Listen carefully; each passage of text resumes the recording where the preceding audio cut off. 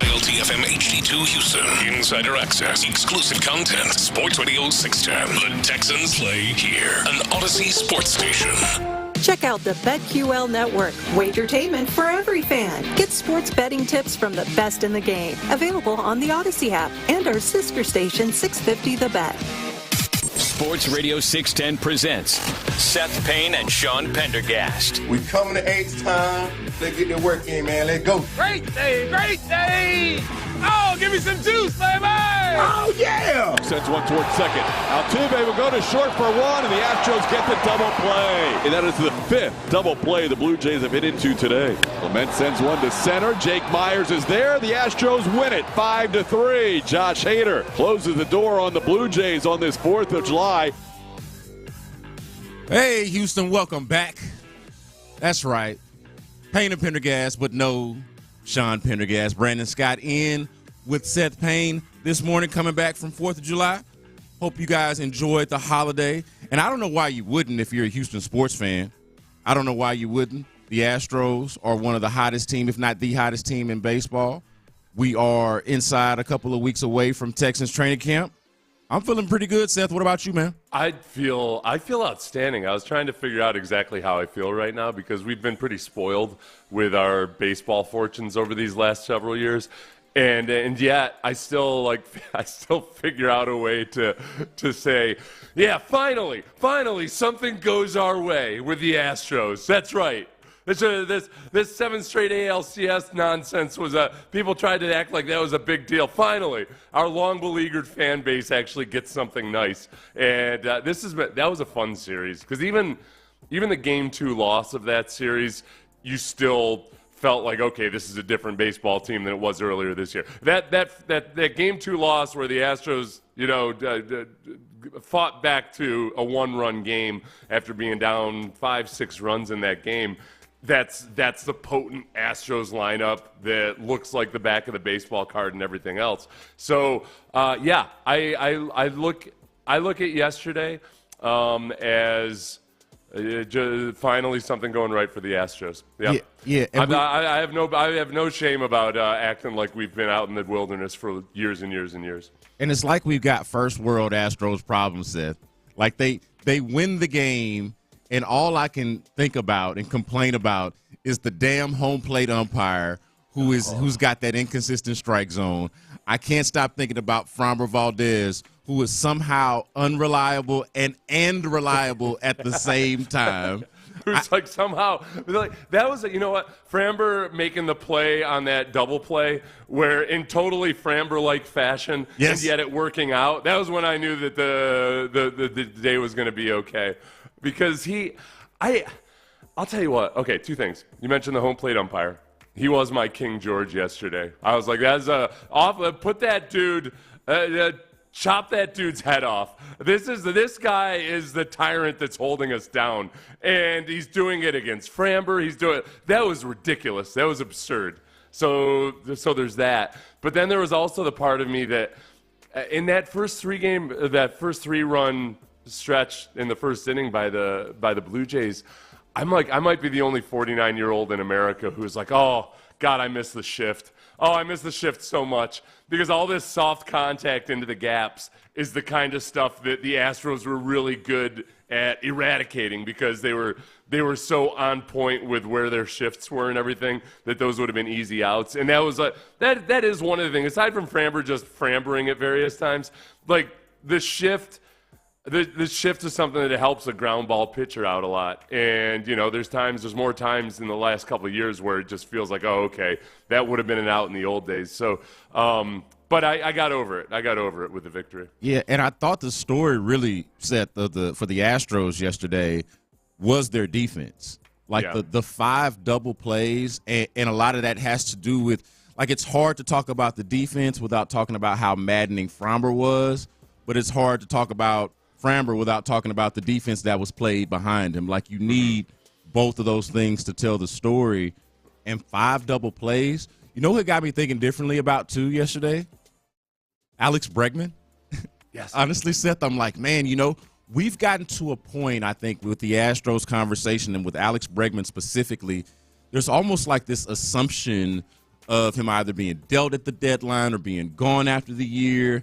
And my feeling after watching him play an elite third base yesterday, and again, 5 double plays for the Astros, 4 of them behind Framber Valdez, and you heard the final call there when we bumped in. Josh Hader turns one as well in the ninth. But, like, Alex Bregman, elite defensive player, like it's very easy to forget when you've kind of become resigned to the fact that he's probably going to be gone.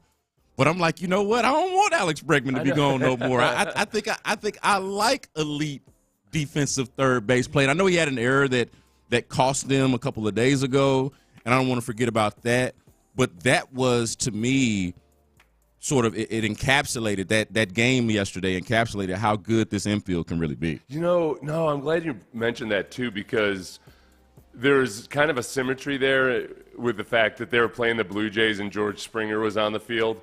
And George Springer was a guy that was so obvious to point to as a chemistry guy and a mojo guy and everything else. You know, when he was injured and he was here, they still needed him in the dugout because he was that valuable.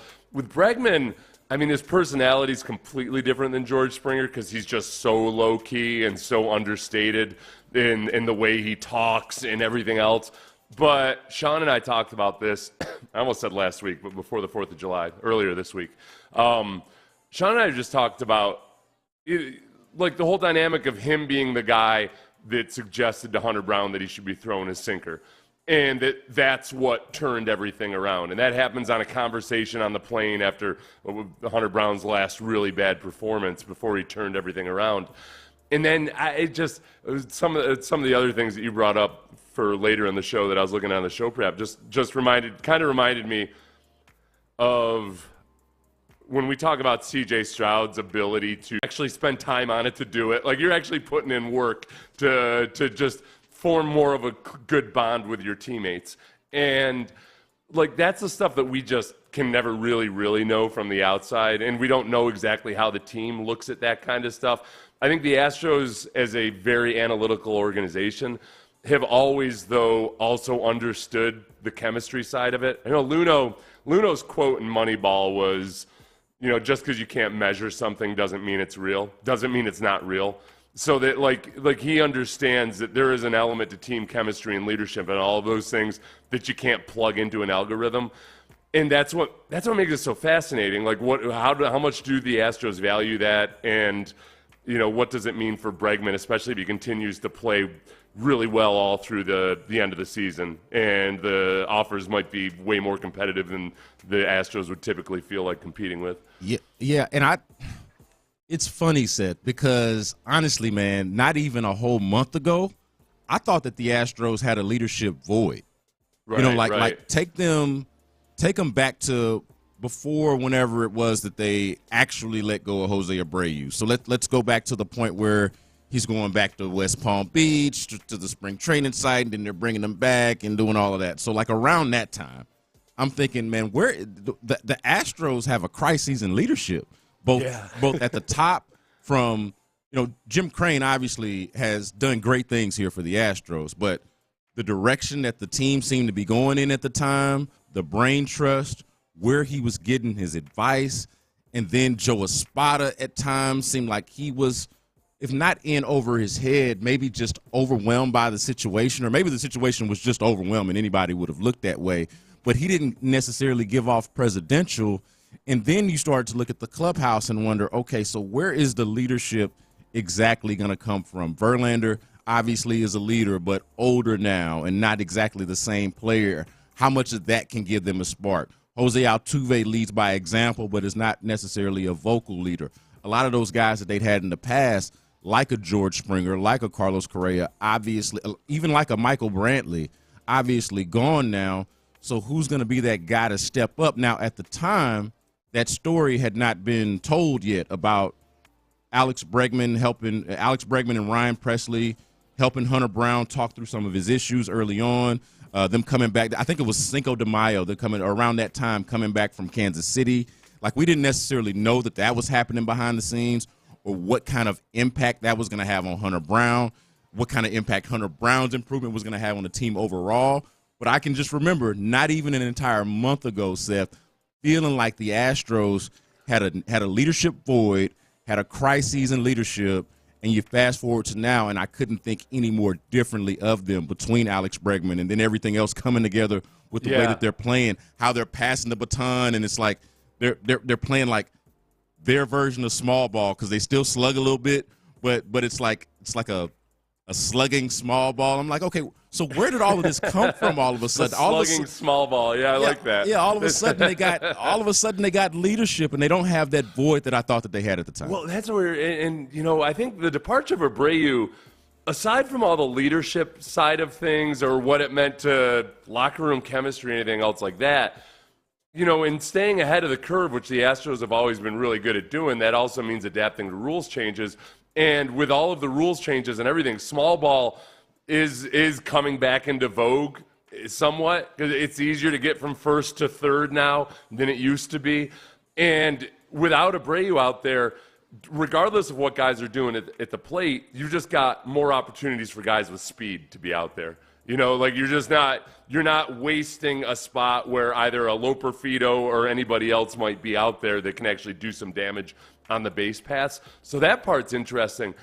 I also think another thing that you could never actually pin down, and I doubt Jose Altuve is even doing this consciously or anything, but the fact that we've seen more examples of Jose Altuve flipping out angry, I think that matters. I think that he gets a second ejection in his career last week, the first time since 2016. A week before that, he was yelling at the home plate umpire. I do think there's something where, whether he did it consciously or not, some of that juice or some of that just fire, some of that you're seeing out of Altuve in a way that you'd never seen before.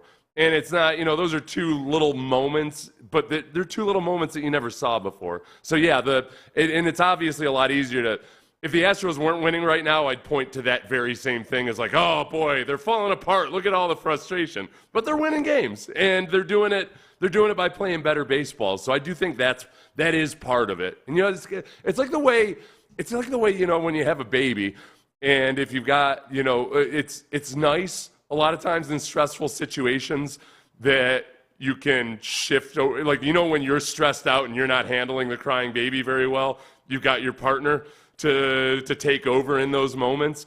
And I think something along the way with the leadership void, guys kind of fall into what they can and can't do at various times. And maybe with Altuve, it's just him flipping out every now and then. He is Seth Payne. I am Brandon Scott in for Sean Pendergast. Coming up next, there's a video of C.J. Stroud playing football on a beach with celebrities. I don't like it. We're going to test how cool we are by trying to identify these stars. We're also going to talk about C.J. Stroud's leadership qualities, how he developed them. That's next on Payne and Pendergast. Stay there. Couple of burgeoning boomers whining about the kids coming up. Look. You're getting up to that age, too. If you're listening to this show, there's a good chance you're doing well in life and you're celebrating Independence Day yesterday, but you might still be thinking oh, my.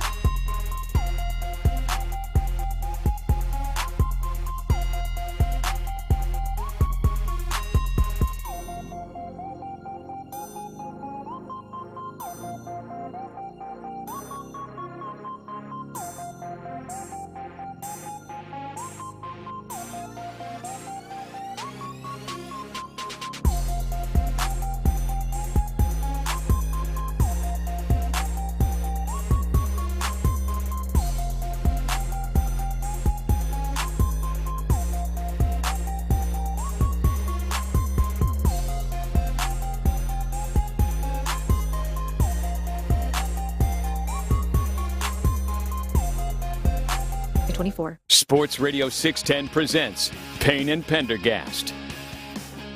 Seth,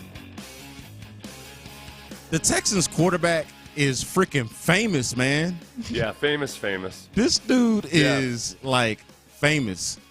He's either being written about in ESPN with Snoop Dogg being quoted, or you got videos of him on the beach playing football with Tom Brady, Michael Rubin, and whoever else you like to find. Basically a who's who of celebrity.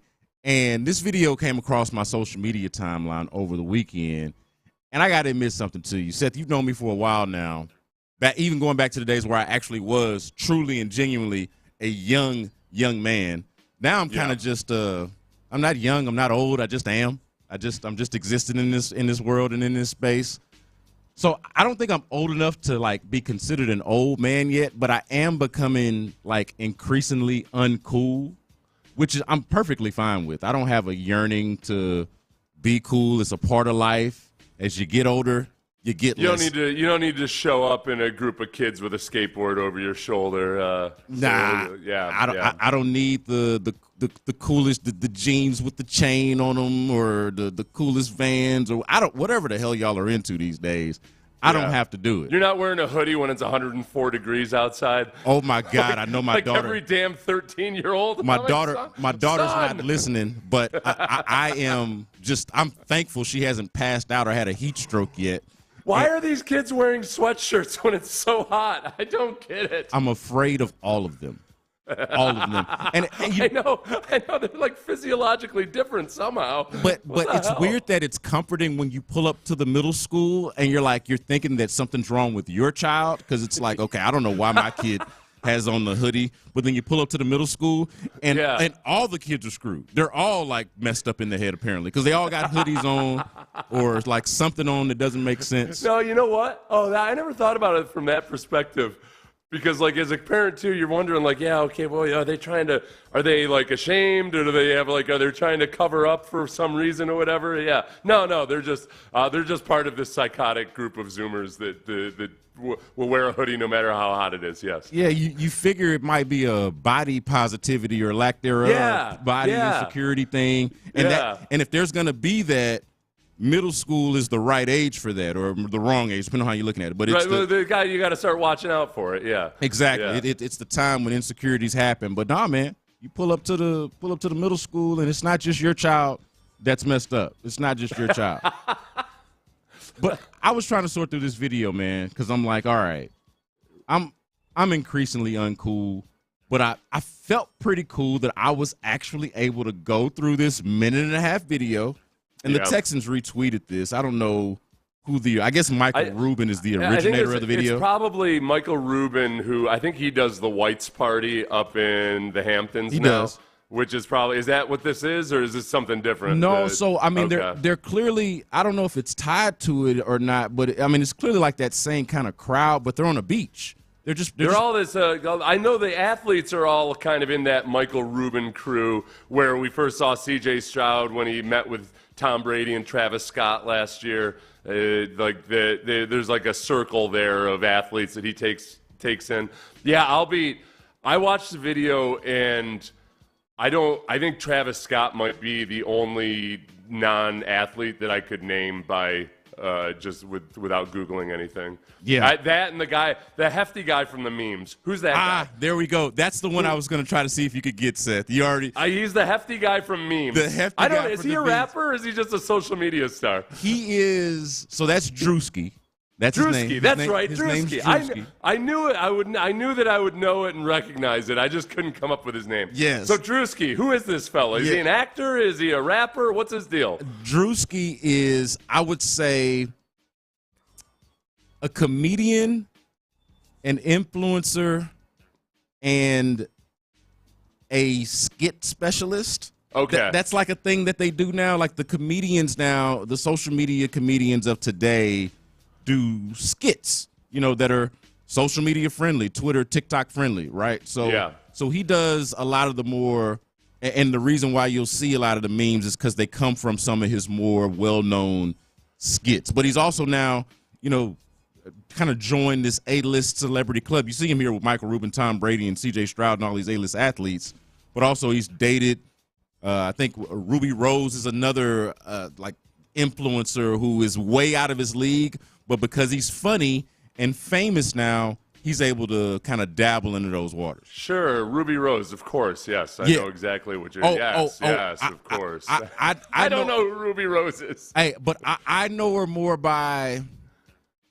You know how some of these women become more famous by their social media profile pictures and that sort of thing than their actual work. She comes from like the Kardashian line of influencer, right? Okay. Where you're just kind of famous for being attractive. So it's that sort of thing. But the point is, you see him, right? You see that guy. He shouldn't be dating no Ruby Rose. But because he's funny and because he's famous, he's able to do that. And he's able now. It's like Tommy Boy landed Cindy Crawford back in the day or something, right? That's exactly it. That is 100% it. Way out kicking his coverage. But it's good. I feel like that's a good part of social media. Yeah. That's refreshing. Yeah, no, 100%, 100%. But I'm looking at this video. I'm like, man, C.J. Stroud, it really kind of put in the focus for me. And I know we understand that he's got this relationship with Tom Brady and Michael Rubin already, but it really put in the focus for me how famous of a guy we've got here in Houston. Like not just a really good quarterback, but like a star, a celebrity. Yeah. And this is ahead of their white party. This is like maybe a prequel to the white party. They're just kind of throwing the football around on the beach. But it did really kind of put in the focus, hey, CJ, the hype around CJ goes beyond just Texans fandom and NFL projection. He's like a bona fide star. He's right. I think if he can deliver on his football potential, there's a likability about him.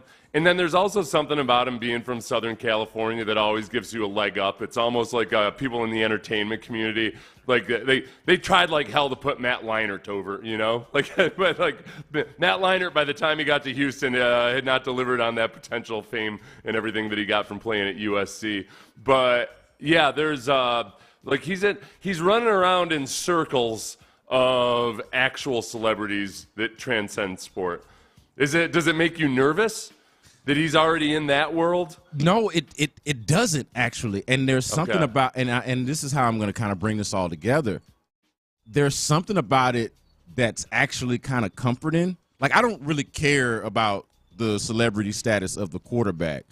But between what I know and understand about C.J. Stroud from having been around him and following him and, of course, getting a chance to, like, interview him and all of that, and, like, understanding his background and then, like, seeing it play out publicly, like, he seems very natural and comfortable in this space. Yeah. You know, like, he very much seems very natural and comfortable in this space. And I would say this to anybody who is uncomfortable, thinks CJ's talking too much or doing too much, too visible. Like this, it does not seem like a stretch for him. Like it's anything like he's having to go out of his way, you know, to kind of do these things. I think that if I were a Cowboys fan and I'm watching Micah Parsons and all that stuff, It would make me more nervous, way more nervous, just because I don't think Micah has that same groundedness necessarily that CJ does. And Micah is in this video, and he's in a lot, like basically half the things that CJ's done this offseason, Micah Parsons is around. So I think there's a combination of CJ's personality, and then the fact that he doesn't smoke or drink. Which is I'm going to be the last person to criticize an athlete who drinks or whatever, but there is definitely an element to like not necessarily going the wrong way with associations in entertainment. If you don't smoke or drink and you're comfortable in your own skin and you can be at these parties and everything and not feel like, you know, you gotta be somebody other than yourself, then that's where things can go south. And that's where guys can get really, really distracted.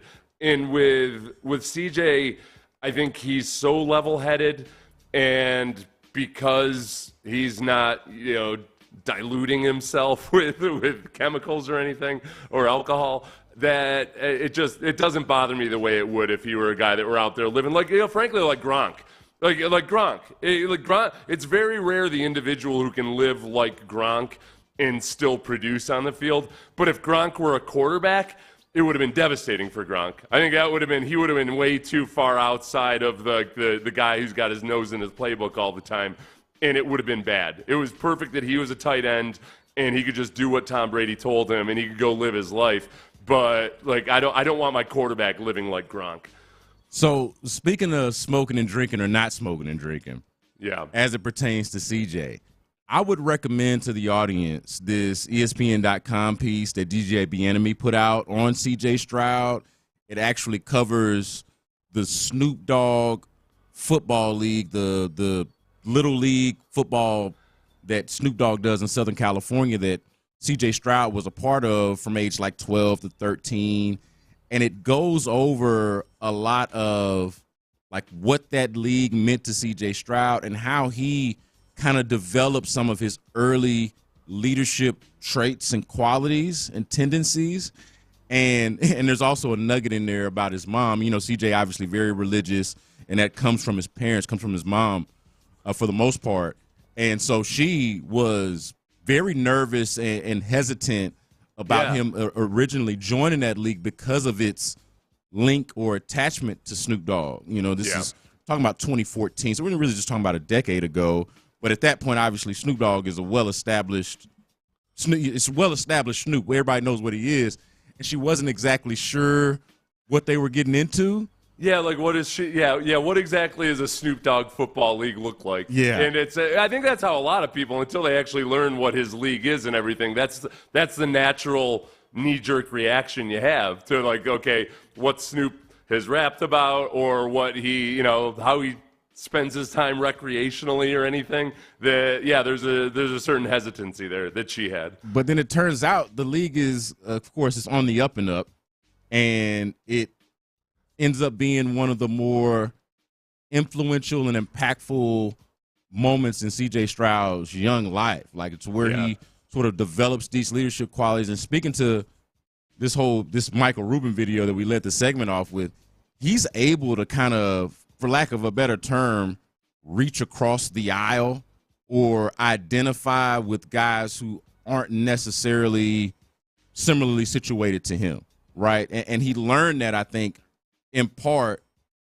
participating in this Snoop Dogg Little League, like just being around different kids from different backgrounds, himself having to deal with a huge life adjustment when his father goes to prison, and so like all of those things kind of happening around the same time, he's much more able to relate and identify and meet others where they are without judgment or without compromise, without like becoming a different guy or like succumbing to the things that other people do.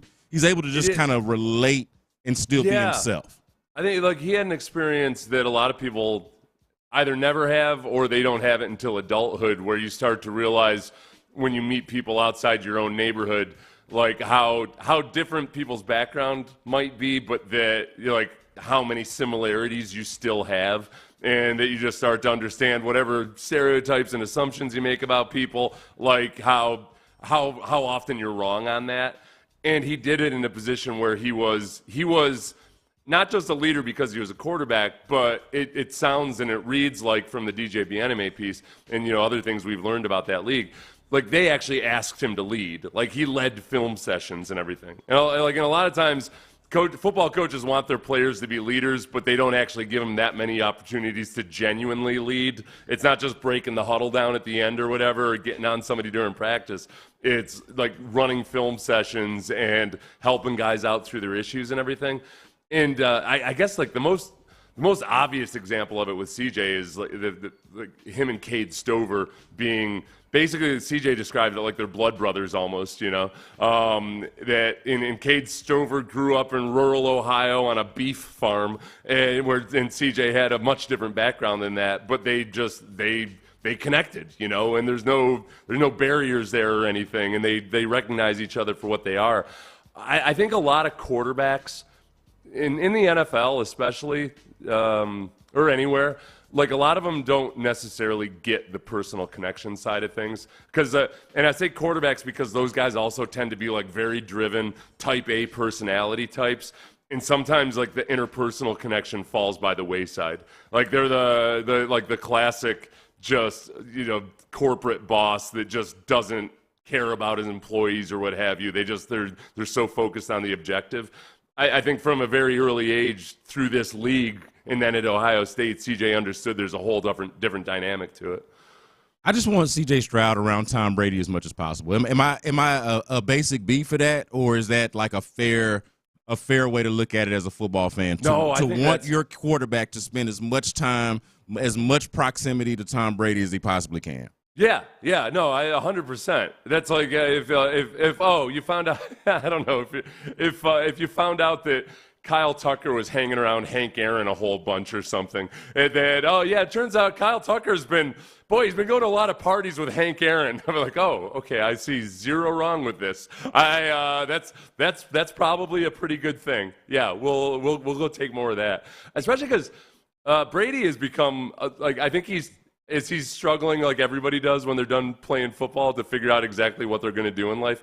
It seems like Brady has really latched on to wanting to be a mentor to younger players. So it's not like he's just, telling CJ to, hey, keep your nose clean and, scruffing his hair and then tussling his hair and then going off to play golf. It sounds like he's actually giving him some deep wisdom. He's Seth Payne. I'm Brandon Scott in for Sean Pendergast. We got headlines coming up next. The Astros, one of the hottest teams in baseball. Also some more drama with the Cowboys, and we might get Reed Shepherd versus Bronny James in about a week. That's next on Payne and Pendergast. The Drive with Stoerner and Hughley.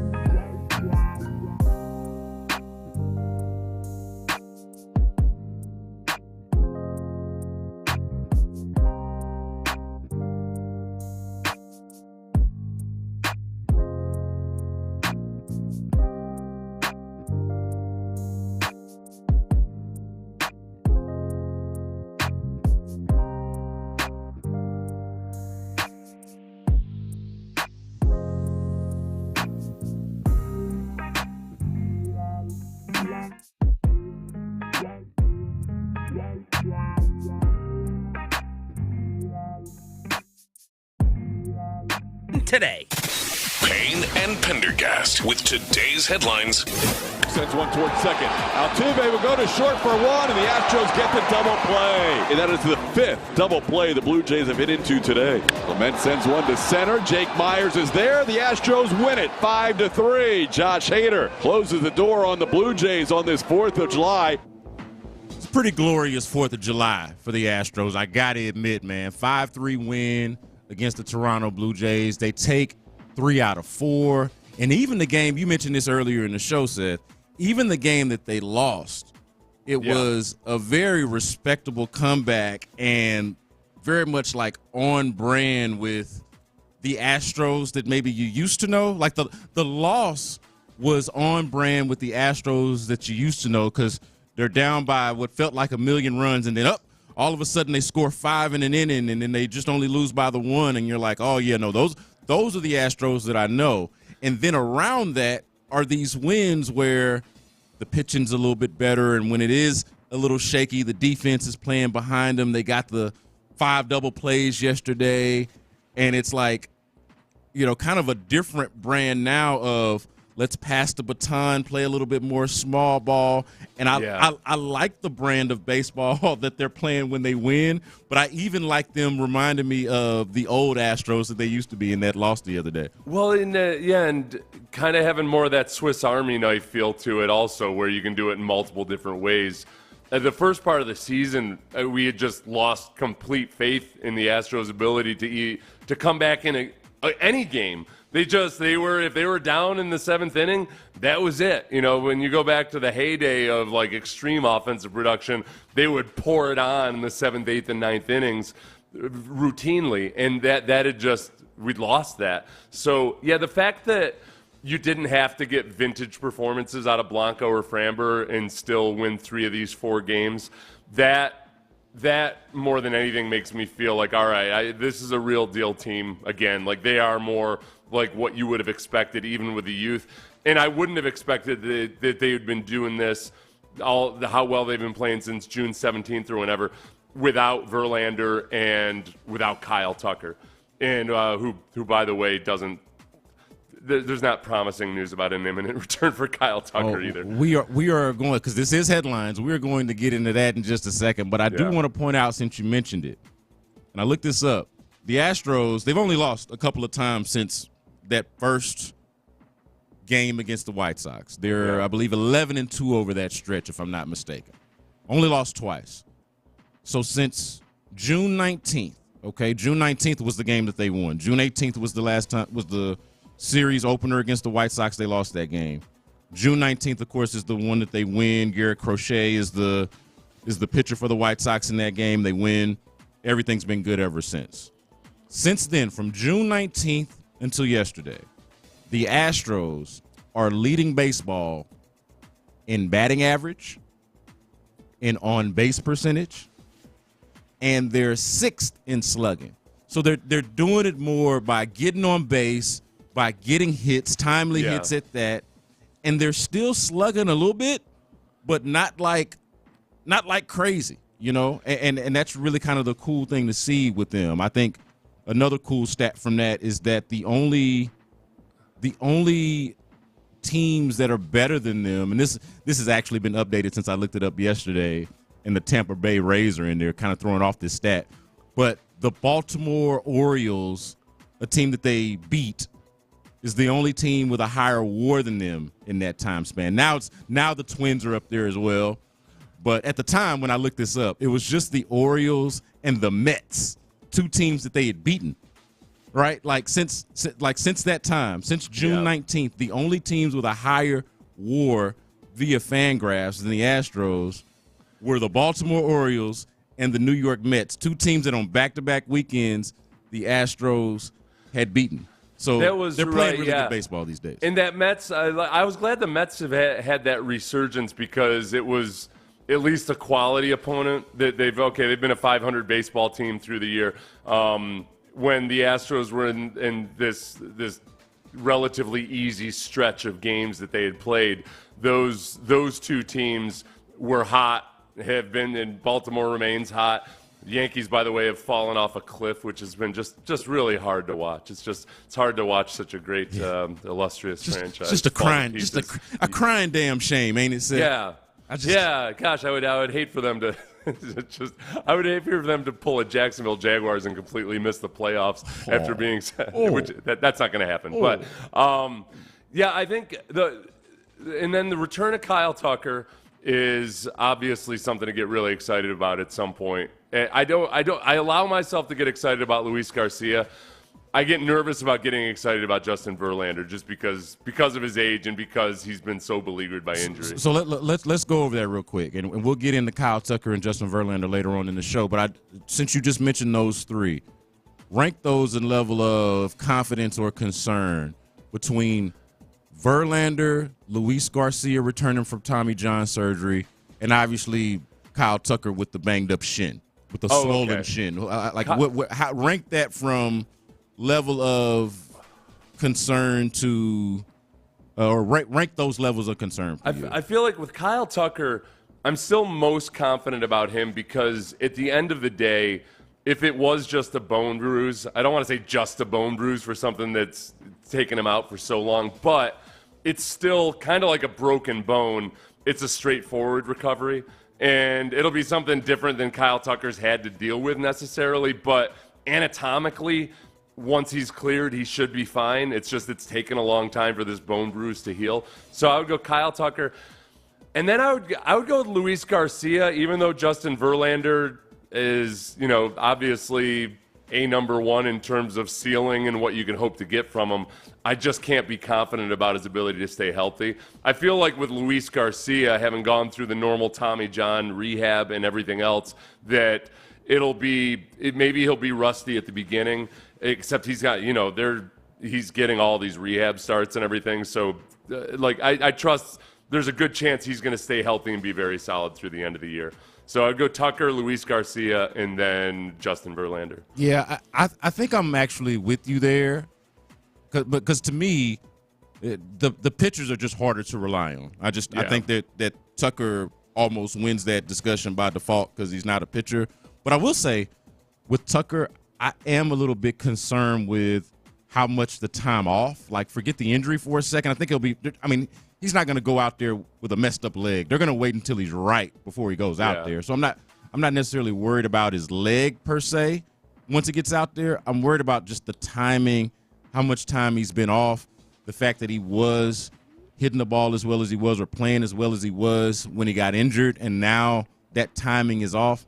That part of it is, I think, more concerning, has become more concerning for me the more time has gone on. I think there was a point there where I thought he was just going to come back, and then when he didn't, now I'm like, oh, well, now there's that rust factor. I don't want to be lazy with the analysis, but it does feel like it's been long enough for him to be rusty. Oh, no. I think it's valid to be kind of like either just lazy or overly generalized with something like that, because it is like a lot of it's just a huge wild card of just adjustment and psychology and everything else like that. The thing that I like about Tucker is that just like with Framber, even if Tucker is slumping, teams still respect him and see him as Kyle Tucker. You know, like with Framber can be in the middle of an 0 for 20, and those dudes are still out there with their like tippy toes in the infield dirt, at the back of the infield dirt, just like trying to get as deep as possible, and they still play him like, okay, this is a guy who can ruin our day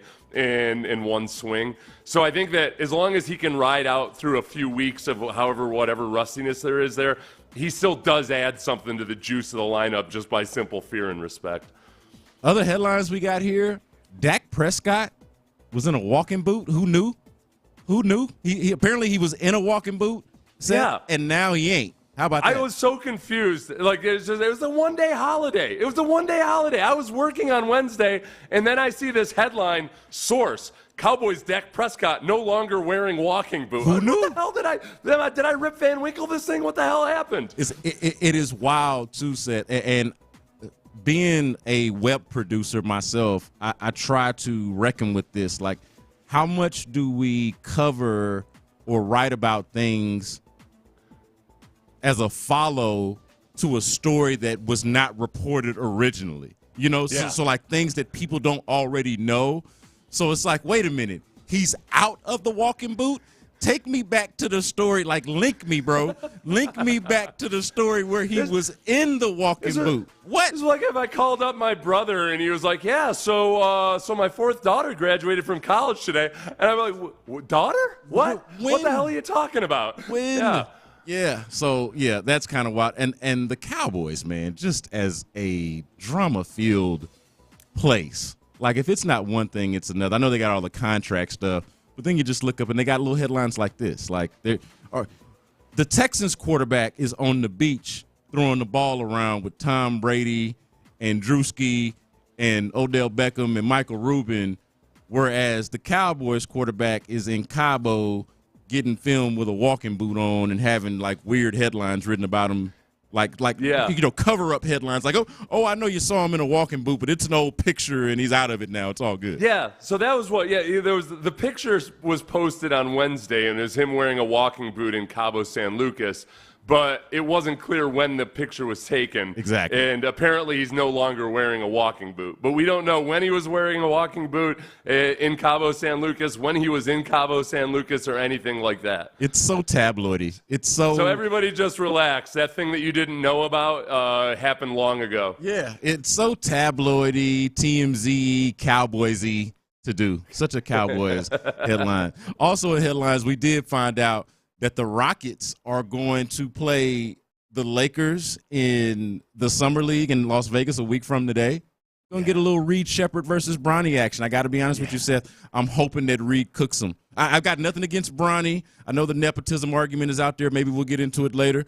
But I am hoping that Reed Shepherd, and for Rockets purposes, goes out there and cooks him. Yeah, this is a classic, hey, if he doesn't cook Bronny, or if maybe Bronny has a good game or something, I will unabashedly dismiss it as just a preseason game. But if Reed Shepherd goes off, it's going to be a harbinger of great things to come, obviously. If not, if you don't feel the same way, you're a hater, a stupid hater. Yes, the narrative is all about your perspective. He is Seth Payne. I am Brandon Scott in for Sean Pendergast. Coming up next in the 7 o'clock hour, I've got Texans training camp takes. We're only a couple of weeks away. So, got these Texas training camp takes, and I thought I'd bring them to Seth. We'll talk about that next. In the Loop. I think the most important rookies to watch.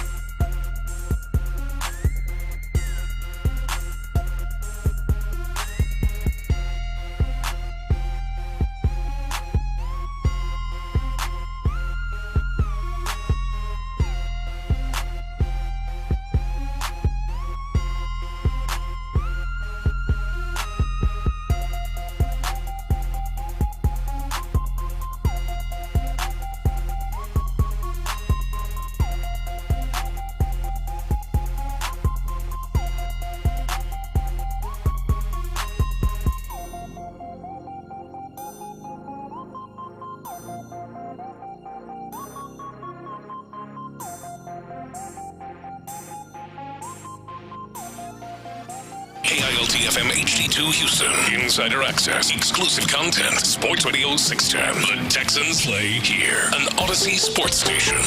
Sports Radio 610 presents Payne and Pendergast. Brandon Scott in for Sean Pendergast, rolling with Seth Payne here on the day after the 4th of July. I hope y'all had a happy 4th. And before the holiday, Seth, I heard you and Sean talking about establishing a Google Doc with his Texans training camp hot takes. So, basically, but when he comes back from vacation, y'all are going to either have this thing established or build this Google Doc that's going to have his Texans hot takes for training camp. And I thought, knowing that I was going to do a show with you in the next couple of days, I'm like, hey, man, don't threaten me with a good time, because I will form this Google Doc my damn self with my own Texans takes. The key is, and then just be sure you never mention the ones that are wrong again. But we'll bring up the one. So the 3 months from now, the ones of yours that are correct, you can just say, yeah, I told all of you. Listen, folks, I told everybody back on July 5th that this is the way it was going to go. Well, and that's doing radio right. Look, this might not be doing radio right. This might not be the most sound strategy, but it works for me, Seth. I do this as if no one is listening. Yeah. Like, other than the fact that I'm adjusting a microphone to my face right now, and obviously people are listening, I feel like it's just me and you talking. So, like, this unless you say something, this, after today, this never happened. Right. This conversation. Yeah, this is you sitting in the barbershop and just very, very confidently saying exactly how it's all going to play out. Man, I don't even know what you're talking about. You know what I mean? Like, what Texans training camp takes?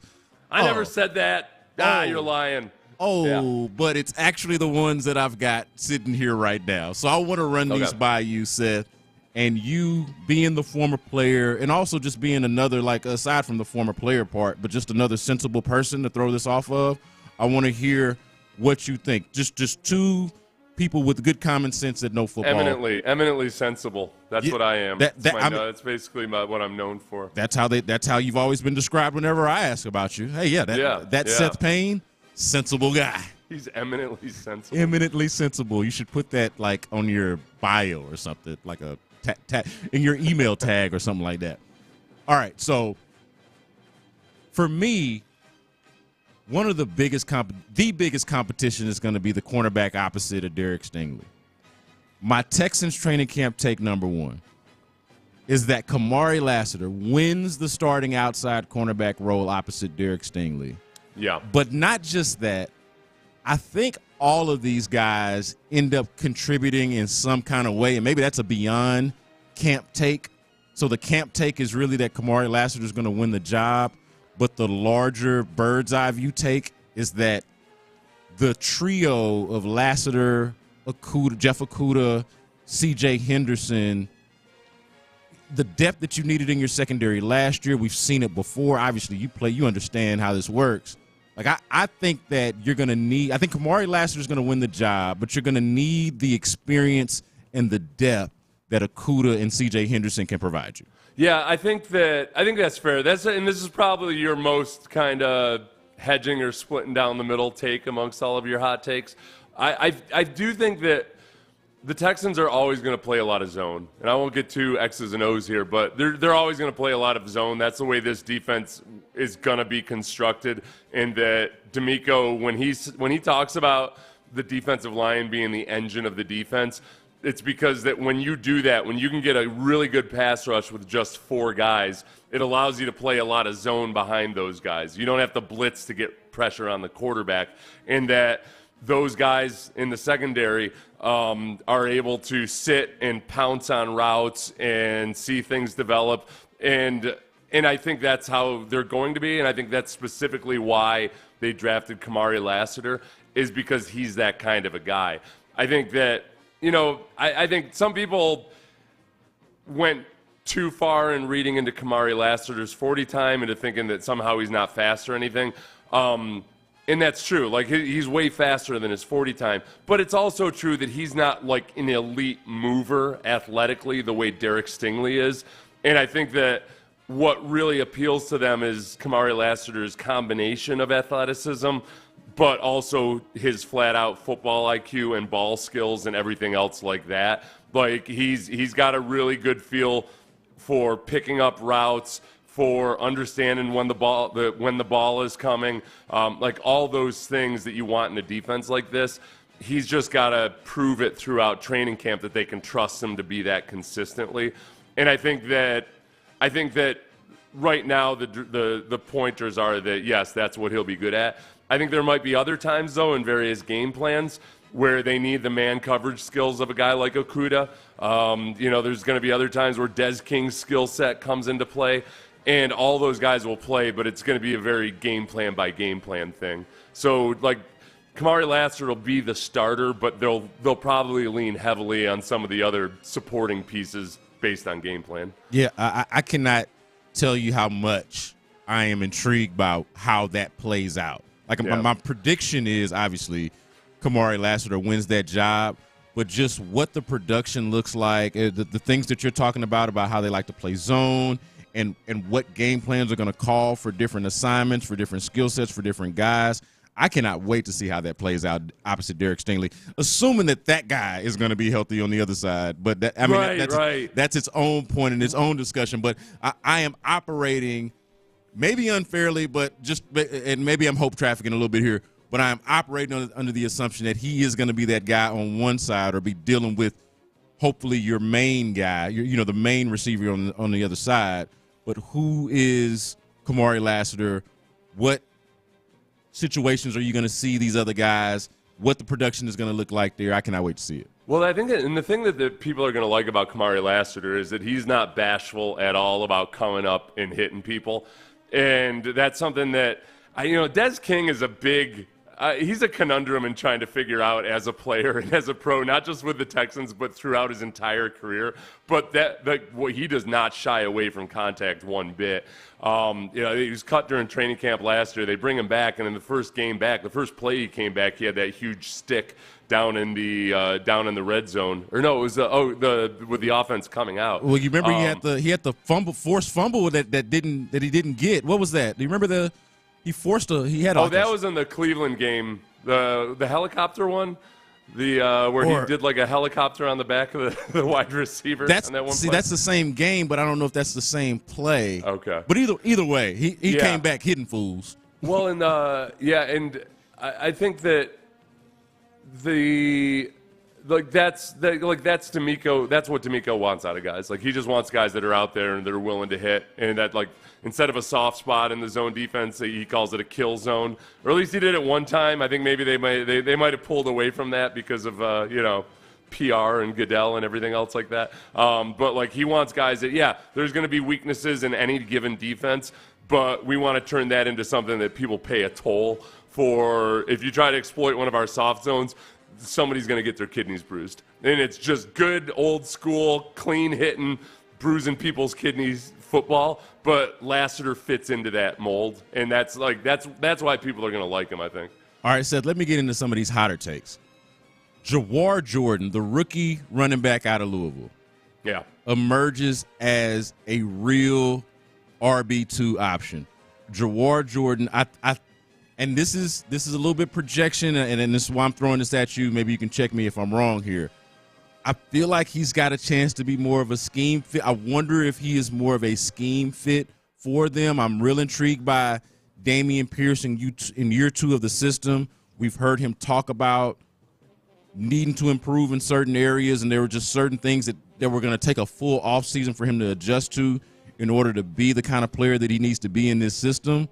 But I suspect in my training camp Texans training camp take right now is that Jawar Jordan emerges as a running back 2 option for the Texans. I think there's a really good chance that the Texans this year start looking a lot more like those early Rams offenses, those early Sean McVay Los Angeles Rams offenses, where they would run the ball a ton, but they were doing it out of 3 wide receiver sets. So when you got a lot of speed on the field and you're facing nickel and dime defenses, do you have a guy that's got a shifty speed to him that can exploit some of those gaps and with the zone run? And I think Jawar Jordan might really be that guy. And he's a classic guy that, like, he's super, super quick and fast, but not necessarily like in a 40-yard dash type of manner. And he doesn't have like necessarily a long breakaway speed, but he's got one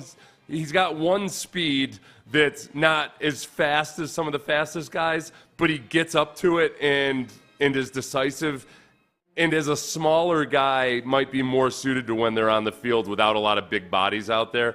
And that Dameon Pierce is still the guy that they figured out a few things with at times last year, that, okay, versus heavier defenses, he can still do things that he did his rookie year. So not that you want to have a 3 running back rotation. A lot of this depends on what Jawar Jordan can do on special teams and everything else like that. But I think it's just as likely that he ends up being the second leading rusher as Dameon Pierce at this point. All right, so I got a prediction here. So far, I would say that's a realistic hot take by you. You think that's realistic? You're basically saying Jawar Jordan's going to be your second leading rusher? Yeah, and basically that by the end of training camp or somewhere within training camp, that's the conversation we're having. Maybe it plays out differently in the season for different reasons, injury, whatever. But just in training camp, we're looking at Jawar Jordan and saying, hey, you know what? After Joe Mixon, that's the guy. Like that. Yeah. That's my prediction, that as we're having our conversations on the sideline, baking in that heated training camp or trying to find our spot under that shaded, air-conditioned shaded spot, we're like, oh, man, did you see the rookie? That kind of thing. It's good to get. I like getting excited about running backs when nobody's actually tackling. That's the golden era of every football season. When you're in training camp, you're like, wow, look at that guy. He's like Gale Sayers. He is. Yep. He's nothing's gonna stop him. Well, nobody's literally trying to stop him. Would it be training camp coverage though, Seth, if we didn't do that? If we didn't draw nonsensible conclusions like that? With running backs, you always know. Like you know that you don't know. It's, man, especially with running back, because they're such freakish little dudes. They're so strong and powerful, explosive as a class, that you get excited about guys, because when they're not faced with actually getting tackled, there's a lot of them that look really impressive in training camp. All right, so that's a perfect segue into another one of my training camp takes here, and this is based off of OTAs, mini camp, just being out there a couple of days and checking them out. I think that once the people come out there, and this is a little bit more of a ways away than the 2 weeks. What is that? I think the 23rd is when folks can actually start going out there. But when fans go to the Texans training camp practices, I believe that the ones who have never seen, I think this is probably going to be most of them, because unless they spent time in Cincinnati or traveling around the country watching different NFL games. But I think that most of them, when they lay eyes on Joe Mixon, they are going to be very surprised at how big Joe Mixon is. Because of what you were just saying about, running backs, they don't tend to be like they're kind of shorter. Normally shorter guys don't tend to be the biggest of guys. Joe Mixon is every bit of 6 feet tall, maybe 6'1". Like, he looks like a dude out there. Joe Mixon, more so than I realized before watching him at OTAs and minicamp last month, is a get-off-the-bus guy. Like, I want Joe Mixon getting off the bus with Laramie Tunsil and with Will Anderson and all the other badasses. I think that's one. Joe Mixon, I agree, because I had that same impression of Joe Mixon the first time I saw him in person. I think it's because he's so muscular that he doesn't look on TV like he's 6'1". Yeah, he's tall. He's tall and muscular. Yeah, he's not Derrick Henry, but he's tall by running back standards. And because he's so thick, though, he looks more like one of those more compact 5'11" guys. And that's where I think the veteran leadership side of it, for him and the influence he can have on Dameon Pierce, perhaps, I think will be really good. And I think Devin Singletary was probably very helpful with Dameon Pierce, but it was Dameon Pierce's first year in the scheme, and there was a lot that he was just. It was going to take some time for him to get into really it's a rhythm. When you're running in a zone running scheme, there's a certain rhythm to it of making your read, planting your foot in the ground and getting upfield. And you just got to, like, Arian Foster was just superb on the feel and the rhythm he had for that offense. But I think the fact that Joe Mixon is more of a big bruising type of dude than people might realize, I think that Dameon Pierce maybe can take some from how Mixon is able to run well in that scheme. That it's as much about your decisiveness as anything else. And kind of at times, even though it feels really complex to Dameon Pierce in some of the things he's being asked to do, it's about simplifying it in your mind as much as possible and just making your decision and going. And Joe Mixon is really good at that part of it. I got Will Anderson Jr. coming back in year 2, so a second training camp with more refined pass rush moves. I know you and Sean have talked about this in the previous days about what Will Anderson is working on. I think he might have been on with Rich Eisen maybe last week or some time ago, and y'all were breaking that down. But so I guess this is an offshoot of that, and it's something that I've been talking about with Will Anderson basically ever since the season ended. And we chatted about this a little bit in Vegas at the award ceremony before he accepted the NFL Rookie Defensive Player of the Year award. Talked about this on the red carpet for a little bit. But wanting to become a more refined pass rusher, he's already got the motor that you want. He's already, even stronger than he looks, I think. But beyond that, the hand fighting, the nuances of pass rush that Seth, you're much more qualified to discuss than I am. I think Will Anderson gives us glimpses of that at training camp. Yeah, and I went back through and just kind of been breaking down a lot of the best edge rushers from the last few years. I had said something to Sean last week that I had never actually fact-checked myself on, but it was that most of the premier edge rushers aren't extremely prolific in their first year. They don't put up double-digit sacks typically. And I was kind of alarmed at actually how accurate I was with that. When you look at Myles Garrett, TJ Watt, Nick Bosa, Danielle Hunter, Trey Hendrickson, Hassan Reddick, Khalil Mack, and Max Crosby, those are the guys, the edge rushers who have had the most sacks over the last 5 years. Only one of them had double-digit sacks in his rookie year, Max Crosby, and it was 10. He just cracked double-digit sacks. And then the next year, almost every one of those guys, almost everyone except for Max Crosby and Hassan Reddick, and Trey Hendrickson, because Hendrickson and Reddick didn't take off until the 4th year in the league. But amongst those guys, Max Crosby actually took a step backwards. Everybody else got double-digit sacks in their second year, and it was because I think it just points to how technical a position it is. That is just so much more than just your athleticism. And a lot of those guys, including, TJ Watt, it's not like he lacked for tutelage or coaching or anything. It's just that you don't quite get it until you go through an entire rookie year and figure out exactly how to set up an offensive tackle, making your pass rush moves just reflexive and something that happened out of instinct almost. And Will is doing all the right things to get to that spot. So, right now, his trajectory is right on pace with all of those other guys. It's just a matter. Now, there's a lot of guys that get single-digit sacks a rookie year and then never get double-digit sacks. But I think that Will understands, and with Danielle Hunter especially, one of those guys that got single-digit his first year and double-digit his second year, he's got a perfect mentor in all of that. So let me ask you real quick about Will.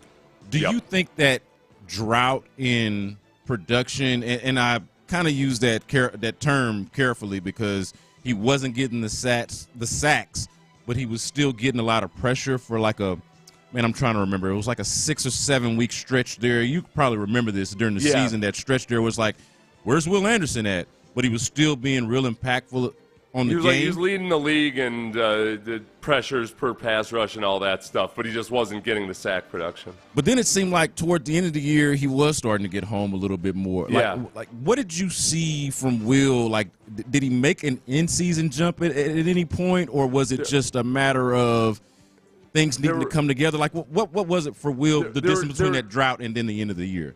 There were two big things. And I would say, too, in the first half of the season, he had a couple of near misses on sacks where I would say he did everything right up until the 2 steps before the quarterback. And like somebody who's hyper excitable, like Will especially, you can succumb to sack fever, where you just get so excited about getting the sack and the quarterback's right there in your sights that all of a sudden when it becomes an open field tackling situation, you kind of stiffen up and you're susceptible to getting duped or deked. And so part of it was that, but then a lot of it was, there were 2 things. One was early in the season, he just didn't really anticipate chip blocks all that well. Like, he didn't realize when the tight end was going to be chipping him or when the running back was going to be chipping him. And the really good pass rushers, A, anticipate that, and then B, sometimes make it work to their advantage. Like when a running back's trying to chip you, if you respond to it properly, it actually puts the offensive tackle at a disadvantage because he leaves a spot open where if you can miss that chip block, then all of a sudden you got an open avenue to the quarterback. In 2 of his sacks at the end of the year, Will exploited that. Like, he dipped his shoulder, avoided the chip block, and then went to where the offensive lineman was expecting help and it wasn't. And then the other side of it, too, was just having an understanding for that you have to hit your move. It's not enough to get close to the quarterback. You got to hit a move to get around your blocker and to the quarterback. Early in the season, he was getting a lot of pressures on paper, but it was because he would just stop working a pass rush or an edge and just try to bull rush the offensive tackle into the quarterback. And for good offensive tackles, they don't really care because they know if they got a good quarterback they're protecting, fine, bull rush me to 2 yards away from the quarterback. That might get counted as a pressure on the stat sheet, but a good quarterback doesn't care about that. He feels like, I got Laramie Tunsil right there. I see on my peripheral, I see Laramie Tunsil's back and he's not moving or whatever. I'm fine. And so there are a lot of pressures like that where he could have gotten a sack or could have gotten a hand on the ball, and he just had to recognize that, and he did. He did midway through the season. You started to see him start to make that final cherry on top of a pass rush to finish a quarterback. Yeah, man, I so excited about Will Anderson. Like, obviously the on-field parts, but similar to the way we were talking about C.J. Stroud earlier, Will Anderson's got like this intangible quality about him that makes you feel like, man, that dude is just going to figure it out. Whatever his shortcomings are, he feels like the type that's wired in such a way that he's going to figure it out, or like damn near kill himself trying if he doesn't. Yeah, no, and that's listen to Matt Burke talk about it as well as what Will has said. I think with Will a lot of times is he will go 1,000 miles per hour in whichever direction you point him. So you got to be sure that you're just focusing on the 2 or 3 big things that really, really matter. So when it comes to pass rush, some of the things you can do to flip your hips, some of the things you can do to separate. When he talks about separating at the top of his pass rush, it's just not locking horns with an offensive tackle. Like they've very much simplified it to where he can attack a few little things that can have an outsized impact. And I think, that's what he, like, Will's the kind of guy that I'm sure you could tell, if you tell him to go shoot 1,000 free throws, he's going to go shoot 1,000 free throws. So if you tell him to do a drill to teach him how to point his toes towards the quarterback at the top of a pass rush, he's going to do that 1,000 times in the offseason. Kenyon Green versus Kendrick Green.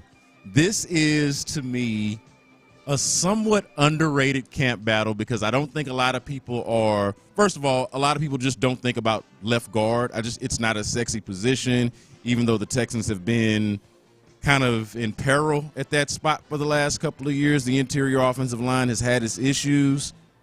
but Kenyon Green versus Kendrick Green. Maybe there's an assumption that Kenyon Green wins the job because he's a first-round pick, or because, for me, it's more so because he had the year off, and I've been consistent with this, Seth.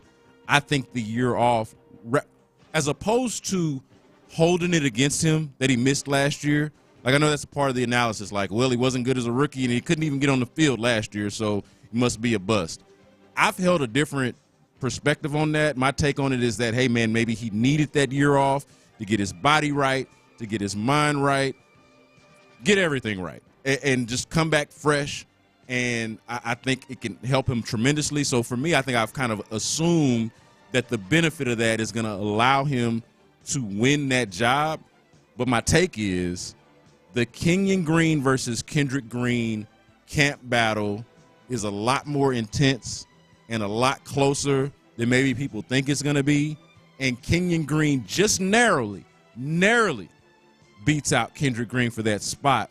But this is a take somewhat taken from John Harris on Texans All Access, talking about Kendrick Green and how he's wired and how he actually wants that job as well. That's somebody that's been out of sight, out of mind for a while because of how his season ended as well. We haven't really thought about either one of those guys because they haven't been on the field in a long time. But I think Kendrick Green is going to push Kenyon Green, and Kenyon Green is going to narrowly win that competition. Well, I think the big thing about Kendrick Green is that he's kind of been in the same boat as Kenyon Green, where Kendrick Green wasn't a first-round pick, but he was drafted to be the starting center for the Steelers, and he was a huge disappointment in Pittsburgh. And I honestly did not have high hopes for him at all when the Texans signed him to play guard, because it was at a point in the season where the Texans were just so desperate to have a body at left guard, and Kendrick Green came in and played a lot better than I thought he would. So, like, he may have learned a lot of lessons from his first rough couple of years in the NFL. You got to add Jarrett Patterson to the mix too, because I think he's competing for both guard and center right now. And like Juice Scruggs, even though they're going to run him out and try to get as many reps as possible with CJ because it's so important for the center and the quarterback to have a good relationship, I think he's got to prove that he's better than Jarrett Patterson there as well. So I think that the competition, the biggest thing I worry about with Kenyon Green is that I can make excuses for him because he was so banged up and injured to the point where I think it really affected his ability to play with good technique or really learn or anything like that. I guess my huge question is, all right, but why did this rookie have so many injuries over the course of 1.5 years? You know, like, all right, that's fine that without playing football, he got healthy and got all yoked up and everything. That's great. But the biggest element here is that at some point he's going to have to play football. Yeah. And can he actually stay healthy? If he makes it through a training camp healthy, that'll be a triumph in a lot of ways, but I'm not necessarily going to trust it until I see him go through a whole season. Well, so my issue with all of that has been maybe just slightly different from what you said. It's that he was never healthy to begin with. Right. Right from the day he showed up. Yes. It feels like they drafted an injured player, which happens. But I don't know, like, I mean, that was your second first-round pick that year, and it's a position in the trenches. So he's playing interior offensive line, was never healthy. I would ask a similar question of why did they feel comfortable drafting a guy that was just basically never healthy and has not been healthy since basically up until now, this very moment. Yeah. You know, like that. Like and I think they are. I don't think that they're like slotting him in there or expecting like, okay, yep, now this is the way. I think it was it was almost like a Jose Abreu situation when they put him on IR last year. I think they may as well have sent him down to West Palm Beach to go play football in the rookie league or something. That's a good comparison. They're like, okay, well, listen, this guy's injured all the time. He's not making any progress. He's regressing in a lot of ways. We just got to figure out what we have in him. So let's send him down to West Palm Beach, and then we'll see. Basically, training camp practices are going to be kind of like if you had actually sent Jose Abreu to Sugar Land for an actual rehab assignment or whatever, and then we'll see. But I think they're I think they're very much in a wait-and-see mode and not banking on Kenyon Green being the guy. With Kendrick Green, Johnny from Texans All Access, and this is what made me think about it, the reason why I even have this take to begin with, he talked about between his interaction with Kendrick Green. Kendrick Green apparently feels himself to be a more natural guard. You mentioned him being drafted by the Steelers to be a center, and then, of course, it didn't work out. They desperately tried to move him to fullback, but again, that was just out of desperation and not really doing. Yeah, that wasn't just like a gadget thing. They actually went into training camp saying like, nope, he's a fullback now. Like they'd just completely given up on him as an offensive lineman. Yeah, and apparently it's just they just didn't know what to do with him at that point. Yeah. But if you ask him, and this is the player talking, so maybe it's irrational confidence, maybe he's right, who knows. But based off of what we saw last year from him in limited time at guard before he got hurt, and the way he talks, at least according to John Harris, he views himself very much as a guard. And so maybe, and especially in analysis, and you understand this obviously better as a former player, but I think in the analysis sometimes we can forget that, it's two interior offensive line positions, but center and guard are not the same. Like, just because you're a center doesn't make you a guard, and just because you're a guard doesn't make you a center, So, like, maybe he's just flat out straight up a guard. And I'm interested to see which one of those two is going to be better out of the Ken Greens. Is it going to be Young or Drick? That's one of the reasons I was surprised that I thought he looked more natural and better at guard is because he's only 6'2". Like he much more has a center's physique, and I don't even know how to analyze this because I don't know if I've ever seen it since the 1980s. Maybe is that you would have two guards if Kendrick Green is starting. You'd have a left guard that's 6'2", and you'd have Shaq Mason, a right guard who's 6'1", which I feel like if I'm putting together a basketball team or something, I start to get nervous about skill sets and all that. I like, are they going to be more susceptible to batted passes versus tall defensive? I don't know. It probably doesn't matter one bit at all. It's just unique because he doesn't have the body type of a guard. But that's like Shaq Mason is a guy that's been very, very productive and steady as a 6'1" right guard. Yeah, it's funny that you mentioned that, Seth, because walking in the locker room, it is a strike, and it doesn't stand out for whatever reason. Looking at them in the huddle or watching them on the field, but in the locker room, like you watch Laramie Tunsil and Titus Howard walk around the locker room, and Seth, you're a tall guy like them, but you're like, yo. Who are those dudes? Dude. I'm so far past those days now. When I see big offensive tackles, I am kind of like, what the hell? Yeah. It's like, he's gonna. But dude, is this guy gonna plunder my village? Yeah. That is exactly what it looks like. It looks like, man, you know what? I am at this man's mercy.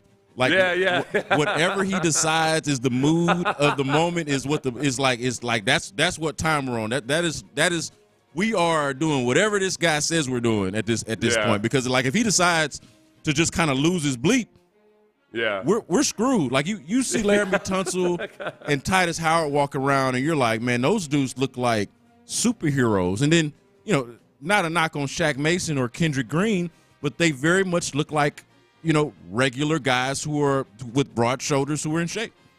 What's funny is Orlando Brown Sr., the father of the Orlando Brown who's currently in the NFL, his nickname was Big Zeus, and like he was just a monstrous human being, but he was also like he was a lot crazy. He wasn't just a little bit crazy. He was a lot crazy. He was like the opposite of whatever Jonathan Ogden is. Where Jonathan Ogden just strikes you as this just cerebral, almost gentle giant who is a monster, but you would never worry that he was gonna just destroy a bridge with anger or something like that. Orlando Brown Sr. was like that. So I was at the game when he flipped out because the official had thrown a penalty flag and hit him in the eye. You might even be too young to remember this. It was kind of like a penalty flag hit him in the eye. It was when he was playing for the Browns. Okay. It ended up blinding him. He got a huge settlement from the NFL from it. I am familiar with this. I'm too young to remember, but I do know this story. Continue. But I was on the field when that happened, and he went up to the official pointing to his eye, and this is like just the biggest human being that you've ever been around or seen in your life. And, like, I played. It's different when you're playing football against them. It was almost all, like, now all of a sudden I was, like, out on the streets or something. And this dude shoves the official.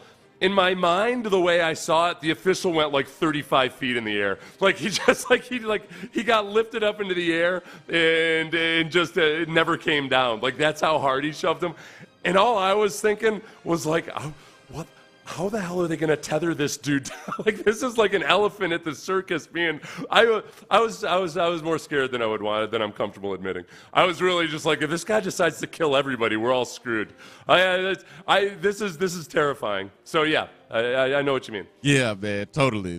So I'm gonna get to this because it came up on the text line, and you kind of alluded to it in some of your earlier comments about Juice Scruggs and throwing Jared Patterson into the mix of competing for both guard and center.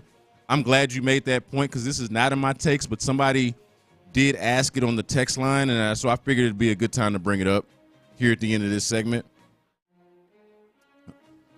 Do you think it's fair that it feels like we've penciled Juice Scruggs in for center? Or like, man, and I don't want to say we. I use that term loosely, collectively, because I'm not saying that you've done that, but it does feel like there's an assumption that Juice Scruggs is the center, and we're just going to move on, and the only competition is that left guard. Do you feel like that's a little bit presumptuous? This guy on the text line is annoying me because we already addressed this very same guy last week when he texted the exact same thing. Well, forgive me. Did you say it in a very condescending manner?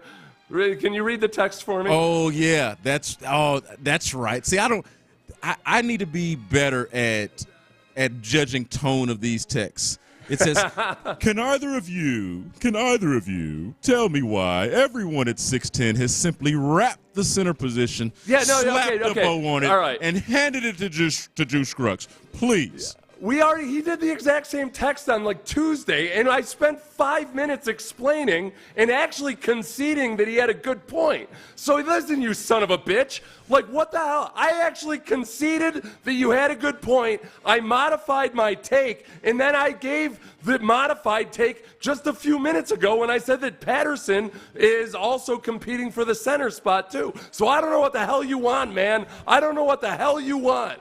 Jeez. What the hell? Like, honestly, why the hell would you do that?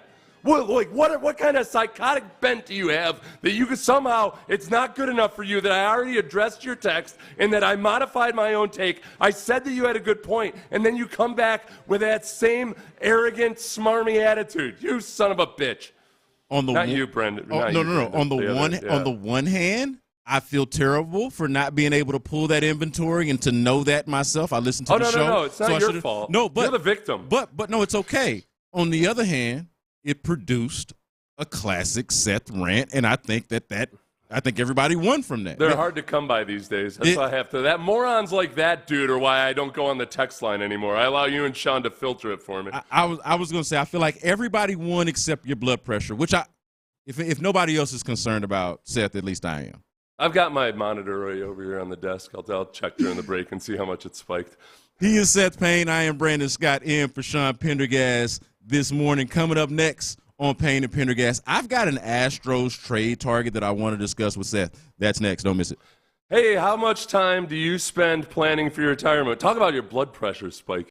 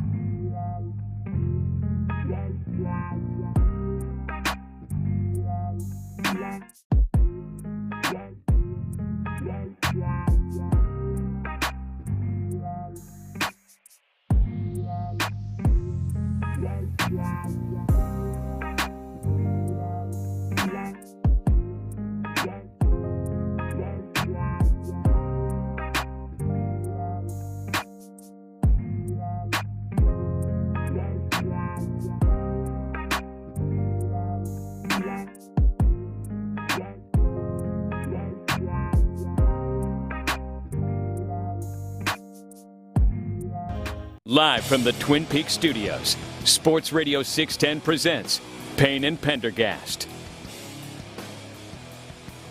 Brandon Scott in for Sean Pendergast, rolling along with Seth Payne here. And Seth, over the last couple of days, I have seen trade rumors. I've seen landing spots. You know those classic online lists and rankings. I know the guy that normally sits in this chair, Sean Pendergast, is a big fan of them. I am too. I do them. But there was one piece of information that really made me pay attention to the list and the rankings and the landing spots a little bit more than others. There was one specific one, and it was Brian McTaggart saying on the Astros flagship that he's got no doubt. Brian McTaggart, MLB.com, has covered the Astros since what feels like for me since the beginning of the time. He says that the Astros are going to add a starter for sure. It was either for sure or no doubt. I don't have the tweet in front of me. But one of those two terms he used, for sure or no doubt, that the Astros are going to add another starter. So that got me thinking, that's Tags talking. It makes me feel like there's something to that.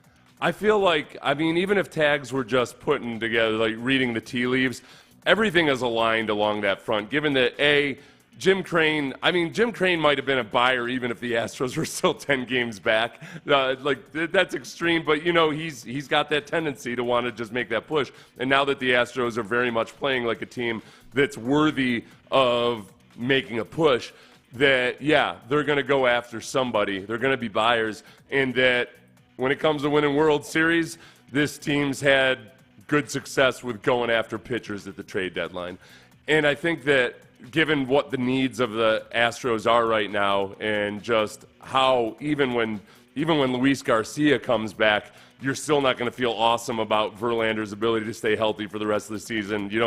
Nobody even wants to speak Lance McCullers' name, and understandably so. And Arrighetti, look, I don't think Arrighetti's going to have the Hunter Brown experience this year. I'm still bullish on Spencer Arrighetti, but he should be down in the minors right now. It's only by circumstance that he's on the major league roster. And I think long-term I feel good about him, but he shouldn't be in the major leagues right now. He still needs to develop. He still needs seasoning. So they're going to go after a pitcher. And does McTaggart have inside information on that? I think for him to say it, he's pretty careful about that kind of stuff. I think he's not just throwing out there as a hot take that they're planning on going after a pitcher. Yeah, if it was something he just thought or something that he suspected, I feel like he would say that. He would say, I think, or I suspect, or you'll hedge in some kind of way. But for somebody of Tags' stature and experience to go either no doubt or, and again, I don't have it. It was no doubt or for sure. It was a very definitive and declarative statement that this is happening.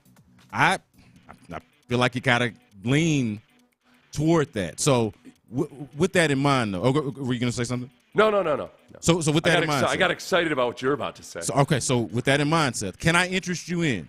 All right, can I interest you in a Garrett Crochet? Yes, Garrett Crochet. Yes, that's what I thought you were going to say. Okay, good. Now, mind you, Seth, I mentioned earlier. Wait, my bell's not working. Oh man, what the hell? The plunger's all. There we go. Okay, I've got your back. Oh, the one over here is even more dull. No, it's this working. one sucks worse. This is the problem with buying a cheap hotel desktop bell off of Amazon. You've got to have circumstances just right to get it to ding. Okay.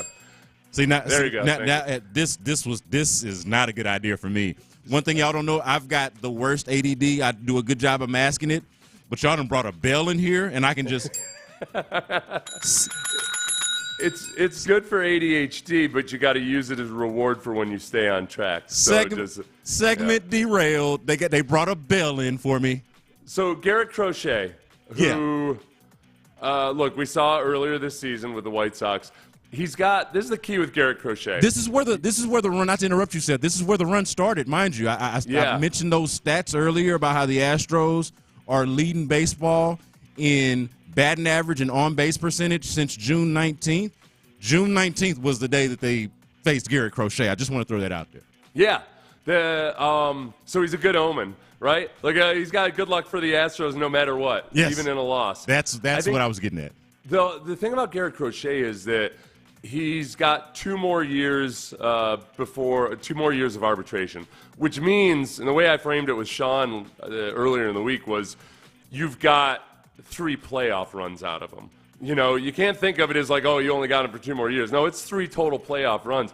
He's one of the few guys that when people bring his name up, and I'm reading the article, and in this article they're suggesting that the Astros could start their package with 2023 first-round pick Bryce Matthews.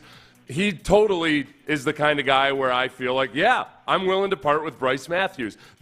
Other names have been thrown out there that lump Bryce Matthews into the trade compensation that I get angry about. I get physically angry. My blood pressure spikes when they casually throw Bryce Matthews into, like, say, a Vlad Guerrero Jr. trade or something like that. I think for what this team needs right now and for what you have in a cost-controlled Garrett Crochet for 3 playoff runs, I'm okay with Bryce Matthews being a part of that package.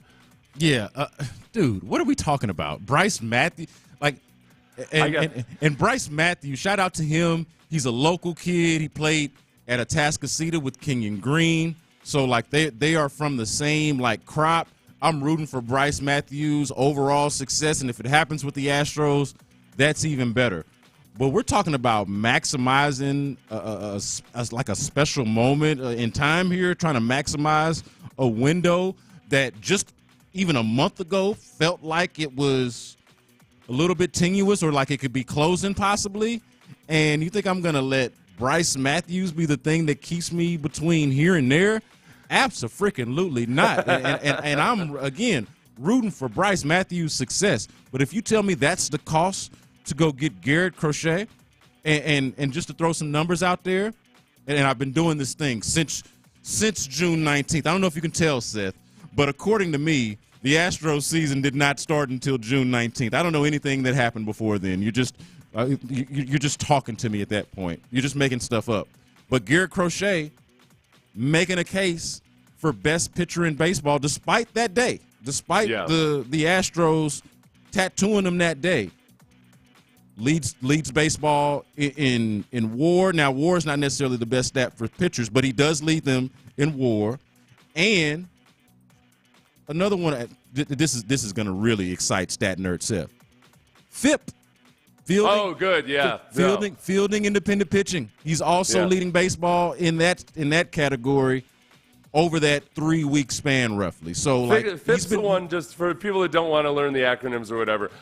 It just basically takes luck out of the equation. Yes. If you just a lot of the hits and everything that are hitting gaps on soft contact or whatever, it kind of take all of that out of it, and theoretically, it gives you a better image of how the guy is playing. It's usually the way you talk your way into feeling better about Ryan Presley when he's in the middle of a drought.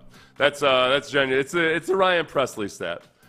Point being, he is, I think, established himself this year as a top 2, if not the best left-handed starter in baseball, and certainly one of the better starters overall in baseball. Yeah. If you can add that guy, I don't know exactly where he fits into the mix of how Hunter Brown's been pitching lately, and obviously Ronel Blanco's in the mix. You still got Fromber. I don't know where exactly he fits into the hierarchy, but you add him, that is better than starter depth. It's better than that, and at the very least, it's starter depth and somebody that you can throw in the bullpen in the postseason if you need to. Like, to me, your options are expanded greatly if he's in the mix. Yeah, and I don't want to, like, overthink it. This is, man, you're in the desert, and how much are you willing to pay for a canteen of water? Where if you don't get any water at all, you're gonna die, and nothing else matters. I mean, like, you got to balance the short term with the long term.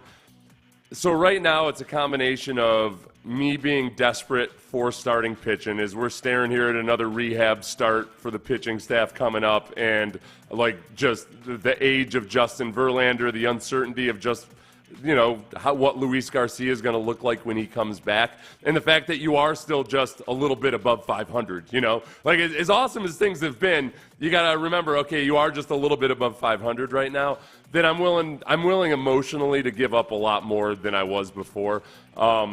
and that you've got control over a guy like Crochet for the next couple of years is obviously very enticing. Very enticing. I think, Seth, as an Astros fan, I'm just seeing red, man. I'm looking at the Mariners, and I just see red. I see a mark. I see a mark that is there to be had.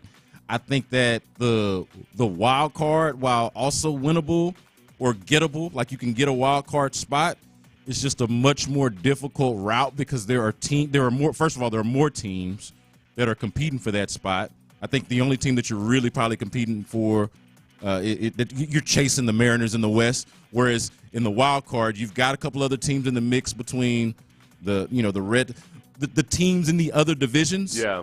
I think are in the mix, and the quality of those teams I think are more close to on par with the Astros as opposed to the Mariners, who I think the Astros are better than. Well, you know what I think feels so good about this though too is that the second half of the season last year, the Astros were a 500 baseball team, and then down the stretch when they did eventually make the playoffs, it wasn't because they were playing like killers who were hungry for it. You know, they were gifted in a lot of ways that playoff appearance by the Rangers falling apart, and they figured it out and got it back together, obviously. But like this feels like for the first time in a long time where the Astros are genuinely operating like hunters. Like they're in the hunt and they're coming after it. Even though they were in a similar position last year, it was just such a more drastic gap early in the season that this. It's a good feel. It's a good feel that we haven't had a lot around the Astros because before last year they were just simply dominant most of the time.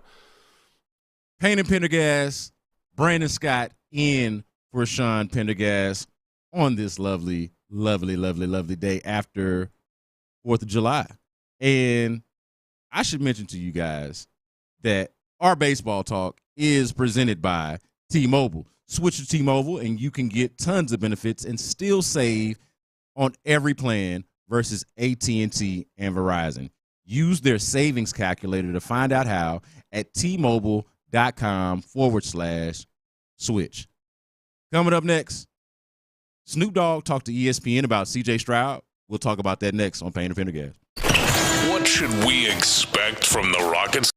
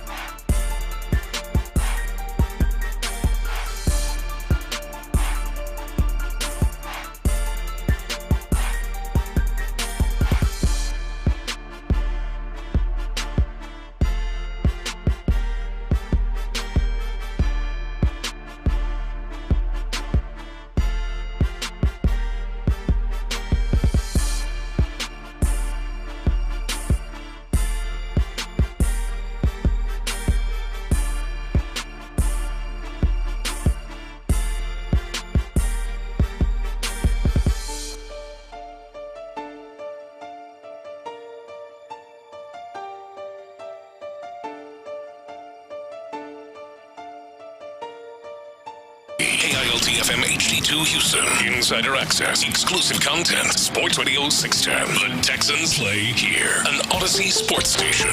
Sports Radio 610 presents Payne and Pendergast. All right, Payne and Pendergast rolling along with you in the 8 o'clock hour. Brandon Scott in for Sean Pendergast here with Seth Payne. And Seth, I enjoyed this piece that DJ Bijani did on ESPN.com about C.J. Stroud. The things that I enjoyed about it were giving you some perspective on how Snoop Dogg's Little League football, or how Snoop Dogg's football league influenced C.J. Stroud in his younger years. The work, honestly, that league is trying to do to reach out to kids that don't necessarily have all of the resources, whether it be the money or the connections to be in some of the more high-profile leagues or maybe some of the more expensive leagues. This is really one that tries to reach down into the inner city and just create opportunities. But for C.J. Stroud specifically, man, this is a really good piece. I would encourage Texans fans and C.J. Stroud fans to check it out on ESPN.com. Again, DJ Bijani did some really good work here. Talk to Snoop Dogg, and also talk to some people that were really heavy influences on C.J. in his most important years, and really in some of his most more developmental years, where he really establishes himself as the leader that I feel like we see today with the Texans. Yeah, that, so many times, especially nowadays, where you start talking about, okay, why do guys not, in basketball, why do guys not seem to have, the same technical development and everything that they used to, aside from just not playing as much in college? Part of it is just some of the travel league stuff is guys are out they're competing a lot more against good competition, but they're not necessarily getting as much practice and necessarily as much structure and everything. So I actually really enjoyed reading about this league and how much the actual coaching mattered to C.J. Stroud and how much they worked with him on being a leader as a quarterback. And I don't think it's necessarily the same experience that a lot of guys get when they might play in a travel league or a more highly competitive league or what have you, where it just becomes more about just trying to get as many all-star caliber kids on your roster as possible, because they really, they did a good job working with him to teach him what it means to be a quarterback, and that it starts with just really forming a relationship with your team and your teammates, but then actively leading. For youth kids, for the quarterback to be leading the film session and everything, I don't think that's a universal experience that a lot of 13-year-olds get. And from a young age, he's had that experience. So and then he went to a school where he got to kind of come up from the bottom at Ohio State and had to consciously learn how to be a leader in a high-profile situation. So for a kid that had a really dicey upbringing in a lot of ways and a lot of turmoil in his life, this Snoop Dogg's league was a real source of stability for him, which is nice to see. Yeah, and I think this is reading this piece, and there were some things in here that I already knew and some things that I learned. And the things that I learned, I felt like sort of reinforced some ideas or opinions that I already had about CJ. But I do think that this is part of why I'm so bought in or so sold on CJ Stroud, Seth. I think he's clearly got the play that suits the eye test. You can just watch CJ Stroud, and without necessarily knowing a whole lot about football, you can kind of see, oh, that guy seems to be doing positive things. They're moving the ball down the field, or they're scoring points. You don't really need football mansplained to you watching C.J. Stroud. He's very clearly and obviously and transparently good at it. And then the stats back it up. He's got these insane stats and some of these historical numbers that we've gone over since the end of the season and what his rookie year looked like. Some of the things that he did, even his touchdown interception ratio and just all of it, right? But then also, and this article speaks to it, there is this energy around him and this belief from not just C.J. Stroud's peers, I feel like, but then there's this energy and belief also from people who are much older and wiser than C.J. Stroud that also feel the same way. And that, to me, honestly, Seth, makes me go okay, it factor, when you talk about it factor, that usually strikes me as lame. It strikes me as like, so maybe somebody just doesn't really know how to express what they want to talk about. Yeah. But in this case, I feel like it's appropriate. Like I normally think that the it factor conversation sounds lame, but that this guy really does actually have an it factor. Am I a hypocrite? Yeah. No, I think the quote in there that really is the most telling along those lines was that his coach, Coach Fly, I can't. Did they ever say his actual name in this article or not? But he used to be a rapper, Superfly, but they just called him Coach Fly. So the FKA Superfly was the only coach in the area that believed CJ could run a full passing offense and read defenses. So that coach identified that in CJ and put more on his plate than a lot of the other young quarterbacks had at that time. So whatever it factor, just like honestly, simply his processing ability, which is very obvious in the way that he played football in his rookie year and how he operated like a veteran in a lot of respects. His ability to process was just like freakishly. It was almost like a math genius had walked into your math class, it sounds like, when CJ showed up into this league. Coach Fly's government name, I believe, is Priest Brooks. That's how they introduced Coach Fly in the beginning of the article. So Priest Brooks is Coach Fly, and yes, he was a producer and or rapper or some type of affiliate with Death Row way back in the day. And so that's the connection with Snoop. You mentioned CJ Stroud's processing and that part of it being elite. This is why it's been hard for me to talk about what his improvement is going to look like going from year one to year two. And I think another part of it is just that I don't know if I've seen a rookie be as advanced as he was or as advanced as he is. And so I don't know how to take that and say, okay, now it's got to get this much better, or now it's got to look like this.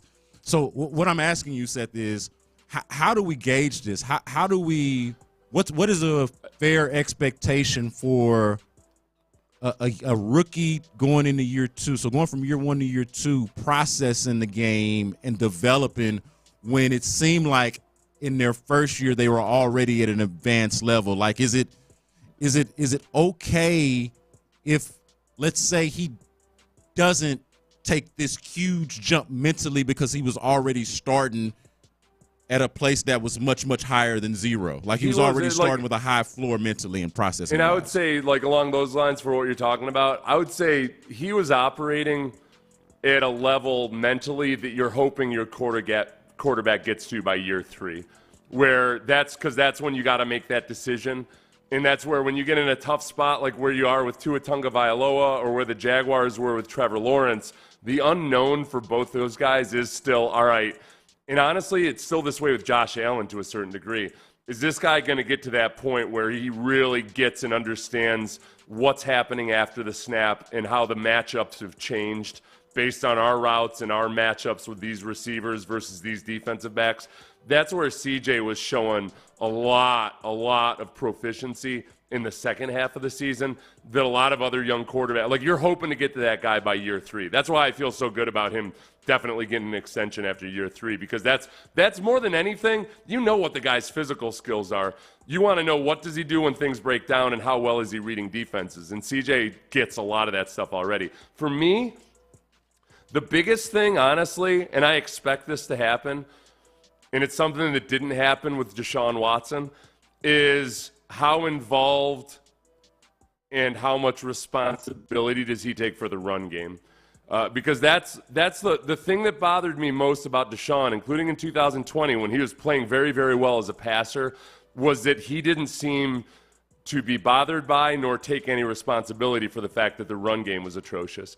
And that's something that's a big deal. And you could see it in the way the way that Deshaun was kind of lazy with his fakes, his fake handoffs, and some of the things he did in the play action game. CJ's already shown an attention to detail in that regard. But a lot of it, if you think back to, there was a play in the Titans game down in the red zone where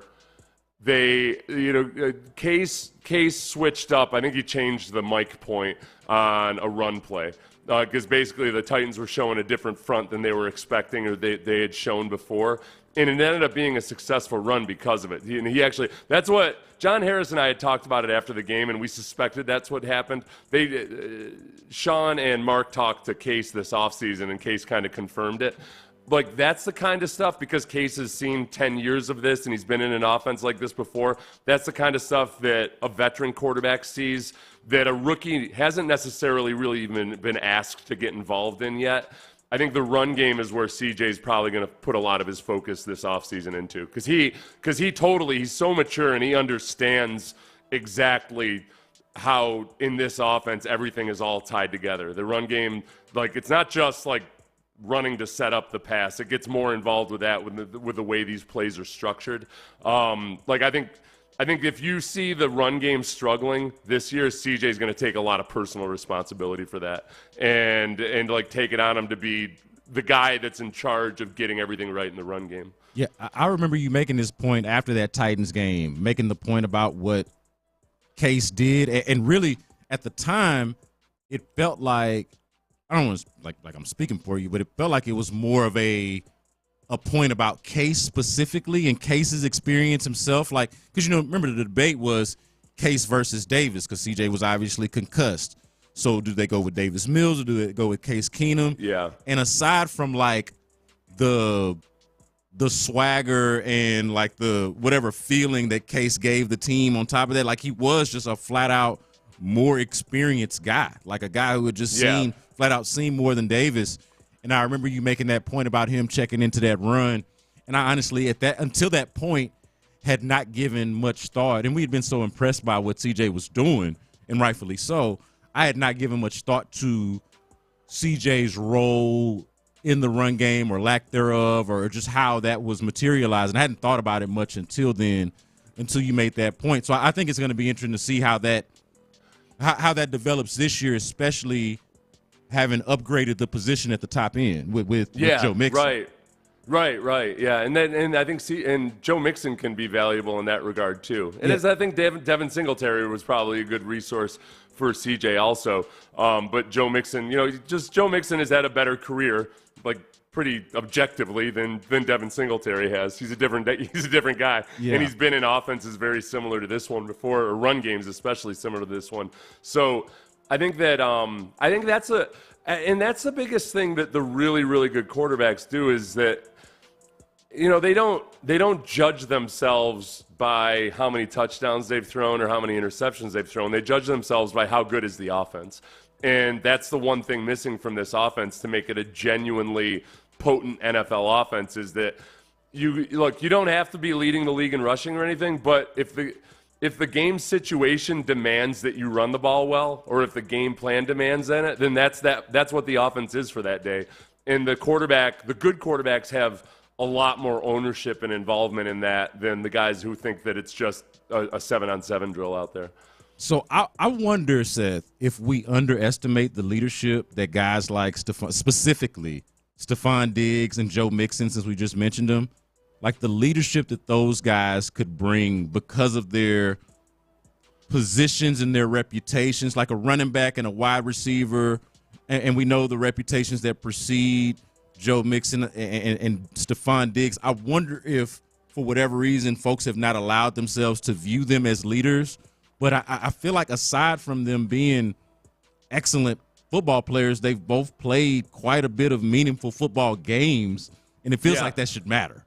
Okay, yeah, no, I'm glad you brought up Stephon Diggs, because look, it's off season, it's press conferences. At the end of the day, you can't read too much into it. But I think there's two things that Stephon Diggs has said or posted on social media this offseason that have been very positive, which is one, he posted, "Don't put the cart before the horse." And that was not all that cryptic a tweet. That's just a standard old cliche saying that don't get too far ahead of yourselves.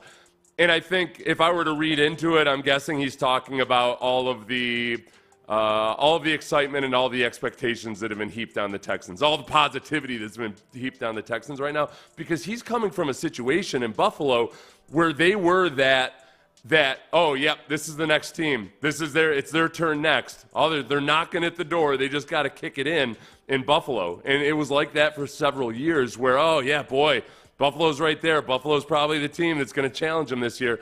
And they never delivered on it there. So I think he understands what it's like. Like Buffalo has been getting, like a couple years ago, they were the one that was getting all the praise and all the heaped of compliments and everything from the national media as the darling team of the offseason. So there's that. But then also in his press conference, he was talking about it, not trying to make a point or anything, but about how he kind of, I think, found it. Like I think he was kind of pleasantly almost surprised that he was all of a sudden an elder statesman, that like all these young guys, remember he was like, yeah, these young guys, I'm talking to them, and I was like, oh man, they're saying the exact same stuff I used to say when I was a young guy. And I think as much as you can reinforce that with him, that like, hey man, you're the wise old dude. You don't have to call him old, but you're the wise veteran here that's going to help out Tank Dell, that's going to help out Nico Collins, that you can be a mentor to these guys. I think it seems like he might really be enjoying that already. And like whatever potential for drama there is about targets or anything like that, maybe you can diffuse it a little bit by virtue of him almost as a guy who's going to be a free agent at the end of the year, branding him as like his brand being like, oh yeah, I'm a guy that helps make the whole squad better. If you need a veteran to come in and help your young guys out in your quest to win a Super Bowl, then I'm the free agent for you. And that's like a reinvention almost of his public persona that I don't think would be forced or anything. I just think that it's something he might genuinely enjoy doing. Yeah. On top of the fact that, I mean, his calling card is getting open.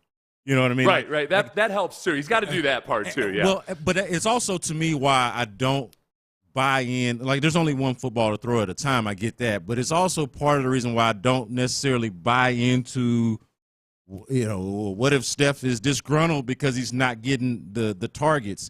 If he comes in and is true to form, like true to his actual player profile, scouting profile, and identity, that shouldn't be an issue because Stephon Diggs should be open a time or two. You know, yeah, like I feel like that's fair enough and safe enough to say. He's Seth Payne. I'm Brandon Scott in for Sean Pendergast. Coming up next, do the Texans have a defensive tackle who is as good as my co-host? We'll talk about that next. God. Oh, boy. The Drive with Stoerner and Hughley.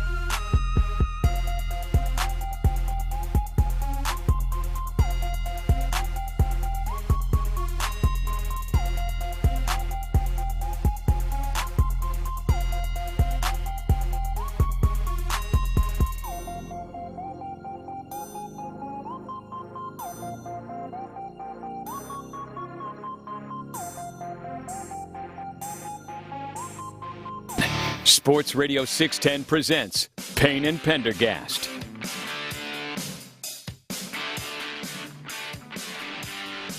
Payne and Pendergast rolling along. Brandon Scott in for Sean Pendergast. Hope he's enjoying his vacation. Got to see, hey, you know one thing, we're going to get it chronicled from Sean. We're going to get the pictures.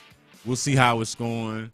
He's basically like a travel writer when he goes on vacation. Yeah, it's like he's our own Jack Kerouac is what he is. Where'd I see him last? His experience on the road, inspiring a generation to go for. Like, he went to a game in Arlington, and then he was in Kansas City yesterday, right? Yeah. So Sean Pendergast is basically doing the thing that, quite frankly, I'm not in a position to do.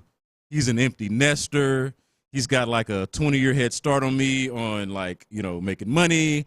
And so, like, he's just got all the things going for him. My oldest kids are all out of college at this point. Have their own jobs and everything. Yeah, he's not donating to the GoFundMe's of 3 separate, like, hungry mouths anymore. He can just go out and live his life. Exactly. He's got a kid that just got through law school, and, you know, I've got my kid still trying to grab the change that I get from when I pay a cashier. Like, oh, can I? Yeah. Dad, can I have the $10 that you get back? You know, like I'm still, because of course to them $10 is like, you know, a lot of money because they have no sense for it. 3 kids remove every bit of slack from your life. It's just there's no slack anywhere. Everything's you got them, dude, holding you down at any given moment. Yeah. Zero slack at all. So shout out to Sean Pendergast for living his best life. I encourage it and support it. But I got to wondering about this, Seth, with the Texans. Their biggest weakness or their greatest need, however you want to term that, but I think those are the same thing. Your biggest weakness or your greatest need. And I saw this list from CBS Sports that was going over the biggest needs for the AFC teams ahead of training camp. And I thought, oh, well, I cover an AFC team. I know an AFC team, and I feel like I know what their biggest need is. I wonder if CBS Sports agrees with me. And of course, you could maybe point to a number of things that you feel like could be the biggest need, but it seemed pretty obvious to me, and they went with it. And so it's why I posed the question earlier. Do the Texans have a defensive tackle as good as Seth Payne? Now, yeah, I don't like that question one bit. Now, there's almost no way for me to come out of this other than just being incredibly self-deprecating. Well, so here's one way. Not as good as the Seth Payne that played from 97 to 2007. I think that was your career roughly, right? Yeah. But that was a different era, man. It was a different time. Things were different back then, man. Very different game. So I'm asking about the Seth Payne that sits across from me right now on July 5th, 2024. And I understand that you haven't been training, and that would be a terrible idea for you to be training. I don't know why you would be doing that anyway. But if you were, or if you were to, do the Texans have a defensive tackle that could go out there and just give us, like, can we ask for this group of defensive tackles on this team to at least give us a Seth Payne level performance Well, I would say yes, but the thing is, so I would say things have changed a lot, is that there are just more defensive tackles who are all-around three-down players, I think, than there used to be, and they do it really, really well. So there used to be more of a place for a run-stuffing defensive tackle, and then you'd have a guy who was more of a pass-rushing defensive tackle. And I could be in there on first and second down, and then nickel comes on the field, and I leave the field so your pass rushers can come in. Because the offenses are so much more versatile now, and because they can run and pass from every formation, there's just less of a clear line. I think it's harder anymore to have a guy that's just a run stuffer. And when you do, you've just got to be really good about matching up to offensive personnel. But there's just so many guys now that are 330 pounds and can also rush the passer, provide push or whatever, that's what you're looking for. So I think they do have guys on this team where the way it's constructed, they've got some guys that are better run players and aren't very good at pass rushing, and then they've got some guys who are smaller and sleeker and very good at rushing from the inside, but you don't necessarily want them out there when you're trying to stop the run. So they can get by with the guys they have right now, but it's not as nice and natural as if you have guys that can just be out there for all three downs and that can stop the run when the offense is in a 3 wide receiver formation or anything else. So I would say the Foley Fatukasi is the one who's more like an old school run stuffer, and you don't expect that much from him necessarily as a pass rusher. But even Tim Settle, who's a huge dude, he's got some wiggle to him, and he can turn his hips and he can do some good things athletically. So I would to remove me from it, I would say, yeah, all these guys are different athletically than I was. Yeah. I probably would have gotten moved to offensive guard in today's NFL. My hips were so stiff. I'm embarrassed sometimes when I go back and watch the stiffness of my hips, Brandon. They would have watched me dancing at a frat party in college or something and on social media, and they'd be like, oh no, this guy's definitely going to be an offensive guard. There's no way in hell we're allowing him in that D-line meeting room. No, they get laughed out of the place. Hey man, the great philosopher Shakira once said that the hips don't lie. Yeah, that was me. Dancing, ironically enough, to a Shakira song back in college. I totally understand. So obviously I'm being tongue-in-cheek about you, just throwing you in there to have a little bit of fun with it.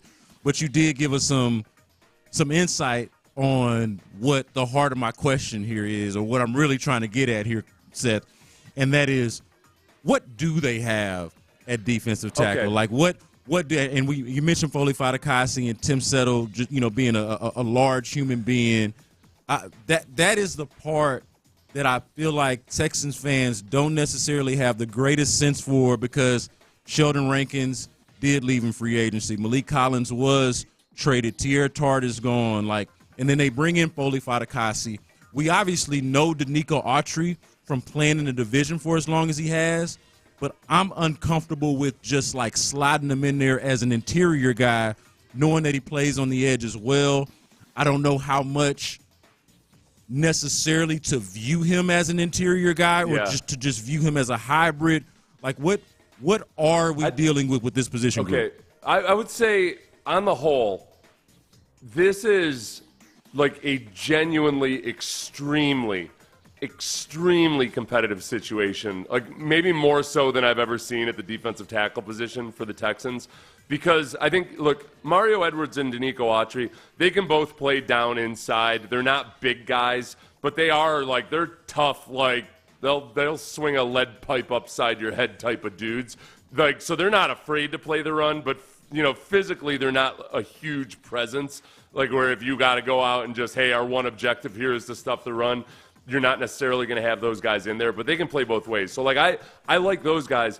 But if you go down to the one guy that Nick Caserio, I think this is the only guy that he brought up unprompted this offseason, that when he was in with Sean and I, he brought up McTelvin Agim, who's a defensive tackle who had been in Denver but was in a Vic Fangio defense where I don't think his skill set was necessarily suited to a Vic Fangio defense. I think his skill set is much more suited to a D'Amico Ryans defense. I'll just throw him out there because it's a name that hardly anybody knows or has heard of, but I think there's actual genuine potential there. And I would go down the line to like Marcus Harris, the draft pick. I think there's genuine potential there. I think Tim Settle, I think there's some untapped potential there. I think that there is a chance that one of these guys becomes, and I think this is the way that Nick thinks. Like, I don't think he knows exactly which guy it'll be, but I think there's a chance that one of these guys is a diamond in the rough, and he can end up doing something. Like, I'll throw Feldarius Payne into the mix too, but I think he's much more of a project. So he was the undrafted rookie free agent, but he's very undersized. He was an outside linebacker in Nebraska 3 years ago, 3 years ago, and then had an Achilles tendon tear, and then played inside for Virginia Tech at defensive tackle last year. Like, he'd be a guy more that's probably a pass rusher type, but not necessarily a guy that you want in there versus the run. Like, so you throw Kurt Heinisch back into the mix, who's kind of like more of an old school type of defensive lineman. Like, there's 8-9 guys that are competing for defensive tackle right now that I feel generally pretty good about, that you're going to get better play out of them than you expected. But like, none of them's a Dexter Lawrence or anything like that. Yeah, so we don't have a Dexter Lawrence on the roster, but the one thing I am trying to gather beyond just like what do we have is also what is DeMeco Ryans' type? Like, does he have a obviously we know what kind of defense he runs. We got to see that. We've seen that in San Francisco, got to see it here for a year. We understand that, but this is the first year to me it feels like where, I mean, he'd inherited Malik Collins. Obviously, they brought in Sheldon Rankins. But it feels like now we're going to get a sense for, especially depending on who plays, who wins these competitions, what is his type at that position? What is he looking for? I don't feel like I've got a great answer. I think, like, the most obvious example would be the one guy that they actively went out and tried to get to swap out for Malik Collins. Yes. Is Eric Armstead. Yes. So, like, Eric Armstead is that new age defensive tackle. And I would say, I mean, there have always been guys like Eric Armstead, but there's just more and more of them now where he's a big dude, not bulky, but long. He's a big guy who can occupy a lot of space. And he can stop the run, but he can also rush the passer really well. So I think ultimately, I'm guessing because DeMeco puts such a premium on physicality, and because in this defense, a lot of times they're actively trying to funnel the run to inside the offensive tackles. They're trying to turn everything back inside. That puts a lot of pressure on your linebackers, especially because they've got pass coverage obligations, but they're also, they also got to come up and stop the run where there's one extra gap to defend inside in this defense. I think that he wants size, he wants length, he wants those things. Like, almost just by geometry, you're helping the linebackers out. You got bigger guys in there. Like, it's just harder for whether you're playing well or not, it's harder for the offensive line to get past a bigger guy. So that's what he's looking for. And they weren't really able to go out and find one of those guys this year, so I think they're just doing it by committee. It's going to be you've got bulk with Tim Settle and Foley Fatukasi out there.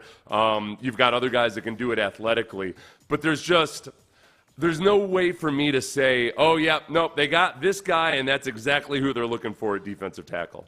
I think they like a lot of the things that Mario Edwards and Danico Autry can do athletically, but I don't think he looks at them. When it comes to them playing defensive tackle, they're more along the lines of like a Malik Collins and a Sheldon Rankins, of guys that are big enough and everything, but their calling card is more getting upfield and providing push in the pass game, making plays against the run, but they're not just that menacing hulk of mass there in the middle that makes life miserable in the run game. He is Seth Payne. I am Brandon Scott, in for Sean Pendergast. Coming up next, I think Reed Sheppard is going to steal minutes as a rookie for the Rockets this season. I'll tell you why. That's next. In the Loop. I think the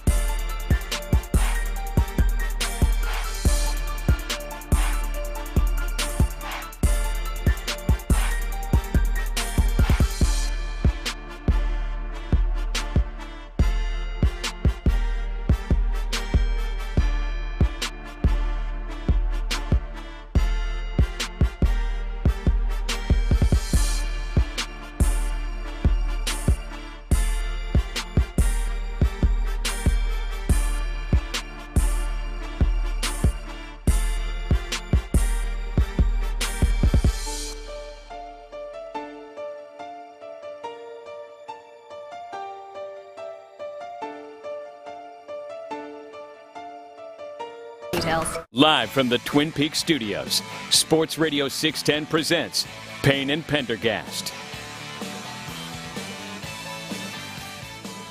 Seth Payne and Brandon Scott instead of Sean Corey. Pendergast today. Having a good time rolling along. Corey Barrett, one of our listeners, pointed out that you and I sounded pretty damn old when we were talking about social media earlier. Yeah, well. And if he could have heard us during the break, we're trying to figure out how to submit a ticket to IT, he would have been even more disgusted with us. Yeah. I'm just, I basically had to have you explain how computers work to me. Yeah. In the previous segment, as I try to submit a ticket the right way for the first time in my life. Yeah, honestly, there's just too much damn red tape. Like, can I just not shoot an email to the person that I know can fix it? He's right down the hall. Yeah. But this is the problem, though. The guy that I need to talk to, he is right down the hall, but I got to recognize and realize that he's probably got like 100 tasks to do for the day, and that me just coming down and like being casually mentioning like, hey, can you fix this thing, means that he has to go in and write up the ticket that I'm struggling to fill out right now. So I just, out of respect to him, I'm gonna do it the right way, damn it. Yeah, so some freelance work that I do, I need to submit a ticket over there as well. I got some equipment that's malfunctioning, but it's not to the point to where I'm not able to do the job. Yeah. But if I file the ticket and get it resolved, I'll be inherently better at the job because of it, and I just haven't done it yet. I've found too that I get more stress over an IT person helping me out remotely. I get like 10 times the stress as I do. Like, I would rather be in person with the IT person looking down their nose at me, disgusted at how dumb I am with computers and everything. I can handle that better in person than I can when I'm imagining what faces that they're making over the Zoom call or whatever, when it's just audio. Yeah, that's very, very stressful for me. Very stressful. Yeah, and for whatever reason, like, I feel like it's helpful for me to be there, but it's probably not. Like, they're probably better off the less involved you are. Like, give them as much information about your problem as you possibly can, but the IT person is probably better off the less involved you are in trying to troubleshoot or problem solve. Yeah, there are a lot of simple problems that can be fixed in like 30 seconds if they just get the ticket, versus if I want them to explain it to me and everything, it's going to be a whole half hour out of their day. Okay. Yeah. But you know what, though? And this is for Corey Barrett. I'm pretty sure you can appreciate this. I'd rather get old. You know, getting old is better than the alternative. I'd rather be the one that is, like, trying to millennial explain Drewski and social media and Ruby Rose. I don't even remember if that's the exact one that I said, but, like, who the influencers are and how they work and all of those kind of things. I'd rather get to that point than not. So it's better. You'd rather get to the point where you're alive to do it, you mean? Yeah, or just, yeah. It beats the hell out of, like, what, not being old, right? Or, it is. You know what I've realized is that with each passing year, I get more and more reluctant to want to learn the new technology. But then I realize that, okay, there are a lot of the people that really thrive in life later on are the ones that adopt, like at one point they get an email address, they get social media if they have to for their work and everything. The more you fight it, it's kind of like when you stop moving as you get older. All of a sudden you go downhill real fast if all of a sudden you just stop going for walks and everything. You gotta try to incorporate the technology into your life. Yeah, at least a little bit. It's like me in TikTok. I went in kicking and screaming. I went from not quite 15 years ago. Let's call it 12 or 13 years ago, trying to explain how great Twitter was to my editors at the newspaper I was working at the time. Some older guys that were like, Twitter? I'm not doing that. It's ridiculous. And the ironic part was, these guys were really smart, well-read, would have been excellent on Twitter and have since become pretty good on Twitter. And I'm like, guys, you guys got to be on there. Y'all are actually what Twitter needs. Like, intelligent people, like real intelligent people. They didn't understand it at the time. I'm glad they succeeded. Yeah. I'm glad you succeeded, Brandon, in making Twitter such an intelligent place to hang out. Yeah, but they went kicking and screaming the same way that I have with TikTok, and it's just like a circle of life type of thing. It's like, hey, man, people are trying to explain to you why you should what be do there. I do on TikTok? What's the average 49-year-old need to know about getting on TikTok if it's going to help them with their, like, we're in in the media and entertainment business, so it's obvious what that is. But I guess, yeah, like what's the selling point for for the selling point for the average middle-aged dude is like, hey, look, you kind of get a feel for what your kids are talking about or your grandkids are into. There's a whole different type of humor now that I can barely grasp or understand. All I know is that these kids are way funnier than I am. Yeah. And like I'm starting to recognize some of my dad jokes are indeed dad jokes, even though they would have been cutting edge 30 years ago. Yeah. So that, as far as how to make the dad jokes less daddy-ish, I don't know how to do that because I am aging as well. But I will say the benefit of TikTok has been, for me, not feeling like I'm actually from the TikTok era, is how seamlessly they edit on their phones. Like, and I know you already do this a little bit, Seth. But but it ain't seamless. No. Right. I know. Like, I watch people do stuff. I watch these kids do stuff in 5 minutes. It's wild. In the middle of a party, like that, I struggle to do for over 2 hours sitting in my office. Yeah. That's me. That's me watching folks TikTok is saying, oh man, and it's funny. Like as we're having this conversation, my daughter, 14 years old, who does not know that I'm on the air, is calling me right now. So the timing of that is perfect. She's calling you on the telephone though? Yeah. I don't know what that's about. Very respectful of her. She's at a church camp, and so I think that's part of it, because normally she would FaceTime me or just text me. I'm actually somewhat worried because I'm trying to figure out why would this 14-year-old. Can you put her on the air?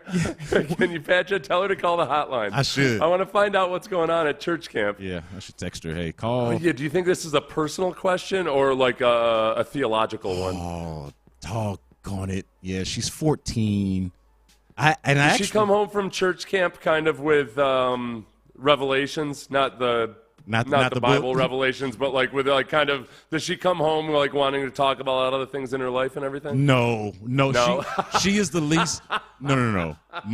She don't get a damn thing out of church camp. She is the least. I don't know if she doesn't get a damn thing out of it, but she is definitely the least expressive person. Oh, okay. She'll come back and she's at a real superficial age, so she'll come back telling me about what the next person had, and some kind of idea that sparked. Oh, I want this, or I want the latest iPad. She comes back with the most worldly possible concerns from church camp. It's wild. That's why I was I thought y'all were studying the Bible, and it's no, I was studying Prada, or I don't know, whatever the hell it is. Now I want to go to Banana Republic or to the Apple Store. Is it a sleepaway church camp? Yeah. No, she's been there. I took her. So it's in Dallas. I took her on. Well, she went on Monday. I took her to go with one of our pastors and his daughters. They're the same age, and so he took all the girls the next day. So on Monday. So she's been there since Monday, and she gets back at some point. I need to figure that out. Actually, she gets back at some point today. Yeah, that's going to be my job. That's going to be my job as her sole parent, to figure out when does she come home from church camp.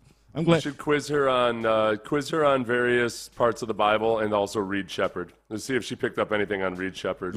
Sorry, I derailed your whole segment. No, I was curious about church camp. I want to know if my daughter has any sense for how much Reed Shepherd is going to impact this Rockets basketball team. You're all in on Reed Shepherd, huh? I am. Here's the best way I can put it. I was pleasantly surprised that they drafted him. Yeah. Because I think I had been rope-a-doped or punned. You know how the power brokers like to use the media as puns, and how we're easily lied to and easily swayed by some of these lies sometimes. I'll disappoint you to let you know, Seth. I fell prey to this last week. You thought they weren't even going to make a pick? No, I thought that they were going to draft Klingon and use Alperen Şengün as trade bait. Okay. I was led to believe that. I thought that. Was clearly wrong about that. And you hear them talk about Reed Shepherd, how much they like him, how much they were sold on him. He was the top guy on their board. If he wasn't there for them at 3, they were going to trade out of the pick and all of that. And I'm like, that ain't the way people were talking to me just a day ago. But okay, sure. Maybe I just got rope-a-doped, or lied to. Well, I do. You know what? I do think that sometimes it's a sign of a good GM. Like how much did you not? How much of their draft plan did not leak out? and how close did they keep things to the vest. So I'll put that as a check plus in Rafael Stone's favor. That's fair. That's fair. I think you can check that in his favor, and also maybe they were even doing a little bit of throwing off of the scent, and I don't necessarily have the motivation for that or know why they would do that exactly, but maybe they were just trying to see what information got out there and who would go with what. Maybe it was just like a intellectual thought experiment. I don't know. I don't know. Yeah. But either way, I do think that Reed Sheppard is going to get minutes.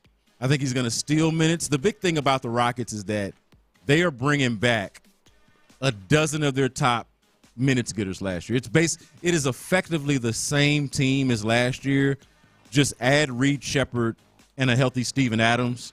And I would also point out, this is the same team, but also Tari Eason missed a boatload of games, and you're going to add a healthy Tari Eason as well. Yeah. But outside of that, it is essentially the same team, but Reed Sheppard is going to steal minutes. Like, he has a quality that nobody else on the team has. He's immediately the best at a very specific and important thing, and so it'll be interesting to see how they divvy that up, because somebody is going to have to play less so he can play more. Well, and because you're talking about three-point shooting, which the Rockets were in the bottom third of the league in three-point shooting percentage. So it's just so easy to visualize and see how it would work. Is that okay? You got a kid that it's very unlikely that all of a sudden he's going to lose his stroke just because he's in the NBA. So in catch and shoot situations, especially, or in other situations, you can bring him onto the court and get something out of him. So that alone, even because there's one thing which is delivering on your ultimate draft promise, which is becoming a complete all-around, obviously a starter. But his skill set is one that you can use, you already need, and that B, you can envision him coming in and doing well as a guy that is your outside shot ringer. And then that part of it, I'm right there with you on that. Beyond that, though, it's okay. How quickly does he replace whomever's on the roster right now? Yeah, and I think that's a big thing to put a pin in and to watch out for. I'll even say it like this. You mark my words on this. Reed Sheppard, to me, especially if he translates defensively like I think he will mark the beginning of the end of this Dillon Brooks, Fred VanVleet kind of hierarchy leadership thing. Like, I think in the very beginning, that's going to still be the case. By the end of it, maybe by the end of the year, we're going to start looking at it and start wondering, okay, when do they start moving off of those contracts? Because you're expecting some of the younger guys like Reed Sheppard, Amen Thompson. We'll see how Jalen Green and Alperen Şengün develop in year 4. But you're expecting these younger guys to push the older guys out of their roles that they're currently in and for them to ascend into those roles. And we'll just have to see how that actually plays out. Let me ask you this, as one of the 2 members of the H-Town Hoops podcast. That's right. This isn't directly related to Reed Sheppard, but who's more likely gone next year if it had to be one of them, Jalen Green or Şengün? Yeah, I would point to if it was up to me, it would more likely be Jalen Green. Because I feel like Şengün has shown more.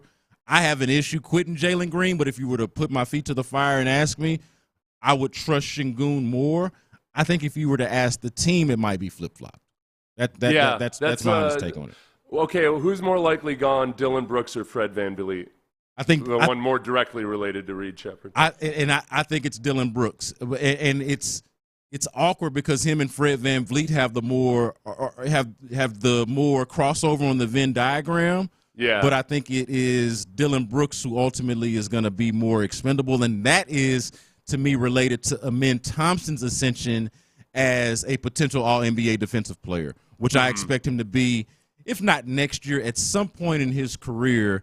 I think Amen Thompson will be a perennial candidate to be an All-NBA defensive player. And I think with VanVleet, this is exactly what you hope out of VanVleet, is that he's this bridge guy, right? That he comes in, he provides veteran leadership and everything for the younger guys who will eventually take his place. So it's almost like Fred VanVleet being gone at some point is something that's says nothing about Van Vliet necessarily. It's just that you did well with your younger guys.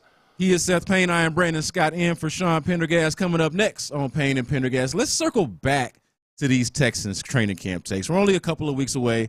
I didn't get all of them off. We'll revisit some of them. We'll uncover some of them as well. Stay tuned. The countdown to training camp is on. It's the final countdown. We're just 2 weeks away from the Texans getting back on the field. Are you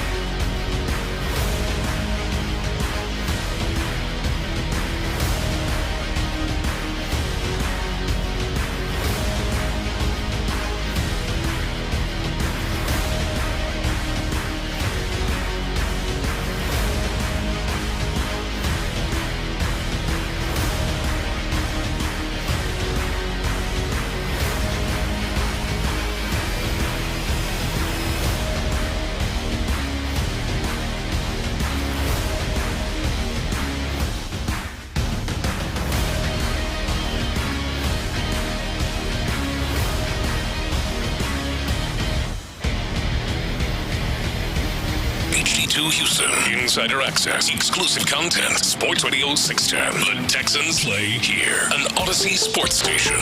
Sports Radio 610 presents Payne and Pendergast. Brandon Scott in for Sean Pendergast, here with Seth Payne on Payne and Pendergast. And we're just a couple of weeks away from Texans training camp. And I got Texans training camp takes, man. I know that when Sean gets back from vacation, he's going to have plenty I imagine that while he's enjoying his vacation with his lovely wife, Amy, he's thinking of more of his Texans training camp takes, and I expect him to be hot as hell whenever he gets back, and I'm excited to hear him. But for now, I'm keeping the seat warm. For now, I'm occupying this space with my man Seth Payne, so I'm going to throw these off of you, Seth, and I want to hear what you think. You've already heard some of them. We can revisit a few, but I got a few that we didn't get to, and they're piping hot. Well, we got to get your takes. These are the ones I feel like you're going out on more of a limb with some of these ones, which is good. The first ones I feel like you were just getting warmed up. Oh yeah, and it was there are a few in there that I feel like they weren't quite as potentially boneheaded as I would have preferred. Now I'm going to get the bonehead hot takes. Yeah, so I've got this quality about me that I'm not sure makes me good for radio or bad for radio, but I like to be just like rational and to talk with good sense. But I got some here's my thing, Sid. Here's what makes me a little bit bad at radio. My most ridiculous and controversial opinions I tend to keep to myself. I've got a lot of them. I've got I've got a ton of them. Yeah. But I just don't I feel like it's smarter to not express them, to not share them with people, because people will think more highly of you the fewer dumb things that you say. You keep the dumb thoughts to yourself, and it makes you look smarter. There's some truth to that, okay, but there's also, you got to remember, man, we all live in the moment, and people don't necessarily remember the stupid stuff you've said as readily. I mean, they'll remember some stupid stuff, but they're forgiving. Humans are a forgiving type, so yeah, as long as they know it comes from a good place, and you're not just okay. My most unpopular take this offseason was that I really wanted Derrick Henry more than Saquon Barkley. Well, we were together on that. We were together on that, by the way. Yeah, so it was very unpopular, but it came from a genuine place. It wasn't like I was just throwing that out there. I would say I only got maybe 10 to 20% buy-in from people who respect me. From people who might otherwise agree with me on lots and lots of things. I didn't get a lot of buy-in on that, but I really, really believed it. There were reasons I liked Derrick Henry more than Saquon Barkley for this team. So as long as you're coming to it from a place where, you're not just trying to be different for the sake of being different, then people respect that. Yeah, I'm not trying to be different for the sake of being different on this, but I do think this is a little edgy, and I hope, because I haven't met this guy yet personally, I hope he doesn't take offense to this, and maybe I'll be on the other side of this if he does. I'm going to @ him on social media as soon as you say this, but Seth, yes, go ahead. Seth, I think Azeez Al-Shaair is going to get into a fight.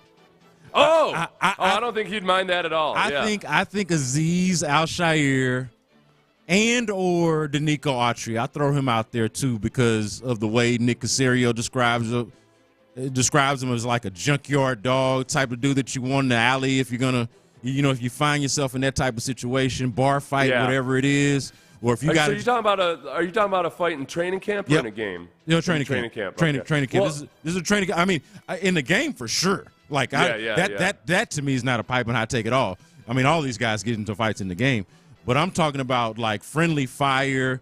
But for me though, and maybe this takes a little bit of the flame off of it, but I do believe this. For Azeez Al-Shaair, I could see him getting into a fight, but in more of like a leadership way and not in a turdish way, like I just want to bully or pick on a guy or fight a guy. But it's going to be more one of those kicking their ass. It could be a guy even on the defensive side, or if it's a guy on the offensive side, it could just be, the natural tension and testosterone from a training camp or from a training camp practice. But he seems like the type, Azeez Al-Shaair and Danico Autry, candidates for me to get into a fight on the field at Texans training camp. There used to be, I can't remember. Can you remember a fight last year in training camp? Not last year, but I do remember one 2 years ago. What was the one 2 years ago? That apparently, this is funny to me, Seth. No one tweeted about it, no one talked about it, and it feels like nobody remembers this. But 2 years ago when Lovie Smith was the coach, Des King and damn it, what was the safety's name? He got hurt. Terrence something. He didn't end up making the team, I feel like. Or the next year he didn't end up making the team. but his first name was I feel bad because they had a Terrence. All right. We'll just call him Terrence. They had a Terrence who was a cornerback, and they had a Terrence who was a safety, and one was with an E and one was with an A. That's all I can remember. But this guy ended up getting hurt earlier in the season. It's gonna Terrence Harris. I can't remember the guy's name. Terrence Brooks. Terrence Brooks. There it is. Terrence Brooks is the name. So Terrence Brooks and Des King, fisticuffs right there on the sideline at the end of a drill. Both got in a lick, and Lovie Smith made him run a lap around. Like it was almost like high school. Oh, I remember that now. Yeah, because they had to run a lap. Yeah. And it was like a non-event. It was like a non-event. I was like, oh, I mean, these guys went after it. Like, punches thrown and everything, but it was real quick. And there used to be a lot more fights in training camp, and a couple things happened. One was like, because I was there, like when I was a young player, we used to get in fights all the time. Like it was almost like I got in fights a lot my rookie training camp, partly just like almost as a way of just showing that you're not a punk and everything. And like it used to just be way more common. And Coughlin was my coach. Tom Coughlin was my coach at the time, and he was kind of old school in that. I think he looked at that as like a sign that you got guys who are fighting and competitive and everything. And then one year, our first round pick, Marcus Stroud, broke his hand on an offensive lineman's face, not on his face mask, on his face, because he'd gotten the dude's helmet off and cracked him in the forehead, and he broke his hand. And like after that, there was no more fighting. So like coaches in general, I think got a lot more. They just realized like how dumb it was to lose a guy in training camp to a fight. So they got a lot more strict about it around about that era. And then also just because the training camps aren't as long and as brutal physically anymore, guys aren't as pissy as they used to be. They used to just get so tired and pissed off that at some point you had a bunch of guys with hair triggers out there fighting. So it's a lot less common these days. But I think I wonder how D'Amico feels about it. He doesn't want guys fighting in general, but it's kind of like when your kid misbehaves and there's a part of you that's like, kid's got a little juice to him. All right, I see. I'm going to punish you, and I'm not going to let you see me smiling about it as you're running your lap. So, yeah, I could see Alshire being that guy. This happened to me, Seth, with my youngest daughter, my 7-year-old. So she's at a summer camp, not a church camp, but like a Boys and Girls Club type of thing. Yeah. And last week, she's like, for whatever reason, her and her brother, they're 17 months apart, so they horseplay. She tickles the brother, and he like gets squeamish, like he like moves around because he's being tickled, and he runs into another kid, like he hits another kid. And the other kid realizes it, takes offense, and wants to fight my daughter. And she doesn't back down at all. And in fact, I don't think she broke her hand, but she got a fist on the skull as well, enough to get her suspended from the Boys and Girls Club program for 2 days. Oh, geez, really? Yeah.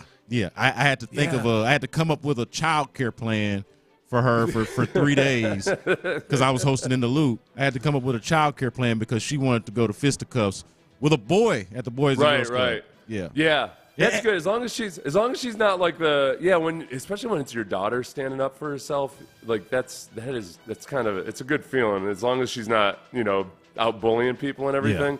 Then you feel like, oh, okay, she's got some juice to her. Yeah. And my mom finds out about it first, and she's even, obviously older school than I am. So she comes from an era where this is how you solve issues, how you solve problems. Yeah. And she's like, I was kind of proud of her, but it's an issue now because we don't have anywhere for her to go. So we were both, to your point, we were both kind of like wink, wink, nod, nod. Good job sticking up for yourself.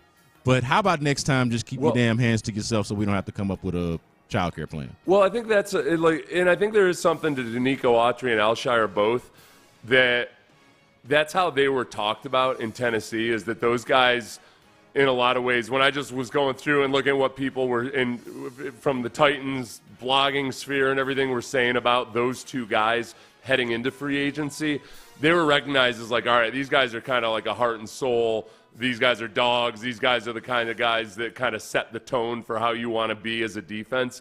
that those two guys are good candidates. And not that means that you got to get in a fight to show that kind of thing or anything, but they're just kind of wired that way, I think. And, the way Caserio has talked about Danico Autry has been a lot in those same regards. Jalen Petrie. I got Jalen Petrie making plays, so much so, not just that he's making plays, but he's making so many plays that he sets the stage for a comeback narrative. These narratives. He goes from being a guy that we're kind of disappointed in how he seemingly regressed a little bit in year 2 to it's not just like, oh, okay, he's going to be all right, but like, oh, okay, this guy could be a genuine just stud playmaker. Yeah. Like you could completely flip the narrative on year 2. Yeah, watch out for Jalen Petrie. He's picking off C.J. Stroud. He's stuck Dalton Schultz or Cade Stover in the gut all over the middle, or he's going to make some wild plays, I think, in training camp that is going to reset the narrative, or at least set the stage for a new narrative. And this is a part of training camp, Seth, both as a player and as a media member now. You've seen how it goes. We get there, we observe, we decide what the stories are, and we get to going with the narratives. I think that's one that's absolutely is going to happen, because Jalen Petrie does tend to make plays in practice, tends to have a knack and a nose for the ball, I think. Just needs to probably play within the scheme a little bit better. Well, yeah, I think that's interesting when you frame it that way, because I think if he makes a bunch of plays in practice, especially where you don't have the benefit of going back and seeing what happened on any specific play, usually you can't go back and watch it on film for the vast majority of plays that they have out there. I think that the part of his problem last year was that he needs to be more surgical in when he chooses to be aggressive, and that there were a lot of times where he was beat on double moves because I think he was anticipating an in-breaking route or an out-breaking route, and then he got double moved, like by DeAndre Hopkins pretty glaringly a couple times. That's the whole test for him.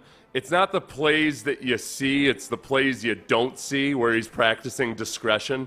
So in training camp, if he's making a bunch of plays in practice, I'm probably still going to be a little bit nervous about, all right, has he learned when he can be aggressive and when he can't be aggressive? Because that's really the big, which also is, but that is one of the things that encourages me about him making a comeback this year, is that it's more of a psychological and experience type issue. Like he needs to be a little bit more like a veteran player and know when to dial it back. And that's something you can see him fixing, but I don't know if it's something we necessarily really get to see play out for real until the regular season starts. Are you surprised at all that they have not added to that position outside of not really seriously added to that position outside of drafting Kalen Bullock in the 3rd round? I'm wondering. I'm guessing that they've had conversations about Justin Simmons, who I believe is still out there as a free agent. There's almost no way, Seth. It feels like there's almost no way that they don't at least have the conversation, don't you think? Yeah. No, I think they definitely have talked about it, and I think that they're probably waiting to see exactly. Look, you drafted a rookie high and a relatively high. You've got Jalen Petrie, and they want to see how both those guys develop. And with the stuff, even as I'm saying, like as a fan or as a media member, it's going to be hard for us to figure out in training camp, like whether Jalen Petrie has fixed some of those issues from last year. But I think they're going to be watching very closely to see if they can tell a difference, and they'll be able to, they can go back and watch the film and everything in practice, and that they might be kind of holding Justin Simmons in reserve back there and see how Bullock plays as well, to figure out exactly what they need to do there and if they need to go outside to bring somebody else in. I didn't love those pictures that Sean shared from Bullock at the rookie minicamp with the bird legs, and I didn't really necessarily love it when I saw. I was like, man, nobody needs to have anything look anything like me. Like if you look comparable to my skinny ass, then there's a real issue with you being out there on the football field. But when I actually watch him play football, like go back and watch his stuff at USC, I mean, he's another one that seems like a playmaker. Like he's going to have to get bigger and stronger and be a better tackler.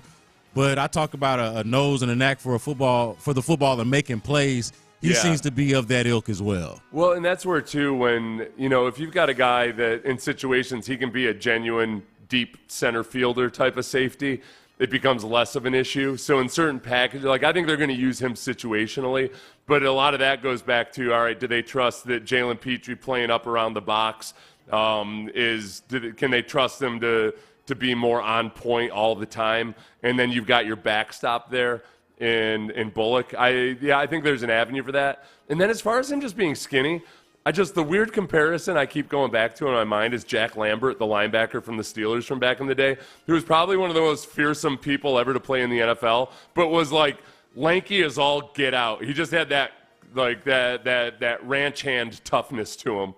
Just a wiry, tough as hell dude that I think that I wonder how much maybe Bullock has that in him. Don't be deceived by how lanky and skinny he is. Just like Randy Moss. Randy Moss was so lanky, but he was also so strong. A lot of getting mossed wasn't about him always necessarily being the guy that could jump higher. It was about a guy that just out-muscled people. And I think Bullock might have kind of a deceptive strength to him. He said, Payne, I am Brandon Scott in for Sean Pendergast coming up next. How worried should we be about Justin Verlander and Kyle Tucker? Stay there.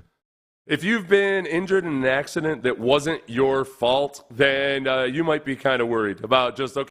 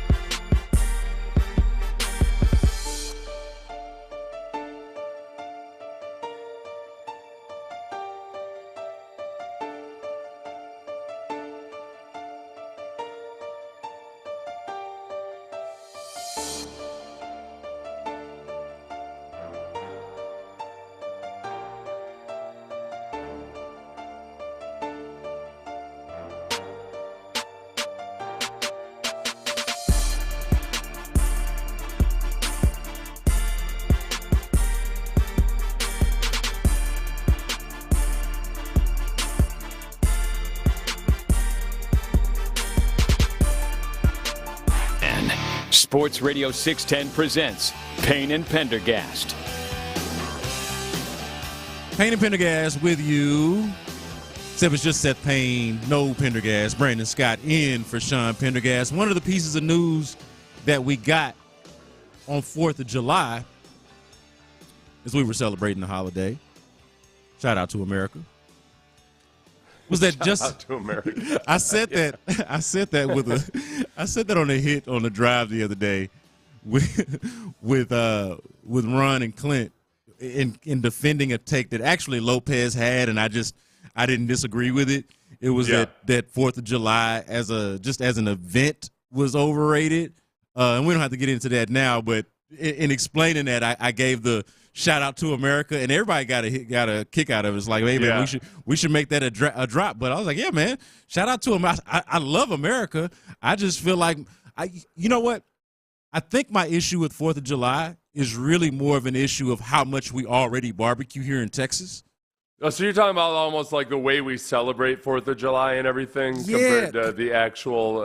There's a little bit of an element of like with Christmas, right? Like where the actual holiday versus how we celebrate it and everything. Yes. Maybe don't quite jibe the way that ideally it might. Okay. Exactly, and then I'm just not like, and this is not a, everybody, be patriotic how you will, but I don't wrap myself up in the flag, and so none of that really resonates with me. I love America, but I'm not a patriot in the superficial sense, for lack of a better term. And I'm not calling you patriot superficial. I'm just saying it's not my thing. And so outside of that, I mean, the big thing is the barbecue and the day off. So it's like I can get barbecue pretty much any weekend here in Houston because all my friends grill. So we all do it. So it's like, okay, the only difference here for me is the day off and the flag stuff. Like outside of that, I'm like, okay, brisket, a hot dog, hamburgers. Like I eat all that stuff all the time. The Jason Pierre-Paul incident, which is now long in the past, but that Jason Pierre-Paul losing half his hand to firecrackers, that kind of changed my whole fireworks approach to everything. Yeah. I used to be way more like literally hands-on involved with fireworks. I don't do that anymore. Same. I just the fireworks safety Gestapo got to me, and now I just try to observe from afar. Yeah, I was pressured into doing the whole fireworks thing for New Year's with my kids. Yeah. With some friends, they're like, hey, man, you got to do this, man. Your kids, fireworks, we've been through a lot. So we're trying to, like, have a good, just have a good time. And the holidays are difficult these days. So it's like, okay, I'll do this. But, oh, yeah, by the way, I stopped doing that almost, like, well over 10 years ago when Jason Pierre-Paul blew his hand off. I think the whole thing about 4th of July, like, I guess as I've gotten to be an old man now, though, too, like, because I think in getting back kind of the theme of like, hey, remember about like why Christmas is Christmas and everything versus being about the gift giving and all that, or the Christmas tree or what have you. I gotta try to be more reflective about things. So like 4th of July has transformed for me from like as a young person where I was all about like almost like the thumping your chest part of it to like more of a history lesson about America has always from the get-go been obviously like every other state in the world imperfect in a lot of ways, that we don't live up to what our stated ideals are, but that it's an aspiration. Like from the very beginning, America and all the ideals that we would ideally have it be, it's never been that way. It's in like to an extreme degree for the first 100 years of the Union, obviously. Yeah. Like Independence Day wasn't independence for everybody. But like that it's a matter of okay, like let's reset our goals and try to become more of that which we are supposed to try to be. So unfortunately for the youth in my life, it becomes a history lesson.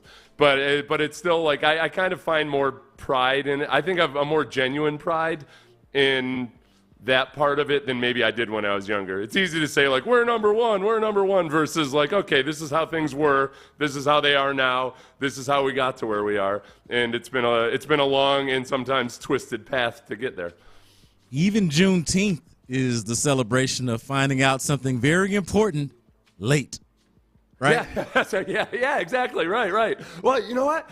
The Juneteenth, it's interesting because I grew up in an area of the country where Juneteenth wasn't nobody knew what I'd never heard of Juneteenth or anything. So it was very much a different set of history books that we were studying than they were in Texas and in the region and what have you. So yeah, I guess that goes along with it, is kind of learning about Juneteenth that goes hand in hand with learning about the 4th of July. Oh, yeah. And like what independence meant for some people, but certainly not for all the people who were living in America at the time, some of whom were counted as 2/3 of a person. Yeah. You know? Yeah, I've got friends on all. Excuse me, 3/5. Yeah, I've got people on all. Yeah, that's right. I even tried to give them more benefit of the doubt than they deserve. Yeah, I was gonna say 3/5, not 2/3. Yeah, that's right. Yeah, I was gonna say, man, 2/3 would have been that would have been a come up. We can celebrate the day they made it 2/3 instead of 3/5. Yeah.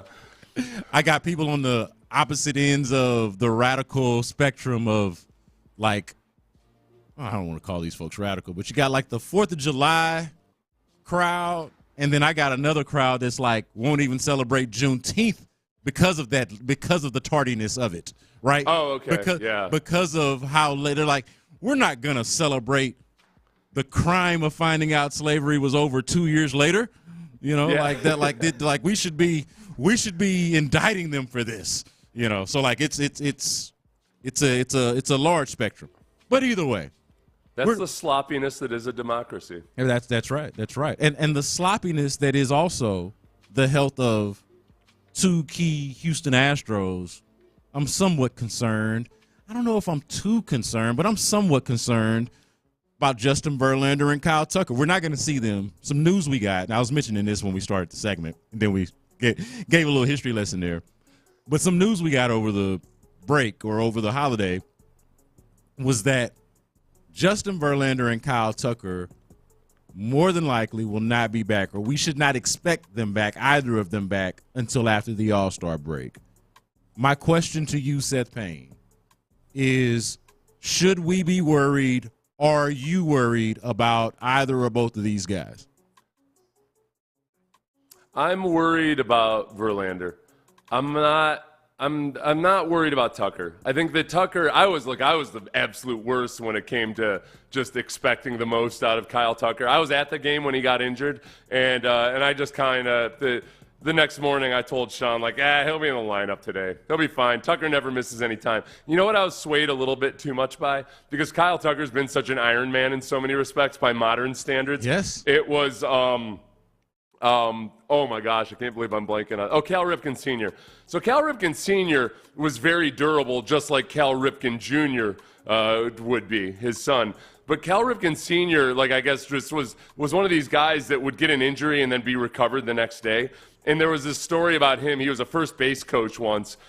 He was working as a first base coach, and he got hit in the face with a line drive and showed up the next day without even a bruise on his face or anything. Like, he was like Bruce Willis in Unbreakable. He was just like a freak of nature. Something in the Ripken family was genetically unbreakable. So I kind of look at Kyle Tucker like that. Like, okay, this guy just doesn't really get hurt. So it'll be a bruise. He'll come out and he'll play. And then you fast forward to several weeks later, and he's just still hobbling around whenever we got a chance to see him in public. That it's still, at the root of it all, I want to believe just a bone bruise. And obviously it's more than just a bone bruise. It's a really, really bad bone bruise. But just like a broken bone, the rehab is relatively straightforward once it heals. That he's going to get out. It shouldn't affect the way he moves or anything like that. And he might be rusty when he gets back. But I think that by the end of the season, or, like within a couple of weeks of him coming back, I would expect him to have his timing back and everything else like that. So I'm not as worried about him. Justin Verlander is the one that, at this point in my mind, he might not come back at all again this season, or he might, come back and be just fine. But even if he's healthy when he comes back this next time, he's at an age when guys get injured a lot, and he's gotten injured a lot, and he's had a lot of injuries and setbacks in those rehabs in this time. So I almost like have him in a Lance McCullers compartment in my brain right now, where I don't want to rely on him when it comes to projecting the roster in the second half of the season. And almost maybe if I take that Lance McCullers, Justin Verlander compartment, I expect to maybe get one viable starter out of that. That somehow you get somebody out of that. And so that's where I will not complain no matter how aggressive they get in finding another starting pitcher before the trade deadline. This is an interesting way to look at it, and I had not considered this, of putting Verlander in the McCullers mental compartment, and then the thing you said about between the two of them, can you get a starter? Or, I mean, maybe even like between the two of them, can you get a starter, and is McCullers an option finally now at this stage, and with everything that's happened with him health-wise, now is he an option in the bullpen? Like, could Verlander be a back end of the rotation guy, or maybe somebody that you can rely on to start a third game in a postseason series, and then McCullers be a long relief, or somebody that can just go in and give you whatever he can? Like, I hadn't thought about that. Can you get one guy between these two guys that are legends for you for what they've done in the past, but just have not been able to be the same as of late? Yeah, which is, I mean, and it's unfair for me to put Verlander in that same category, and I guess it's ageist in a lot of ways, because he pitched 162 innings last year. It's not like he's on this long stretch of just not doing anything, but that's still 162 innings for him is a stark departure from back in the days when he would routinely be over 200 innings every single year. So I think, like, of those two, of Verlander and McCullers, I think the ceiling for my expectations is still a lot higher for Verlander. But I also just think realistically I can't depend on it. Not right now, not given how hard it's been for him physically as he's gotten older. It's just weird for me, Seth, to go from when the neck first started hurting, they were saying, they were optimistic about him not even having to have an IL stint to begin with. Yeah. To now, you and I talking about it, not even sure if we can confidently say he's going to pitch for them again. We cannot say that with our chest right now. We went from that to this. I guess I feel confident that he'll pitch again. I feel pretty confident that he'll pitch again. I feel partly confident that he'll pitch again, but will it be for the duration of the season? I just don't know. I just don't know. And that makes me nervous when you look at all the good things they've done, but part of this run that they're on right now, they've been able to make because they didn't really need that reliever start until a few days ago, last Sunday or whenever it was. And that it's going to be hard to sustain that over the course of the season if you don't, and you're not getting Luis Garcia back. You will get Luis Garcia back in a couple weeks, but it's just not. You're still going to be short a hand there because we can't trust Arrighetti. There's just the guys that I really, really trust until Luis Garcia comes back in the flesh and is fine. Yeah, you get to the playoffs, four good starters is all you need, theoretically. But it's like this is a team that's still just barely above 500. Like, we're not even close to having the playoff discussion about a four-man rotation. He is Seth Payne. I am Brandon Scott in for Sean Pendergast. Coming up next on Payne and Pendergast. Last hour, we talked about the Texans' biggest potential weakness. What about around the rest of the AFC South? We'll get into that next. The Drive with Stoerner and Hughley.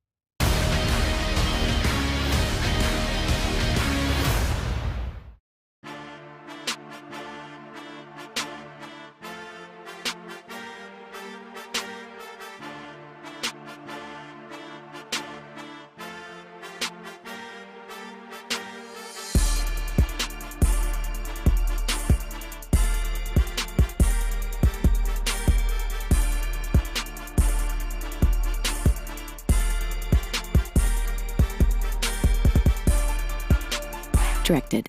Live from the Twin Peaks studios, Sports Radio 610 presents Payne and Pendergast.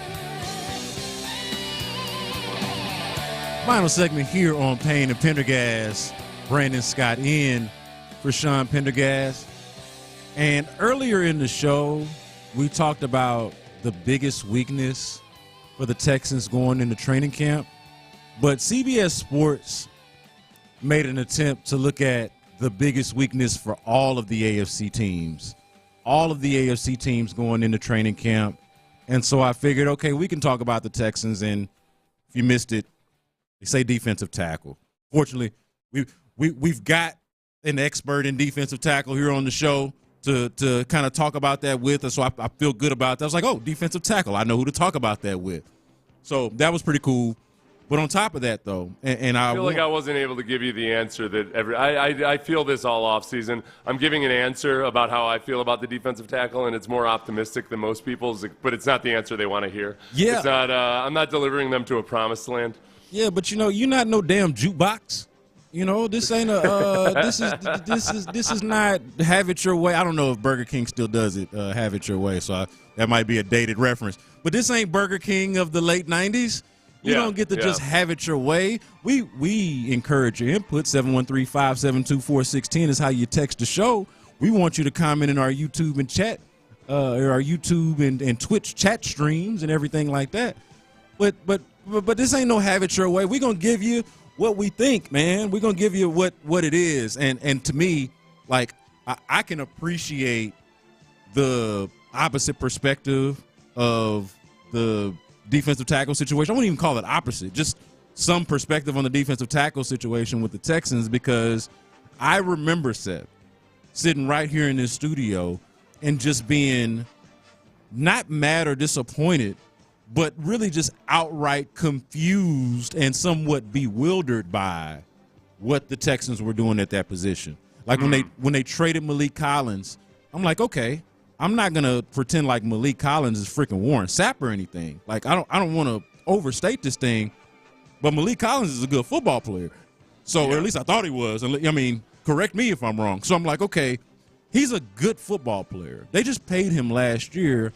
I don't get this. I don't understand what they're doing here. Now, we later understand they were trying to get Eric Armstead, and then they realized that they got a shot at Daniil Hunter, so they wanted to make sure they could do that.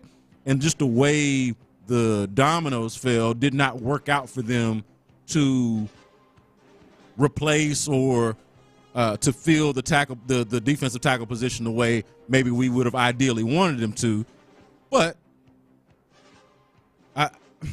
I think that we'll take what they did on the edge, and there is an element of trusting in D'Amico Ryans as a defensive mind, as a leader, and even Nick Caserio, I think, to a large degree, as a team builder, as a roster constructor, to kind of figure it out, even if they are going to take a slight step back at that position. Well, I think that, I watched the first episode of Hard Knocks yesterday, where Joe Shane, their GM, was taking a lot of heat for some of the little clips that had popped out in the previews and everything, where it almost made it look like Joe Shane didn't think Saquon Barkley was that good or what have you.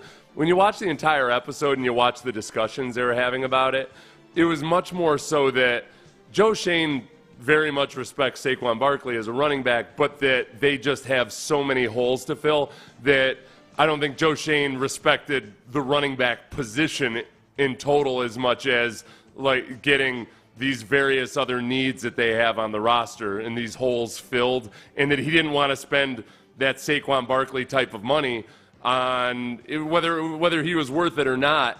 He didn't want to spend that kind of money on the running back position when they've got only so many pieces of the pie that they can actually fill. So yeah, likewise, I think the Texans wanted a defensive tackle, but they saw this opportunity to just maybe make the edge rushers so fearsome that they can live with a more blue-collar effort at defensive tackle if they have that opportunity to get an edge rusher. But it wasn't as it's not like they didn't it's not like they wouldn't have preferred to also address defensive tackle. They just couldn't make it work with Eric Armstead. It's an exact dynamic, though, that I wanted to ask you about earlier, was this whole this idea, especially you, somebody who played, the idea of, hey, I'm willing to live with a more blue-collar approach in the middle if I can get badasses on the outside. And I think we'll all agree that they have that with the young Will Anderson going into year 2 and Daniil Hunter, the established guy that he is. How do you view that approach just generally, and then how do you view it the way that the Texans are going to apply it? Like, hey, we're badasses on the edge, and we got some blue-collar guys that are just going to have their hard hat and be ready to play in the middle. I think that if I had to choose between Eric Armstead or, like, Eric Armstead with Danico Autry on the edge as, like, the other guy that I think would have played a lot more as just a pure edge player if Daniil Hunter weren't there, I like the setup they have right now just because Daniil Hunter is that good, and that Eric Armstead also has age and injury concerns, and he's missed some time in the last couple of years as a guy who's in his 30s, and he's not as impactful a pass rusher as Daniil Hunter. I think that's the part that, above and all, like, first and foremost, if you want to be a really fearsome defense in the modern NFL, you want to have good pass rushers, like scary pass rushers, and they've got that in Daniil Hunter, and I think likely they have that in Will Anderson as long as he takes another step forward like a lot of young pass rushers do from year 1 to year 2. So I would prefer the situation they have right now. It doesn't mean that I'm super, super comfortable with the defensive tackle situation, but I just think that's a better, more aggressively, that's a more aggressive mindset to have those 2 A-plus edge rushers on your roster. So I thought this was interesting in CBS Sports' list of the weaknesses for every AFC team. They break it down by division, and when they get to the AFC South, every team in the division, their listed or stated weakness by per CBS Sports is on the defensive side of the ball. Okay, so for the Texans, as we mentioned, it's defensive tackle. But the other teams in the division, and this makes me feel good about the Texans because I feel like they have the best quarterback. I feel like their offense I feel best about, and maybe you could throw the Colts out there because of their because of their head coach. Like, I believe in Shane Steichen. We'll see how things go with Anthony Richardson, if he can stay on the field, how it's going to translate. He looked like less of a project when he was healthy, when he was out there. He looked like less of a project than the way he was discussed or the way he was billed coming out of Florida. So that will be interesting if he can actually stay on the field, how his skill set and Shane Steichen's coaching will marry up and what that's going to look like. But as it pertains to the Texans right now, as we sit here, I feel best about them offensively. And if what CBS Sports is saying about the division, if it's to be believed or if it is true, I'm like, okay, well, all I'm looking at is, okay, the Colts, what's their biggest weakness? Cornerback. All right, well, they ain't got nobody that can stay with all of these weapons and compete with C.J. Stroud and his weapons. Same thing for the Jaguars. Their weakness, cornerback. They don't have nobody that can stay with all of these weapons and compete with C.J. Stroud. Titans, defensive line. Oh, great. They don't have enough to get to C.J. Stroud. And thank God, because I don't know what this offensive line is for sure going to look like. They had a historic number of injuries, it felt like, last year. So I look at this list, and I think, for as much as I think about, I don't know exactly what this defensive tackle situation is going to look like for the Texans, I'm like, if this list is believed to be true, the rest of the division better watch out because their weaknesses are on defense, and the Texans' very, very, very specific strength is in C.J. Stroud and all the weapons that they got. The one thing that I would say about the Titans' weakness is that they list defensive line as their weakness. I guess a lot of that depends on what they get out of Tavondre Sweat, the kid from University of Texas who's looks about 350 pounds and has all the potential to be a really, really menacing player. But in my mind, it's if he can play at 320. Like, he really Like you could see in college when his weight got to him and when that he just kind of ran out of steam at times. So for this Texans offensive line, which is still very unproven on the interior, a lot of it rides on, all right, if this T'Vondre Sweat ends up getting religion and like playing at a slimmer body weight, that he could be a literal headache for the Texans. And even if he can't, like all it takes is him, T'Vondre Sweat, bull rushing your left guard once or twice directly into the lap of C.J. Stroud, then that you've got issues there. So that's the one thing to watch with the Titans. I think with the Colts like their young guys a lot. Jalen Jones and Dallas Flowers are like a second and a third year player that I think the Colts really like, and that Dallas Flowers just didn't develop quite the same way that they thought he was going to, but they're still very bullish on him. So I think that's the thing to watch for the Colts is, all right, do they actually have a weak spot there? Because the Colts, in their offseason, they did very, very little to add. Like, it was about re-signing Kenny Moore and a few of those other guys, and yet that was a team with Gardner Minshew as their quarterback that was within one or two series versus the Texans of making the playoffs last year. You know, they kind of had the Texans' exact same season. It's just that they did it under the radar and with Gardner Minshew, so there wasn't a lot of fanfare about it. I guess that's the thing that's where it all goes back to. They might have questions on their defense with the Colts, but the huge X factor by far still is just Anthony Richardson and what he looks like with Shane Steichen over the course of 17 games, if he can actually stay on the field for 17 games. Yeah, you mentioned T'Vondre Sweat, Texas Longhorn, Huntsville kid. I am like, if he can just go out there and just be a compliment to Jeffrey Simmons. Yeah, like that terrifies me.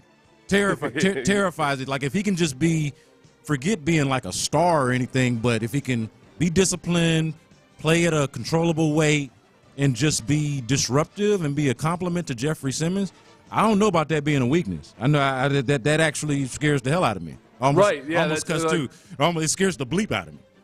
Because Jeffrey Simmons is going to command a lot of double teams, as he tends to do.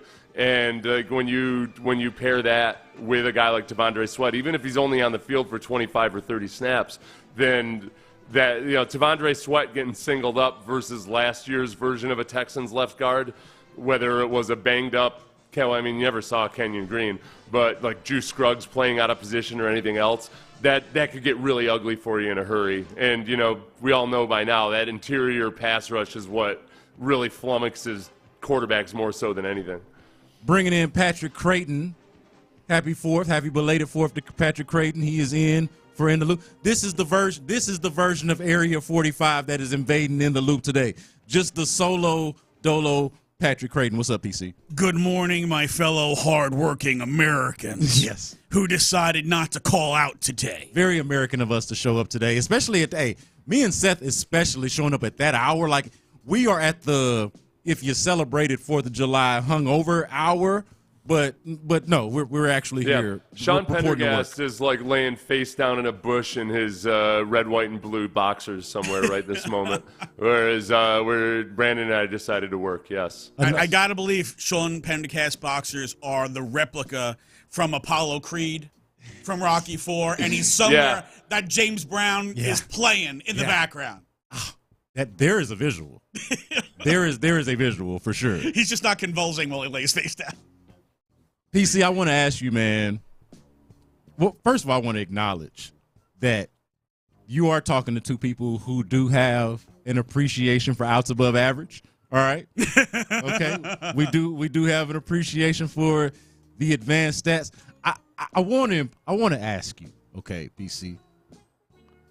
When you realize that people don't know what you're talking about, that they don't know it,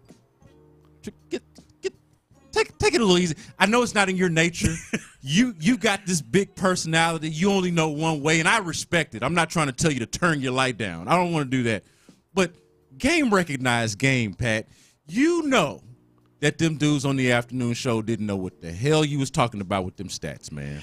B. Scott. This is on Jake Myers, by the way, Seth. I had to get in on their feud about figured it Jake was something. Myers. Yeah, I would figured that would be something about because Jake Myers has like a celestial outs above average right now. He's very good. I have to admit, you are 100 correct, spot on in your assessment of me. If I take out a hammer and I slam it down, and you don't understand why I did that, I get a bigger hammer. Yes, I don't necessarily know how to quote ease off the gas. Yeah, I admit like I have faults, just like everybody else. I have faults, and one of my faults is when someone just talks ass dumb to me, I can't help myself. I go to a dark place. See, and I don't feel like it's. I don't feel like they're trying to be asked. By the way, you're listening to KIOT HD2, an Odyssey station, but I don't feel like it's ass dumb. I feel like it's just more so an outdated take because there was a point where somebody preferred Mauricio Demond in center field over Jake Myers. That date has just long passed before. We're not there anymore. No, and the reality is the reason that Mauricio Demond was preferred was because at the time, Jake Myers was still struggling to plate terribly.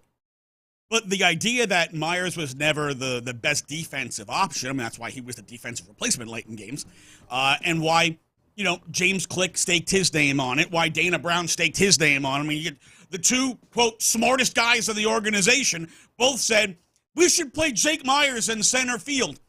The smart guys didn't suddenly become dumb.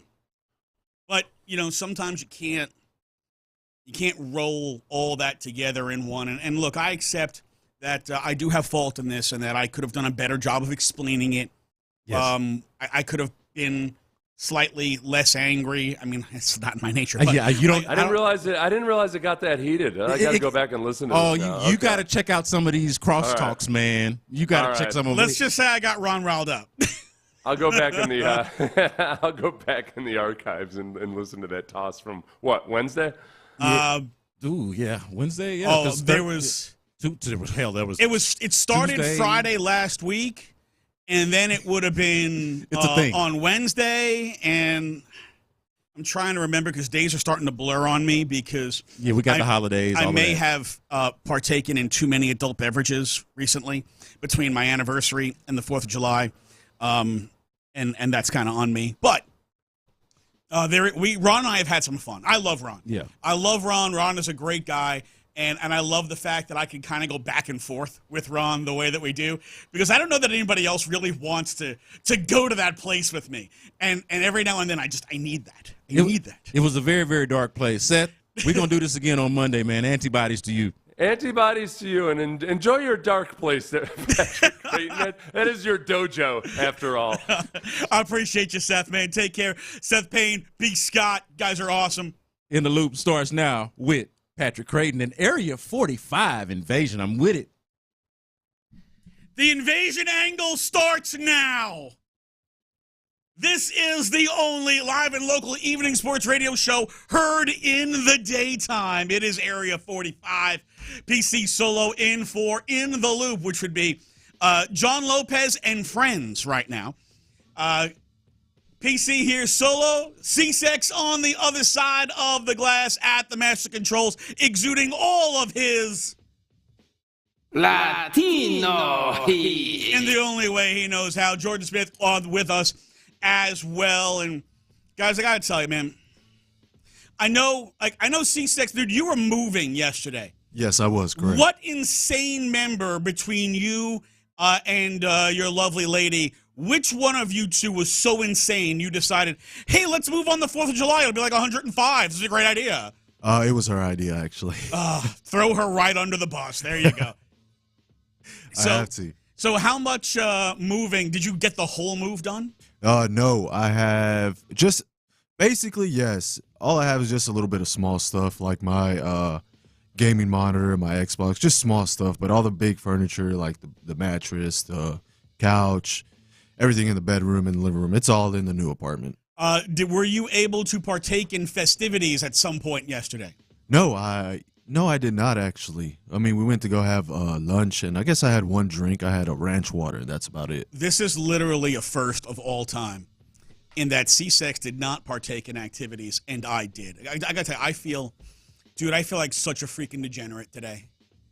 I really do. I feel like such a degenerate. You know, we were talking when my anniversary was the 30th, 23 years. Congratulations, by the way. Thank you. And I'd said to you, I said, you know, I drank more on my anniversary this year than I have at any point since I've been like, I'm not a big drinker. Like, I'll have a beer or two. I'm not going to go pound down 6-8 beers, right? Like, I'm not in the Sean Bijani, Clint Stoerner class of, yeah, man, just line them cans up. I'll kill them. Like, I'm not in that group.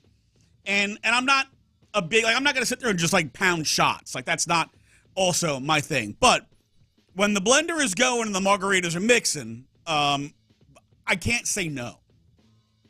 So I started the blender yesterday at 10:30 in the morning.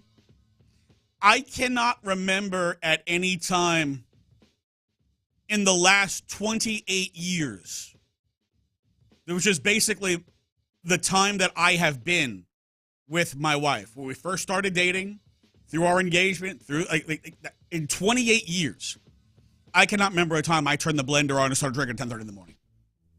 I don't know why I suddenly turned my house into Margaritaville, but this happened at 10:30 in the morning yesterday and continued throughout the day. You know, it's 4th of July, man.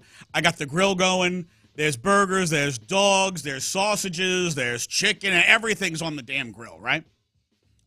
Big giant monster bowl of pasta salad, gone.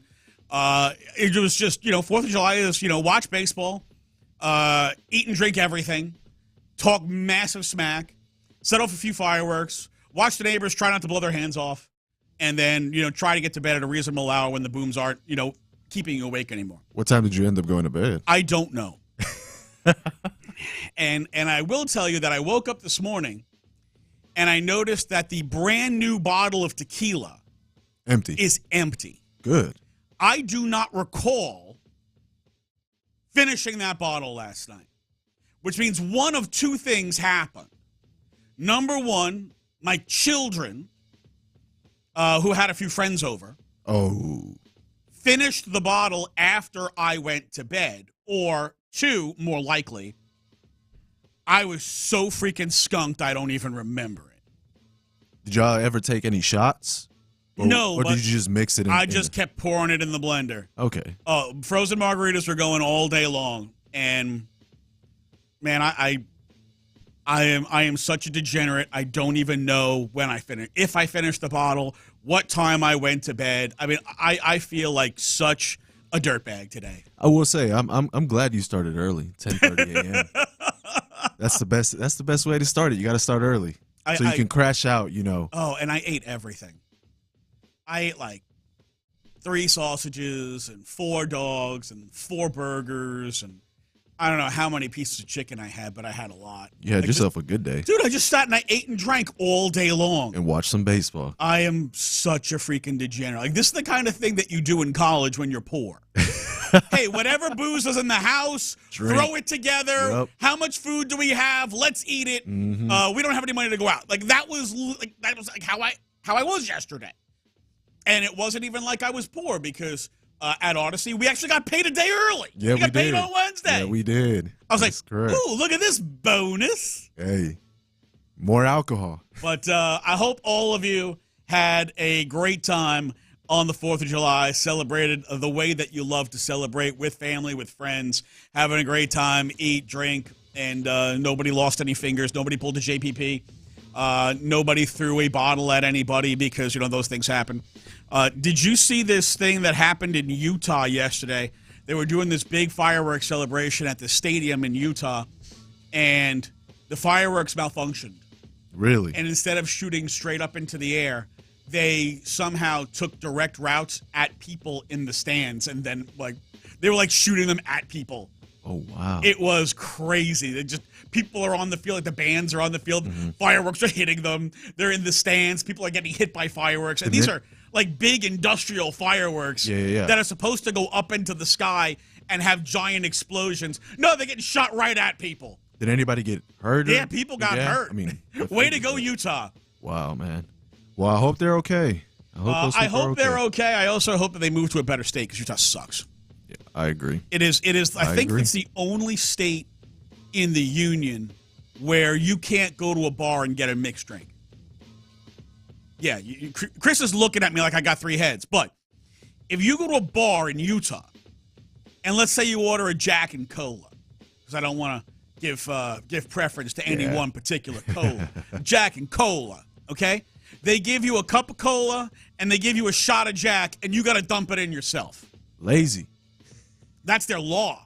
No, I know. If you order, you cannot order anything that comes with more than 1 ounce of alcohol. You have to belong to a social club for that. Social clubs require a membership fee. And the only way to get into a social club is to have somebody who's already in the social club nominate you. I was on a company junket in 2002, Park City, Utah, right after the Olympics. And this is, heyday of the mortgage business. We've all got more money than we know what to do with. And a lot of us, not all of us, but there were a lot of people at the company who, barely had a high school education and were suddenly just walking around with money falling out of their face. A lot of money. And going to the bar in the hotel, and they drank it dry in an hour. And, you go to, because a lot of people are from New York, from California, they're from Florida. So there's a lot of people who just, we drink. They can't get any kind of mixed drinks. So the bartender's telling them, that you got to join a social club. So, go find, he gave them his 3 social clubs right here, like in the immediate area. Guys are standing outside the social club offering people $5,000 to nominate them into the social club, which has a $50 membership fee.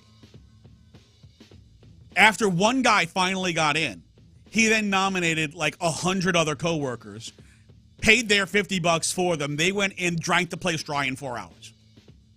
Then went to the next social club. And this is what they did. I'm like, you guys are really degenerates. Yeah. I will tell you, as I'm not a big drinker. They had a lot of snowmobiling. Mm-hmm. Dude, I was snowmobiling everywhere that weekend. It was so awesome. Sounds like lots of fun. We were just ripping up trails all over the place. And I come back, and people are like, dude, where were you? Like, dude, I was out on a snowmobiling tour. It was freaking awesome. They're like, you should have been at the bar. And I'm like, why? You guys will be at the bar again tonight. Yeah, exactly. Because I don't need to be there during the day. You'll be there at night. I'll have fun at night. I don't need to do all that. So, a lot of fun yesterday. You know what else was a lot of fun? Watching your Houston Astros take down the White Walkers 3 of 4. The Toronto White Walkers. That's right, the Toronto White Walkers. They are north of the wall, which, depending on who I ask where the wall is, I've been told the wall is in Huntsville, by the way. North of the wall, the White Walkers, they take 3 of 4. Your Houston Astros, who, on my birthday, on June 18th, were 10 out. Well, here we are not quite 3 weeks later, and they are 2 games behind the Seattle Coffee Sippers for first place in the American League West. They are ahead of schedule, certainly ahead of Dana Brown's schedule. He thought, hey, let's get to 500. Let's get 5 or less, by the trade deadline. No. Let's just come right in 4th of July and we're 2 back. Season high, over 500, only 2 back. This is the first time. They're 2 back since the first 2 games of the year. How did it get started? Let's tell you how it got started. It started with Big Bad John. The infield's playing deep. Worst thing that happens is you get out in front of it, roll it over, and score a run. He hits this ball into center field. That'll score 2. The Astros take a 3-0 lead. John Singleton having a good road trip. Drives in 2 with a 2 RBI single. 3-0 Astros. Love it. Good job by John. And that almost looked like a broken bat single that drove in 2. It doesn't matter how you get there. All that matters is you get there. 2 ribs for Big Bad John. It was 3-0 Astros. In the bottom of the first, Framber Valdez would, he'd cough it all right back up. In a moment that looked like we were going to get bad Framber, right? Like almost like he was having a hissy fit, that he had to throw to Yainer Diaz again. I'm telling you, Martin Maldonado has poisoned Framber Valdez's mind against Yainer Diaz. oh, no, you have to throw to me. You don't want to throw to that guy. And now that Moldy's not here, by the way, shout out Moldy, hit a home run the other day. I think I don't think he's hitting 100 yet, but he did hit a home run. Well, Fromber this wasn't even he was crossing up Yiner or that he was deviating from the game plan. This was Fromber putting pitches right over the heart of the plate and getting tagged. This was Fromber not having command and just letting them float right over the middle. He gave up 3 runs and 5 hits in the first inning after the Astros stacked 3 in the top of the first to give him a lead. But later on, what would we get? We would get the Astros at a point in the game where they were 1 for 8 with runners in scoring position. What do you do when the team is not hitting with runners in scoring position? You call on Mauricio Dubon.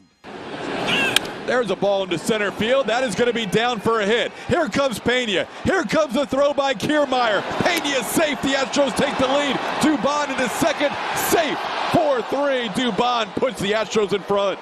Doobie. Nobody gets more hits with runners in scoring position than Mauricio Dubon. I know that makes no sense. It doesn't matter. Doobie comes through. 4-3 Astros. And then you heard Jeremy Pena sliding into home plate, scoring that run. Well, Pena not quite done. Rule, even though Genesis Cabrera had faced 4 batters the previous inning, when a pitcher comes out now, as Pena gets into one deep to left field, Jeremy Pena, a solo shot. He has hit an extra base hit in all 4 games in this series, his second home run of the series, and the Astros lead 5-3. Our game sound courtesy of Space City Home Network. Jeremy Pena, the slayer of the White Walkers, with the home run for the final margin, 5-3. Your Astros slay the White Walkers of Toronto. Here is Mauricio Dubon in the postgame with the amazing, lovely, and talented Julia Morales taking a shot at Jordan. Doobie here for the go-ahead RBI single. You guys offensively here recently, what are you guys doing so well? How are y'all able to have some of these big at-bats? I mean, we're just trying to, pass the torch to the next guy. I mean, sometimes Jordan wants to take it for himself, but he gave us a chance today to make something happen. He's on the bases a lot today. You guys just took 3 of 4 from this team, too, and the way that you've been playing baseball. What do you like the most? You know how the clubhouse, I mean, everybody's pulling for each other. Everybody's a family in there. I think everybody wants everybody to do well. I think that's the biggest one. We pinch hit, we switch positions, and I think that's been the biggest key for us. Having a loose clubhouse over there. I know you guys do pitcher of the game, position player of the Taylor Scott. Where is he in the mix in all of this, and what he's done for this club? Oh, it's crazy. I was Taylor's teammate in 2017 actually, back in AA, and seeing him, I think he's it's unreal what he's doing. It's pretty crazy. I'm glad we have him right now. Now, it's okay if you bit on the Jordan swerve and then realize, I got swerved. It's okay. Because I thought that was a great little oh, by the way, from Doobie. We're just trying to pass along, except Jordan. He just does it himself. Jordan, who is either, blasting extra base hits or getting hit by a pitch, hit twice yesterday. Astros now undefeated on America's birthday since 2015. That does not suck. Man, it is a solid trip so far. They continue to win series, and now they will take on the Twinkies in Minnesota.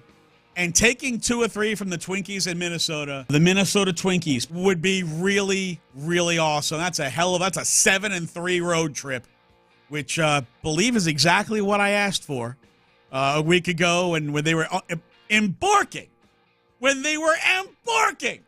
on said road trip, 7-3. I guess the question was, if you could get 6-4, would you sign up for it right now? And I said, no, I'm greedy. I want more. Give me 7. As the coffee sippers, looking over their shoulder, scared, terrified, almost like they all wear neon. That's called foreshadowing.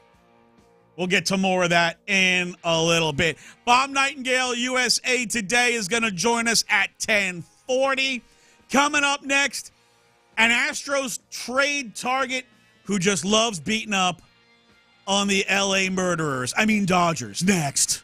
In the Loop. I think the most important rookies to watch this year are a 4th rounder and a 6th rounder. Cade Stover, tight end. If he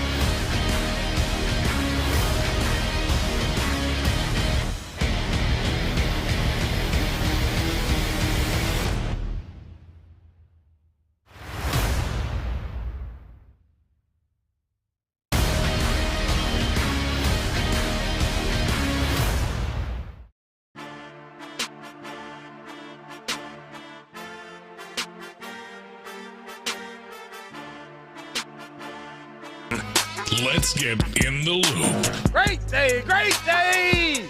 Oh, give me some juice, baby. You're in the loop on Houston's sports leader. You know what I'm bringing today. You know what I'm bringing today. Let's go. Go to work. Let's go. Hey, Sam. Sports Radio 610.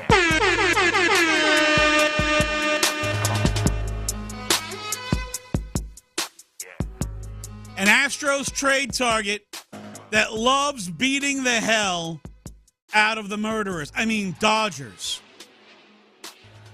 If you missed this yesterday, well, you definitely want to listen up because this guy reportedly is very high on the Astros wish list. Let me introduce you to Christian Walker of the Arizona D-Bags.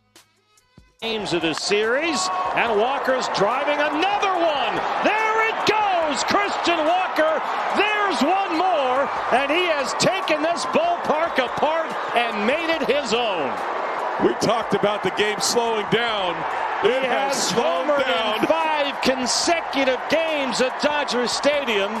He has homered 6 times in 6 games in this ballpark this year. If you're wondering, hitting home runs in 5 straight games in a visiting park, well, that doesn't happen a whole lot if we're going to be honest, but more on that later because Christian Walker and the home run tear, he was not done. Walker. Another one's on its way. Christian Walker has taken over Dodger Stadium. There is no explanation for this. It just goes on and on and on. It's amazing. He's not even cracking a smile. I mean, even Look Torrey's at laughing. Lavello. This defies all logic. Bidnett being handled by Christian Walker as the D-Bags throttle the murderers yesterday. And Christian Walker with 5 home runs against the Dodgers in that 3-game series, including 2 yesterday and 2 the day before. He is the first player ever to hit 7 home runs in a 5-game span at Dodger Stadium. In fact, only 3 players in history have ever hit 7 home runs in less than 7 games in a visiting park. Ever. The other 2, Mark McGwire in 1987. Had 7 homers in 6 games at Tiger Stadium. And this one is only going to be for those of you in the way back. Gary Geiger of the Boston Red Sox, 7 homers in 6 games at, wait for it, Tiger Stadium. Way back in 1963. For all of you who were watching that game, and we know like 5 of you were. He is so smoking hot. Like, you're talking about the home runs. This is Christian Walker's line for the last 5 games. He's hitting .650 with 5 homers, 11 ribs, and 8 runs scored. He is a one-man wrecking machine this week. And after the game, his manager, Torey Lovullo, had this to say about Christian Walker. Speaking of fun, I think we saw you smile and watching Christian walk around the bases. Can you even articulate that? It's pretty impressive, right? I can't quite explain it, but look, Christian is self-made. He is a coach's dream, a manager's dream. He is on a schedule. There's a routine to everything that he does. He doesn't miss a day of ground balls on defense. He hits live on the field. He hits velocity machine on the field. He does all the little things to make sure that his game is tuned up, and he deserves what he gets in this game, and it's really fun for us to watch. Now, that's a lot of really good, like, good guy, team first guy things that you heard from Torey Lovullo about Christian Walker. Doesn't take days off, always puts in the extra work, always puts the team first. Why are we talking about Christian Walker? Well, the reason we're talking about Christian Walker is because he is reportedly the Astros' number one first base target on the trade market. The D-bags, who are actually right there in the thick of it in the wild card in the National League, they are 2.5 behind St. Louis. They are tied with the New York Mets. They are also, however, 9.5 back in the division. This is a team that went to a World Series last year and is without 3 top starters. Jordan Montgomery has not worked out, having signed him very, very late, right before the season. What we're seeing from guys like Jordan Montgomery and Blake Snell is that spring training matters. Their pitching has floundered. They score a ton of runs, but Walker is 33. He is a free agent at the end of the season. And should the Diamondbacks continue to stumble a little bit here as we get through the month, he's already a guy who is considered to be fairly likely to get traded because he's a pending free agent. But if they continue to stumble, he is almost definitely going to be on the market in what is shaping to be a very thin trade market at the deadline. He makes just shy of $11 million. So he's not expensive. He is hitting the hell out of the ball right now. 22 homers, 62 ribs. Hitting .271 with an .871 OPS. That is the kind of production this team has not had at first base in a very, very long time. No, it's one they desperately need. And also, it sounded like Lovullo was kind of putting out the flyer and advertising for other teams as well. This is what you're going to get. I know he's not going to be on the team in 3 weeks, so here's what you're getting. And if you're the Diamondbacks, you need him to keep this up so that way you can raise the price on what you're going to need for Christian Walker. 2021, the last time the Astros got an 800-plus OPS out of first base, Yuli Gurriel won the batting title that year. Now, Yuli only had 15 homers, whereas Walker already has 22. But the high double total, the high batting average, the high walk rate all contributed to Yuli with an 846 OPS.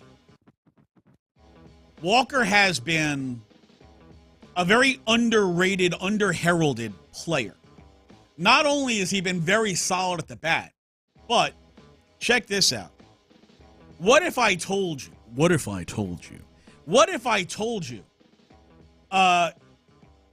the first baseman, there's 2 of them, who lead the league in runs prevented, included Christian Walker? What if I told you, shout out B. Scott here, number 2 in outs above average at first base, Christian Walker. Solid with the glove, solid with the bat, does not cost a lot of money in the salary, will probably cost a pretty good amount of trade capital. Not a ton because he's a pending free agent and he's 33, but because there is expected to be a lot of competition, because there's not a lot, I don't know that there's any first baseman on the trade market that you're going, yeah, that guy's pretty good. Because right now, Vlad Guerrero, not necessarily on the market. Right now, Pete Alonso, not on the market. That would make Christian Walker the next dude. We'll get more about Christian Walker, more about where the Astros want to go at the deadline as we talk to longtime MLB insider, friend of the program, Bob Nightingale from USA Today. He will join us next. The countdown to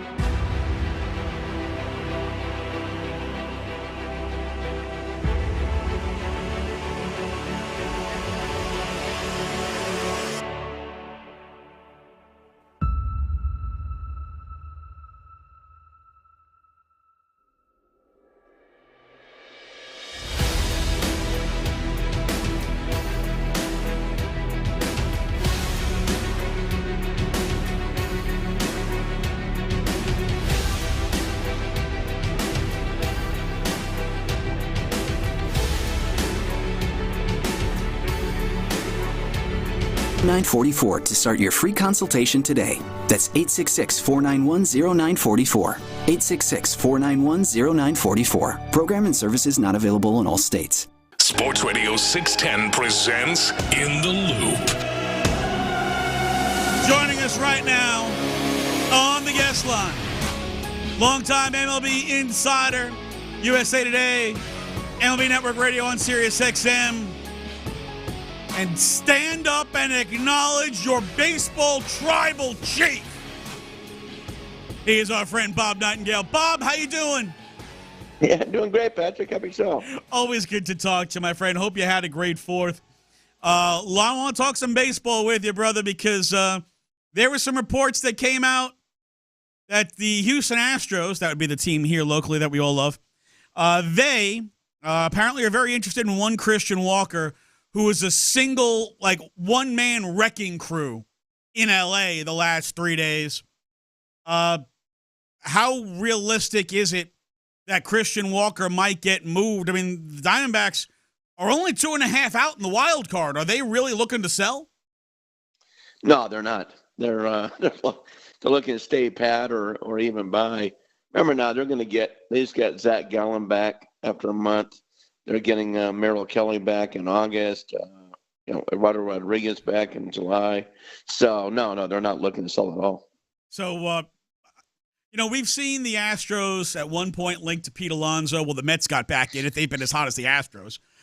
We saw them linked to Vlad Guerrero Jr., but everything that I've seen so far says Toronto still wants to try to work something out with Vlad Guerrero Jr. If the Diamondbacks are not looking to move Christian Walker, who's a free agent at the end of the year, who is on the market that plays first base and is any good? Yeah. And they could always try their hand at Josh Bell from the Marlins. Obviously, the Marlins would eat a lot of that contract. He's making $16 million. He's been disappointing. He's out there. I guess it's possible with the White Sox. Andrew Vaughn. I'm sure he's available. 2 more years of control. So those guys, jump out top of my head. So it's slim pickings. It is. Yeah, I mean, Walker just hit, 7 home runs or something at Dodger Stadium the last 3 days. So he's out. He'll be a hot free agent. But, yeah, the Diamondbacks aren't going to trade him. Well, the Astros certainly could also use pitching. And as much as first base hasn't been a very productive spot for them, the pitching, the injuries to the pitching, the concern about some of the workload with the pitching, I feel like pitching should really be their number one concern. Tampa Bay has already started moving guys.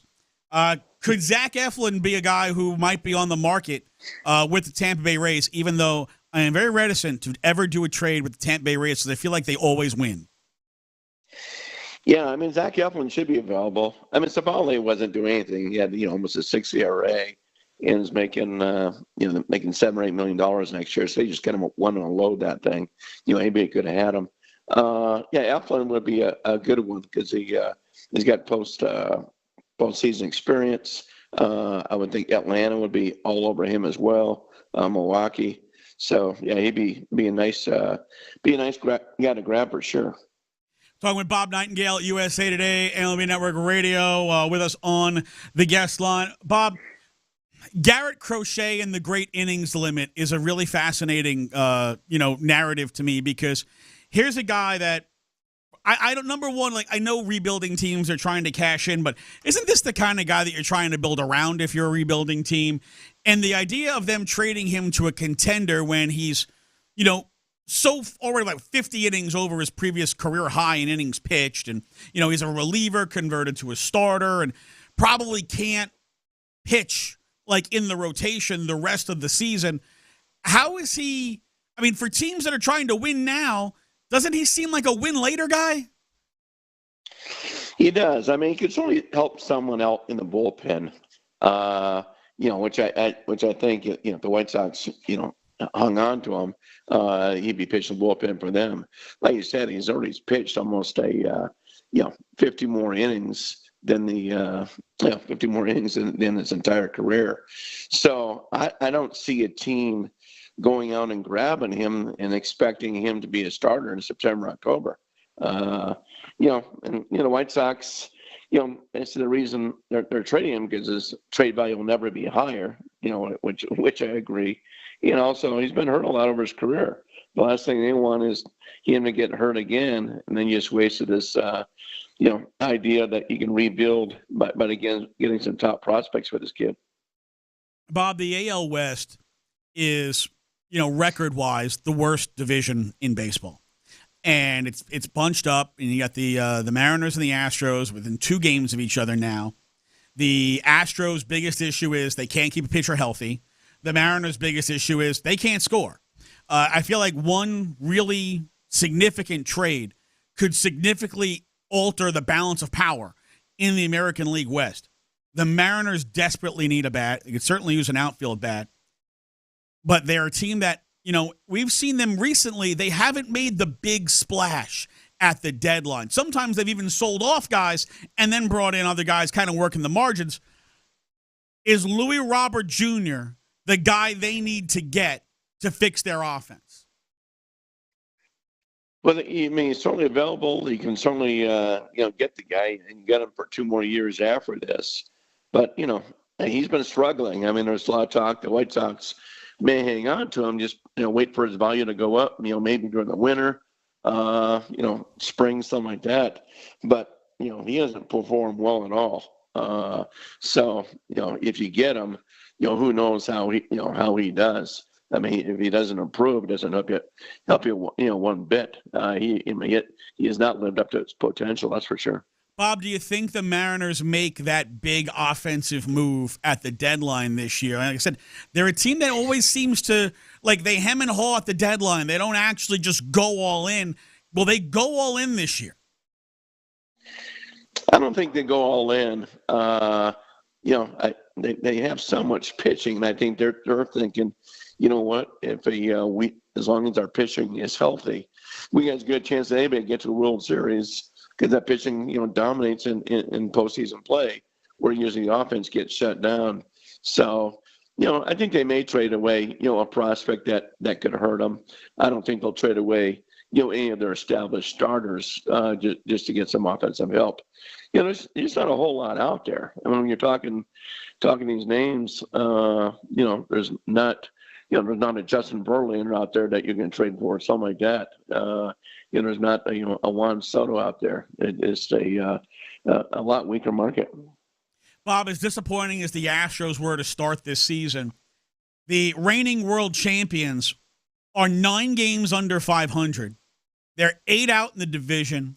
They're 8.5 out in the wild card. They are redlining their season right now, and the engine's about to blow. Do they have enough to even attempt to get back in? I know they're going to get Josh Young back. I know they're going to get Jacob deGrom back. But is it going to be too little too late? Well, with the wild card the way it is, they can still bounce back in there. Like you said, they get deGrom back, Tyler Mahle. Verlander will be back after the All-Star break. And some of these guys will start performing better as well. So I think it's still too early to write these guys off, just because such a star-studded team, and they with the injuries they've had, when these guys return, it's going to give them a pretty good boost. Talking with Bob Nightingale, USA Today, MLB Network, Radio Sirius XM, with us on the guest line. Bob, right now, if you had to take a stab at it, the, say, 3 most likely starting pitchers to be available in trade, who would you think teams are focusing on? Well, I mean, certainly the Crochet out of the White Sox, a Jack Flaherty out of Detroit. We'll see maybe a Bassett out of Toronto. Like you said, Eflin would be a real nice pickup. So those are the names that jump out. I mean, no way. I said no. Star-studded guys that you say, okay, this team gets that guy. Oh yeah, they're definitely going to be in the playoffs now. They're definitely going to get the World Series. It's just the market doesn't exist. Bob, the Blue Jays are 9 under. They're 16 out in the division. They're 8.5 out in the wild card, but 6 teams to leapfrog. They've got the highest payroll they've ever had in their history. There's reports the general manager and the team president are very much on the hot seat. Do you think that they're a team that is going to go full-scale sell, or do you think they do a partial sell and then try to retool in the offseason? I think a partial sell, just because, they get the fan base up there. It's still the only team in Canada. I mean, Canada's team. I don't think you trade Bichette and Guerrero yet. You could do it, next year at this time. Could even do it in the winter if you want. But I still think they want to make a run at trying to sign these guys. And, they got the money. So money's no problem there. But, the last few years, these guys have easily been the most disappointing team in all of baseball. Bob, once upon a time, the Colorado Rockies were a cash cow. They filled the stadium. They made tons of money. They had 4 guys hitting 40 homers. I mean, the Rockies were, an exciting team to watch. Here we are roughly 30 some odd years later, and they are at the bottom of the NL West. They are non-competitive. They're 27 under. And in recent history, they don't even make trades to better their team. Will the Rockies finally sell some guys off and restock their farm system, or are they just going to continue to sit there and rot? Well, they'll sell off. I think Diaz, their catcher, made the All-Star team last year. He's their best trade chip. They're not going to trade Ryan McMahon, and they could get a lot for McMahon. Teams like the Yankees would love to have him, but he's still got 3 more years left in the contract. Very popular there. And let's be honest, that the franchise still is a cash cow. I mean, they still draw, 35,000 people a night. People love going to games there with the atmosphere and environment. So it's not like, fans are boycotting because the team stinks. They still come. So I think they'll just kind of slow play it again. But I would think Diaz would be their top guy leaving. Maybe some other fringe pitcher, but that's about it. Man, I'd be furious as hell if I was a fan of that team. They're making that kind of money, and they invest nothing into the team, and they're perfectly fine being bottom dwellers. I'd lose my mind. Well, yeah. I mean, their payroll isn't, it's not like it's that low of a payroll. It really isn't. I mean, but you got some bad contracts in there. I mean, the Chris Bryant contract has been a disaster. They paid him 177 or 184 million, whatever it was. He was winning it for, to get this guy, and he's done absolutely nothing for him. So they've spent in the past, just spent in the wrong places. All right, Bob, last one for you. We'll go back to the Houston Astros. If you had to put on your GM hat or your prospective GM hat, what do you think the Astros do by the deadline? I don't think they'll make that big move. Yeah, I just don't know if that big move is out there. I mean, they, go get. I would think they'd like to get another starter. A guy like we talked about like in Eflin. Flaherty's had a little bit of back problems. I'm not sure they get him. And he got traded last year to Baltimore. It was terrible for him. So I think they make some moderate move, but not some big splashing move. I think they're going to kind of rely on we'll get Justin Verlander back here at some point. We're going to get Kyle Tucker back, and those are 2 big acquisitions as it is. Stand up and appreciate our baseball tribal chief, Bob Nightingale, USA Today, Sirius XM MLB Radio. Follow him on X, formerly known as Twitter, @BNightingale. Bob, always appreciate you, my friend. We'll talk soon. All right, my pleasure. Take care, buddy. Bob Nightingale with us on the guest line, and I got to tell you, I don't exactly feel better after that conversation. I'm not upset with Bob. He didn't say something that made me mad or that. Just look, Bob has been spot on with the Astros for years. Like, it's remarkable how accurate he has been with the Houston Astros. And that's why this conversation bothered me so much. And I'll explain more next. What should we expect from the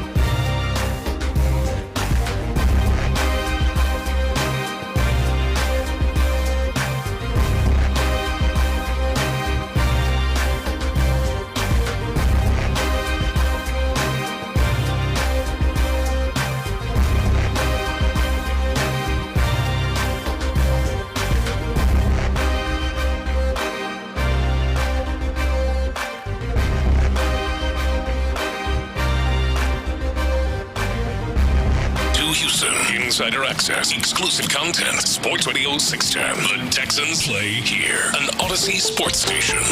Sports Radio 610 presents In the Loop.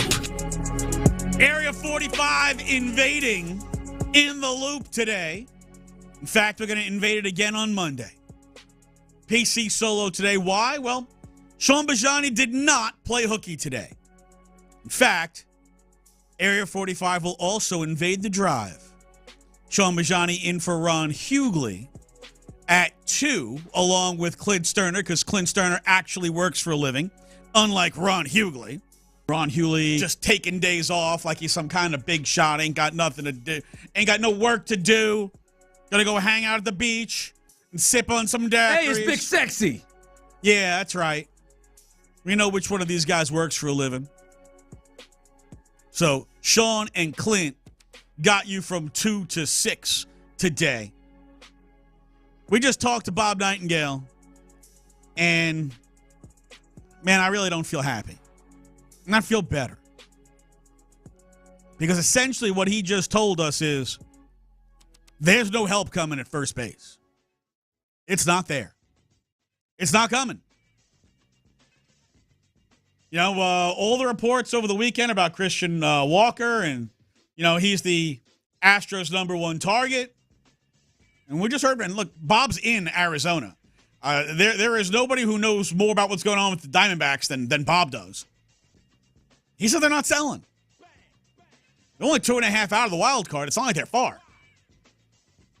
But, man, if they're not selling, the Mets aren't selling, and the Blue Jays aren't selling Vlad Guerrero, well, who the hell is there at first base? And remember, it's not just who can we get at first base. It's who can we get at first base that's a legitimate upgrade. Somebody that's going to make an impact. And right now, I think there isn't one. Right, you heard Bob mention Josh Bell. Man, I don't want Josh Bell. I wanted Josh Bell a few years ago when he was still good. You know, go way back. And think about this, right? 2022, right? Hughley was struggling really bad, and they were looking at getting an upgrade at first base, which ultimately wound up being Trey Mancini, who they didn't play. Josh Bell was hitting .301 up to the deadline with the Washington Nationals, with 14 homers and an .877 OPS. And then he and Juan Soto get traded to San Diego. And in San Diego, Josh Bell hit .192. Over 177 at-bats. He hit .192. When the pressure was on and he had to perform, choked. I don't think I want a guy who, you know, when there was actually an expectation to win, because in 2022, the Nationals were ass.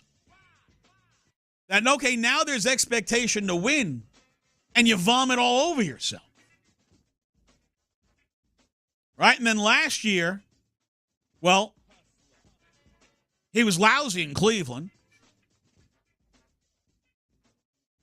And the Marlins pick him up. The Marlins, you know, not very good.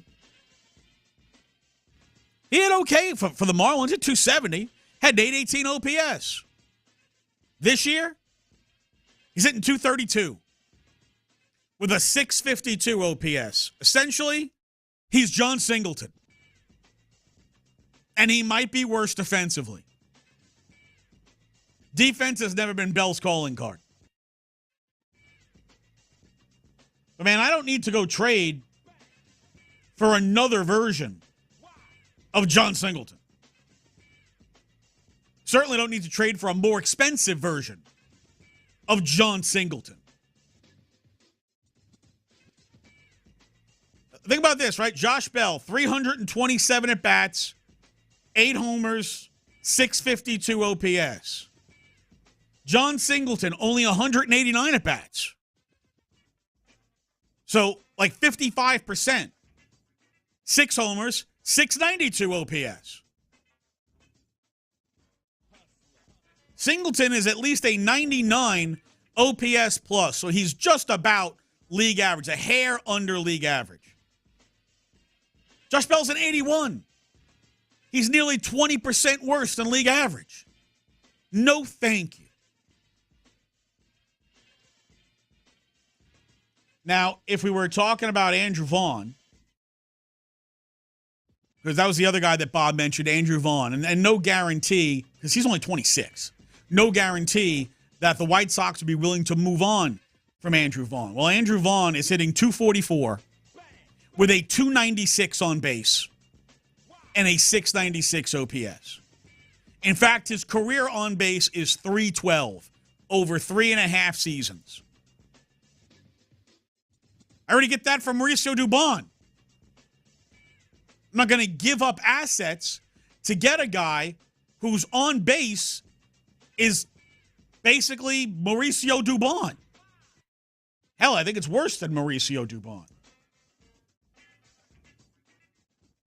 Doobie this year, and look, Doobie doesn't walk much. But Doobie's got a .312 on base. That's better than .296. And Vaughn's .696 OPS. Doobie .712. I might as well just play Doobie. And this is what I mean. There's no help coming at first base if Walker is also not available. You know, those of you who wanted Mauricio Dubon to play pretty much every day, gonna get your wish.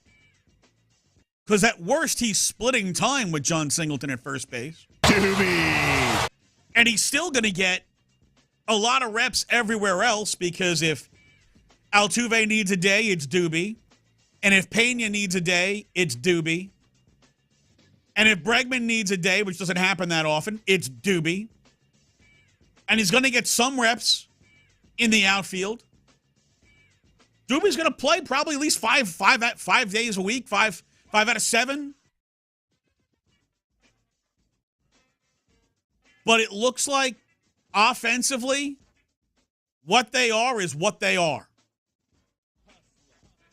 Now, when we talk about pitching, that's a different story. They need pitching. Hell, they might need 2 pitchers. Because remember, you are counting on a lot of things to go right for a team that has had everything go wrong with its pitching health. You are counting on Luis Garcia, who made his first rehab start for the Hooks yesterday, went an inning and a third. Don't bother looking at they gave up 3 runs. That's irrelevant. The only thing that matters is he got his work in. His performance at this stage of his rehab is completely irrelevant. The only things to care about is, did he get his work in, and is his velocity right? Because as long as he doesn't have a weird dip in velocity, and as long as he's not, suffered a setback, let him roll. It doesn't matter. Get your work in. And then maybe like the last rehab start where you're looking for him to sharpen up a little bit. That's when you'll care. Like, did he, make sure he didn't walk a bunch of guys, or, give him a bunch of extra base hits. But for right now, just get your work in. You're counting on Justin Verlander, who's playing catch, to come back and be healthy and at least be a 6-inning, 3-run guy. That's a 4.50 ERA. Figure Verlander will be better than a 4.50 ERA, but he's going to be healthy. And then you're waiting for Lance McCullers Jr., who's probably mid-August. And I would actually tell you that I feel really good about Lance coming back and pitching well. And the reason why is, one thing we've seen with Lance is every time he comes back from injury, pitches really well. And for people who are down on Lance for all the injuries over the last couple of years, be down on the Astros and the way they managed injuries. Because they've known about that bone spur for several years. They've known that bone spur was causing him problems, and that bone spur ripped up his flexor tendon. If they had addressed that 2 years ago like they should have, McCullers probably never rips up his flexor tendon and doesn't miss all that time. Instead, they let it go. Oh, rest. Well, he rested 4 months, and then he pitched for 2, and he ripped his flexor tendon out. And the flexor tendon actually has a longer rehab time than your UCL, which is what they repair during Tommy John surgery. Your flexor tendon is more complex because it attaches in multiple spots. And he now has, look, for everything the Astros have told us, and we know that when it comes to telling the truth, the Astros might as well be running for president because, you know, if their mouth is moving, they're lying about injuries. And it doesn't matter which side of the aisle you sit on. All right, they both lie their ass off. They have said his UCL is perfectly intact. That's a big deal. If his UCL is perfectly intact and now he's got a brand new flexor tendon, his arm should feel like $1 million right now. And once he ramps up the durability and the stamina and he's ready to go, I think you're going to see a really, really strong Lance McCullers Jr. come out and just absolutely freaking ball. The only concern is, you know, does he struggle to get a feel for the breaking ball because of so much inactivity? That curveball is so important for him. It's his best pitch. It's a wipeout pitch, just ask the Yankees. If Lance comes back and he's got that feel for that curveball, he's going to deal. But you got to get there. You're waiting on 3 starting pitchers to come back from injury, none of whom will be back for at least 3 weeks. You've gone on the best hot streak of the season, minus these guys, and minus Kyle Tucker. But at some point, attrition will get you. And attrition will get you when you are constantly burning pitchers every 5th day because, well, you got to start Sean Dubin, and maybe he could go 2, maybe he could go 3 if he doesn't get beat up. Sean Dubin's going to start tonight against Twinkies. You need him to get you at least 3. You know, and then, you know, maybe you go into Contreras for a couple. You know, you can't necessarily go to, everybody in the pen every single day. And at some point, guys need days off. I mean, we've kind of seen what happens here when you overuse guys with Brian Abreu, who was drastically overused. And now he's kind of hit like a little dead-on period, right?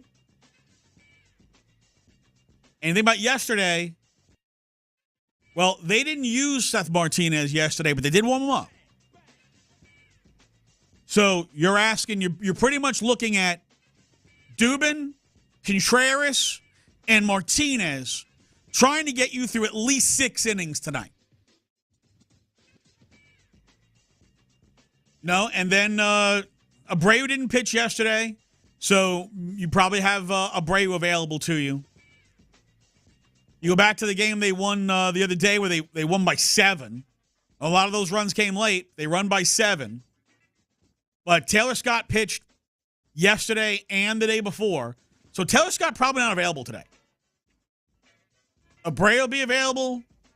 Brian King should be available. Montero should be available. Presley would be available 2 days in a row if you had to. But you're probably talking about Doobie, Contreras, Martinez, and then maybe King if you're still in a game that you're not winning. And it's going to be tough to do that every 5th day for 3-4 weeks and keep it going. And you're going to burn a ton of dudes.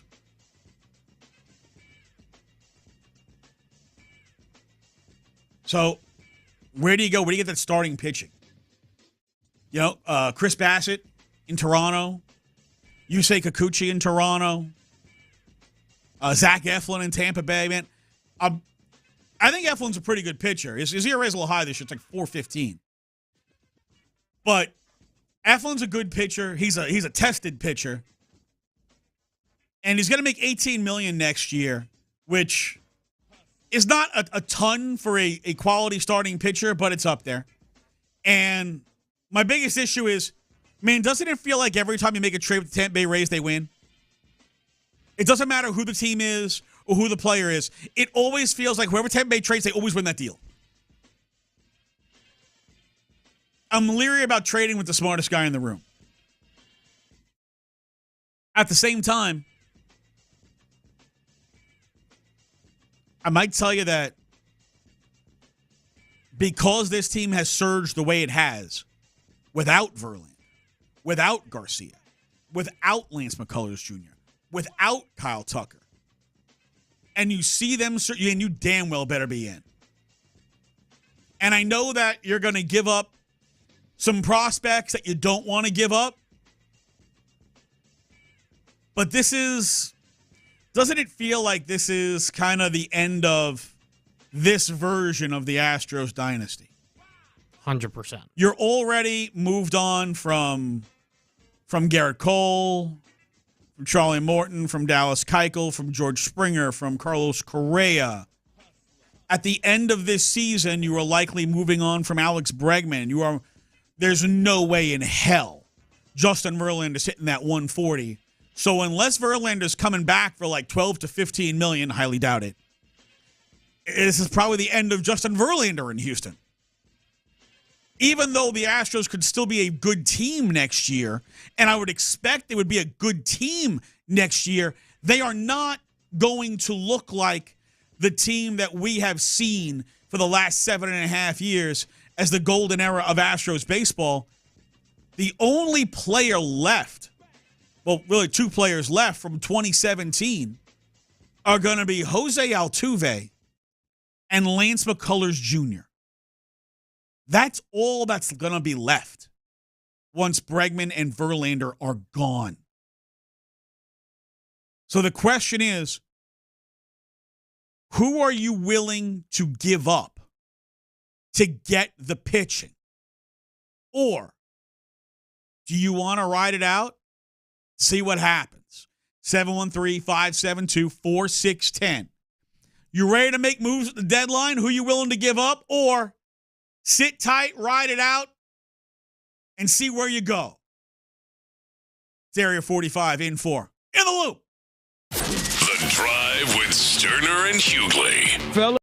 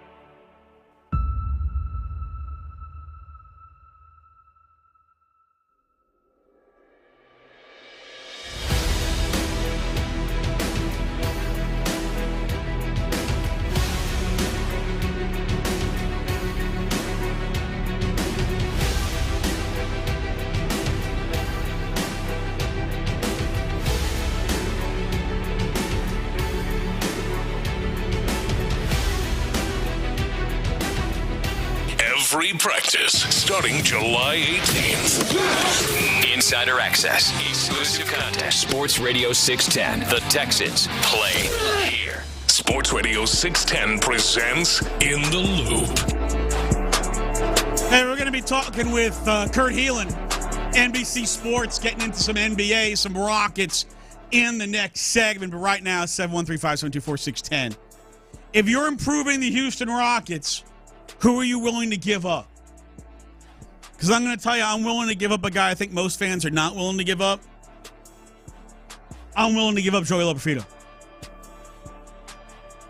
And look, I've been all about playing Loperfido because why not? If you're going to bring a kid up, you play him. And he hasn't equated himself badly. He's played some terrific defense. But one of the things that you notice about Loperfido, and this is the part that I think you're looking at and projecting forward. This is a guy who, for his entire minor league career, he strikes out a lot. Right? Even though he's got 13 homers at Sugar Land and he's got a 933 OPS at Sugar Land, he struck out 53 times in 162 at-bats. It's almost 1 out of 3. As a member of the Houston Astros, struck out 28 times in 67 at-bats. Now, I'm not necessarily good at quick math in my head, but I'm going to say that's probably like over 40%. Yeah, it's pretty close to 40, 42%. That's a monster strikeout rate. That's horrible. And he's only walked 4 times. So the strikeout to walk rate has been abysmal.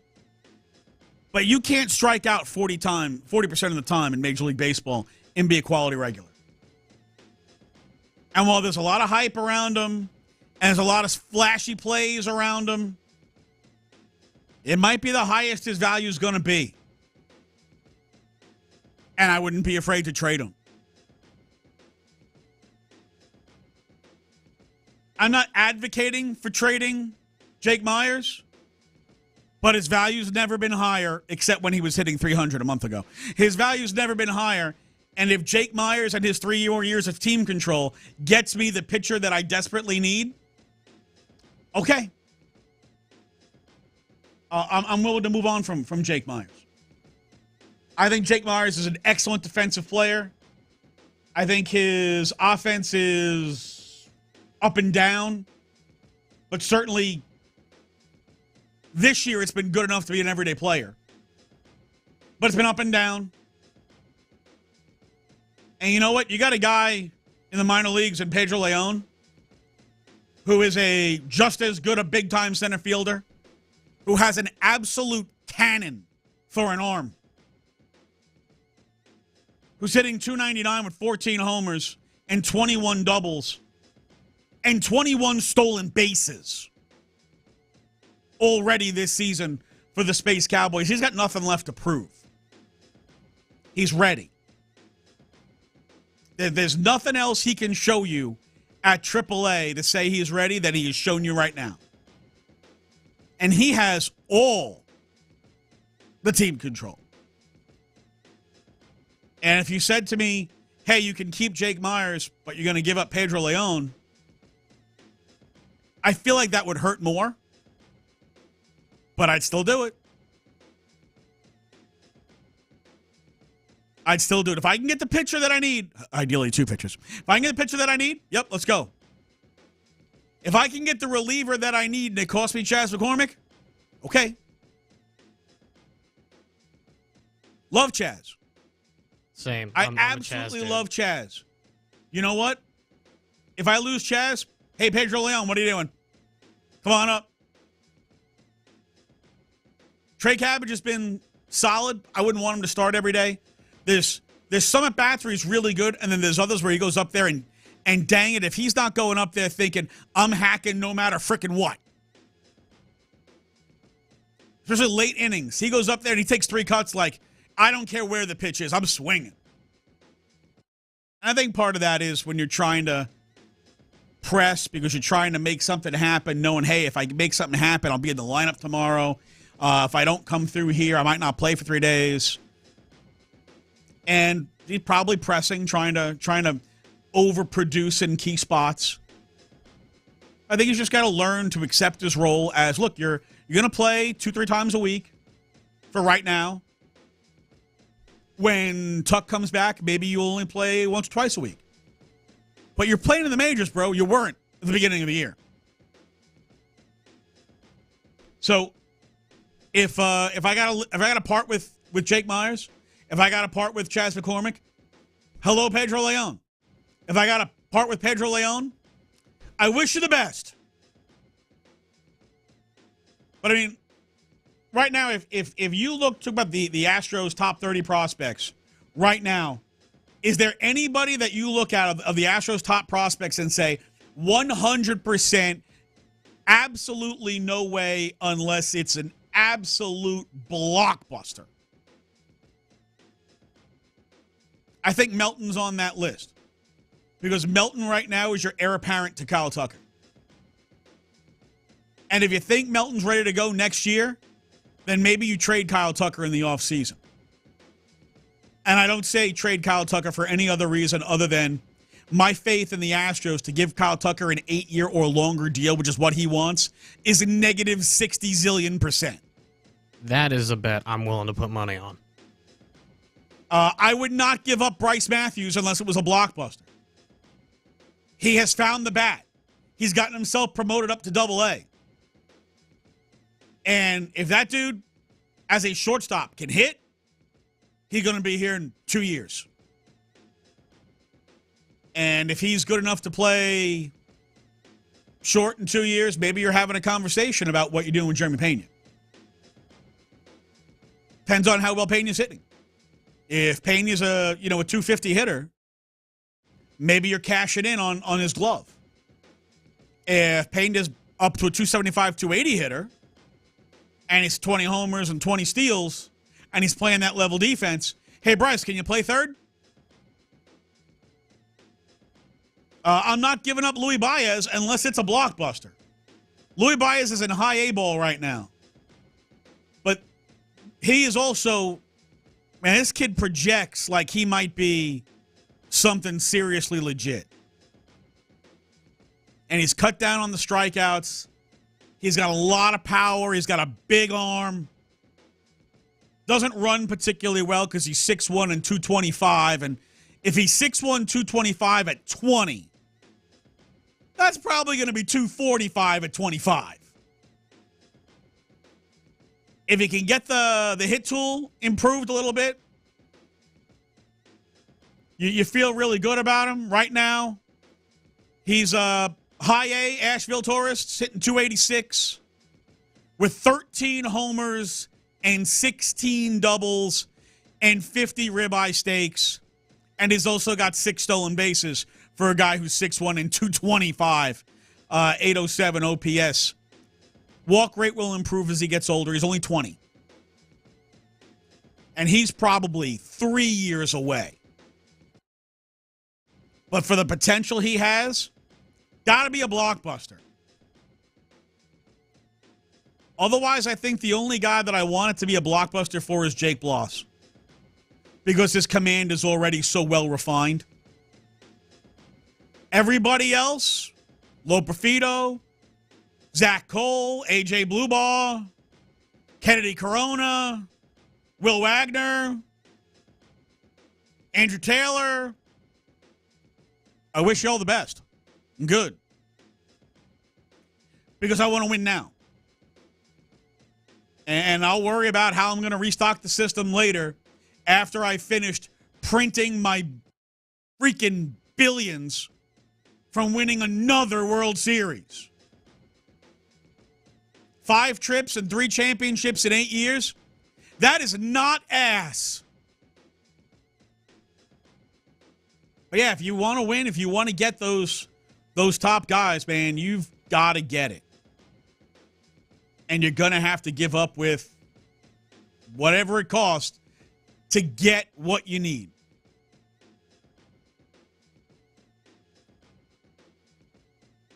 Got to get the pitching. Is the one thing this team, and it's not that they don't have it, they just don't have it healthy. And you've got to find a way to get through this season before you can worry about, we'll get Verlander back. We'll get Garcia back. We'll get McCullers back. You've got to get through the month and a half to 2 months it's going to take to get all those guys back. And you got to hope they don't have setbacks. And you got to hope that they pitch like the guys you know them to pitch as. There's a lot of ifs. Reinforcements are not coming in the lineup, so you better get the reinforcements in the rotation. And while you're at it, why don't you grab yourself a reinforcement in your bullpen as well? Real quick here before we hit the break, let's go to the phones. Who is actually on the phone? Because you put in the longest message in there, and I can't see his name. It's JJ. JJ, what up? You got part of it right. It's KJ. What's up, my man? Oh, what's going on, KJ? How are you? Not too bad. Real quick, I know you said you're up against it. I don't think you should not criticize in victory what you would criticize in defeat. I understand the role that people play in wins and losses, the pitching, the bullpen, the starting position players, and the manager. And there's just some incremental things that you see over the course of the season that I hold Joe Espada hold against him.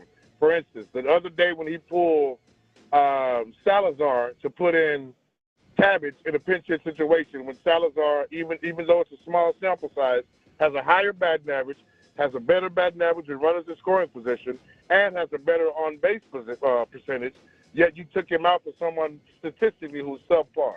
And the last thing, and I want to hear what you got to say, I don't see in any universe where you should ever build a batting lineup with John Singleton and Jake Myers consistently, not on occasion, consistently batting ahead of Jeremy Pena. And I'm not just saying this because Pena's hot. Pena has an investment. You're investing in Pena in the future. There's no long-term investment with this team with John Singleton. And Jake Myers, he may not be with the team in a couple of weeks. But Pena is part of your future. Therefore, he should be getting the lion's share of those at-bats as opposed to John Singleton and Jake Myers. And I just want to hear what you got to say about that, Buffs. I appreciate it, KJ, man. I'll tell you what.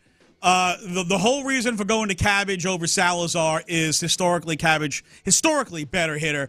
And at that point, he was looking for a big hit. He was looking for a double. He was looking for a home run.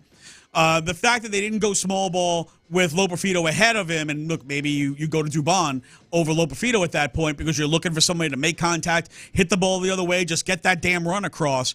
But the Astros historically in the golden era of baseball, Astros baseball, they just don't play small ball. And they didn't again there. And when you didn't do it with Loperfido, at that point, he was married to, hey, I need the extra base hit.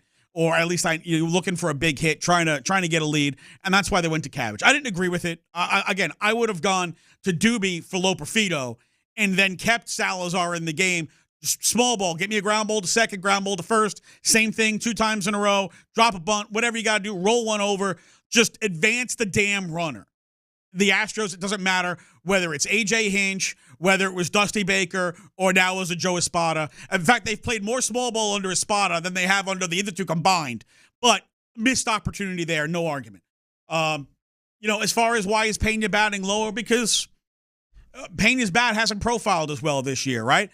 He slumped. He hasn't hit for the power. He's had a little bit of pop the last couple of days, but he slumped a bit, and I think you should see Pena get hot again. You'll see him move back up the lineup. All right, we got to hit the break. Coming up next, we will talk with Kurt Heelan, Pro Basketball Talk, NBC Sports. We're going to get in on the Rockets, on free agency, and everything going on in the NBA. Next. In the Loop. I think the most important rookies to watch this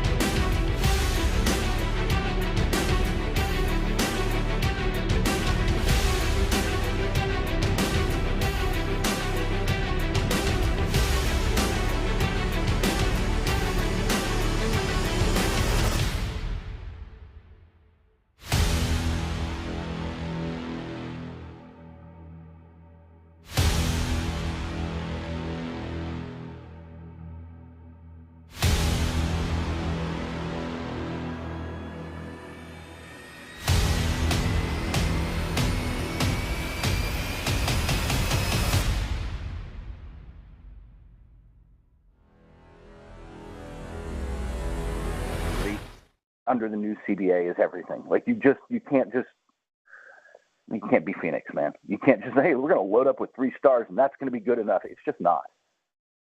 No, and it does. Like we've seen this idea of, hey, let's create a big 3 fail a lot recently. All right, we watched it fail in Brooklyn spectacularly. And, it didn't work for the Clippers last year, and it didn't work in Phoenix. Like, when you're talking about, how do the Rockets move forward, is the best thing for them that, Alpi Şengün and Jalen Green turn into the players they hope they can be? Yes. Look, at the end of the day, you still got to have stars. We can talk about the depth of the last 2 NBA champions, because I think one of the lessons to take away from Denver and Boston is they rolled out 7 deep with players they could trust, right, who could play on both ends, who you weren't hiding guys. And that matters, especially in the new CBA. They also had Nikola Jokic and Jaylen Brown and Jason Tatum. Like, talent still wins, man. You still got to have that guy or those guys. You still got to have people at the top who are capable of playing at this elite level. But I think depth matters more, especially, like I said, in the new CBA, where you can't just – Phoenix was the perfect example. They were banged up a little last year, but even if all 3 of those guys are healthy, all right, so who else is out there? Who can I pick on? And you get deep into the playoffs, and it becomes about exploiting weaknesses, and there are weaknesses to exploit all over the place. I think the lesson is now in this new CBA, you got to get your guy or 2 guys at the top, but you got to surround them with the Aaron Gordons and the Derek Whites and the Drew Holidays of the world if you really want to win. Kurt, can the Rockets make the jump from 41 to 50 next year? Oof. Yes, but, and the but is just that the West is so deep. I think the Rockets are going to be better. I expect a step forward.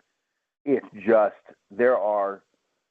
I was putting this together today. I think there's 12 teams that legitimately believe they're playoff teams, and they're good. Even the teams, hey, the Lakers are probably not really had a good offseason. It's got LeBron James and Anthony Davis, man. Like, the Clippers took a step back. Yeah, they still got James Harden and Kawhi Leonard. Like, there's 12 really good teams, and that's, by the way, not counting the Spurs, who I think that Wembanyama guy is going to get better, and I think he's going to be pretty good. So, it is going to be a gauntlet to get through the West. And so the concern is that I don't know that you can count wins quite the same way in the West this year, because the Rockets can take a step forward and have 44 wins, 45 wins, despite being a better team, just because that's the kind of conference it's going to be. There's going to be no off nights, except when you get Portland. No, that's exactly why I asked you about from 41 to 50, because I feel like going from 20 to 40 might be a shorter jump than going from 40 to 50. In the West, as constructed now, yes. And it's always been, sometimes that last step, and this is true, man, in the NFL or the NHL or any other sport, right? Like, that last step to champion, from good or to very good to champion, is, and those final steps up the ladder are just harder. But this year, it's just that step from 500 team to clear playoff team is just hard, because the West is so deep. And so, like I said, there's just, if you hit a 2-week slump, you're suddenly, which every team kind of does, you're suddenly in a lot more trouble. You just drop 6 games in a row and you're hurting. Kurt, we're talking with Kurt Heelan, lead NBA writer for NBC Sports, with us on the guest line. You mentioned about, Victor Wembanyama and the Spurs, and look, there were a lot of games last year where it looked like Wemby was playing with like 4 dudes from the Y. And now Chris Paul goes to San Antonio. Why did Chris Paul go to San Antonio, a guy who has desperately wanted to win a ring, now goes to a team where there's no way in hell he's winning a ring? Well, 3 reasons. Well, actually more than that. First off, there's 11 million reasons. He was not getting that $11 million contract from anyone else. There are real penalties now under the new CBA. We keep talking about the aprons and the second apron and all this. There's also real penalties for not reaching the floor that didn't exist before. Like, if your team does not spend enough, the penalties are worse. So the Spurs had to spend money. There's no bad one-year deals. They spend it on Chris Paul. But I think the other thing he's accepted at this point in his career is, I mean, you look what he did to Oklahoma City. He goes there, he lifts them up. He's mentoring Shai Gilgeous-Alexander, who's turned into this All-NBA MVP player. Then he goes to the Suns, and he takes this youngish team with Devin Booker and takes them to the finals. He's become a guy who can kind of lift and mentor people, and I think he's accepted that role. So he goes to San Antonio where, yes, Victor Wembanyama, he is absolutely going to help. I'll tell you the steal of that. Remember, they drafted Stephen Castle out of UConn to be their kind of guard of the future. Now he gets a season of Chris Paul guiding him. And the other thing it gives them is somebody's going to want a point guard come trade deadline. Like somebody's going to need point guard depth. And, hey, we got Chris Paul for $11 million if you send us, picks or a young player or whatever it's going to take to make that work. It's a really good spot for San Antonio. I'm not sure he finishes the season with them, but I think he's really valuable while he's there. Kurt, Klay Thompson goes to the Mavericks. You now have, Luka and Kyrie with a guy who in his career has been one of the best, spot-up shooters. But look, he's a little older and he's not quite as good as he used to be, but he can still certainly, if you leave him open, he's going to knock it down. What are the Mavs with Klay? Can they get the same defensive buy-in from Kyrie 2 years in a row? Like, you see Luka playing nationally, and you can tell he's not 100%, and he's still playing a lot of minutes. What are the Mavs next year with with those three guys? You touched on it. The defense becomes the question because I think they get the buy-in from Luka and Kyrie, not for 82, let's be honest. But when it matters, they can get the defensive buy-in from those guys. Derek Lively takes a step forward as a rim protector for them, and they get a whole training camp with Gafford and P.J. Washington, who are obviously great pickups for them. But they lose Derek Jones Jr., who was a really important two-way player for them, and they're kind of replacing him with Klay and Najee Marshall, who's a very good defender. But they're kind of like, hey, will the two of you combine to do everything Derek Jones Jr. did? And I'm not sure that that team is going to score a ton of points next year. I'm just not sure, like you said, I'm not sure they're going to get enough stops to get back to where they were. And that's going to be the challenge for Jason Kidd and his staff, is how to build out a defense with this group. Because you're right, but Klay's still a good NBA player. I don't want to knock him. Not only a great shooter, but still does a lot of things really well and is a high IQ player. He just can't move laterally and defend the way he used to. He hit his ACL and his Achilles. It's an injury thing, but he's just not the same guy at 34 defensively. And that's a target in a playoff series. Can Buddy Hield be the right replacement for the Warriors for Klay Thompson? Yeah. Honestly, I think the Warriors role players they picked up got them a little bit better this offseason. They didn't solve the real problem, which is I can put five guys around around Steph Curry and dare everybody else to beat me. They did not get what they really need, which is, and they're still trying to get Lauri Markkanen or somebody to fill that role, but they haven't gotten a true second shot creator to take pressure off of Curry. But I think their role players are better. I think they've had a solid offseason with what they've done. They just haven't been able, like I was saying before, there just weren't many guys out there that were difference makers available in trade or free agency. And if the Warriors really wanted to make another run, they got to go find one. Is Bronny getting a couple of games with the Lakers early in the season before he goes to the G League? You nailed it. Remember, the G League, people forget, the G League season starts weeks after the NBA. It doesn't start right away. And that's exactly what happens. They roll him out for the first few games. Some point, he gets a couple minutes. He gets some run the first week or so, and he gets run with his dad. And then that spotlight goes away a little bit, and he's on the G League team pretty much all season long. And he needs to be. He's just not an NBA player right now. And he could develop into one. I don't even hate the pick at 55. I know we discussed the nepotism, whatever. He has NBA potential. When you're drafting at 55, and you're taking a flyer anyway, so fine. He gets 3 guaranteed years to do it because he's LeBron's kid. But, you took a flyer, that's fine. But he's got to spend most of the year in the G League. And it still works for LeBron, I think, because unlike a lot of teams, the Lakers run their G League team out of the same practice facility and play out of the same area. So he can go to his son's games. It's not like one of those G League teams that's, even 100 miles away. It's literally the same building.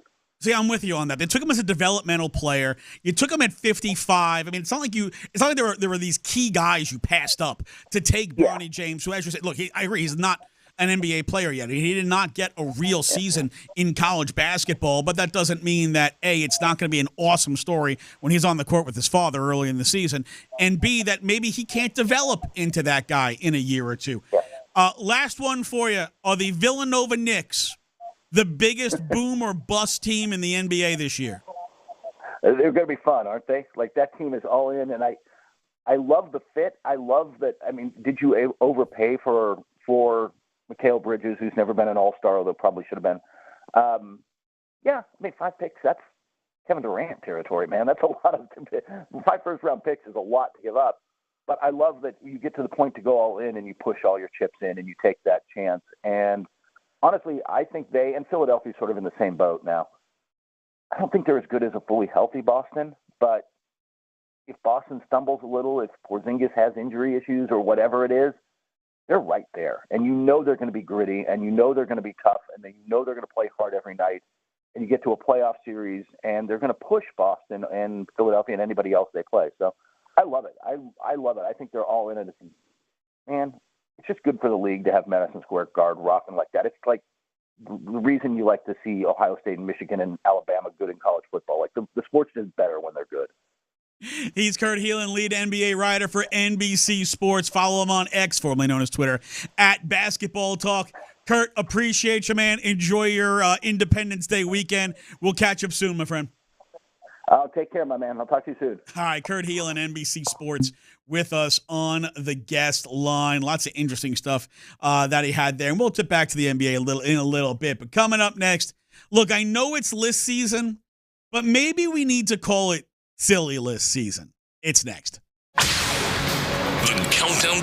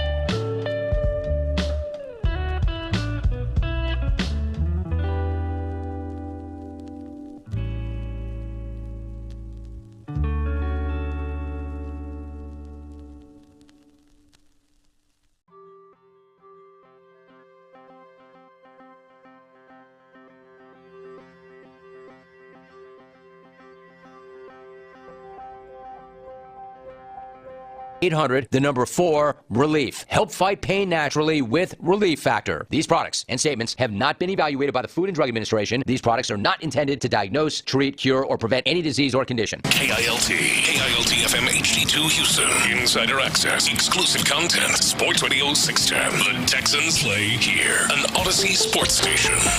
Sports Radio 610 presents In the Loop. Area 45 in for In the Loop today. In fact, we'll be here on Monday as well. Only the next time on Monday, Sean Bijani will actually join us. 713-572-4610 is your two-way sports talk hotline. You can also get us on YouTube. Search Sports Radio 610 on Twitch, twitch.tv/610 Houston. On the X, formerly known as Twitter, at PCreighton1, at Chris SX17, that's why he's C-Sex, and at Jordan Smith PXP, because he is the voice of Rice Owls women's basketball, and you will put some respect on his damn name. Now, we're in this, like what I call the second half of the offseason, right? You got like 2 off seasons every year in the NFL.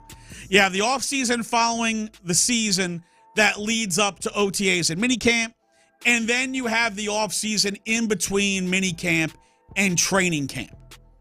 Now we're in that second half. This is the part where every general manager looks at all their players and says, please, just don't frickin' get arrested. Also, don't get injured doing something stupid. There's not a lot of new things to talk about. There's not a lot of new players getting signed. Not a lot of, every team hopes, not a lot of major injuries coming out.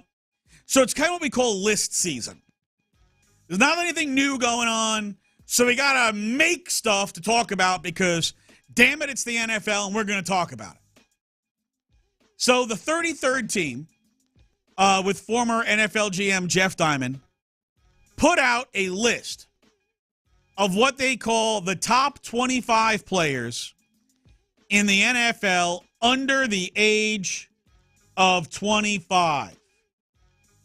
Now, there's going to be a lot of names on here that you're going to recognize. Also, there's a lot of names on here that are not under 25 because I think that's part of it, right? You're supposed to be, it says under 25. It feels self-explanatory. However, not everyone on the list actually makes the under 25 cut. I'm not entirely sure how or why that happened, but sure enough, for example, Justin Jefferson. Well, he's not under 25. He is 25. Micah Parsons. Guess what? 25, not under 25. And again, maybe that matters. Maybe this should say 25 and under, not under 25. But they kind of ruined that part of it. Either way, this has kind of gone through, and as I went through a few other of the guys on here, I was starting to look at this and say, all right, under 25, well, there is one very prominent Houston Texan that should be at the very, very top of this list, and he should certainly not be behind CeeDee Lamb, who, of course, is not under 25. Oh, wait, that's 3 guys on this list, not under 25. So maybe what we'll do is we'll just call it the 25 and under list. The 33rd team just sucks at headlines.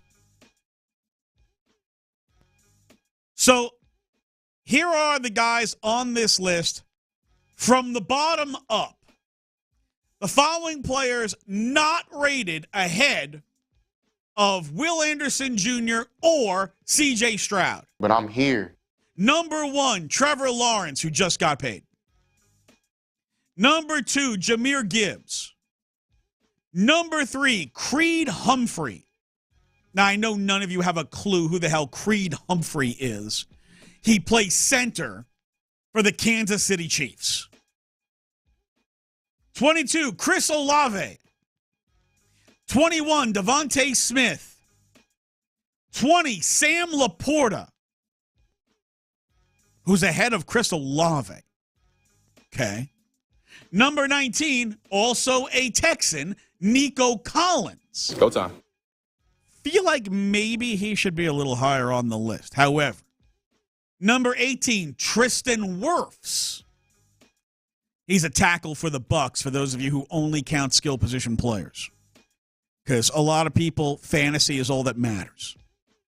Number 17, Will Anderson Jr., the reigning, defending, undisputed AFC Defensive Rookie of the Year.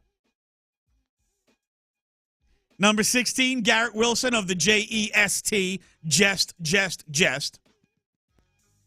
Number 15, Patrick Surtain II. Number 14, Puka Nacua. And yes, if you were somebody who all last year called him Puka for like the first 8 weeks of the season, nobody's blaming you. We know you didn't know who a 6th-round pick was. We know if you had him on your fantasy team, it was totally by accident. You took a flyer. It's okay. Sometimes you get lucky. Once upon a time, I got so lucky, I won a title. Because right before the season started, I took a flyer on some guy nobody ever heard of named Kurt Warner. That flyer, not ass. Not ass. Number 13, Trent McDuffie. Number 12, Jordan Love. Interesting because there are some people who seem to think Jordan Love should be ranked higher than C.J. Stroud. But kids, drugs are bad. You shouldn't do drugs. Number 11, Aiden Hutchinson. Number 10, Kyle Hamilton, once upon a time on a Texans wish list. Number 9, Amon-Ra St. Brown. He is the good St. Brown. Equanimous St. Brown. He is the not-so-good St. Brown. Amon-Ra, the good one. Jamar Chase at 8. And then C.J. Stroud, the 7th best player in the league, 25 or under. But I'm here. And I have a feeling as soon as I tell you who number 6 is, you are going to do the same exact thing I did, which is call absolute friggin' shenanigans. Because there is no way on God's green earth anyone is telling me with a straight face Brock Purdy is better than C.J. Stroud. If you think Brock Purdy is better than C.J. Stroud, you probably think the earth is flat. If you think Brock Purdy is better than C.J. Stroud, you probably think it's okay to drink ocean water. If you think Brock Purdy is better than C.J. Stroud, you probably also think that me at 51 and 5'10" with my shoes on, and 2 torn Achilles, a torn rotator cuff, and a thrice repaired knee is starting at center for the Houston Rockets this year over Alpi Şengün. Not no way, not no freaking how. And this is not bagging on Brock Purdy because you know what Brock Purdy does? He does an excellent job of using the immensely talented gifts all around him in Brandon Ayuk, in Deebo Samuel, in George Kittle, in Christian McCaffrey. Maybe the best weapons any quarterback has in the league, period, end sentence. He drops back, he makes his reads, he delivers the ball. If Brock Purdy had to play for the Tennessee Titans, he would get murdered. Ass. He would just get absolutely freaking murdered. If he had to play for the New York Giants, he would get freaking murdered. But he gets to play for the 49ers, who have one of the best rosters in the NFL. Not ass. Number 5, CeeDee Lamb. I think CeeDee's a hell of a player. I first called a game for CeeDee Lamb when he was in 10th grade, and he wasn't even CD yet. He was still Sedarian. They hadn't even started listing him on the rosters yet as CD. Number 4, Sauce Gardner. We got to stop. Sauce Gardner's a really good player. Sauce Gardner had 0, Z-E-R-O, interceptions last year. I don't care how good you are. You got to grab at least 2 picks. If you can't get 2 freaking picks, you can't be the best ever. Could you imagine Deion Sanders getting 0 picks? And I'm sorry, nobody is more avoided in the passing game than Deion Sanders was. Teams were terrified to throw to his side of the field. Amen. So let's not pretend that somehow, some way, Sauce Gardner, oh, well, he's so good that nobody threw the ball at him. They were all afraid of him. At 38 years old and playing on a half a foot, Deion Sanders had 2 picks. Wasn't even a starter at that point in his career. Amen. I mean, and that's after he was retired for 3 years and then came back and played a season, and then at age 38 still had 2 picks. You can't get no picks. If you have no picks, you can't be the number 1 corner. Sorry. End of discussion. You're a really damn good corner. But you can't be Roberto Duran, hands of stone. In fact, there is a certain guy taken before Sauce Gardner who happens to play for your Houston Texans who has more interceptions in his 2/3 of a season last year than Sauce has in 2 years combined. I feel like picks matter for DBs. Number 3, Penei Sewell, offensive tackle, Detroit. Man, shut up. An offensive tackle better than a guy who just put up the greatest rookie season for a quarterback ever. Who led the league in yards per game. Who led the league in touchdown to interception ratio. As a rookie with no running game. On center 5, on guard 6. I mean, it may as well have been a carousel going through the Texans' offensive line last year because they always had different guys out there. Number 2, Micah Parsons. Number 1, Justin Jefferson. Should Micah Parsons be above Justin Jefferson? Is it harder to be a big-time defensive end than to be a big-time wide receiver? I feel like it is. When you're a big-time wide receiver, nobody's beating the crap out of you on every play. I mean, they're not allowed to. Micah Parsons is making guys 300 pounds look silly. Micah Parsons got to go earn it all on his own. I have no idea how C.J. Stroud is 7 on this list. I'm not entirely sure how C.J. Stroud is not 1 on this list. In fact, I would say C.J. Stroud 1, Micah Parsons 2. Even though, again, Micah Parsons is not actually under 25. He is 25. Would Justin Jefferson be 3, 4? Would CeeDee Lamb be 3 or 4? How about Jamar Chase? As good as Amon-Ra St. Brown is, do we think Amon-Ra is in the same conversation as Justin Jefferson, CeeDee Lamb, Jamar Chase? I feel like he's kind of like the next tier below, right? Amon-Ra St. Brown more like in the T. Higgins realm than in the Jamar Chase realm. And that's not a bad realm to be in. Understand that that's pretty lofty company. But I don't feel like he's in that same level.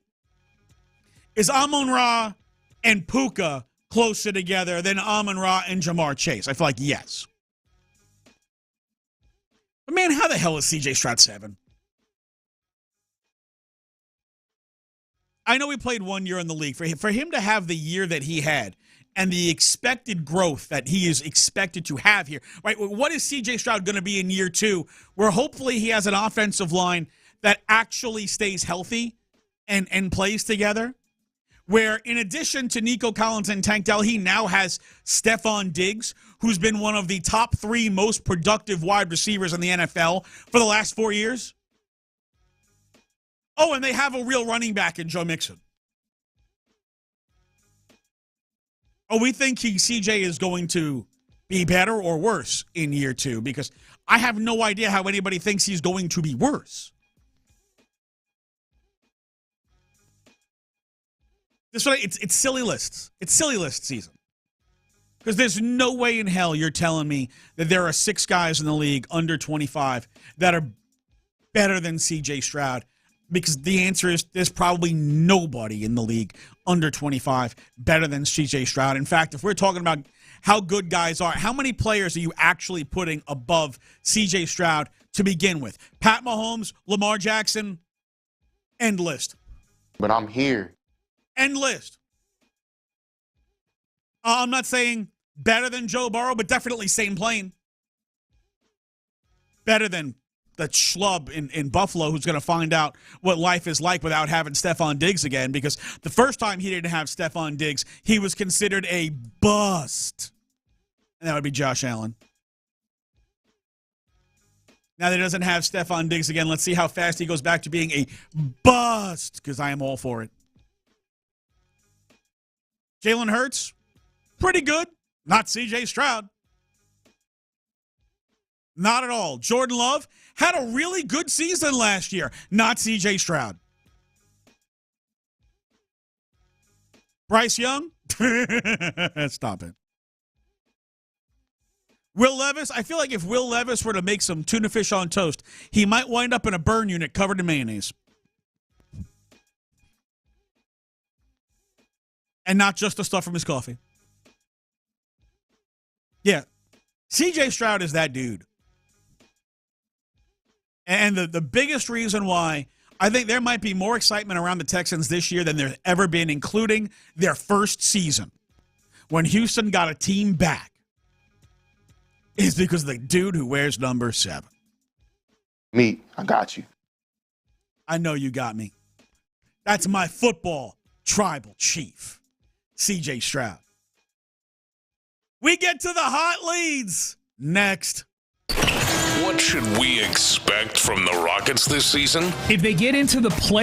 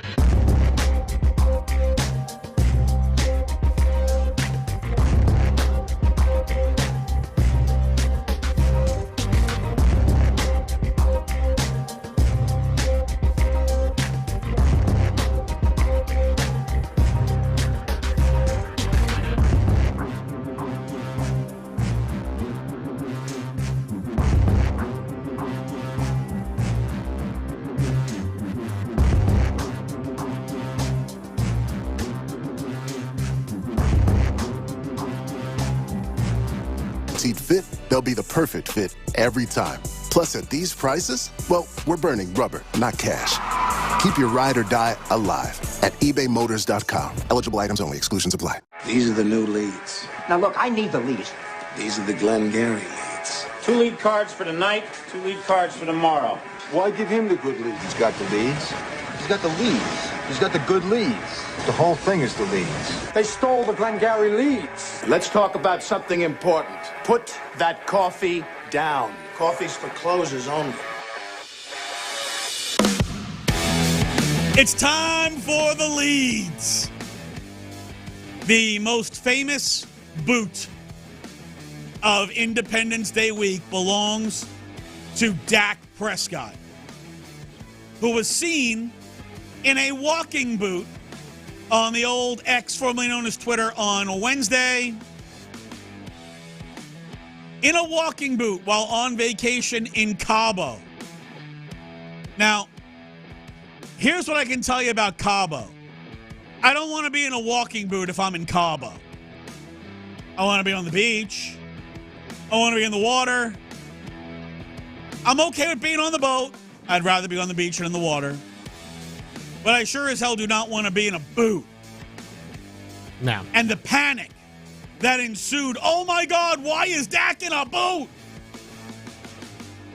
Well, according to the Dallas Cowboys, it was a minor right foot sprain that only temporarily required a walking boot. Team does not say how he suffered the injury. We don't know if this was a Carlos Correa-esque injury that was done in the dungeon, or, you know, if he was just doing whatever and stepped off a curb or something like that. Now, of course, Prescott suffered a compound fracture and dislocation of his right ankle in 2020, but has not had an ankle injury since. Dak, in the final year of his deal that will pay him $29 million, he is looking for the buku bucks. I don't know if the Cowboys are going to pay him, but I know what happens if they don't, and they will be ass. Number 2, Ryan Garcia back in the news again for all the wrong reasons. Garcia, who recently had a victory over Devin Haney overturned because cheater PEDs. Well, he was on the socials and the medias making very inappropriate comments, using racial slurs, disparaging both African Americans and Muslims, in something he live streamed on social media. The WBC has banned him. WBC President Mauricio Suleiman announced yesterday he is out of the WBC. They will not recognize him. They will not sanction him. He no longer exists to them. Suleiman wrote, "We reject any form of discrimination. I fear for Ryan's well-being. Ryan, not Ryan's, Ryan. Well-being as he has declined multiple attempts for our help with mental health and substance abuse." Garcia is already serving a 1-year suspension from the New York State Athletic Commission after he tested positive for PEDs in a suspension that is retroactive to April 20th when he fought Devin Haney. Haney had mentioned after the fight, you know, he was surprised how strong Garcia was, and then we found out why. Garcia, who is 25,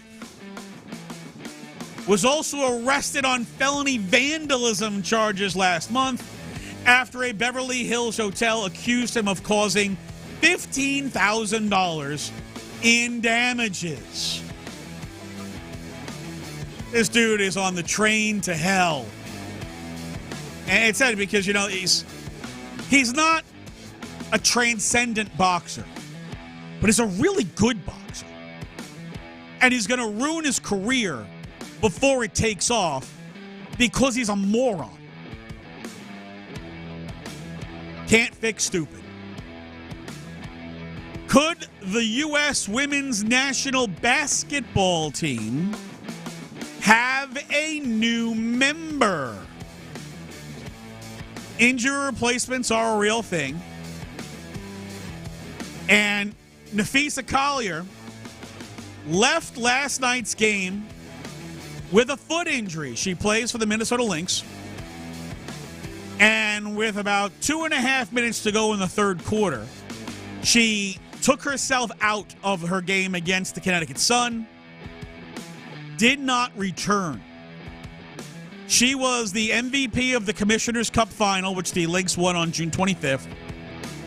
She was named to her second U.S. women's national team basketball for the Olympics earlier in June.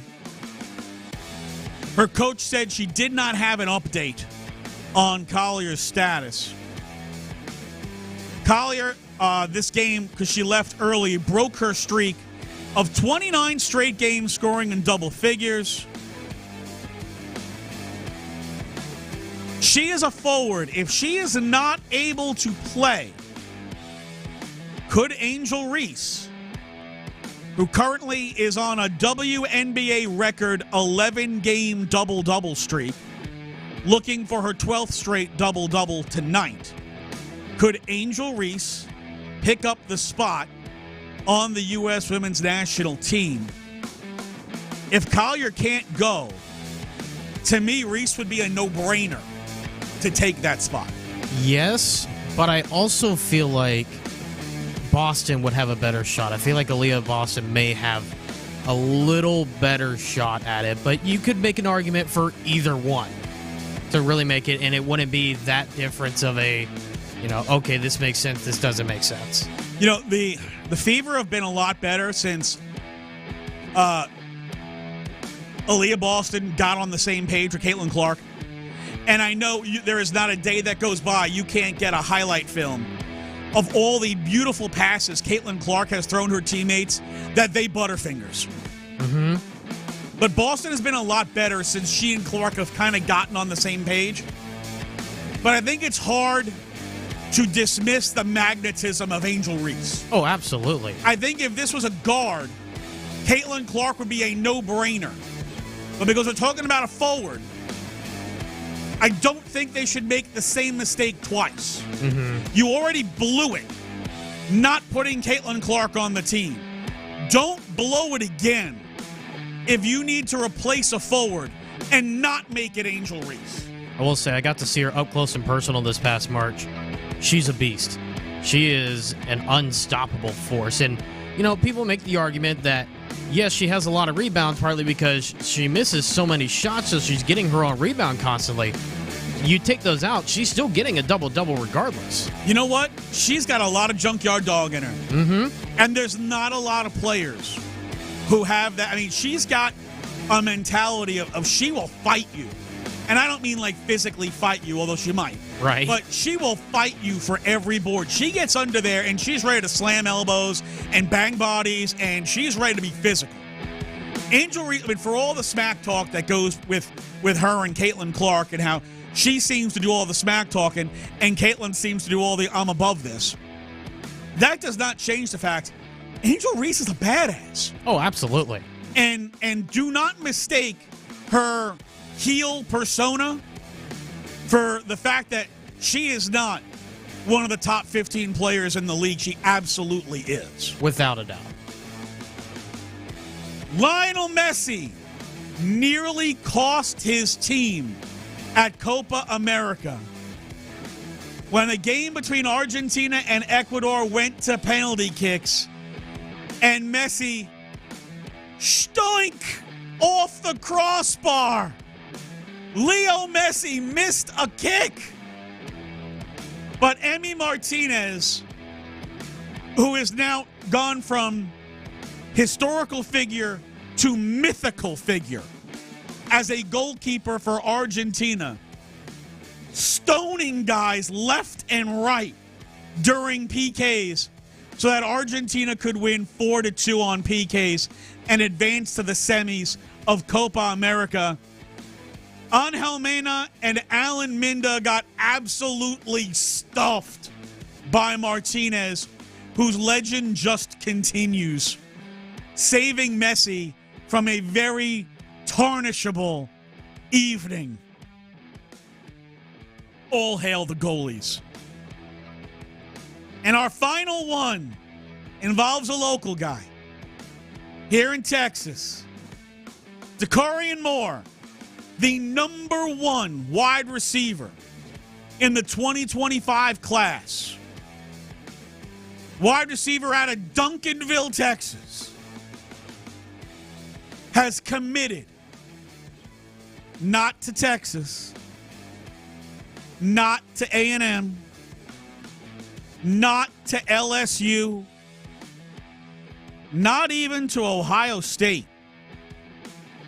No, the 5'11", 185-pound star is committed to the Oregon Ducks. I got to tell you, when I saw this, my first reaction was, A, Pete Thamel was right, because there was a tweet that Pete Thamel put out and then immediately deleted that said he was going to Oregon. Then there was another tweet that Dakarian Moore put out and said, who's Pete Thamel? Bruh, you know damn well who Pete Thamel is. He's one of the biggest college football guys in the country. You know damn well who he is. But then the confirmation, how does a Texas guy wind up at Oregon? You know, we say this about California kids, right? If you're a Cali kid and you're not at a Cali school, you're not any good. Because, like, the SEC teams should never be stealing Cali kids from USC or UCLA or those type of schools, like what used to be the Pac-12. If you're a big-time Texas kid, how the hell are you getting out of Texas? Big Ten money. SEC money. You could play in the Big Ten and not go to freaking Oregon. True. I mean, is it, they're a little lax on the puff pass? Maybe that's part of it. I don't know. But to me, this is a monster fail by UT, by A&M, by Baylor, by TCU, by LSU, because LSU might as well be a Texas school. Right. How do you not nail a kid from Duncanville right here in his backyard? How does Oklahoma or Oklahoma State not nail that kid? You let him go to freaking Oregon? I mean, I know Uncle Phil's got some, some money and some funky shoes and all, but it's Oregon. There's nothing to do there. I can't imagine cow tipping is all that great a sport for a kid who's the number 3 recruit of an entire class. But Dakarian Moore is going to Oregon, and that is a phenomenal get for the Ducks. Coming up next, I swear this is the downfall of sports reporting. The Drive with Stoerner and Hughley. Fellas, do you believe the Astros are back to being the championship contending team?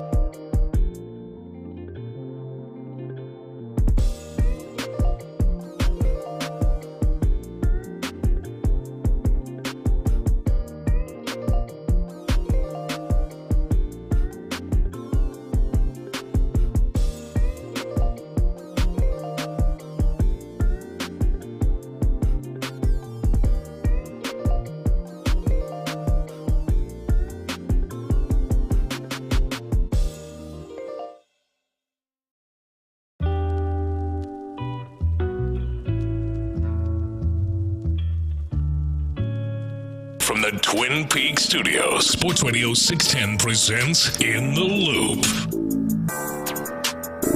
You know, there's always those press conferences where somebody asks a dumbass question, and your reaction as a fan or even as a media personality is, somebody smack that person and never let them have a microphone again. They ask really obvious questions because, they decided, all right, this is what I want to write in my piece. So I'm going to ask this really stupid, obvious question just so I could get a quote. And you know what the quote's going to be, but, you're just trying to get your quote. And then sometimes they just ask really idiotic things.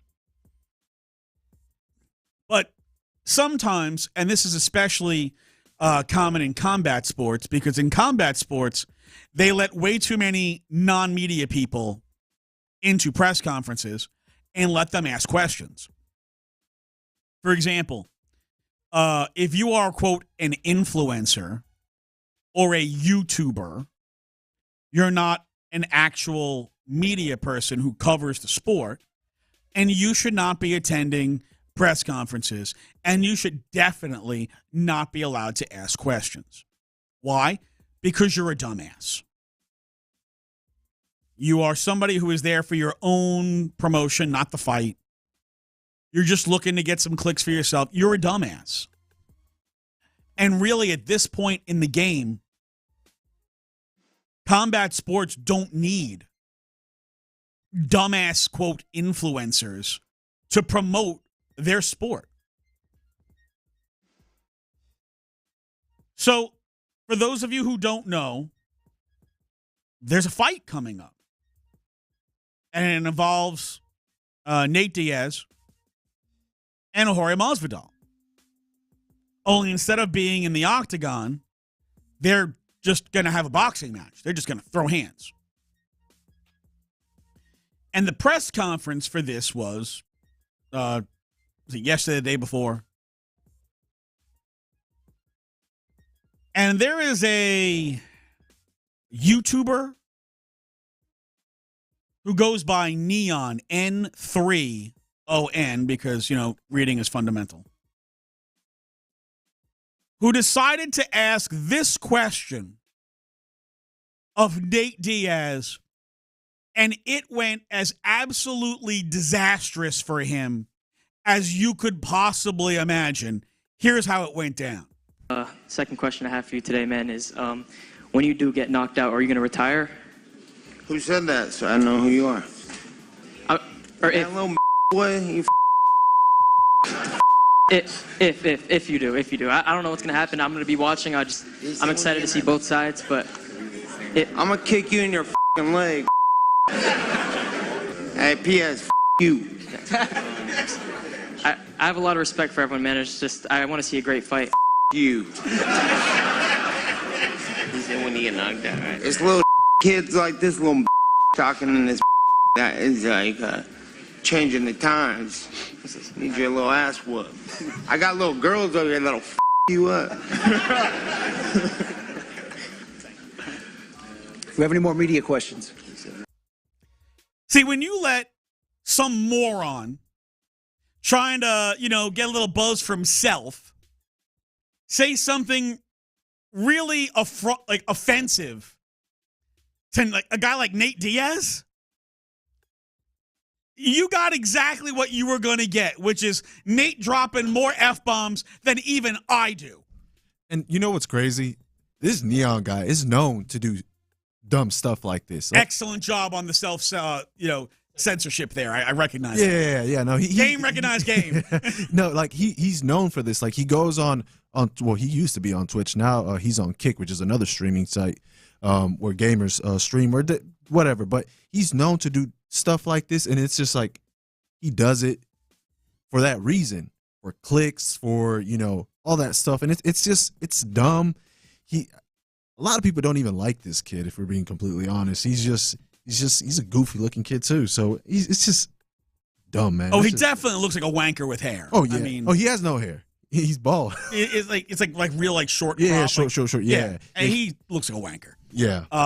But this idea of, hey, we're going to have non-professional people asking non-professional questions is what makes these things devolve into what you just heard, which was FFF, FFF, FFF. Now, we laughed, and it's funny, and this kid basically got embarrassed by Nate Diaz. But there was more. Oh, there was more. In fact, after the press conference, Neon may have set a new world record in the 200-meter dash because things got really real. Yo, what the f***, dude?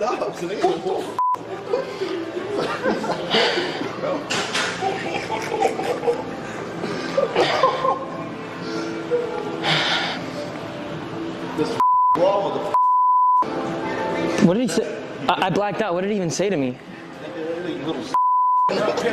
Bro, he was cooking for a minute. Okay, wait, car, get in the car. I'll call Masvidal. Just get in the car. I'm sorry. Please, I'm sorry, guys. Things got real. And he was running for his life from some big dudes who, I don't know how bad the intentions were. I don't know if they were looking to whoop his ass or just scare the snot out of him. But if their goal was to scare the snot out of him, I guarantee you he needed a new pair of pants after that. I would too. Holy cow. But see, this is what happens when you're trying to get stupid with guys who beat the hell out of other people for a living. Now, Nate Diaz was not involved in that whole chase scene. That had nothing to do with Nate Diaz. But they were dudes. They were big. And I don't know if they're part of Nate's entourage, if they're just other fighters. I don't know who these dudes were. But they were intent on making this kid go 1 and 2 on himself. And you heard him screeching. I'm sorry. Now, that can't be acceptable either. Please, I'm sorry, guys. Like, that can't be acceptable. I mean, look, he deserves it, but it can't be acceptable. All right, asking obnoxious questions like, when you get your ass knocked out, you're going to retire, cannot be acceptable. And then, basically tormenting him and chasing him through the parking lot, making him think his life is in danger, and maybe it was, I don't know. That can't be acceptable either. Yeah, but this is what happens when we're not professional. The win is the part that really gets me with that, is the win. Yeah. You just say if. This whole thing is avoided, but the win, just a little poke there, is what got this whole thing going. He could have just said, hey, if you don't win this fight, will it be your last? Right. No, say, when you get knocked out, bitch. I mean, you might as well have just said bitch, because when you get knocked out, are you going to retire? Literally, you just said bitch. Yeah. The one dude you don't want to call a bitch is Nate Diaz. He's a elite fighter, and the elevator definitely doesn't go to the top floor. Nobody has ever been more ZFG about anything else in the world other than his fight than Nate Diaz. Nate is as old school a fighter as you can be. He is only concerned about the fight. He doesn't give a flying rat's tail about anything else. That is the wrong guy to think you're going to get mouthy with. And this is why you don't have these dumbasses in baseball, in football, in basketball, in hockey. They don't tolerate this crap. You're not going to have some knucklehead out there trying to, I'm going to get my clicks at the expense of this. No. They're not going to let their athletes get embarrassed or their managers get embarrassed by some punk ass freaking YouTuber. And combat sports don't need to do this. Look, I get this as kind of a one-off, right? These are MMA guys having a boxing match. It's more spectacle than sport. but it's still going to draw in a ton of eyes. It's going to bring in a lot of money, and you don't need schmuckaroonies like this trying to put themselves over your fight. Like, why would you do that? And then this is what happens. And now we've got attention on this fight for all the wrong reasons. We have attention in Nate Diaz that maybe shouldn't even be on Nate because, like, again, I don't know. Like, Nate Diaz wasn't the guy chasing him. And I don't know if the guys who did chase him are part of his group, part of his circle, guys who work for him, guys who are just part of his team, or maybe they're just other fighters and like, you know what, this kid's a punk, let's get him. Because you know what? When you act like a punk around fighters, you'd be very, very not surprised how all of them are like, let's whoop that punk's ass. That's their world. You open your mouth, we close it. You say something done, you pay for it. You can't say that kind of thing to guys who fight for a living and think, it's just fun and games. Yeah, no, that didn't work. This dude better hire security. Maybe not show up. I honestly feel like if that dude shows up to the fight, he's going to get his ass whooped. Deserves it. Look, I'm very much, if you say something that he knew, like Chris said, this guy's been doing this for a long time. He knew very clearly what he was doing.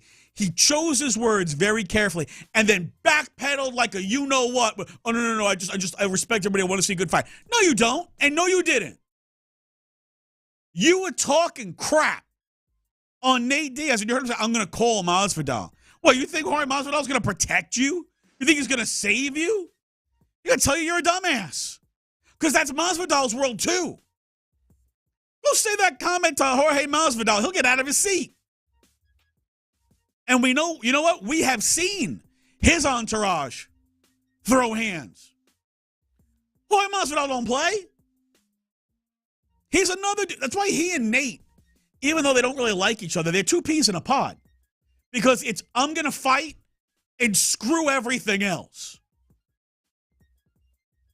Yeah, this is the kind of thing that I hope it serves as a lesson to every other jackass wannabe YouTuber, fake ass. Oh, I'm going to go ask I'm going to go put a smart mouth question on this guy.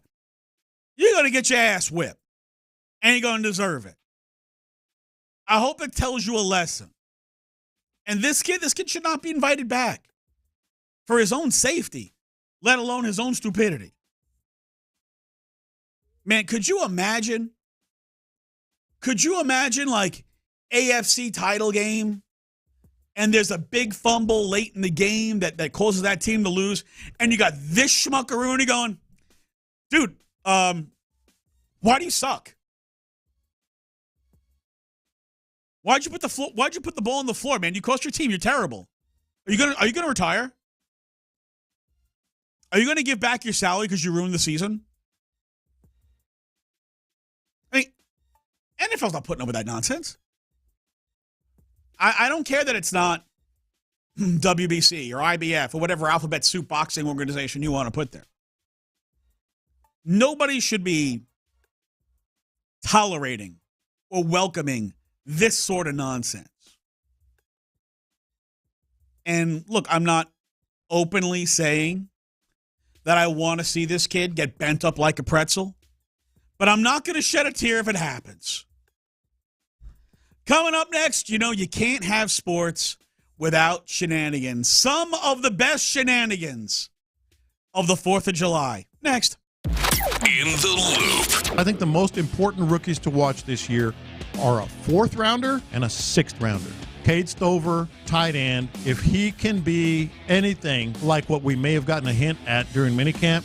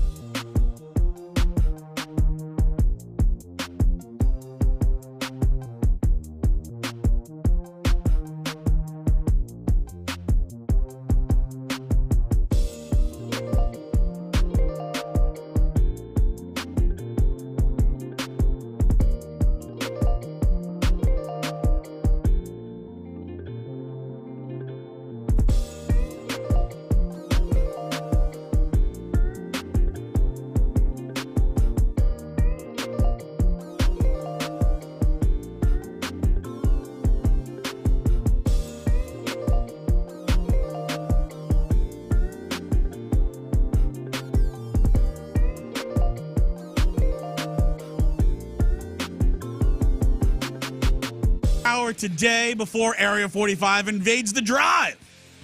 As Sean Bijani will be in for Ron Hughley, in with Clint Stoerner. They'll take you from 2 to 6 this afternoon. And then Sean and I are back in on Monday for In the Loop from 10 to 2 before Ron and Clint come back your way on Monday. So, well, we found out, yes, in fact, it was Nate Diaz's team. Guys from his entourage who were chasing Neon and Don't know if they got him, but that scream, that screech, that yelp. Yeah, let's hear it. Because, man, this is just too much. This is one. Man, it sounds like a really bad horror movie. Where the guy's about to get chased by the guy with the chainsaw. He could have ran to the running car that was waiting, but he decided to go run into the basement instead. Dumbass. You can't have sports without shenanigans. Here are some of the shenanigans that went down yesterday. If you missed it, well, sit back and enjoy, because some of these are quite hilarious. In fact, yesterday, during the Reds-Yankees game, we had the great patriotic standoff. So here comes our crew chief and home plate man who has been gone for a couple of minutes. Things haven't changed yet. Now Spires peels away. Ashcraft remains. It's 2-on-1. It's Ashcraft by his lonesome representing the Reds. I have full faith in Graham Ashcraft. Marcus Stroman is now warming up. The Yankee outfield is standing in bewilderment and perhaps some rooting interest as well on each side. John, did you have play-by-play of a standoff on your resume tape? Yeah, Alex Blandino had a great one against the Pirates, but we weren't there in person. That's when we were calling games remotely. I think this is my first extended in-person standoff. And here comes Jonathan Indy into the circle. He's ready to go. And they're not going. They're still standing on the track. This has got to be a record, right? Oh, and Graham Ashcraft wins the game before the game. Graham Ashcraft claims the standoff. Not only did the South Bronx slumlords lose the standoff on the most patriotic of patriotic days, they would then get thumped in their own building by the 42-45 Cincinnati Reds, 8-4. In fact, they got swept by Cincinnati. And Marcus Stroman, who at a point in the game was having a lot of words for several of his fielders.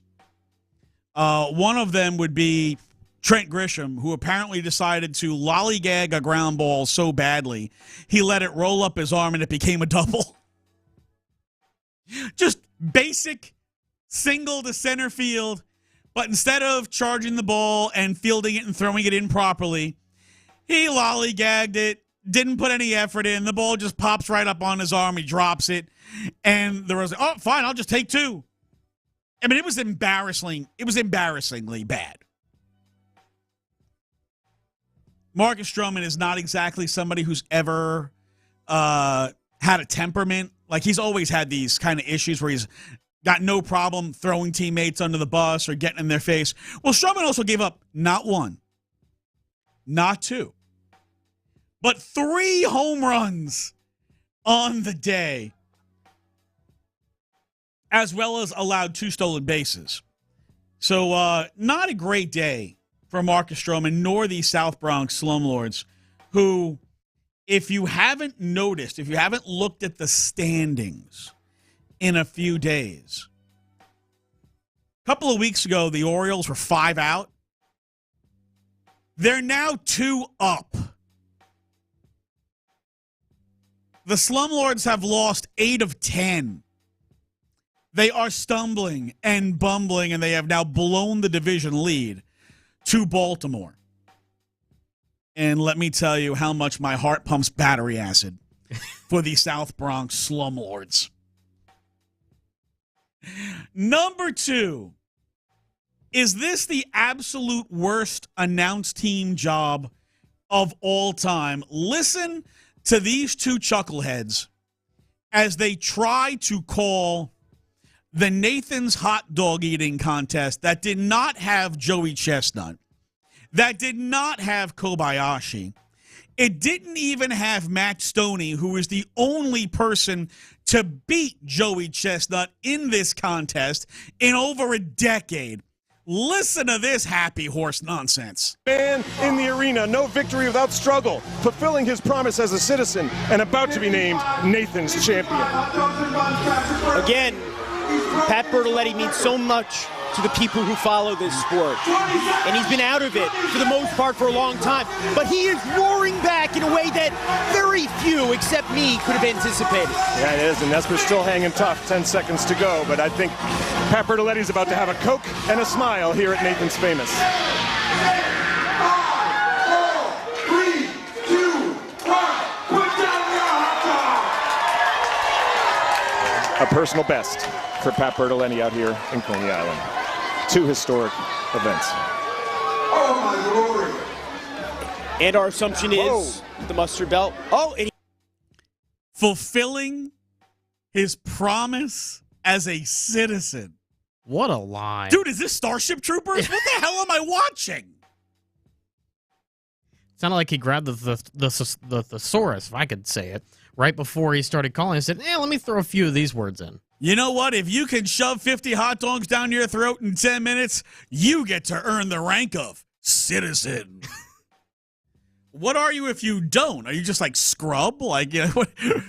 Hey, plebe, you know, what are you doing over there? You can only eat like 3 hot dogs? I ate 3 hot dogs yesterday. Never a citizen. I did also eat 3 Italian sausages and 3 burgers. Actually, I think I ate 4 hot dogs yesterday because I was so fat. But I didn't eat them like all at once. Like I ate 2 and then I ate 2 more later. Yeah, you got to pace yourself. They were even Nathan's dogs. There you go. But I don't use those the crappy buns. I get the nice split top ones. I like those better. Yeah. I'm a fan of the split top bun. Yeah. But that was just like, fulfilling his promise as a citizen. Next, he will go to this strange planet and try to kill the bugs. You know, then he's going to have a Coke and a smile. Like, dude, you weren't even born when that came out. Coke and a smile. What, did somebody just like, you know, pee in your lemonade? Coke and a smile. I mean, they don't even have Coke when they're eating those things. Either they got water or fruit punch or lemonade. That was so embarrassingly bad. Hey, nobody predicted this except me. Dude, nobody even knows who you are. Right. Nor do we care.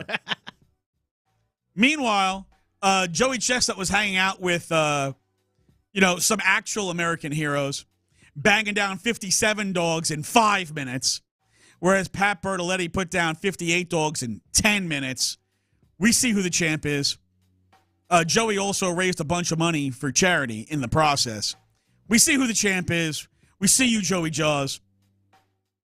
I mean, if you can't put down 60 hot dogs in 10 minutes, are you really a champ? I mean, Joey put down 60 hot dogs like 2011. I mean, 2024, you can't hit 60 hot dogs. Are you even really a champion? Did you even really eat? I'd say his record is what, like 73? Yeah, 73, 74, some stupid number. It's like, holy cow. And he would like jump up and down, and I'm like, he says he jumps up and down to push the food down. I'm like, jumping up and down, the food be coming up. I mean, I don't know about you, but, it's just crazy to me. We have more shenanigans. Apparently, alcohol and foul balls are not necessarily a match made in heaven. Popped up. Foul ground. Long run for Heim. Nobody's going to get there. Whoa. That fan. What is he doing? What is that clown doing? After the foul ball ended up on the screen, lost most of his beverage. Yeah, time for Cha-Cha to go. We got an unruly fan here, and let's take a look at this. This guy's on top of the dugout, and then loses it. Does the big tuna, and then loses the 24-ouncer. He will be leaving. So this schmecklehead decides, hey, you know what? I am skunked off my ass, but there's a foul ball coming. I'm sitting right behind the dugout. Let me stand on top of the dugout and try to catch this ball while still holding my beer. Falls into the safety netting. gets, like you heard him say, does the big tuna. He falls into the net like he would have fallen into the dugout. The net catches him and then springs him back up like a trampoline. The beer goes flying. And this guy winds up back on top of the dugout, and he's like, yay! Oh, man, I didn't catch it, but yay! And then security comes like, you stupid, come with me. I love this clip for two reasons. One, because it's a Dallas Strangers fan that is causing this ruckus. They are the Arlington junk grabbers. There you go, that too. But then also, it's Don and Mud that are talking about it. Don and Mud it's one of the greatest combos in baseball history, in my opinion. They're the Padres broadcasters. Yes, they are amazing. And for them to go, what is this clown doing? Funniest thing ever. Get out of here, Cha-Cha. It is classic Don and Mud. And then, they're talking about this guy as he makes the walk of shame, up the ramp. And it's like, you stupid ass. Like, those tickets are super expensive. Oh, yeah. Right behind the dugout, and you get yourself tossed and probably banned from the stadium because, well, you're a dumbass drunk. I almost wish the netting wasn't there so that he would have fallen like a jackass right into the dugout and just belly whopped and had to pay a real price for his stupidity. Right. I'm assuming that, they probably didn't take him downstairs and introduce him to Mr. Nightstick a little bit because that would have also been acceptable. But, yeah, dumbass, drunk, falls into the net, gets ejected, doesn't catch the ball. Congratulations, you are everybody's idiot of the week on Independence Day. Before the Nathan's hot dog eating contest, there were Nathan's lemonade chugging contests. There was a yellow lemonade chugger, and there was a pink lemonade chugger. Here is how the pink lemonade chugger sounded. Go! And Travis Paradise spilling a little of that pink lemonade. Badlands booker T. Kenny is pushing Badlands. T. Kenny's pushing Badlands, but Badlands, he's going for it. Badlands Booker. Oh! Oh, my glory. With a new world record of 1 gallon of Nathan's lemonade. Badlands, how do you feel? Excuse the bad manners. Sorry. Woo, that was awesome. Okay, number one, that's the fakest burp ever. Oh, yeah. Number two, this guy who won, Badlands, this dude's got to be like 550 pounds. His gut has 3 guts. And while I'm usually team round guy, why does this guy who was like 550 pounds and just slammed a gallon of pink lemonade, which probably has like a week's worth of sugar in it, you were talking about diabetes, right? This is a week's worth of sugar in this gallon of pink lemonade, and he downs it in like less than a minute. How does he have a voice like he's 6? How does a dude that big, like they didn't drop? Or do they get like held up by the jelly? I mean, how does this guy have a squeaky voice like this? Like, for all we know, he was yelling, I'm sorry, I'm sorry. It's like the same voice, squeaky ass. Like, you know what, somebody whose voice doesn't match the body? Like, this dude should be like, yeah, man. Oh, I drank all the lemonade. Oh. Instead, I mean, I can't even squeeze him to get that high pitch. The thing that makes this interesting, the commentator said he had a line of what? For honor and glory or something like that. Oh, my glory. Oh, my glory. I'm like, wait, hold on a minute. What? First off, I might steal that at some point. And two, I'm thinking, okay, it's Independence Day, sure. What in the world? Where does that get thrown out? Oh, they are so hyperbolic in everything with that contest. But the dude just won the yellow lemonade chugging contest and then wins the pink lemonade chugging contest in record time. Like, does this dude have a catheter? How do you drink 2 gallons in like 10 minutes and not have to, recycle? Now, if you've never been to Coney Island, where the stage is set up, they've got all those people there, and then behind the people is where the outdoor bathrooms are, because that's the original Nathan's location, and the bathrooms are outside. They will send a patrol by there every now and then at night to make sure that there aren't homeless people just sleeping in the bathrooms because it's warmer. But there's no lock on the door. Anybody can just walk in and go. Well, I used to work in Brooklyn, and when I was down in Coney Island and I had to make a pit stop, I knew I could go there. And then I'd, grab a hot dog or two on the way out. But that location, it's set up almost like a stand. Even though it's a building, it's set up like a stand. The gates roll up like garage doors. They roll up, and then you go in, and it's kind of like when you go to the airport, and all the things are kind of like just around, like little stand, little stand, little stand. It's set up like that, and the bathrooms are outside. So he would have to fight through like that whole crowd, or they need to give him an escort to get through there. So I always thought there was a bucket under the table, because I remember one year Kobayashi needed the bucket. One of the years he lost to Joey Chestnut, at the end, he had to go duck his head under and use the bucket. That was definitely in the last, 6-7 years. No, it's longer than that. Was it? It's like 2011, 2012. Oh, okay. That's how long it's been since Kobayashi's been in the tournament. He got into a different contract, and it had a conflict with George Shea's Major League Eating. Yeah, the guy who's announcing it, the carnival barker, George Shea, he runs and owns Major League Eating like it's a real thing, which is wild to me that we actually have something called Major League Eating. America, baby. Do we also have, Major League, what happens after you eat all that? Because, America.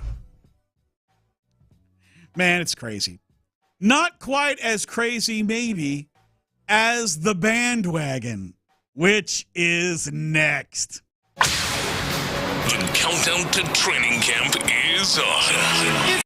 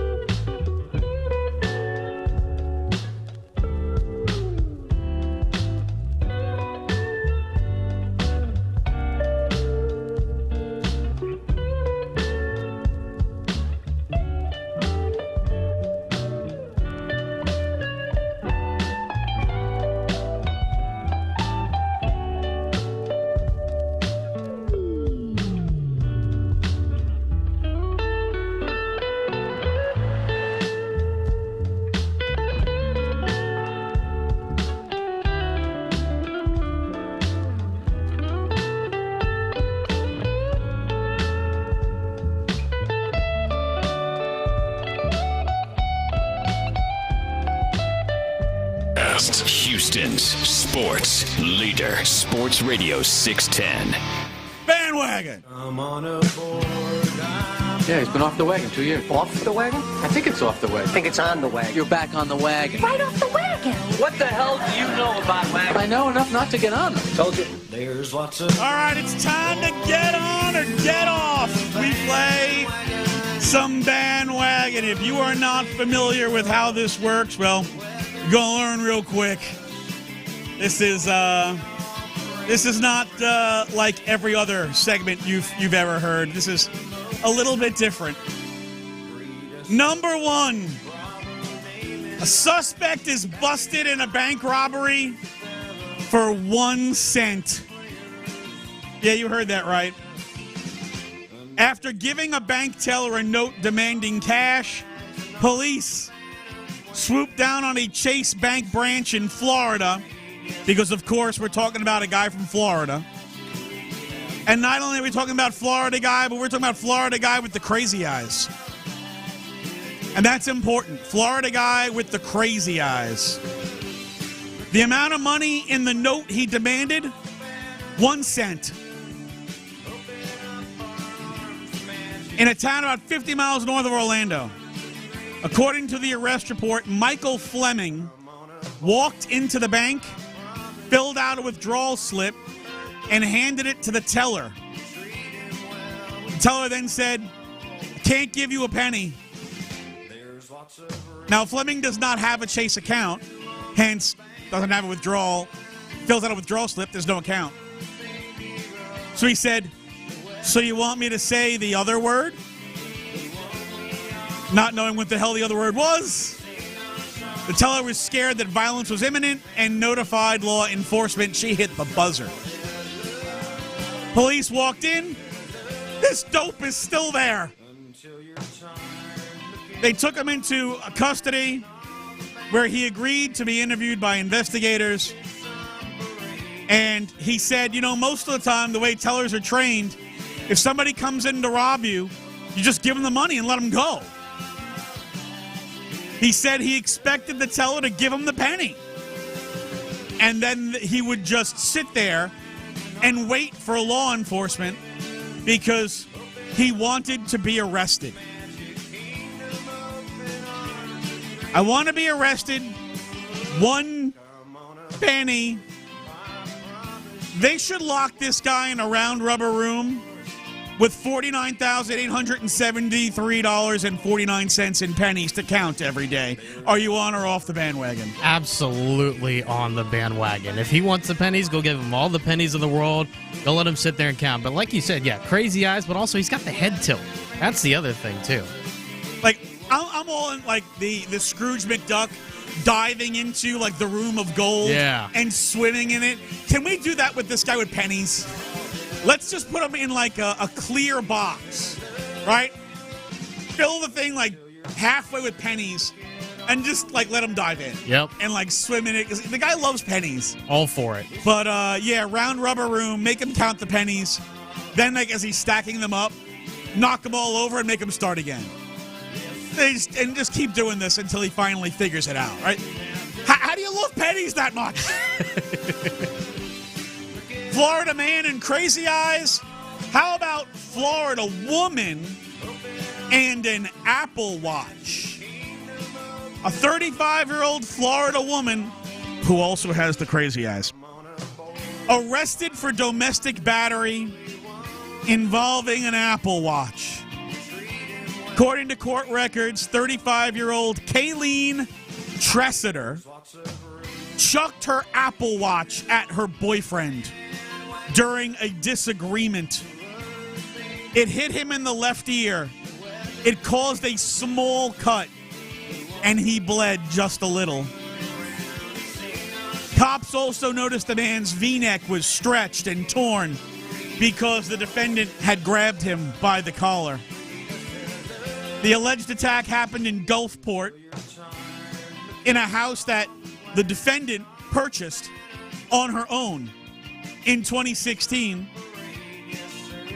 She and the boyfriend who she assaulted are parents to 3 small kids. who are definitely growing up to be criminals.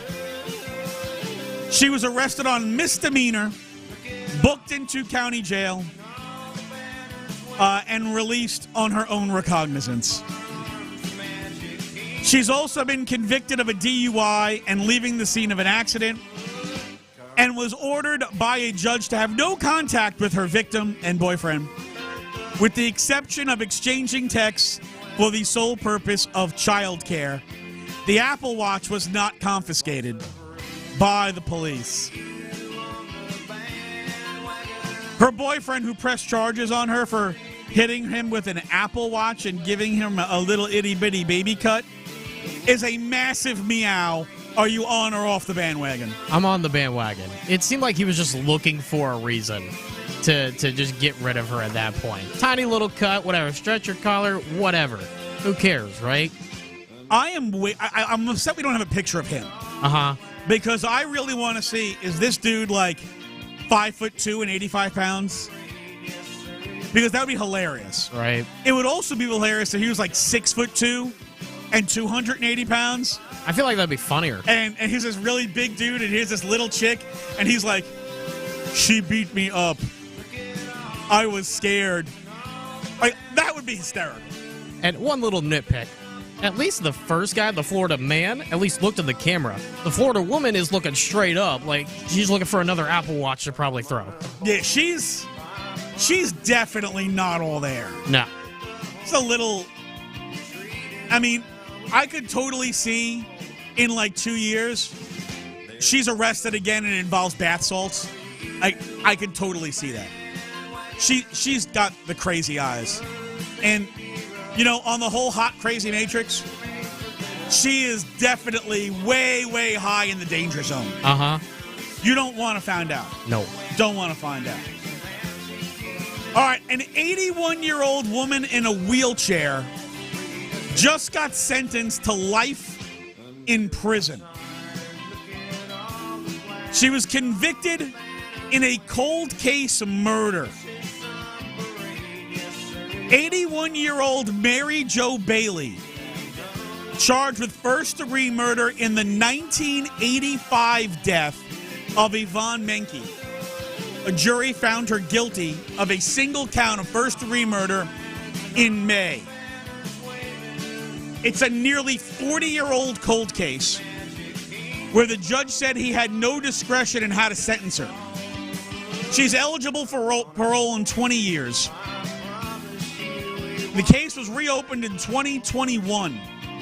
It turned out Bailey and Menke were dating the same guy. December 12, 1985, Menke told her daughter she was going outside to warm up her car before work. Her daughter said she heard what sounded like a whip-like noise. Thinking it was gunshots, she looked out the window, saw someone walking, then running from the scene in a gray dress coat, scarf, stocking cap. Menke was found dead at the bottom of the stairs, going from the apartment to the street. The boot prints that were found matched Bailey's. A note in Menke's purse that she was writing down detailed Bailey's truck. Family also reported receiving phone calls at their home from an unknown woman who wanted to know what time Menke left for work. 40 years later, Bailey, who it turned out had actually moved from Wisconsin, where the murder happened, to Arizona, where she was arrested last fall, didn't even wind up with the guy she killed for.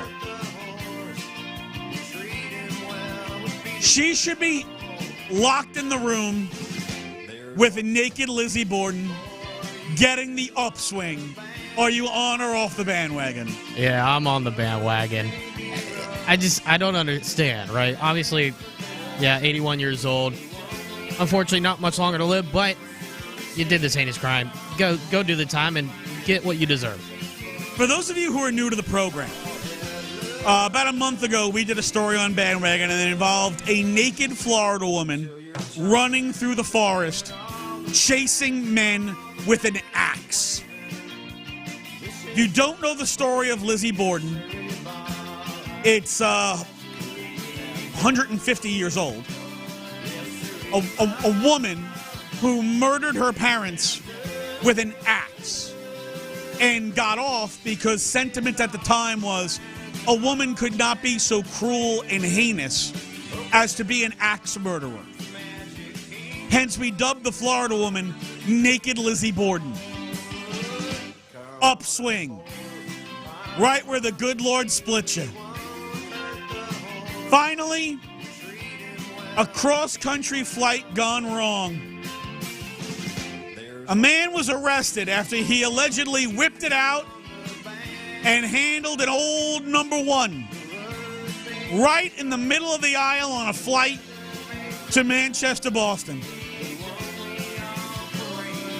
The flight had to be diverted to Buffalo because Neil McCarthy, a 25-year-old man from Oregon, decided he was way too drunk to make it to the bathroom. So he just stood up in the aisle, whipped it out, and handled his business in front of the whole plane to see. After being diverted to Buffalo and law enforcement getting on the plane, a passenger handed the cell phone video because, you know, somebody did not handle a number one in the middle of a plane and not get video. He told police he liked to have Jack and Cokes, and he had several before he boarded the flight in Oregon, had more on his layover to Chicago, and then had several more after he boarded the plane heading to Manchester. 5 years of prison toilet duty should teach him a lesson. Are you on or off the bandwagon? Yeah, I'm on. This sounds like another Florida man. This whole day has just been Florida man, Florida woman, everything. It's the funniest thing ever. I cannot comprehend how you're like, oh yeah, this is a great idea. I mean, yeah, let's just do that right quick in front of 400 other strangers. I will say, if you were wearing really expensive shoes and the tilt of the plane caused his business to get on your shoes, you might want that 5 spot to be a 20 spot. Oh, yeah. I hope you didn't have like your bag stuffed under the seat. Hope you had a window seat. Yeah. Not now. I'd probably want that guy like clubbed over the head with a bunch of like marble rolling pins and then put on toilet duty. Right. But yeah, that's just beyond gross. And as gross as it is, I'm interested to see whether you think it's more or less gross than what we saw at the Nathan's Famous lemonade chug yesterday. And also the crappiest 4th of July playlist of all time. Next. What should we expect from the Rockets this season? If they get into the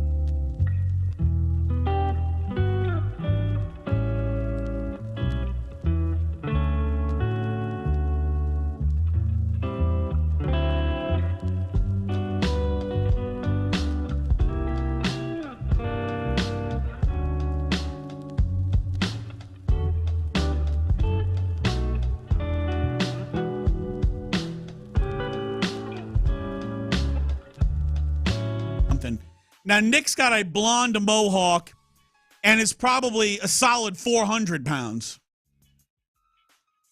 Where right after the contest, this guy goes projectile vomit all over the place. He doesn't try to move. He's still standing up there at the dais, and he's just puking straight into the crowd projectile. And the crowd is like, ah! And he lets out spew number 1. And then he lets out spew number 2.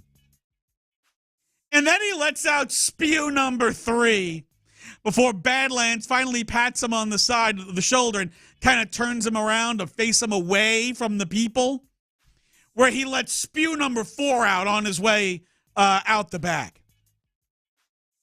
Like, this dude doesn't even have the common decency to think, hey, maybe I should stick my head under the dais and not puke into people, not be on camera just vomiting like crazy.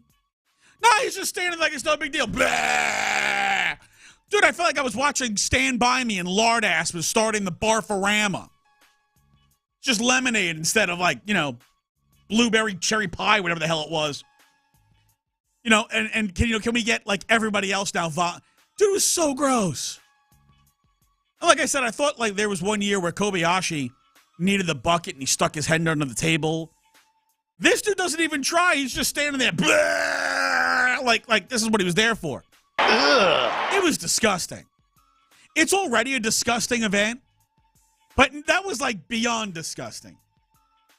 And, like, if that's the kind of people that are going to be there now that Joey Chestnut's not there and Kobayashi is not there and Matt Stoney's not there, I don't need to watch it. I'm going to be honest, I didn't watch it. I didn't either. I just saw the highlights on the old interwebs. Yeah. But I was like, that's just, it's that's taking it from spectacle to just gross. Like, it's one thing to have the spectacle and they're chugging it down or they're shoving hot dogs down their face. It's another, like, nobody wants to watch people vomiting. Unless maybe you're like Neon and you're get off on that kind of stuff. But it's just, yeah, I don't need to see that ever again. Now, there was a 4th of July music playlist put out on Outkick. Now, I don't go to Outkick very often because generally I think 90% of what they do sucks. And that's got nothing to do with their strange political ideas, which I'll be honest with you, sometimes their strange political ideas are not necessarily all that strange. I just think their content is crap. They put together an Independence Day playlist that they called Patriotism, America, and Hit Songs. And I'm going to tell you, there's a lot of crap in this list. So let me ask you, you give me we'll do this yay, meh, and no. Okay, those are your 3 choices. Courtesy of the Red, White, and Blue by Toby Keith. It's good. It's Toby Keith, but I'm not a big country music guy. So, All Summer Long by Kid Rock. Yeah. No. If I want to listen to that, I'll listen to Sweet Home Alabama. You know what? Kid Rock can go back to making videos of shooting beer cans. Those are more entertaining. Yeah, those were pretty good. But no, I don't want to watch that. I give a damn about that song. Save a Horse by Big and Rich. Matt, but it's more just funny. It's just funny more than anything. It also just doesn't make sense for the playlist. But, no, that's part of this. There's nothing about America or patriotism in, hey, baby, I got something for you. Although I guess that is America if you think about Hollywood. So, yeah. But it's like a meh, yeah, meh. Ragged Old Flag by Johnny Cash. Yeah, it's Johnny Cash. It's Johnny Cash. I don't care if he sang Happy Birthday. It's Johnny Cash. He's always in. 8th of November by Big and Rich. Nah. No, what the hell are we doing? It's awful. 4th of July by Shooter Jennings. Interesting. I don't even know who that is. Same. Hence, no. Yeah. If the song is so obscure, I have never even heard of the guy who sings it, no. God Bless the USA by Lee Greenwood. Yeah. I'll take that. No. No, you know why? Because I'm here celebrating the 4th of July. I'm not attending a Republican super PAC. Yeah, that's fair. And I am not bashing Republican super PACs. I'm saying I'm not attending one. I'm not attending a Democratic super PAC either. Because for those of you who haven't figured out my political leanings, to me we have two terrible parties. We have the party of bad ideas and the party of no ideas. And both of those parties' agendas is to screw us and favor rich people. So as far as I'm concerned, they can both burn. The Wreck of the Edmund Fitzgerald by Gordon Lightfoot. Meh? Only because I don't know. See, I love that song. Yeah. But it's got nothing to do with patriotism or anything like that. Tells the story of a ship that sunk, which is not celebratory. And it's a terrific song. But why is it on this list? Only in America by Brooks and Dunn. Yes, because of Brooks and Dunn. Iconic duo. I'm just going to defer to you on this because I don't think I could pick a Brooks and Dunn song out of a catalog. But if you're telling me it's a good song, I'm going to go with you. Mama Tried by Merle Haggard. Meh. Yeah. I feel like this is it's Merle Haggard. Yeah, I can see that. Take Me Home Country Road by John Denver. You know, it's another one of those. Don't have an issue with the song. Why is it on this list? Yeah. Because if ever you wanted to pick a state to embody America, West Virginia ain't it. I mean, unless you like inbred rednecks with 3 teeth. I mean, no, it ain't it. Do have some very pretty mountains. There's one thing you can say about West Virginia. If you are into the rural life and mountains, it is gorgeous. Mm-hmm. People, not so much. This one's a classic. Real American by Rick Derringer. It is the Hulk Hogan theme song. Yeah, I was going to say. That's a yeah. And just because of Hulk Hogan. It is not like a hit song. No. It is a song that you only know if you watch WWF. But yeah, it's almost like that's like a troll song, right? Hey man, we're gonna play Hulk Hogan's theme song. I am a real American. It is the cheesiest damn song you're ever gonna listen to, but you're gonna laugh your butt off. Oh yeah. All right, America, F yeah, from Team America. See, that's a troll one. That's another troll one. You put it on just because, but you know, I'll go in between yeah and meh. I go, yeah. I do it and play it really loud just to troll my neighbors. Yeah, I would do that. That's a great troll song. I'm definitely in on that. Right. American Badass by Kid Rock. Yes, it's Kid Rock. It's a better song than All Summer Long. Yeah. It's before Kid Rock sucked.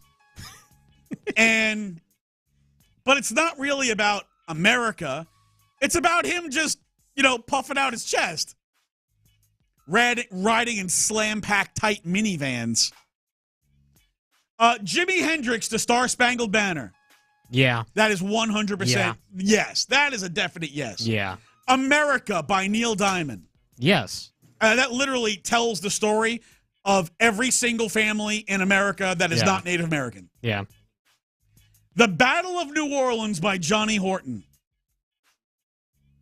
Dude, I have no idea how old this song is. Yeah. But I'm looking at it and I'm thinking maybe 60s.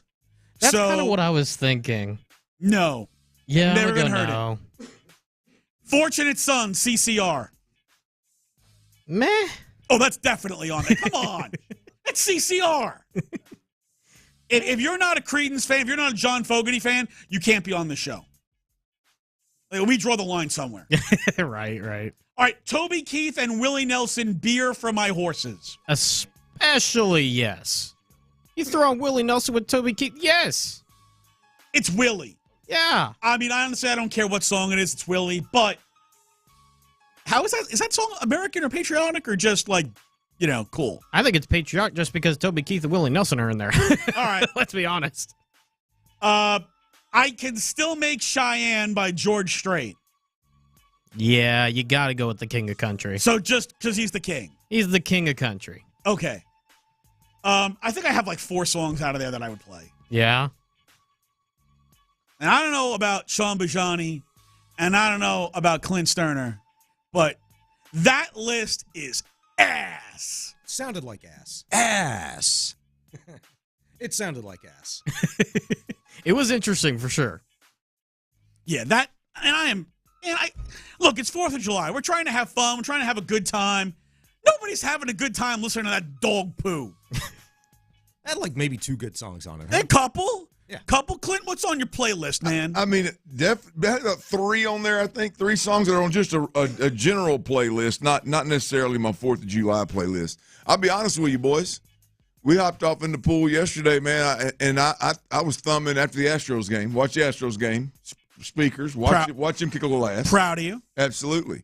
And so I'm thumbing the old guide when I got done there, PC, and I find a Kings of Leon in concert somewhere that I guess is a famous amphitheater somewhere or something. They have 3 songs? Who? Kings of Leon, but they have like 3 songs? Oh, no. Kings of Leon is great, man. I mean, I love Kings of Leon now. I love their sound. Like, even if you know the song, like, even if you don't know the song, like, I love Kings of Leon's sound. However, that's just because Clint's sex is on fire. That's why he loves it. Well, I mean, one song I know. I mean, there's a time. That's the one song I know. Use somebody. Okay, that's 2. All right, I know 2 songs. Come on, man. Yeah, I mean, we're just off the top now. Trust me, you know more. Like, Okay. and I'm not even the guy that know. Like, I have a hard time. My little cousin, we started listening to Kings of Leon. Said, "Which one's your favorite song?" And I said, "Well, the only 2 that I know the title of, right? Were those 2? Were those 2, but." When you listen to the concert or you listen to the CD, yeah. I know the words of damn near every song. It's one of those. I didn't study the titles of all the tracks on Kings of Leon albums, but they anyway. Point being, they got a song called "Knocked Up," and now I just have to listen to it because it's called "Knocked Up." And their lead singer's voice is raw, man, but damn, he's good, man. It's one of those when they kill all the distractions, all the banging drums and get loud ass guitars and all that stuff. And dude just riffs. He can go. It's a raw sound. So anyway, I greatly appreciate it, and I never thought about it like that, boys. But 4th of July in the pool, it was a really good listen. All right, hey, that's pretty good though. And it was on the TV, so I got to watch a concert and listen and hang in the pool. And dude, Astros that's cool. won That works. You know what? If you have a band you like, and they're on the TV, you can watch it. You got your surround sound set up. You're in the pool. You got your cold drink. Dude, that's living. That is living. PC, we had I think it was in Little Rock, but I'm not sure. It may have been in Dallas. Probably Dallas. But one of the sports bars that we consistently hung at, we'd watch a game, watch a fight, whatever it is you're watching. And when it went to commercial break, they had their system set up where it would automatically kick to music. It automatically kicked to music videos, and it was obviously the hottest song, at the time, right? It was charts at the time, and so you would get 3 to 5 minutes of one of the hottest songs that year, the video in the whole freaking place, and you'd hear the music. So it just eliminated the dead commercial in a bar when you're hanging, And I thought at that point, one of these days I'm gonna have that set up. Dude, that's badass. I'm gonna be able to play concerts. I'm gonna be able to play videos, and it's not just gonna be a playlist of songs. It's gonna be the damn video. Now, if they came to Houston, is that a show you absolutely have to see? Yes, Kings of Leon. Yeah. Yes, me. Yes, Well, absolutely have to. Maybe not there. I think there may be 2 or 3 of those. I even want to see that because I've seen like little clips of their concerts before. They do put on a good show. They are tremendous. I usually see fire and a lot of lights, and they get the big drum. Yeah. Yeah, I could dig that. Well, I'm a fan, man. I'm a fan. You think I know the names of more tracks if I were, but I am a fan of. But you know what? It doesn't matter if you like them and they're on. That's awesome. You're getting it. There's just very few for me, guys, that you can plug them in, and me not know the song, and I still enjoy the sound. You know what I mean? There's just there's not a whole hell of a lot of those artists. The one thing I went and saw him in Memphis when I was living in Little Rock. I went and saw him in Memphis, and I was stoked, jacked, boys. And I had a row of about 8 to 10 teeny boppers sitting in front of me who screamed at the top of their lungs, and I was miserable the whole show. I was like, "Get me out of here, man!" So I need to go back in an environment where I can enjoy it and see it again. You are listening to KILT AM, KILT FM HD2, Houston, Texas. The Drive is live now. Appreciate you, PC. I will see you on Monday, my good friend. Hell of a job, man, filling in. Solo, rocking it. That was impressive. Yeah. That was impressive. It's always impressive. You better go rest the pipes. That's all I know. He's got to go rest the pipes, and I would imagine he's going to do so with the pipes. Another the margarita pipes, or Tyler. two. You're getting me football horny. The pipes, not the pipe. The pipes. All right. I'll try not to break out the nasty this early. Easy, man. Easy, feller. I mean, it is the weekend. It is July 4th. That always makes me horny. Pipe laying season. I don't know. Pipe laying season? Yeah, that's right. It's always pipe laying season. Look. Especially in the dirty day. Yes, it is. But I'm going to tell you, especially in July 4th now, there's been a lot. Does that make you randy? Golly, man. I mean, that is you can work overtime on July 4th in that world, man. These colors don't run, man. These colors don't run. I'm telling you, Bijani. I know you don't feel real good right now, so pipe laying on the 4th probably isn't as funny to you as it is to the rest of us. But I'll just be laying there, man. I feel you, man. I'll just be laying there. I feel you. Either way. Bijani playing her. We appreciate you, though. Bada bing, bada boom. Pipe laying, or laying pipe. Either way it goes, man. It works. You know, you kind of spoiled it because I know what you did yesterday. You just told all of us. But I always find myself, like, watching the Freedom Over Texas, on the 4th of July. And I thought for sure you would be downtown with Russell Dickerson last night. I was not. You ever heard of Russell Dickerson? The country music artist? Yeah, hell yeah, I've heard of him. I never heard of him. Yeah. And I flip it on last night, and he is jamming. I mean, he's got the cut-off, like, American flag shirt, got the red hat. I mean, it's a great setup, by the way. And I was digging a lot of the songs. And I was digging it so much, I pulled up, like, Russell Dickerson music videos. Yeah. And he even talked about one last night. It was the one that put him on the map. He literally had his wife with a cell phone out of the back of his truck filming his first song music video behind in a rainstorm. And it was so good. And I was like, man, Clint's got to be there. And at least he knows who this guy is, so like maybe he can vibe with me. I think he was at the Bulls 10-man jam a couple years back. Last time I went, dude, it was really good. What is it? What's the name of his hit that made him big? It's it was the one I'm talking about. He wrote the song for his wife, like Yours. I think it's called Yours. I could be wrong. Well, when he jumped on the scene, it was from one hit, and he jumped immediately. But anyway, I know that Brett Young was in Bicentennial Park in Baytown, and I'm a big Brett Young fan as well. So I didn't go see it. I'm telling you, man, 2 baby girls. Yeah, Chief, one of them being deathly afraid of fireworks. I mean, it was. My boy is too, man. She does not like. She don't like thunder. She doesn't like anything that pops loud like that. But I had her. I calmed her down, which I love it. Kind of those double-edged swords, because when it starts happening, she hears it. She's daddy, hold me, daddy, save me, kind of deal. Yeah. And I love those moments because I know they're not gonna last forever. But then I pick her up, and way off, we're on my in-laws' back patio, and way off, over the house, top of the house is way over across the way. You could see the fireworks from one of the parks. Yeah.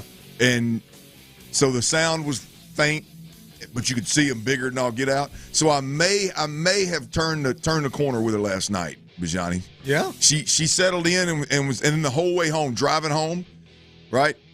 we're driving home and it's dark at this point in time, and everywhere, boom, boom, boom, boom, boom, out the windows. We're always worried about her going to sleep, and then we have to wake her up when we get home. Kind of deal. She was fireworks. Look, Daddy. Look, Mom. All over the place. I mean, out both windows, both sides. She likes how they look, but she doesn't like being like close proximity. She don't like anything loud. My protein. When I make a protein shake in the morning after a workout, the blender blends that ice up. Yeah. Boy, she just wherever she's at, she stops and she runs right to me. We've determined that my boy, who's 4, doesn't like loud noises that he's not responsible for. So we have a drum set, like a real drum set, and he will play the hell out of those drums. So we have to remind him to put the headphones on, so he doesn't damage his ears too bad. And he's good with that. Yeah. But when you put him around fireworks, like I'm not even talking about like where people are popping right in front of him. Even off in the distance. If he can just hear it. He plugs his fingers in his ears, doesn't want any part of it. Yeah. But it's not the firework itself. Like, he'll ask me, like, Dad, can we watch fireworks on TV? Right. Bagels here. So I'm like, fireworks, YouTube, boom. And he'll watch 2 hours of it. He used to take naps to that stuff. That's wild. When he's close to it, he'll say, Dad, can you pop some fireworks? Like, my wife was popping them last night while I'm sick in bed. And, he was okay, but still plugged his ears and came in and was like, Mom, hold me. Mom, I want you. It lasted about 4 hours last night. People were still popping fireworks at like 3, 4 o'clock in the morning. Oh, yeah. Mom! So needless to say, I had the bed to myself for most of the night. Well, good for you, man. I hope you're feeling better. Appreciate you jumping in on the drive with us today, man. But you got to fake it to make it, bro. Come on, man. You got to fake it to you make always it. You always look great. You got that bronze tone that Tyler's always been hunting for when he goes to the beach. Yeah, that bronze tone. I mean, I get bronze, man. I get bronze a little bit, just a lighter shade of bronze. When you get a spray tan. Dude, I feel like I am so dark right now. Like I've got a spray tan. I'm like orange. You're always olive. Oh man, out there doing that fence work, that'll do it, bro. It was like 4 days in a row last week, and I think that's why I'm sick. My body just wore out. The pride of Lakeshore, right there, ladies and gentlemen. Trying to help the good people out. Hopefully, I don't have too much of an influx of business with these damn storms supposed to be coming in. Yeah, bitch-ass barrel. Yeah, right. Yeah, we'll see. I say that's a lot of fear-mongering, but you never know. Like, they have to make the cone just big enough to where the very tip of it is going to come to Houston. Yep, just the tip. Yeah, if. Pause. Yeah, get out of here with that mess. Get out of here with that mess. Dude, so you were watching Astros this weekend. Yes, indeed. I want to know if your biggest takeaway was the same as mine. Watching that game yesterday, you could talk about Dubon's, clutch hitting, the 2-out RBI in the 5th, which was the go-ahead run. You could talk about Pena. You could talk about Jordan. Really in the series, but particularly yesterday, they didn't want a damn thing to do with Jordan. My biggest takeaway was Fromber. I know he put himself in a lot of trouble. I think he had the leadoff guy on in 5 of his 6 innings, and I think the Astros had 6 of 7 leadoff guys on. But that defense, and then Fromber himself just found a way. You talk about the emotional disaster that he can be sometimes when he's on the mound. Yeah. Dude, he strapped it on yesterday and just buckled down, got out of those situations. And I was really, really impressed. Yeah. That's obviously a big one, man. I think there's so many different takeaways, but for me, it's the big fella.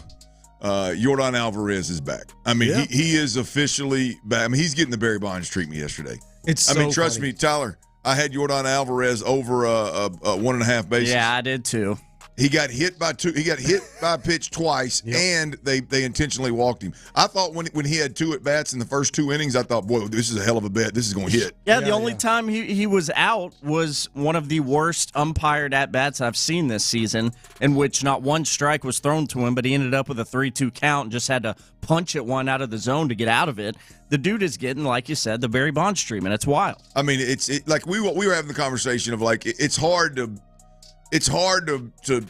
complain about Jordan, and so you always have to preface it with like, look, it's not been bad, it's been really good, but truth is Jordan is usually nails with runners in scoring position. Usually the OPS is over 1,000 or around 1,000, but he is at this point in time. The conversations, I'm sure we'll keep having about the big fella, but at the end of the day, forget about it. It's over. He's back. If you don't believe it, just look what the Blue Jays did. I mean, multiple times the Blue Jays said, no, thank you. You're not going to change the game, and put it in Diaz's hand, which I don't know anybody. Even with a pedestrian Yordan Alvarez, I don't know who in the hell wouldn't rather put it in Diaz's hands. And that's no disrespect to Diaz. It's just reality when we're talking about Yordan.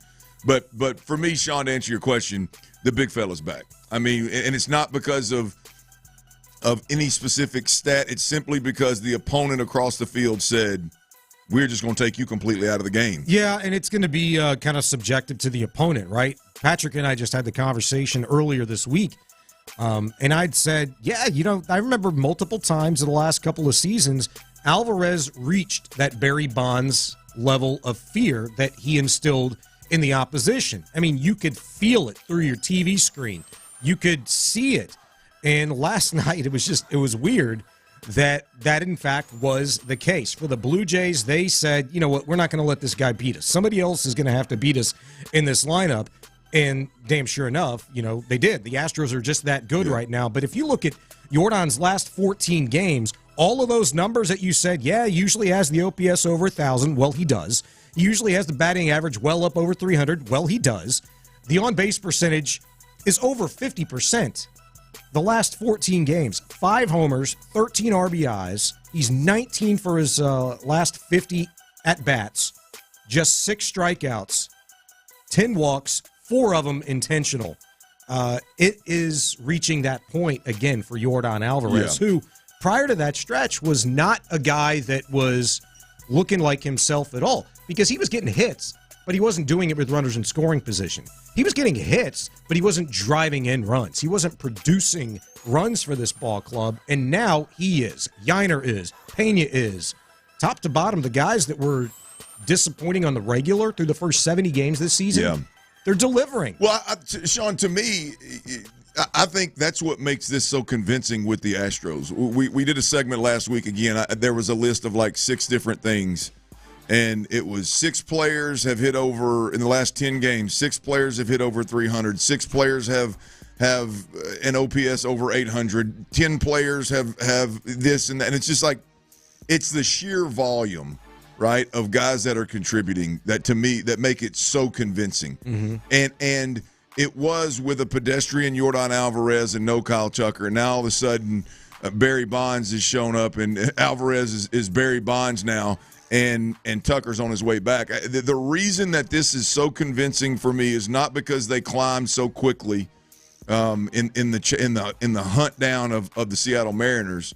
That's a beautiful part as a fan, but that to me that's not what's been so impressive. Because let's be honest, that's been a partly Seattle. I mean, not playing well as well, right? Absolutely. It's been the timing worked out perfect. The most impressive part is the others. Not Yordan, not Kyle Tucker, that have just absolutely produced at an unbelievable level. Yeah. And so that is going to be hard.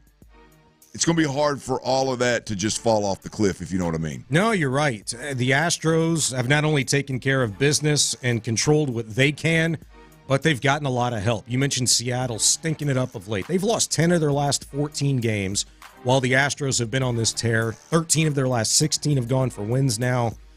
And I told Patrick this the other day as well. Like, when they were 3 games behind the M's to start this series, I said, boy, if things go well in Toronto, Astros have a little bit of a revenge series against the Twins coming up. The Twins a month ago took 2 out of 3 from them. You play the Marlins, they stink. The Rangers, you got them the last 3 games before the All-Star break hits. The Rangers have been sliding. You really have an opportunity to not just tie, but you could take a division lead going into the All-Star break. Who the hell would have thought? Yeah. You're 2 weeks, not even 2 weeks removed from Dana Brown saying, well, we have to cut this in half by the end of July. You not only have cut this in half before the All-Star break, but you very well could take a lead into the All-Star break, because you have just put it all together and finally played a good stretch of complimentary baseball where the offense, it's clicking on all cylinders. They're not just this feast or famine ball club anymore where it's swing for the fences or strike out. They're I couldn't tell you. I thought it was 3 straight hits at one point in time yesterday where guys took the ball to the opposite field. Yes, yeah. And, I mean, how many times have you seen that over the course of this stretch of baseball games that the Astros have played? Quite a few. But in large part for the season, you haven't. And I don't know if it's just an overall approach. I don't know if it's individual guys just changing what their plan of attack is at the plate. Whatever it is, it's clearly working. Well, Sean, to your point, I'm going to tell you, man, with the exception of Altuve, who's probably my all-time favorite. The guy's always on. With the exception of him, who he's one of them that went opposite field and blooped one over in a reach for an outside pitch and blooped it into right. In the other field. batter's box. Really happy. With the exception of him and obviously Jordan, I don't know that Diaz isn't my favorite player right now. I don't know why. I'd like to see him obviously hit for more power, which I think everybody would. Mm-hmm. But I'm gonna if you said, "Hey, Clement, look, you got to pick and choose. You can either get the guy that you got of late that is, say what you want about him. Is he leading the team in RBIs? I think he's leading the team in RBIs right now. If not, he's back and forth with somebody. Who are you talking about, Diaz? Yes. Oh, goodness. I don't know. I got to look. Well, I know one of the games early in this Blue Jays series, he got an RBI that actually moved him above, I think, Jordan at some point. I think. But anyway. Jordan's at 49. Diaz is at 45. Okay. So it must have been early in the series. But nonetheless, if somebody said, hey, man, you can give you guys some more of that power that he had last year, or you can take the more disciplined hitter at the plate that's getting more quality at bats and that has the ability to stay on a pitch and push it to right field, as we've seen him do it multiple times in clutch situations this year. Yeah. I would take the latter. You can have all the power. Give me a guy that's up there getting quality at bats that hits it to all parts of the park and is a more difficult out than the guy that chases bad pitches but also brings a little bit of power to the game as well. I'm rooting for Diaz in a much bigger way than I am for most of the Astros, to be honest with you. I want to see the guy continue to get better. I like it. I'm with you too. I think I would agree with that. I'd rather see many more quality at bats, and if you have to lose a little bit of the pop. Yep. I think that was easy for me to kind of predict. You know, he had 23 homers, 60 RBIs last year, 22 doubles. The guy was a pleasant surprise in terms of the pop that he gave you last year. And I said, all right, well, if this guy's going to be your regular everyday catcher going forward, like naturally, I think some of those numbers are going to suffer. And I think we saw that for a pretty good stretch earlier this season. Now, he's since kind of picked it up. The power hasn't really come back. The ability to hit the gap and get extra bases in regards to the doubles has. He's got 14 doubles this year in 76 games relative to the 104 that he played last year, and he had 22 or 23 doubles. Seeing a similar thing with Diaz that we did with Pena last year, where the home run numbers, they didn't really come back, but he was hitting doubles. Yep. And he was still getting extra bases. And what Yiner's done is put good quality at bats together with runners in scoring position, and he set the table and put himself in scoring position for those guys behind him that you can kind of rely on power for. And just imagine when Kyle Tucker comes back to this lineup, how dangerous this ball club's going to be. What are they, 18-8 without Tucker in this lineup since June 3rd? Yep. It's stupid. Yep. And so in that regard, I'm going to ask you a question. I'm going to ask our listeners a question. 713-572-4610, 572-4610. You can call, you can text, be a part of the show that way. Hit us up on Twitch and YouTube as well. With this recent Astros run, without Kyle Tucker, has it changed your mind about what this ball club should be shopping for ahead of the trade deadline? Do they really need an extra bat or just pitching? 713-572-4610. You can weigh in on that. We'll discuss more. He's Clint Stoerner, Sean Bijani. It's The Drive on Sports Radio 610. The Drive is live. The Drive with Stoerner and Hughley. Fellas, do you believe the Astros are better?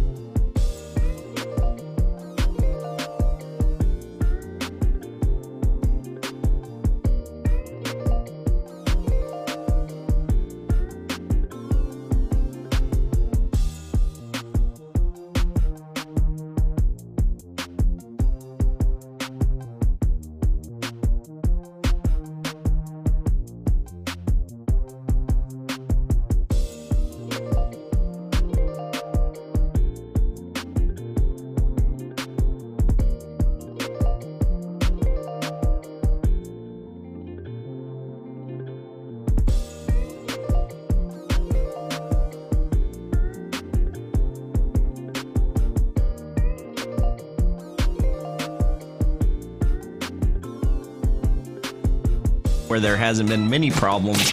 New episodes every week on the free Odyssey app or wherever you get your podcasts. Houston's sports leader, Sports Radio 610. Sports Radio 610 presents The Drive with Stoerner and Hughley.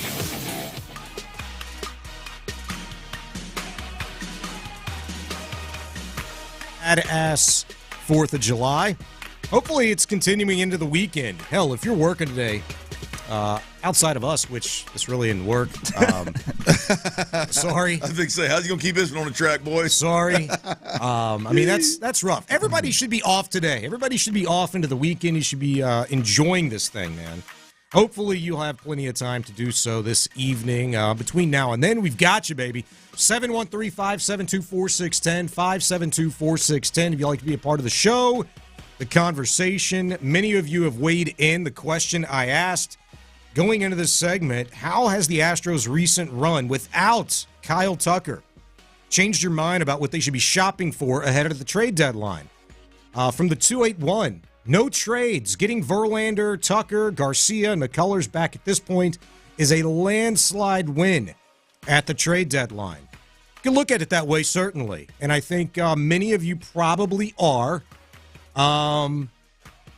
Clint, you feel a certain kind of way about this situation regarding the Astros and what they should or should not be in the market for ahead of the trade deadline, which, if you're not familiar, it is coming up in the next 26 days, July 31st, the trade deadline for the Astros. And we've been talking about all kinds of names and with this 18-8 mark, with this run of scoring 5.5 runs per game over the course of the last 26 with Kyle Tucker's absence. Thoughts? You don't need a bat, do you? Because you're going to get that bat after the All-Star break. Kyle Tucker's a masher. He's an All-Star, would be if he was healthy, Clint. So why go spend prospects to go get a rental or somebody that could just carry you for a couple of months. Yeah, look, I'll be honest with you. The way the Astros are constructed right now, given what we've seen this year, I've been leery of this season. I've been leery of, boy, the Astros need to make this big move, either with an arm or with a bat, for a bat in this lineup, to be completely honest with you. But I've gotten to a point now, after we just keep seeing what we're seeing, like, I think it would be crazy for the Astros to go out and make a big move for another bat in this lineup. I know right now that the bat would be what people are talking about would be a first baseman, obviously with Abreu getting bounced out of here, and now it's more of a rotation between Singleton and Dubon.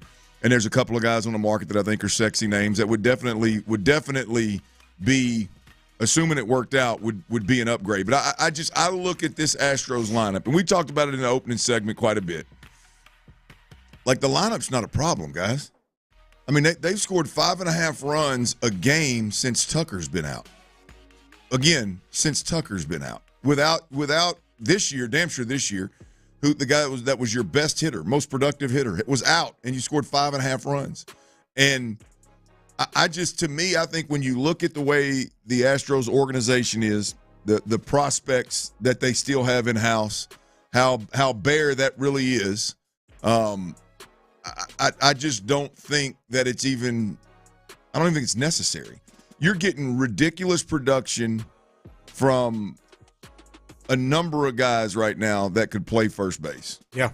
I mean, I say ridiculous. Look, I mean for them. Like, John Singleton has come around, and he's not a laughing stock at the plate anymore. He got some consistent playing time, and I think a lot of us gained confidence in him. Dubon, I don't know how long this guy's got to be a 300 hitter that's clutch, that gets quality at bats, that's super active on the base pass. Like, I don't know what else he has to do for us to go, yeah, man, this – he needs to be in a lineup every single day. He's a viable option for a team that's trying to make a World Series run. There's just options there that you know exactly what you're going to get. And I do not like the idea of the Astros making a move for a bat or to fill whatever void people believe is at first base. I don't like it. For the detractors that would say, well, during this stretch without Kyle Tucker, the competition hasn't really been great. Hate that thought. I do too. And just to kind of put that to bed as much as I possibly can, June 3rd, the Astros started the series against the Cardinals. The Cardinals were in the same and are really in the same exact situation that the Astros are. They were trying to stay in the hunt, in the mix. Mm-hmm. They were maybe not as much in the race for a division as much as they are in the wild card in the National League, but they're still trying to get to the postseason. And you took 2 or 3 from them. You did what you were supposed to do against the Angels. Another tough team, the Giants, really good ball club in the National League. They took 2 or 3 from you. Fine. You're going to give some. You're going to win some. You're going to lose some. You took care of business against the Tigers. You did what you were supposed to do against the White Sox. You swept one of the best baseball teams in the entire league in the Baltimore Orioles. And by the way, were extremely hot in June as well. They were the 3rd best team in June in the bigs. The Astros were obviously the best. 100%. The Orioles were 3rd, and you swept them. 100%. And you swept a short 2-game series against the Rockies, which is probably the epitome of a quad A team at the Major League Baseball level this year as you could possibly get. You took 2 or 3 against the Mets, which were playing really good baseball too. Yep. They're all of a sudden in the mix, whereas 2.5 weeks ago, they were a laughing stock.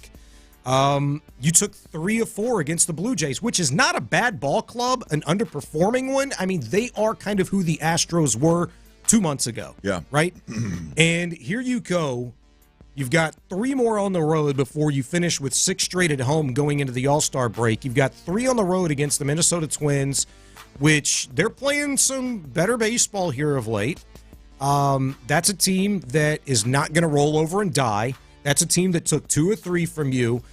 You, if anything else, besides from looking at this pitching rotation that the Astros are going to have to go with Sean Dubin on the mound tonight, Hunter Brown, Spencer Arrighetti, you feel good about one of those guys, really, if we're being honest. And I know Dubin against the Mets, his last time out, This will be a second straight spot start. Boy, if he can give you 3 innings, 50, 60 pitches tonight, I mean, that would be fantastic, but you're not holding your breath, right? Thing is, Astros have as good of an opportunity to beat any one of these teams if they're good, bad, or indifferent as anybody else because of what they've been doing offensively. Yeah. The pitching has been the problem this year, but it was not at all consistently complemented by the hitting. And now you are playing the most complimentary baseball in stretches that you have all season long if you're the Astros. And I think rightfully that should have changed your mind about what this team really needs. It is pitching.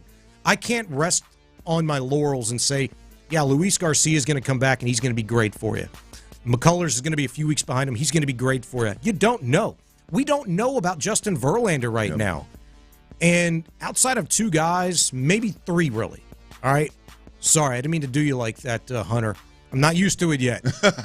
8 straight quality starts. Sorry, I should be.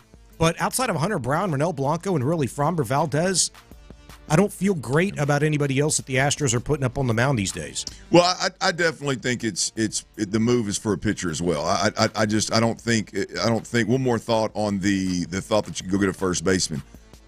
I think it all sounds good in our world, and I say our as in the media as well as the fans talking, the banter. But let's not forget, I do think there was some truth that Jose Abreu was one of the hotter, if not the hottest, first base free agent when the Astros went out and got him. He was one of them. Yes. Right? Yes. Didn't work out. Nope. Right? I remember a couple of years ago, Josh Bell was the guy, and I heard PC, who did a great job laying all this out. I heard PC on In the Loop earlier, and he was talking about all the different prospects and you know who could potentially sign. And when he said Josh Bell, again, it just made me think about, boy, I remember Josh Bell being the dude that everybody wanted. And look, I was cool with it. Everybody wanted. Weren't we talking about Josh Bell whenever Hughley was going through it? Yes. The year after the batting title? That was the season, right? Yes. Yeah. And then and Josh Bell goes to San Diego, and I think I heard PC say earlier that first year he hit 192. Yeah. Right? I mean, so we're on the heels of the Abreu thing not working out. The Josh Bell thing didn't work out. And I'm just saying it's not as clear-cut as, hey, man, make a big move for a guy because he may not work out. And it'd be a crying-ass shame if you did it again and it didn't work out. You lost the prospects, whatever it ended up costing you. And the whole time you've got guys that are very, very capable of filling that first base void. Yeah. Are they Gold Glove? No. But, I mean, hell, they're hitting 300 and they're, you know, I mean, not them. John's not, obviously, but it's just – he ain't too far off. You got good options. Singleton during this stretch without Kyle Tucker hitting 283 with a 736 OPS. Big John. Now he's not producing a whole bunch of runs, but it could be far worse. I mean, he's got a homer and 6 RBIs and a double during that stretch of 18 games without Kyle Tucker since June 3rd. So it could be far worse. It's certainly another one of the best stretches in John Singleton's Major League Baseball career. Big John's the only guy in the big leagues that can bat flip a single now. He is. I'm waiting for him to bat flip a walk. Yeah, right. Ball 4, flip the hell out of it, John. Yeah, no, I want him to continue to do well because I enjoy rooting for him. Yep. Clint Stoerner, Sean Bijani, it's The Drive. Coming up next, exactly 2 weeks until Texans training camp begins. Where are the most important camp battles? We'll discuss next on The Drive at Sports Radio 6.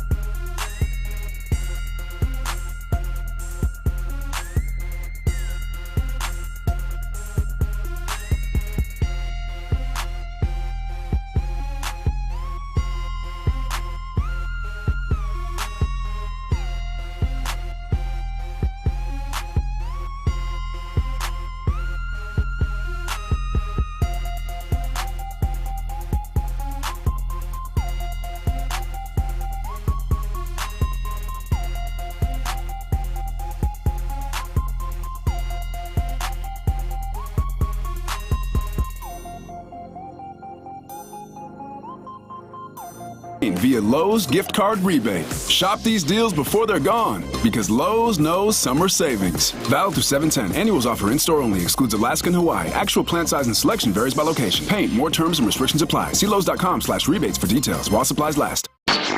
Live from the Twin Peaks studios, Sports Radio 610 presents The Drive with Stoerner and Hughley. Yeah, it's The Drive. Sean Bijani in for Ron Hughley. Clint Stoerner, Tyler Milner along, 713-572-4610. You want to be a part of the show, call or text. You can hit us up on Twitch and YouTube via the chats there. 2 weeks away from Texans training camp beginning. It's going to be here before you know it, man. Yes! Yeah, I know we're pumped up for this, man. I am.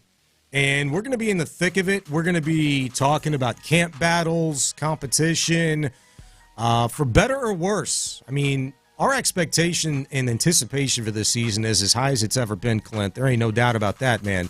I know you're thinking about these things already going in, and I'd be willing to guess that you and I could probably peg the top 2, maybe 3. We'd agree on the biggest camp battles going in right now today. But I'm interested to kind of get your thoughts on that because I might have another one that maybe surprises you. So if I asked you the most important camp battles for the Texans, what are they? Oh, wow. You would give me what? Give me your top 2, top 3, 4, whatever you think it is. Well, I'll give you what I think the top one is that is low-hanging fruit. The corner opposite Derek Stingley. Okay. Whether you believe that Kamari Lassiter is a outside corner or not, whether he's in the competition or not, between him and the 2 vets that they brought in, my mind just went blank with both the damn guys. Jeff Okudah and C.J. Henderson. Yep. If you go those 2 and Lassiter, whatever that battle opposite Derek Stingley, whoever wins that battle right there, I think is the most important with the Houston Texans. I'll give you one that I think is the most intriguing. Again, on the defensive side of the football, I think Kalen Bullock, 3rd-round draft pick, the 3rd overall pick this year in the Texans draft for the Texans. He was a 3rd-rounder, safety out of USC. I think him and Jimmy Ward. I think that is much more of a ends up being much more of a battle than probably we give it time. Man, I'm glad you look at it that way because that safety spot is what gives me pause. It's something that I feel like if you asked me to name one position outside of defensive tackle, and you and I had conversations about this multiple times over this offseason, which one was not addressed with the utmost seriousness or aggressiveness, maybe is another way to put it, that you felt like it should have been with the Texans? I would have said safety too. And because I don't think at this point in time you should be counting on Jimmy Ward to be that guy week in and week out to play for you. I mean, more times than not, 2 out of the last 3 years, he's been off the field more than he's been on it. And I'm not willing to just say, yeah, well, he's Jimmy Ward, he'll be fine. Him and Jalen Petrie, it's going to be a great secondary with Stingley and insert whatever other cornerback and Des King. Cool. I'm just not there yet. So I'm glad you included safety. Maybe in no particular order, because I think it's kind of a trick question in some regard. If I said, hey, most important camp battle, you just said corner, I feel like you feel better about the level of competition of Jeff Okudah, C.J. Henderson, and Kamari Lassiter than I do about Kenyon Green, Kendrick Green, Jarrett Patterson, and Juice Scruggs at the left guard center position. Because it's very TBD. Like, I'm including a guy that was moonlighting as a freaking fullback last year for the Pittsburgh Steelers before the Texans made a trade to go get Kendrick Green. And he was looked fine for a game and a half until he got hurt, right? Yeah. Kenyon Green looks like he has an NFL body in T-shirts and shorts this year. And then here's 2 second-year players in Jared Patterson and Juice Scruggs that were asked to play, when they didn't know they were going to, and then out of position if you're Juice Scruggs. So I don't really know what to think about that. Linebacker is one that I feel like was kicked under the rug all last season, and I feel like it has potential to be the same position group because you got Azeez Al-Shire, because you think you know what you've got in Christian Harris. But let's not forget about Henry To'oTo'o. To me, he's a part of a big, important battle at the linebacker position group because nothing should be gifted to him at this point in time. Yeah, the linebacker situation is interesting because I think behind the two that you mentioned, I think we got problems. Behind Shire and behind the Harris. starters, behind Harris and Shire. Yeah, I just think we got problems. I think that you're an injury away from being in a really, really bad spot, and we saw it last year with Henry To'oTo'o and a couple of other backers where when they're on the field, they just can't cover. I mean, they are a liability over the middle of the field, and in the 2024 NFL, whether it's schemers on the sideline, slot receivers, or these hybrid tight ends, they are. If you are a liability at the linebacker or safety position, these tight ends will light your ass up. Period. And so I just don't. That typically doesn't get fixed in a year. Like I like Henry To'oTo'o, and I'm sure he's a great communicator and he's a leader and all that. But he is a liability on defense, and he can go out there and dedicate himself and do all the right things. And you're gonna put him out. You're gonna put him back out there 6 months later, and we're gonna expect a different result. I just don't think it's gonna happen. So I think that the Texans are the beyond, and I'm saying the first team, but that is a position where you rotate through. You're too deep pretty consistently at linebacker. Yeah. So there's a problem at linebacker with how thin they are. The Kendrick Green, Kenyon Green, Patterson Scruggs thing. The only reason that's a competition is if Scruggs and Green let it be a competition. I mean, they are first and second round offensive line draft picks, and they are battling with guys, as you said, one of them was moonlighting as a damn fullback, and a 6th round pick, I believe Patterson was. Yeah, who started 8 games for you at center last year. Yeah, Dietz started a few too. I'm gonna tell you, if either of those are real competitions, if these aren't the D'Amico Ryans and the Nick Caserio, well, we want competition at every position. If we're not kind of like smiling when they say that about the guard and center position, because we know damn good and well that Scruggs and Green, Kenyon Green, the former, what was he, 15 overall, 13 overall? I always get them confused. Well, they traded out of 13 and went to 15. Yeah. I think that's how it went. But those guys, if they just get it together, and they will absolutely, it won't be a competition. It legitimately will not be a competition. Those two guys are so much more talented than the guys that they have, that they are literally running with and at that guard center position, that shouldn't even be a competition, if we're being completely honest. If Kendrick Green or Patterson, if either one of those two are on the field, you and I are having conversations about, man, what the hell happened to Green? What the hell happened to Scruggs? Yeah. You know what I mean? Like that's not a oh well, one guy won a competition. No, it's a what the hell happened to the 2nd round draft pick, boys? What the hell happened to the 1st round draft pick? One thing Kenyon Green has going for him going into training camp this year is injury should not be an issue. I mean, he's had a long time since his season-ending injury. Stole his sophomore campaign from him to recover and figure out how to get his body, change his body, get it to where it needs to be, for the 17-game regular season halt. And by all indications, from what the eye told all of us out there seeing him in, the mini camps, is that, boy, yeah, this guy looks like more of an NFL body type guy. Like, we'll see. So injury shouldn't be an issue. It's a TBD there.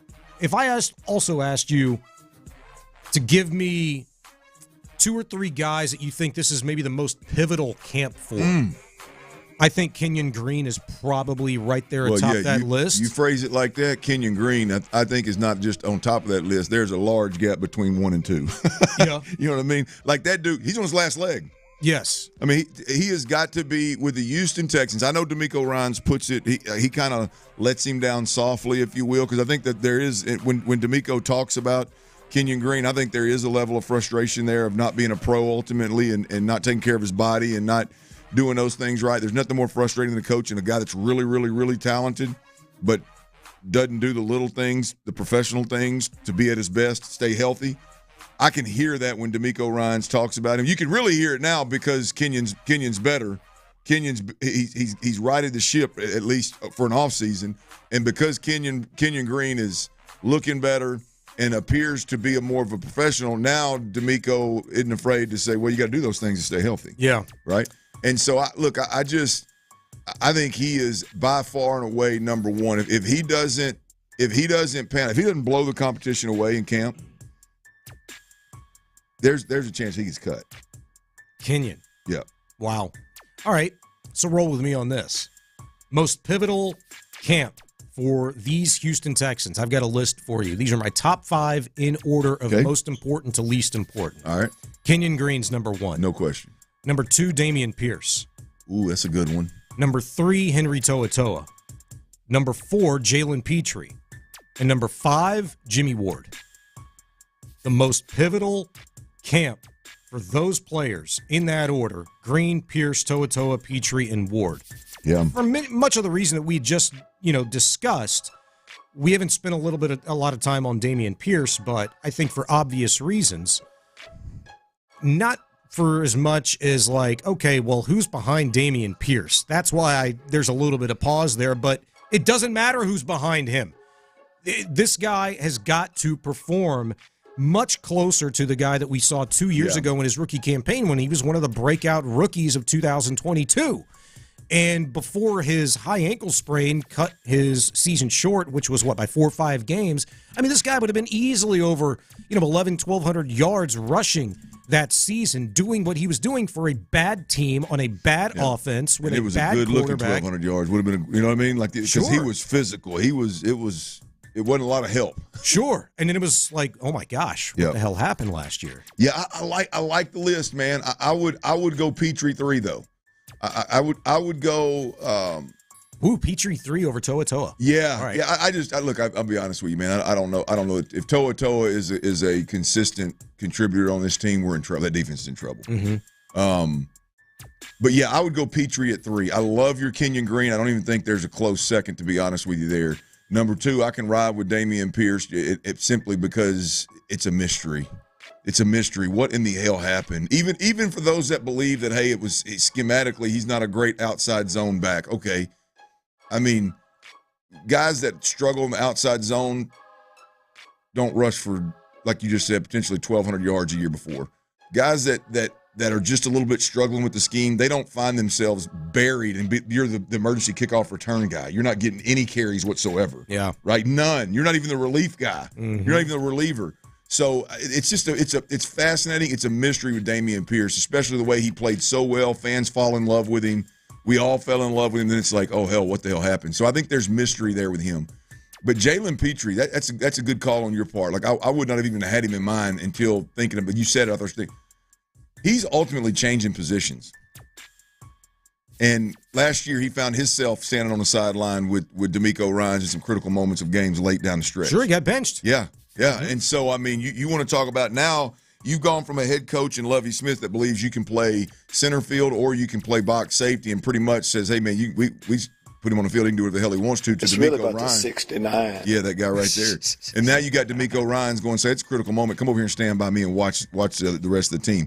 And it seems like in the camp that we've got to watch in the offseason, it seems like he's going to be in competition for more box safety, more nickel defender potentially. So I think it's a lot of new to him. It's him finding his spot with D'Amico. What does that look like? So I would go those 3. I would go Kenyon Green, Dameon Pierce, Jalen Petrie in that order.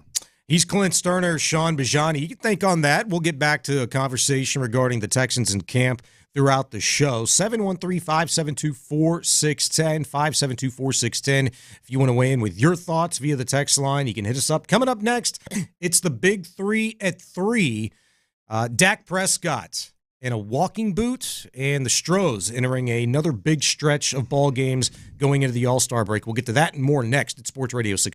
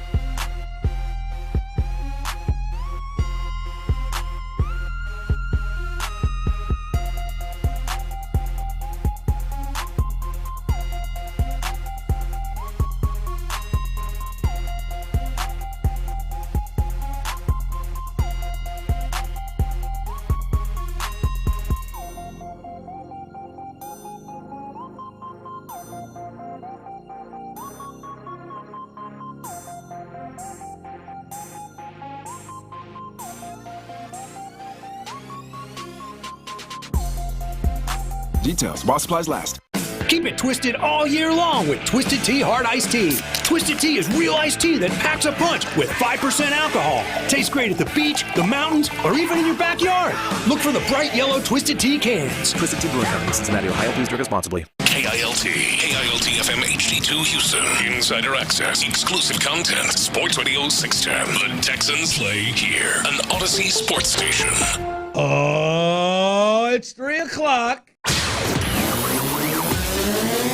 Sports Radio 610 presents The Drive with Stoerner and Hughley. With the biggest stories of the day. It's the Big 3 at 3. Number 1. Number 1. Southern Oklahoma Cowboys taking the spot. Dak Prescott reportedly out of his walking boot. Weak-ass Cowboys. Prescott recently suffered a minor right foot sprain that temporarily required a walking boot. That, according to a source telling ESPN's Todd Archer. Prescott seen in a walking boot while on vacation in Cabo San Lucas in a picture posted to Twitter on Wednesday. It was unclear when the picture was taken, and he is no longer wearing the boot, though, according to the source. It's not known how he suffered the injury, just the Cowboys last held organized workouts on June 5th. The injury not expected to impact Prescott when the Cowboys hold their first training camp practice on July 25th. Clint, the Cowboys have bigger problems than Prescott sporting a walking boot this offseason. Agree or disagree? Wow. I don't have time to have a bad time. I will agree with a little caveat. Okay. I think it's part of the bigger picture. Like, I think him in a walking boot, regardless of how severe it is, with the already, you got to think that it's dramatic, controversial, whatever contract dispute that he and Jerry Jones are having right now, where there's no extension on the table and he's going into the last year of his deal. The Micah Parsons, Malik Hooker situation last week, the reports that Micah Parsons is rubbing a lot of people in the building the wrong way kind of deal. I agree they've got bigger problems. CeeDee Lamb, I'm never in the pay people early mode. If I'm Jerry Jones, I'm paying CeeDee Lamb. Like, I'm gonna get CeeDee taken care of. Yeah. Whoever my quarterback is gonna be next year and beyond, his ass gonna be throwing to CeeDee Lamb. Mm-hmm. But it isn't on my schedule. That contract dispute there, or whatever you want to call it, potential holdout there. Dak Prescott last week, and I don't know if this had anything to do with his people or where it came from, but the report that, or the thought that he should hold out because he doesn't have the extension when he's due $50-some-odd million this year. The whole thing. There are bigger problems in Dallas than that walking boot picture in Cabo in itself. But it's just part of the big picture, bro, of just like I got the Cowboys pegged this year as the wheels coming off. Yeah, I mean, that's always like the easy pick, right? Yeah. Even the report a couple of weeks ago, according to a former Cowboy executive that was saying that Mike McCarthy's fed up with Jerry Jones and all of that stuff. And too. You know, where all of this stuff with the Dallas Cowboys, there's usually going to be smoke, but is there always a fire? That's the question. Because it's easy to say, well, this, that, the other thing, you know, is going on with Dallas. It's a lot of the narrative that we want to exist. Yeah. But more times than not, I do feel like there is smoke going on in the building somewhere. Look, let's be honest, man. There's smoke going on in every building in the league. You can't have that many guys with that kind of money on the line, with the egos that rich folks have and the egos that coaches have. You can't have all that coexist in a building and there not be some level of fires that need to be put out consistently. I think every team has them. I think Dallas is I think there's tenfold more than most teams, right? And the bigger issue is they have them and they always somehow get out and get to the media. Whether that's the owner or the owner's son doing weekly radio hits, or that's Jerry. Doesn't help. Yeah, or Jerry just pushing to get that star on SportsCenter and understands the value of every time somebody lays eyes on that star. There's a dollar signs go off for Jerry, or it's Michael Parsons and his podcast. You know, it's like there's so much access nowadays that when you have that many fires, that much controversy, that much drama, there's got to be some level of truth. You know, I wonder how much trepidation the whole Micah Parsons, him being very much out there this offseason, you know, making the trip to Japan with CJ Stroud, the podcast, Ish talking back and forth between CJ. Like, was there more of a negative impact for Micah Parsons and the Cowboys in that regard than there ever? I mean, there wasn't even anything negative in regards to CJ Stroud in that whole atmosphere this offseason. It was like, we looked at that as, boy, that's really cool. You know, look at CJ, you know, having fun doing this, that, the other thing, you know, creating, you know, a little bleep talking rivalry. You know, there was no negative media in that regard. But because it's a Cowboy, because he's due for a big payday, one of the three most important players on that roster due for a big payday, I feel like it's just built in. Yeah. Well, like for me, and this is personal. This is my personal opinion. Like, it appears to me that Micah Parsons is simply stirring the pot. He's not good. And football he is. I'm talking about he's not good at this media thing. Like, he's silly all the time, and he makes, like, just the little bit of listening that I've done when C.J. Stroud was involved, like, his points aren't even, like, he's completely coming out of left field with stuff, like with stuff about football. Yeah, I mean, it's silly. Like, he strikes me as a guy that is extremely, extremely silly, which gets old in the media game, definitely gets old in the locker room, so I could see where he potentially really could be rubbing people the wrong way. And ultimately, when it's just it's almost like just a playground for you. Yeah. Like, yeah, you're not only recording a podcast on Tuesdays, you're wasting your time and being silly as hell on Tuesdays and causing distractions, right? You're not out there like Ryan Clark and the boys creating a goddamn just a revenue generating machine that you can lean on the rest of your life. You're being silly, and you're creating distractions. Yeah. And to your point about CJ, like CJ, every time CJ speaks, people are more impressed with him. Every time CJ speaks, it's like it builds his brand. It like does. His brand strengthens. Yeah, God bless, brother. Even when we're talking about how he handles the silliness of Micah Parsons. Yeah.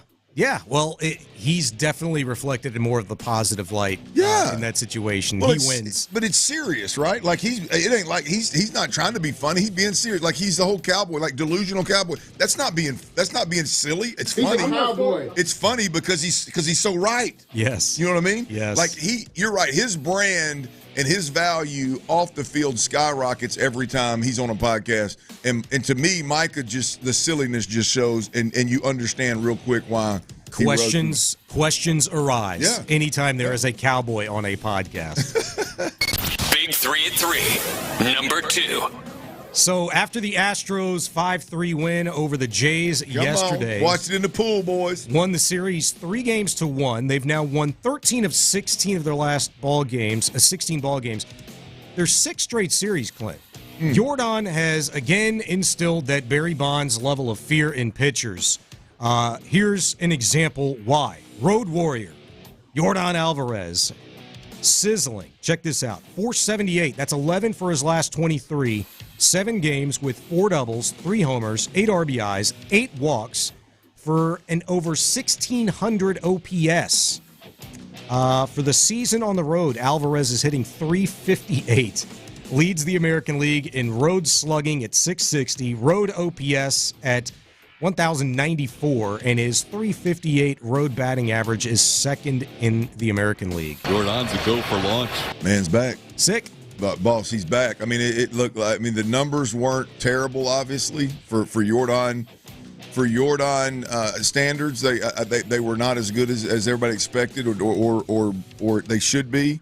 The first 70 games this year, whatever it was, 65, 70 games this year. Yeah. he has turned it on, boys. He's healthy. He got the Barry Bonds treatment this weekend. They literally either walked or like intentionally walked or plunked his ass 3 times in 5 at bats. Yeah, and they're just completely eliminating him from the game at the plate and saying, look, I'd rather have bases juiced with Diaz at the plate than first and second with Jordan at the plate. It started earlier in the series, too. Yeah. Do you remember? It was Zach Pop who. Well, they did it the first time they did it. It bit him in the ass because Diaz hit a single to right field and they scored 2 runs. Okay, but Zach Pop tried to go up and in with a 93-mile-per-hour cutter. I think it was game 1 or game 2 of this series. And Jordan, obviously missed it, but the very next pitch, he turned on it and took it almost upper tank in right field. And there is nothing sweeter than a hitter being able to do that when a pitcher is telling you, I'm going to get your ass off the plate or I'm trying to hit you, and then you take him yard the very next pitch. The Blue Jays said from that point on, all right, we ain't going to play with this cat. If he beats us, it's our own damn fault. I mean, they hit him twice yesterday. They intentionally walked him once, and he worked another walk a second time. It's fantastic, like, the treatment that he's getting. We've seen this for stretches over the course of the last 3 seasons now with Jordan. And the fact that who's backing him up? Can you say his name one more time? Who's hitting cleanup? Yiner freaking Diaz? Where the hell's Kyle Tucker? They're doing it with Tuck, without Tuck in the lineup. Yep. I mean, Yiner, and for him to come through with 2-out RBIs and hitting with runners in scoring position, you're damned if you do, damned if you don't if you're the opposition. It's a beautiful thing. Yeah, look, the stats are obviously unbelievable with what he's done, right, and what he's doing right now. But all you had to do was watch a couple of them games this weekend and saw the treatment that he got. And when he's getting that kind of treatment, I mean, that manager across the way is telling everybody in baseball, like, he's back. He is striking fear in us over here in this dugout, and we have no problem letting everybody know that we are scared. We are scared. Go ahead. I mean, walking the bases loaded, dude. You just don't see that anymore. I would do it. Rarely see that, and they did that yesterday. Tyler, I would do it. Yeah, no, I actually agree. I think if I'm the manager of the opposition, I'm looking at him right now, and I'm doing the same damn thing, but it's insanity. The next level of that is walking him with the bases loaded. Yeah. Which happened multiple times to Barry Bonds. Yes, it did. That is the next step. You walk in a run to avoid maybe giving up 2 or 3. Correct me if I'm wrong, but was it Larry Durker? Was it Larry Durker that did that or Phil Garner? I can't remember. I can't remember. Walked the bases loaded with Barry Bonds at the plate. Yeah, I'll get Cheryl on that. We need to know that. That was, I think that was an effort to try and avoid being the victim of his 70th home run that season. It was 70, 71. It was one of those. It was up there. The record had already been like destroyed at that point in time, and I think it was Durker or Garner that just was like, "Yeah, screw this, I ain't doing it." Yeah. Do you have the answer, Tyler? I'm getting closer. Okay, yeah. I mean, it's right. It's one of those two. I think they were back to back. But up next on the Big 3 at 3. Big 3 at 3. Number 3. I mean, they continue their road trip here with 3 games in Minnesota tonight. Stros interplay just 2 games back of the M's in the West, 2.5 back of the Red Sox, and 2 back of the Royals in the AL wildcard race. The Red Sox occupying that 3rd and final spot, Clint. You got Dubin taking on Pablo Lopez tonight. This will be Dubin's 2nd straight spot start. Last time out against the Mets. Pretty damn good. 3 1/3 hitless innings, walked 3, struck out 2. 55 pitches for Dubin was a season high. Clint, I feel like it's easy to kind of feel like you might be throwing this one away tonight if you're the Astros with another bullpen game, but the Stros won Dubin's last start against the Mets on Sunday, and they nearly overcame another stinker of a start by Arrighetti the other night, just dropping it by 1 to the Jays, 7-6, after being down 7-0. You can't ever put anything past this offense. Well, they're just scoring runs at a crazy rate, and so I mean, even in bullpen games, you feel like you got a shot, man. And the interesting thing is if Dubin can go out there and give you 55 pitches, whatever that. We don't know if that could be 2 1/3, it could be 3 1/3. Hell, who knows, right? I mean, It depends on how each inning goes. But if Dubin has the ability to go out there and give you 55 pitches potentially to start a a bullpen game. You got that's a pretty good way to start one. No doubt. Chandler Rome had this in his recent piece in The Athletic. Astros scoring 5.5 runs per game across Tucker's 26-game absence. Only 7 teams entered Thursday with a higher OPS since the day Tucker injured himself. That is every reason why it doesn't matter if Dubin's on the mound, Arrigetti's on the mound, Blanco's on the mound. This offense is just getting it. And again, they're getting it without Kyle Tucker. They're making things happen. And when you're getting the clutch gene from Mauricio Dubon and Yainer Diaz and Yordan Alvarez is instilling Barry Bonds level type of fear in the opposition, that is a win for you and your ball club more times than not. Absolutely. Boys, can I got a little distracted here. This hot dog eating contest. Is this repeat or is this live? It's an American staple, man. Well, it's got to be a repeat. It's from yesterday. I'm going to be completely honest with y'all. This is the first time I've ever seen women involved. And? I'm not comfortable with it. I was going to say, are you going to be weird and tell me you're turned on by this? No, not at all. Okay. Ladies with the glizzies. I mean, I looked up there a while ago and one of them ladies was shoving 2 Oscar Mayers in her mouth at one time, as fast as she possibly can. Sir, it was not an Oscar Mayer. It was a Nathan. Oh, I'm sorry. I got a fun fact for you. This lady that we're seeing on the TV screen just dominating everybody. Like my mother. One of them looks like my mom up there shoving wiener. Whoa. That one dominating right there. She has never lost a hot dog eating competition she's been a part of. She's won every one. And she's married to a dude who does the competitive eating for the men. So they have like a little competitive eating family. Nice. Well, the man did not win, unless his name is Bertoli or whatever it was. No, her guy came in like second or third. I don't know who Lesko, Melee, and Young are, but they might as well just quit. Ooh. I mean, look at this woman. This woman's like 65, right? Man. It looks like my mom up there. It does look like I'm Linda. not comfortable with this. To chalk this up to the list of things that I hope my daughters never get involved in. Man, a hot dog eating contest. Yeah, it's not a good look. I mean, that little bitty one right there, she is jacked, son. I mean, she is like she's got rock Metallica playing in her ear or something. She is dancing. Come on, man. What are we doing? She's dancing, trying to wiggle them wieners down there. Stop it. I'm just saying. I mean, you weren't. That's a drop. He wasn't even. He wasn't even trying. I wasn't. Wiggle them wieners down there. Oh man. Yeah, this just is not an attractive thing to watch. That ain't it, man. At Look all. At that ain't it, man. I mean, gnawing on it.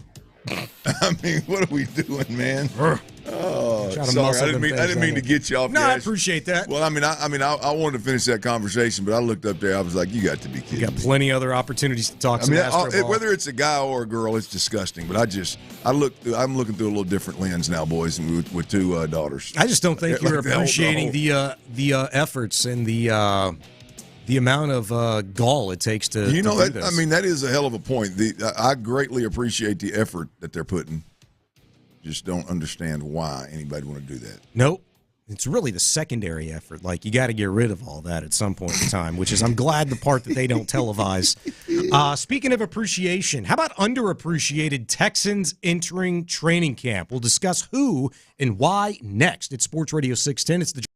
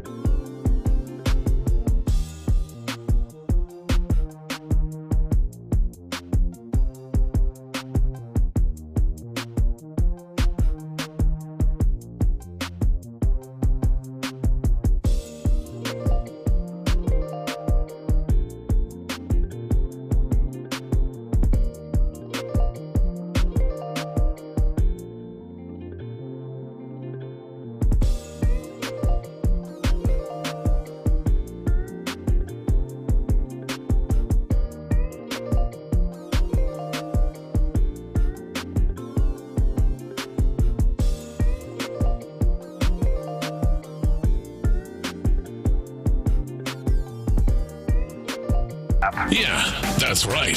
Download the Odyssey app now and don't miss a minute of the conversation. Houston's sports leader. Sports Radio 610. Sports Radio 610 presents The Drive with Stoerner and Hughley. And for Ron Hughley, I'm Sean Bijani. Big Ron up there Cadillacing, boy. He having a good time Friday night, didn't he, tell you? Or Saturday night, whenever that was, he sent us that picture. What'd he do? Oh, yeah. What'd he do? He just, Sean, hey. In KC? Hey, I think that's where he was. Yeah. I'm drunk, I guess. Yeah, he got out amongst his people back there, man, showing out. Hey, nothing wrong with that. Hey, look here, man. Doing big things in the radio biz, living in a big city, losing all that weight. Shoot, he goes back to home, boy, walking around peacocking around Kansas City. He sent us old picture.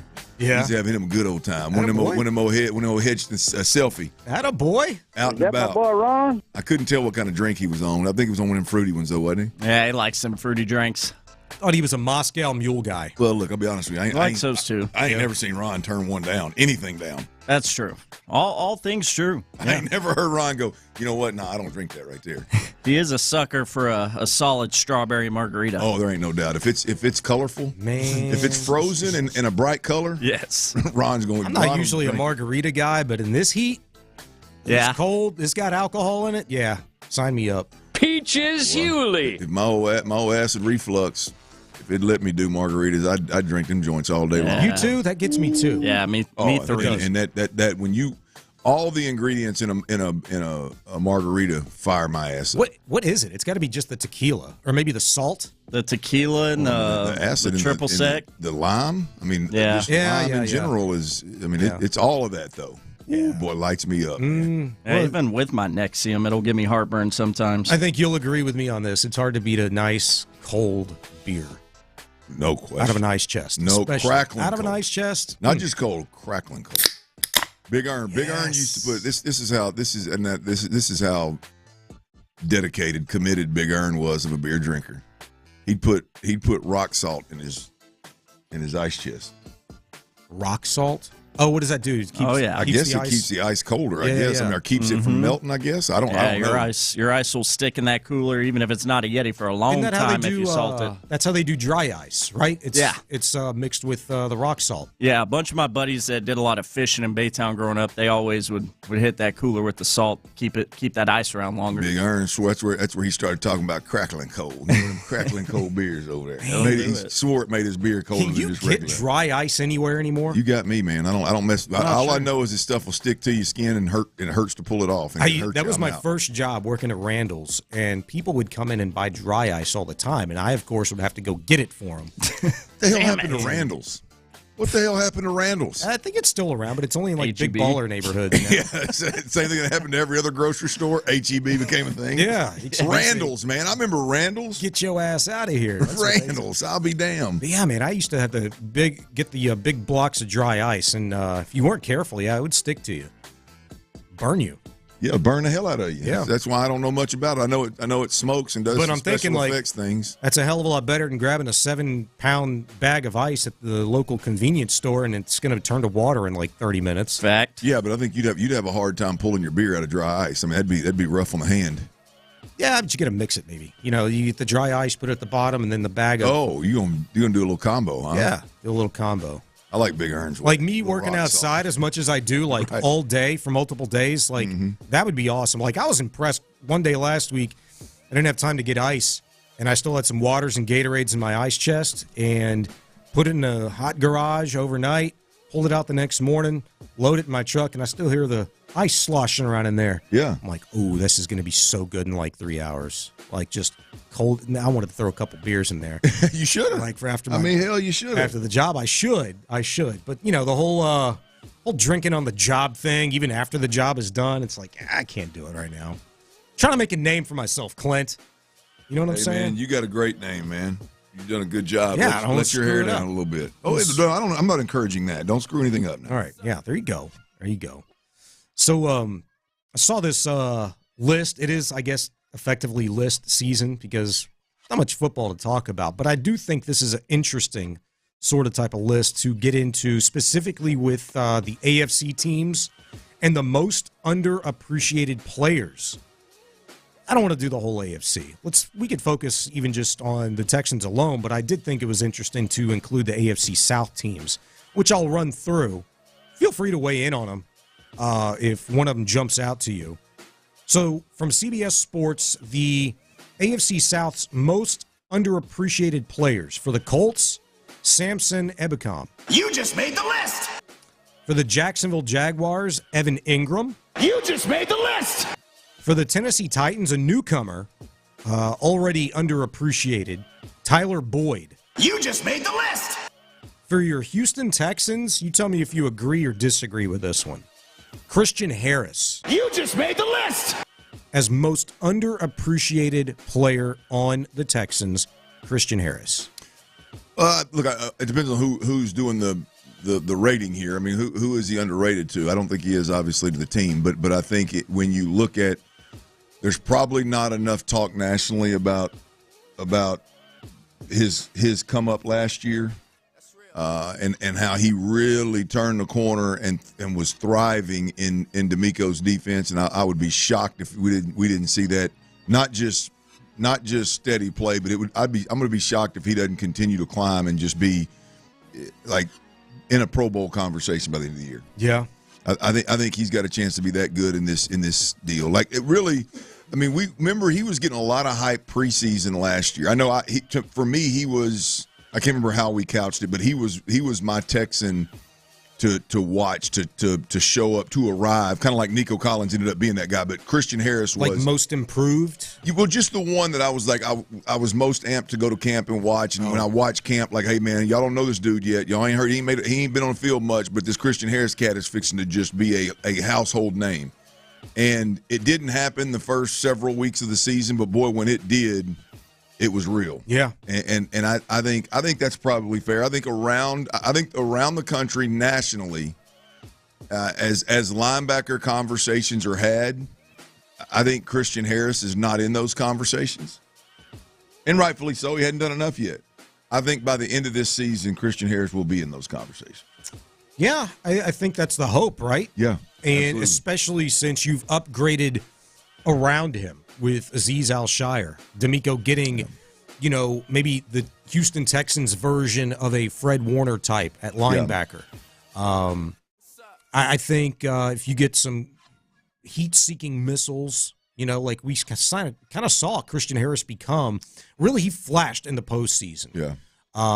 Just the plays that he disrupted, destroyed, ate up in the backfield. Yeah. You look at that and you're like, okay, well, that's what the Texans have been really lacking, is that guy to just sniff out stuff in the underneath. Well, I think there's two things with Christian Harris that really are going to stand out. Again, we know how pass happy the NFL is in 2024. He can cover his ass off, right? He is exceptional in coverage, and I think that's going to continue to show. The more he plays, obviously.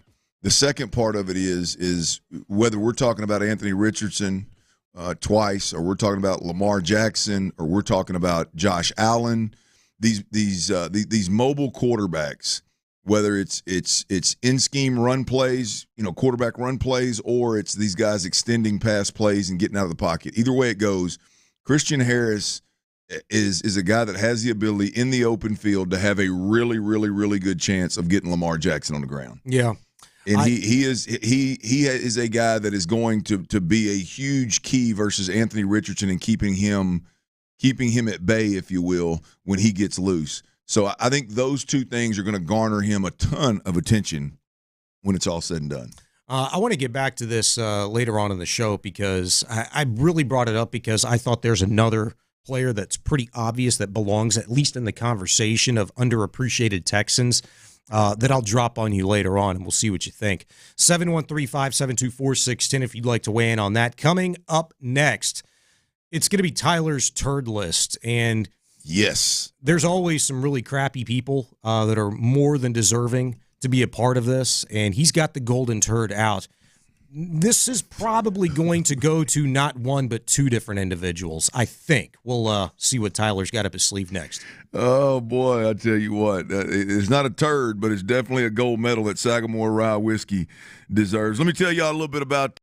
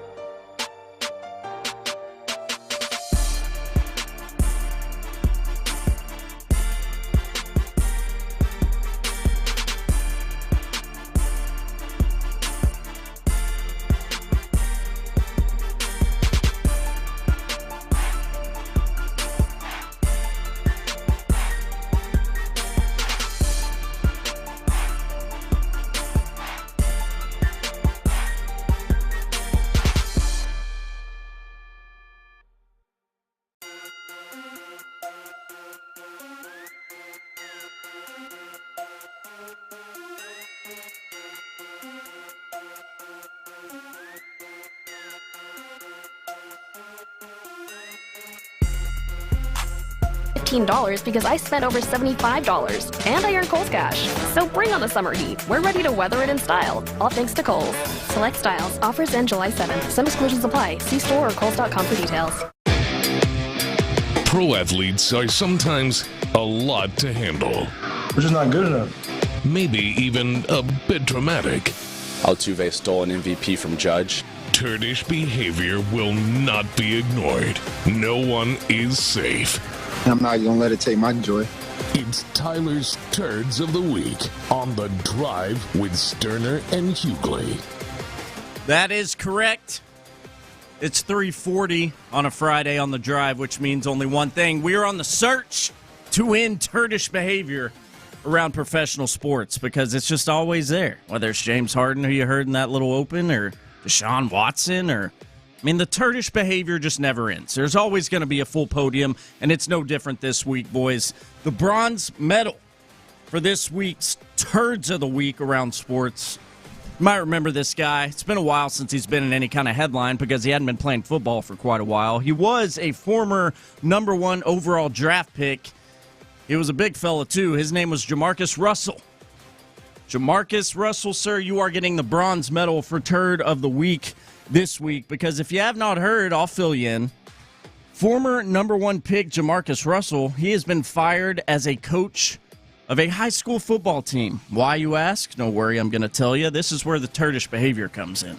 Former number 1 NFL draft pick Jamarcus Russell, he was fired as a volunteer assistant coach at his alma mater high school. That's down in Alabama. He is facing a lawsuit because he is being accused of taking $74,000 from this high school football program that was meant to be a donation and depositing said $74,000 into his own damn bank account.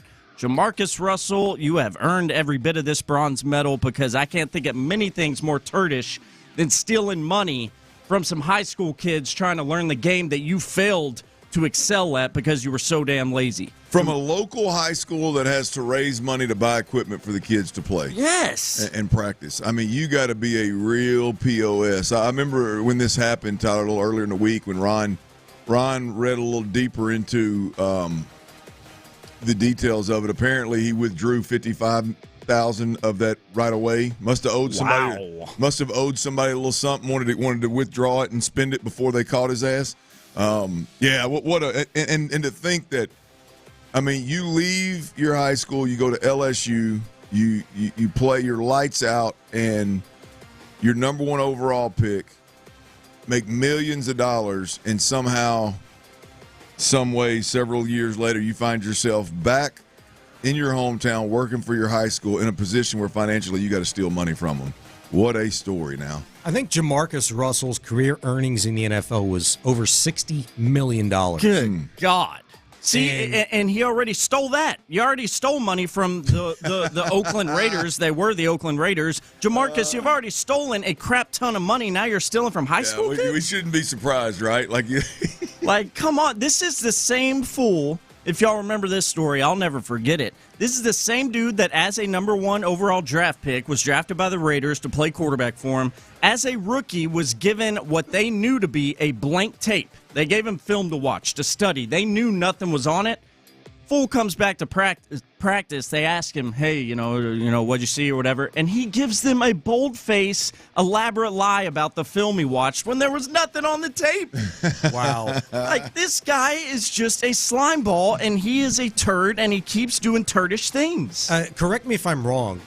Sometimes the internet can fool you. They bring up old stuff and make it look like new, but I was scrolling the other day on my Facebook, and I just happened to see a story regarding Jamarcus Russell. Not this, but that he had sent all 32 teams a letter saying that he wanted to play football for them for free. Like, he was just looking for an opportunity. He would play for anybody willing to give him a chance for free. Is that new or is that old? No, I think that's new because that rings a bell. I read that recently. He was trying just everything he could to get back in the league with somebody. And yeah, he didn't need to get paid because he was taking money from high school he's kids. I'm good. I'll just steal money from the high school kids. I could play for free. But yeah, you are a turd, Jamarcus Russell. Be better, my man. You're stealing from high school kids. It's your alma mater, man. A turd and an idiot. Yes, well said. turdish behavior due to not having a lot of brain cells, most likely. Silver medal this week. It's going to go to a member of the Seattle Mariners who currently lead the AL West. They've been the front runner in the West for quite a while now. Astros nipping at the heels. But this is a silver medal turd for Mariners catcher Cal Raleigh. And it's also just kind of a moment for us to get to point and laugh at the Seattle Mariners as they pretend to be, the kings of the West. If you missed it, this was catcher of the Mariners, Cal Raleigh. This was earlier, kind of last week. They had won an extra inning game, and this is what Cal had to say. Always good when the Astros lose, right? Always good when the Astros lose, right?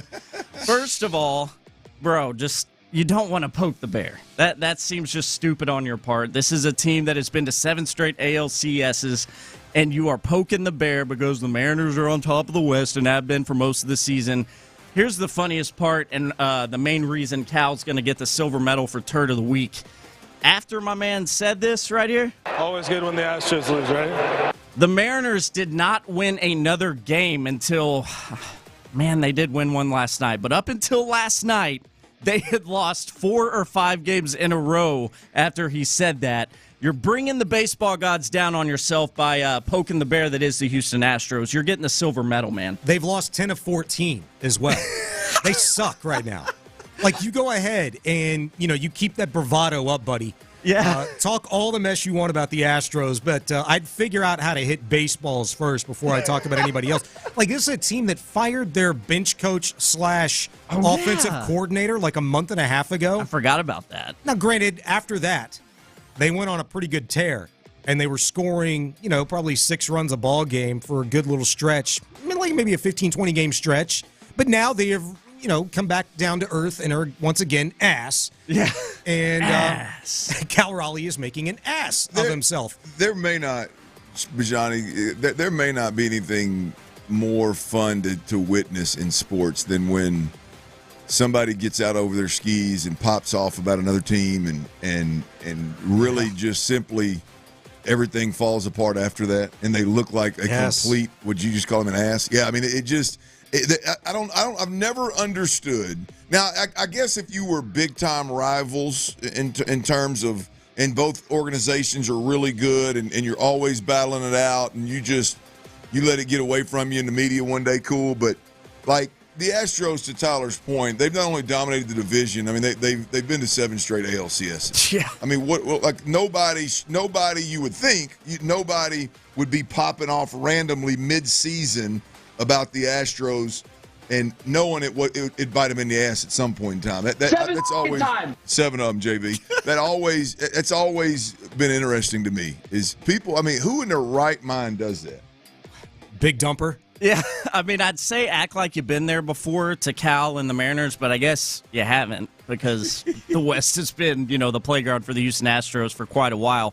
So maybe just shut your mouth, try to win some ball games, because don't look now, the Houston Astros are 2 games behind the damn Seattle Mariners, and Cal and all his teammates are watching that rearview mirror harder than they ever have because they're scared to death of what the golden era Houston Astros have been and what they could be. It's going to be a beautiful thing whenever the Stros are 2 games up coming out of the All-Star break on them, and then they play them for 3 right out of the chute. I love it. It's always good when the Astros lose. Yeah, shut the hell up, Cal. You got the silver medal on the turd list this week.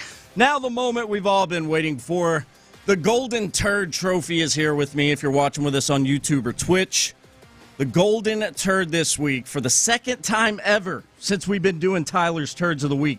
Second time ever, this Golden Turd Trophy is going to a member of our Sports Radio 610 family. And really, I should say members, because if you missed it, these 2 fellas earlier this week, it was on Tuesday, I believe, they were talking about the upcoming July 4th holiday. On In the Loop, it was John Lopez, the OG, and our guy Brandon Scott. B. Scott, take a seat. Listen to what they had to say as July 4th approached. This is not anti-American. We all understand what 4th of July is and what it means for. It's the most overrated holiday of all of them. What? It is? No, it's overrated. Huh? It is probably overrated. And let me explain it. Probably overrated. No. It's not a big food holiday. What? It's hamburgers and hot dogs. We're going to have hamburgers, hot dogs, and brats. Which is good. Which we do all the time. But we do it all the time. Any weekend. We do not need a good excuse to do that. It's not a great sports holiday. I mean, there's baseball. It's a bad. Maybe Wimbledon. What? It's a bad time in the sports calendar. Thing. Yeah. It's not a big, it's not a top family holiday. I mean, people tend to do their own thing, sometimes with the family, sometimes. It's not a big shopping holiday like Thanksgiving and Christmas. It's not a big, it can be, but it's not a big drinking holiday like New Year's and Thanksgiving and Christmas. So much wrong with what was just said earlier this week on In the Loop with B. Scott and Lopez. Y'all have earned every bit of this golden turd. You're going to have to split it between you. You're talking about America's birthday, man. And I know they both love our freedom, and they both mentioned they love what July 4th, why we celebrate, and I get that. I don't think they're bad Americans. But July 4th is a top-tier holiday for me and mine every year. We drink a lot of beer. We eat a lot of food, not just hamburgers and hot dogs, by the way, J-Lo. You're a grill master. I did a pork shoulder. Yeah. Like you just boxed yourself in. Oh, it's not a big drinking holiday? Do like me. Drink more. Oh, it's not a big eating holiday. It's just burgers and dogs? Do like me. Throw something more challenging on the grill. It's America's damn birthday. It's Independence Day. And to act like he said it is the most overrated of all of the holidays, guys. I mean, Valentine's Day? Can we throw that one maybe up on the power rankings? Invented holiday. Dude, I was disgusted when I heard it live. I love J-Lo and I love B. Scott. I love my teammates here at Sports Radio 610. But, boys, y'all are in the golden turd because 4th of July is freaking awesome. These two turd splitters, I think less of both of them. And I'm being dead serious. I mean, they were high on my list. I mean, in terms of my feels, my love for J-Lo and B. Scott, it was ridiculously high for both of them. Yeah. I think less of them. I love them less. I think I'm with you. It all came down a notch, man. Yeah. That take by Lopez was ass. Big ass. Like, for that, you're telling me that dude didn't throw like a brisket on the grill yesterday? He didn't put ribs on. You can only do burgers and dogs. That's all you can do. You're telling me that dude forgot about the Copa America qualifier at NRG last night? Right. Are you kidding me? Like, that ended in penalty kicks. Like, that was one of the biggest sporting events in Houston this year. Yes. And it happened last night at a sold-out NRG. And, oh, yeah, Wimbledon. Yeah. And, oh, yeah, like, the firework display last night in downtown Houston was probably one of the best I've ever seen. Yes, I saw that as well. Shout out, tip of the cap to ABC 13 for their broadcasting coverage of that, too, by the way. Lopez, act like you have a clue, bro. Good God, man. But, just to put a bow on it, the golden turd split between two 610 members here. B. Scott, J-Lo, disappointed in you. You got to do better. It's the 4th of July, man. These colors don't run. That's the turds of the week.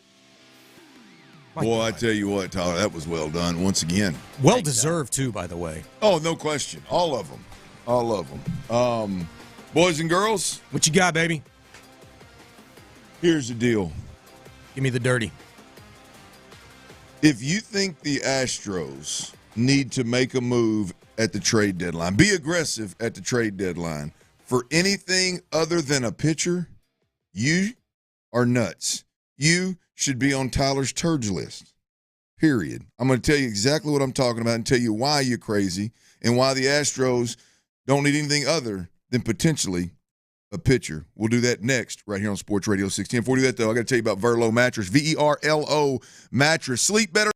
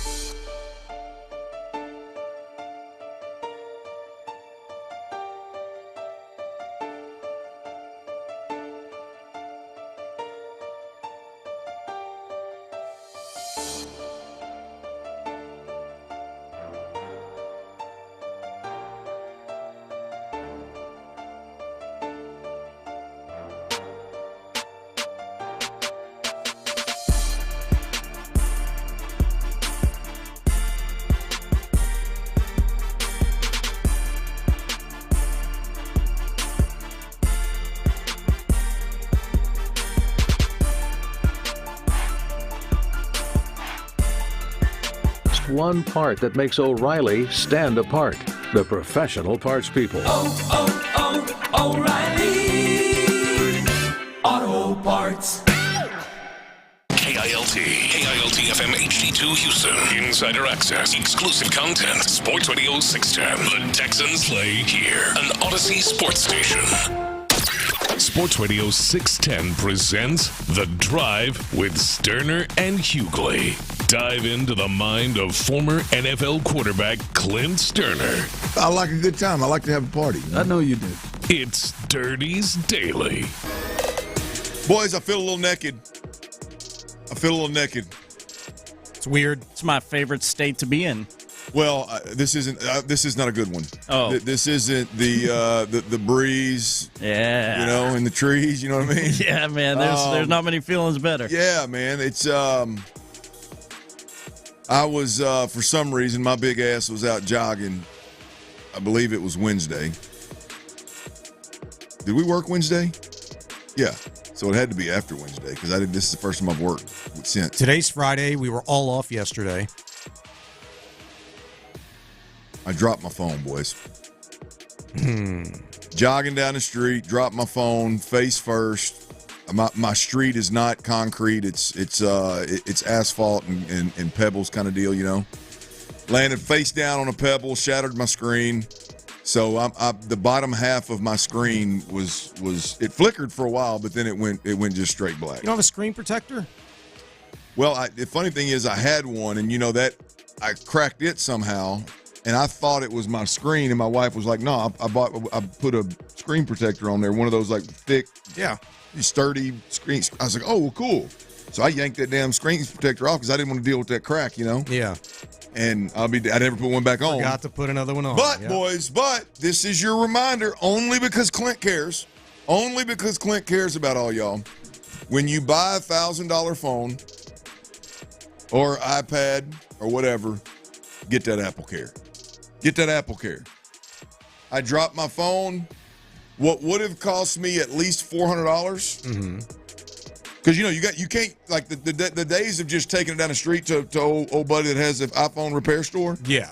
I mean, you can do that if you want, but then when it comes time to trade it in or whatever, you don't get the value for it. Exactly. Right? So, I got to take it to Apple. What would have cost me $400+ $29.99. Boy, I got a new screen coming, man. But how much does the Apple Care cost? I think it's like $9 a month. Really? I think. Damn. I think that's right. It's cheap. It's cheap. Like you have to go a long time with never cracking a screen for it to not make sense. Yeah, no, that is total. If it's only $9 a month, that's totally worth it. I don't even know if it's that, but it's something like that. I think it's single digit. I think I should probably know, but I think it's like $9 a month. But I get my phone back at 6:15. As soon as we get off the air, I'm going to get my phone. So I felt a little naked, no phone. If you're out there, you're texting me. On my phone, sorry, I'm not responding right now, but I'll get to you. I'll get to you when I can. But here's the deal: the Astros. I'm hearing a lot of conversation about our Astros, boys. A lot of conversation about what the boys need to do at the trade deadline, how aggressive they need to be, and I have just come to a point where I didn't think that they needed is the operative word there, needed to make a move, period. Like I would roll the dice on Luis Garcia getting back, Jake Bloss getting back in terms of being able to chew some innings up and not have you in a situation where you've got to have a damn bullpen game every fifth day. Right, but you get a little bit of at least an arm that can chew up some innings. Maybe with Jake Bloss, you definitely get back an arm that can chew up some innings if you can get Luis Garcia back. I'm gonna move forward under the assumption that Justin Verlander is just a shoulder deal that he can get beyond and we'll be all right. And so I was, no matter who you talked about the trade being for what position, I felt pretty good about rolling the dice with the team as we are constructed right now. I've always felt pretty good about it. Not opposed to making a move, not opposed to an upgrade, but I'm okay with the gamble of waiting on Luis Garcia, waiting on McCullers, and riding with the lineup. But I heard our guy Patrick Creighton on In the Loop did a great job on In the Loop today. He's laying out the trade possibilities and made it very, very apparent that the Astros do have viable options to move that they could bring back a really good bat or a really good pitcher. And I'm just here to tell you, even more so, Pat just strengthened my level of confidence here. If you're out there and you think the Astros should go move one of these outfielders or a prospect for a bat to fill this supposed void at first base, you're crazy. You're crazy. There's no way in hell that the Astros should move one of these outfielders, should move a prospect to fill this void that everybody's created. Yes, there's no Abreu. Yes, there's no Hughley. You don't have a Gold Glove first baseman or an MVP caliber first baseman. Yes. But you've got very suitable options. In John Singleton and Mauricio Dubon, you got guys that can play first base. Do you sacrifice some defense? Sure. Absolutely you do. But do you have guys that are producing at a really, really, really good clip right now? Mauricio Dubon has done it for more than a year and a half now. Mm-hmm. I mean, it's just – I know it's not ideal, but to think that the Astros should go out and move serious value to bring in this first baseman that's going to make this lineup better when this lineup is already, for the last month, has already been scoring runs, producing at a clip that very few in the league are doing. I just can't get down with it anymore, Sean. I can't get. I could entertain it up until this weekend. I could entertain the thought of, yeah, there's some upgrades out there. I can't entertain it anymore, man. I'm being honest with you. I can't do it. And Patrick sold me today. I cannot do it. If it's a pitcher, cool. That's the conversation we can have. But a first baseman that can swing the stick, nah, I'm good on that. Well, no, thank you. I think the common thread all season long has been this ball club could use another pitcher. And I think it still remains to be the case. You could still use another pitcher. Does it have to be the top of the line guy? No. But it needs to be an innings eater, somebody that you can trust to go out there every fifth day and get you into the fifth inning. Right now, you don't have that in Spencer Arrighetti. You don't have that in tonight's spot starter, Sean Dubin. Now, for the void at first base, I think that has kind of been, supported the argument against needing somebody else there on what this ball club's done without Kyle Tucker in the lineup since June 3rd, because even at that position specifically, first base, John Singleton, since June 3rd, has been a .283 hitter. He hasn't been a great run producer, but he's been good enough, right? And I think that's kind of the idea that you need, if you're going to improve this ball club, you need a guy that's going to be just good enough to go out there and eat innings. Yeah. Because when Kyle Tucker comes back, what are we talking about? We're talking about a perennial 30-30 guy, essentially, that I don't care if he plays first base. He plays right field. We're going to get that production from somewhere. Yeah. And correct me if I'm wrong, but the Astros, more times than not, over the course of the last 7 years, have been able to do that with a duck in the lineup named Martin Maldonado more times than not. Yeah. Just so happens this year that guy, that duck, John Singleton, is worlds better than anything Martin Maldonado could have offered you at the plate over the course of the last 5-6 years. Sean, I love our options, man.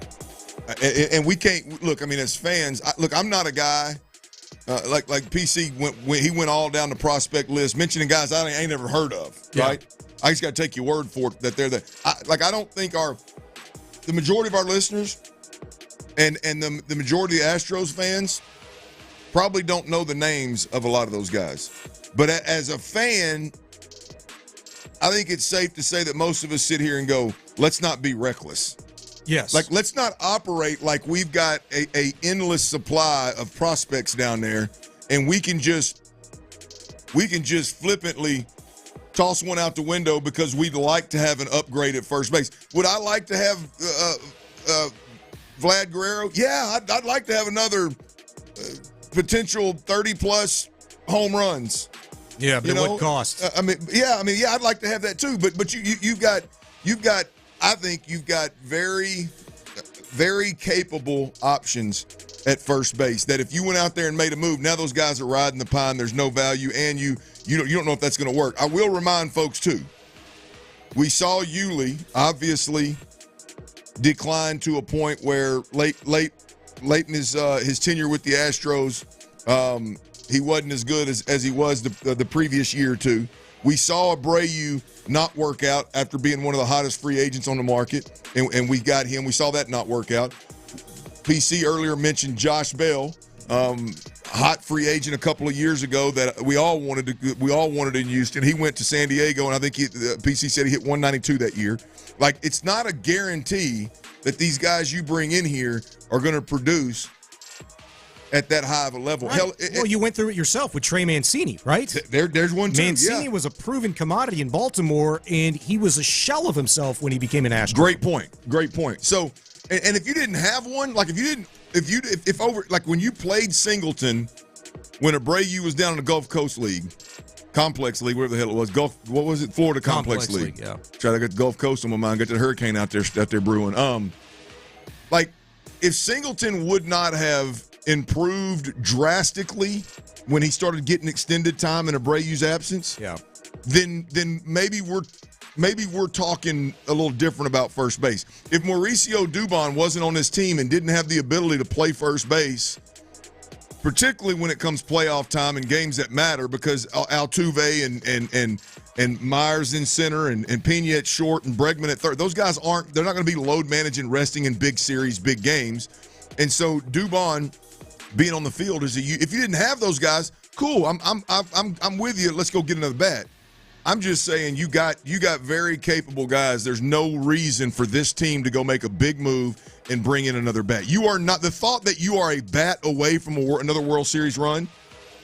Now we're just repeating what the hell we hear big baseball heads talk about now. Yeah, you're not a bat away, man. This lineup is now again. I don't know that I don't know what Jake Myers is. I'd guess Jake Myers is a 250 guy. I don't think he's a 300 guy that we saw a month ago. Mm-hmm. I hope he is, but I think he's a 250 guy. I think he cooled off a little bit. You know, there's a couple of guys that have been producing, there's a couple of them. There's about 6 or 7 of them that have been producing out of their mind. I don't think they're all going to keep that up. All right.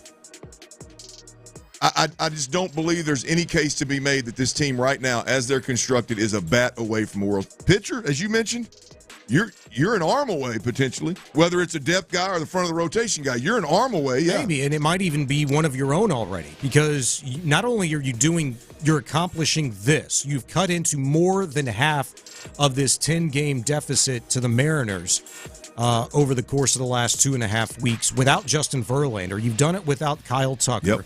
So that bat away is Kyle Tucker. You'll get him back after the All-Star break. That arm away, it may or may not be Justin Verlander, but you've also got to consider the fact that Luis Garcia and Lance McCullers are going to come in and help you. To what degree, you don't know. I do think it would behoove the Astros to make a move, a savvy, kind of marginal type of move for an innings eater. It may not be a guy that is a household name, probably won't be. But somebody that could come in, like a Jake Odorizzi type, somebody that could come and give you 5 innings. Tyler, you go with Jake Odorizzi? Hell no. That is a turd if I ever seen one. He hates Jake Odorizzi. I knew when you said it, boy. He was one of the inspirations for the damn turd list. Hey, that's fine, but you wouldn't kick his level of production out of bed, right? I mean, I think you have to agree. A Jake Odorizzi type, somebody that's going to come give you 5 innings, that's something you can't hang your hat on with Spencer Arrighetti right now or Sean Dubin. Like, you have 4 starters, dude. Yeah. And that's including Arrighetti at this point in time. So you have 3 guys that you feel really good about, and one of which was not even anywhere close to being on your radar at the beginning of the season in Ronel Blanco. Yeah. So, yes, for that reason, you need to go get an innings eater. I think there is. I mean, I would be okay if the Astros roll the dice with the arms that they have. Assume it. Look, I don't know what the hell Bloss is going on. I don't know exactly what the hell's going on with Verlander. I don't know. I'm going to assume. I don't know if Luis Garcia is ahead of schedule. Is he really a mid-July guy, or is it really a late July return, hopefully? Like, if I knew more about those guys, and I was inside there, I would be willing to roll the dice on the arms that we have from the innings eaters all the way to Luis Garcia, who could be play a more prominent role. As I said, I would be okay with the Astros not making a move at all, unless, which just scares the hell out of me, the JV thing. Yeah. If Justin Verlander's injury is more serious than what they're saying, I will gladly get on the Astros better be aggressive at the trade deadline. Makes us all nervous. That's the only thing that's going to push me there, boys. To me, you have to operate that is going to be the case, that it's worst case scenario with Justin Verlander. Oh, if you're not operating, hell, I'll have nightmares tonight. But if you're not operating under a worst case scenario with that, then what the hell are you doing? Well, no, I mean this. Well, I mean worst case scenario from like it's worse than a shoulder. Like, to me, right now, worst case scenario is he's got some soreness in his neck and shoulder or whatever, and it's taking a little longer to recover based on the reports. Mm-hmm. We got to take into account that it's the Astros, and this thing could very easily turn into shoulder surgery. Well, he had season-ending shoulder surgery because it's the Astros. Yeah, I can't live under that. I can't live. That's what I'm thinking saying. That, man. That's what I'm saying. But you can't live, under the notion that he'll be back and he'll be fine as well. Because to me, Dana Brown has kind of lived under that notion all season long. He's told us as much multiple times. We believe in the guys that we have, but by the same token, he says we're always in the market for pitching. Okay, well, you've gotten this far. You've cut into this deficit this much. Today, you're 2 games behind the M's, 2.5 in the wild card. You need pitching. That is Kyle Tucker. He'll be back. I agree. The bottom line is, again, to put a bow on it, Sean, is the Astros can't be in the business of giving away proven players, which would be one of these outfielders or one of the handful of big-time prospects they have. They can't be in the business of giving those guys away to add another bat. It's got to be for an arm that changes the rotation. All right, so you're talking about arms. Let's do this, okay? 713-572-4610, 572-4610. You want to talk about arms? Let's see how confident you really are in this staff as it's currently constructed right now. Do you feel better about the top 4 starters today for your Astros or the ones that you had 1 year ago today? We'll do that next. It's Sports Radio 610. You're listening to The Drive.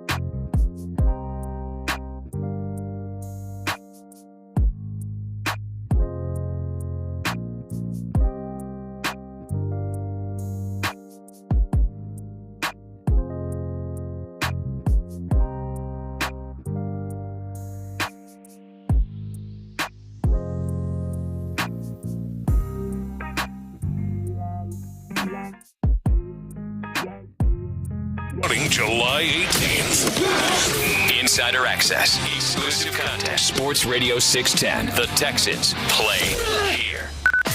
Sports Radio 610 presents The Drive with Stoerner and Hughley. In for Ron Hughley today, I'm Sean Bijani. Clint Stoerner here as well. Yeah, he is. Tyler Milner, kicking ass, producing, doing his thing. Yeah, he is. Yeah, buddy, you can hit us up, 713-572-4610. You want to be a part of the show, you can text or call in from the 281. Moves can be, quote, real shots in the arm for teams, even if it's not a high-end batter arm. Something like 2022 deadline in Let's Rock, says the 281. So in 2022, do you guys remember what the Astros did ahead of the trade deadline? Mentioned one of those guys' names last segment. You tell me if that was a shot in the arm or not. Trey Mancini. Mm-hmm. Mancini. Christian Vasquez. Will Smith. I mean, did you feel like just you took a Red Bull shot? You know, did you feel like you just or a Will Smith slap to the face? Yeah, I'll even let you answer that in hindsight. How you feel about that move? How you feel about them not so sexy moves that can also be shots in the arm? Wow, dude. I mean, that was more like a kick in the ass. Trey Mancini did make one of the most important plays in the World Series at first base. That is true. Doesn't matter if you think the ball caught him or he caught the ball. He still made the play. I mean, that's kind of what you did. And sometimes, look, they work. Sometimes they don't. Sometimes you win in spite of. I think Christian Vasquez had a pretty decent little run for the Astros. I think Victor Caratini is a better pickup in the offseason at the catching position than Christian Vasquez was, if you ask me right now. And that's just some food for thought. So to consider when we're, today's July 5th, you're 26 days away from the trade deadline, something to chew on between now and then when you're asking yourself, how aggressive should Dana Brown and the Astros really be? When you look at, hey, this ball club's playing the best that they ever have all season, and they're doing it without their de facto ace in Justin Verlander. They're one of the biggest bats in the lineup in Kyle Tucker. You've made up 8 games in the West in, what is it? 618. 618. Since 618, which is June the 18th. 18 days. 18 freaking days. 18 days you've made up 8 games in the West. 18 days you've made up 5.5 games in the wild card. So what do you really need? How much do you really believe in this team? Specifically now, you wanted to talk about arms. How much do you really believe in this starting staff as currently constructed? So you feeling better about Framber Valdez, Ronel Blanco, Hunter Brown? I can't even give you Justin Verlander right now, bro, because he ain't here. You've been doing this without him. I guess I'm going to go Framber Valdez, Ronel Blanco, Hunter Brown, Spencer Arrighetti. You feel better about those four versus here's what got you where you were last year in the postseason. Justin Verlander, Framber Valdez, Christian Javier, Jose Urquidy. Those are the guys that took you where you were. Division series against the Twins, championship series against the Rangers. I'll see you in October. What are you feeling better about? What are you more confident in?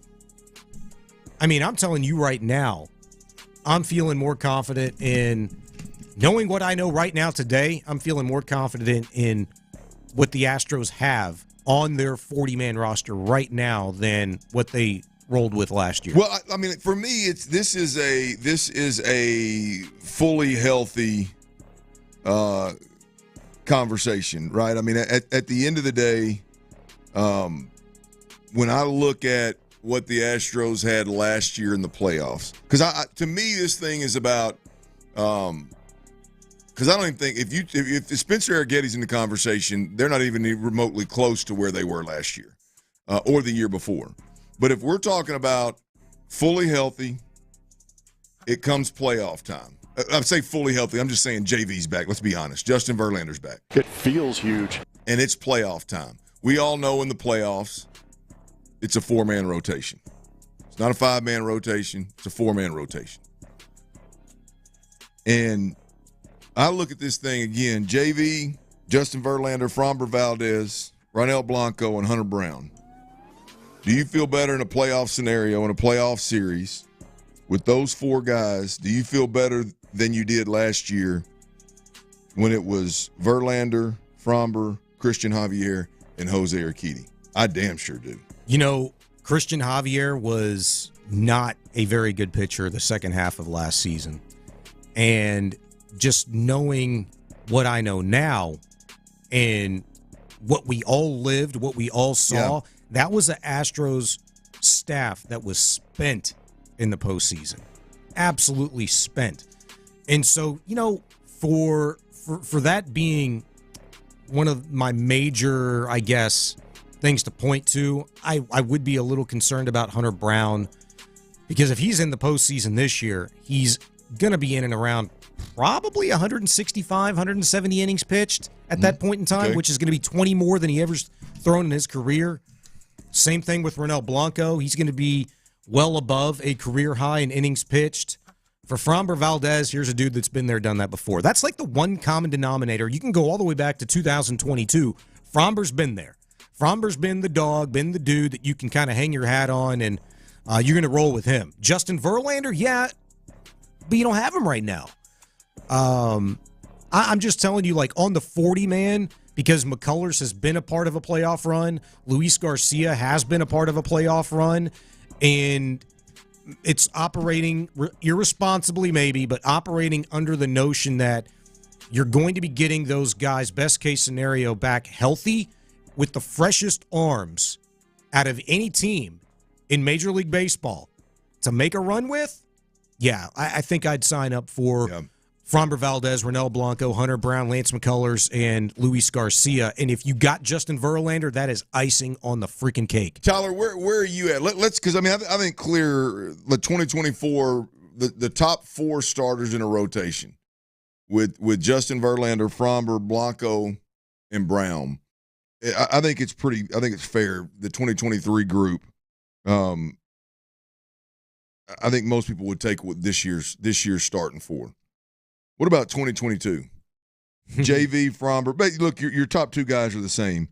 It's Ronel Blanco and Hunter Brown, Christian Javier and McCullers. Which twosome you taking? That's tempting, man. 2022's dirty because when Lance is healthy, he is filthy on the mound, and we all know the filth that Christian Javier brings. And he was very filthy in 2022. Yes. So if you're taking it like in a vacuum, like that. Sure, yeah. That's what I'm talking about. Like not now, but I mean this team now versus that team then. Yeah. I think that's more of a conversation, right? I mean, when you got last year Javier and last year's Urquidy, I think I'd take the upside of Hunter Brown and obviously Ronel Blanco, even though to your point, we don't know what we're going to get down the stretch when them innings start piling up on them, right? And we really don't know what we're going to – even if we get JV back, you really don't know what you're going to get with an aging JV that's been injured. You don't know what you're going to get with him when he starts piling innings on this year. At some point in time, it's going to impact him. To this point, it hadn't done it. Age, Father Time has not taken over there, at least to our knowledge. But yeah, I'm gonna tell you, I like they got to get there now. But this starting rotation for the Astros right now, I like them significantly more than what they went to war with last year. It's tough, man, when you got to be subjective in conversations like this. You get real deep in the weeds and things start kind of moving around on you, and it's hard to not look at what you know about guys now from 2 years ago. It's tough. Clint Stoerner, Sean Bijani in for Ron Hughley today, 713-572-4610. You want to be a part of the conversation. We started to get into this a little bit earlier in the show. I'll bring it back this way. Who else should be in the conversation for most underappreciated Texan going into training camp? We'll discuss next at Sports Radio 6.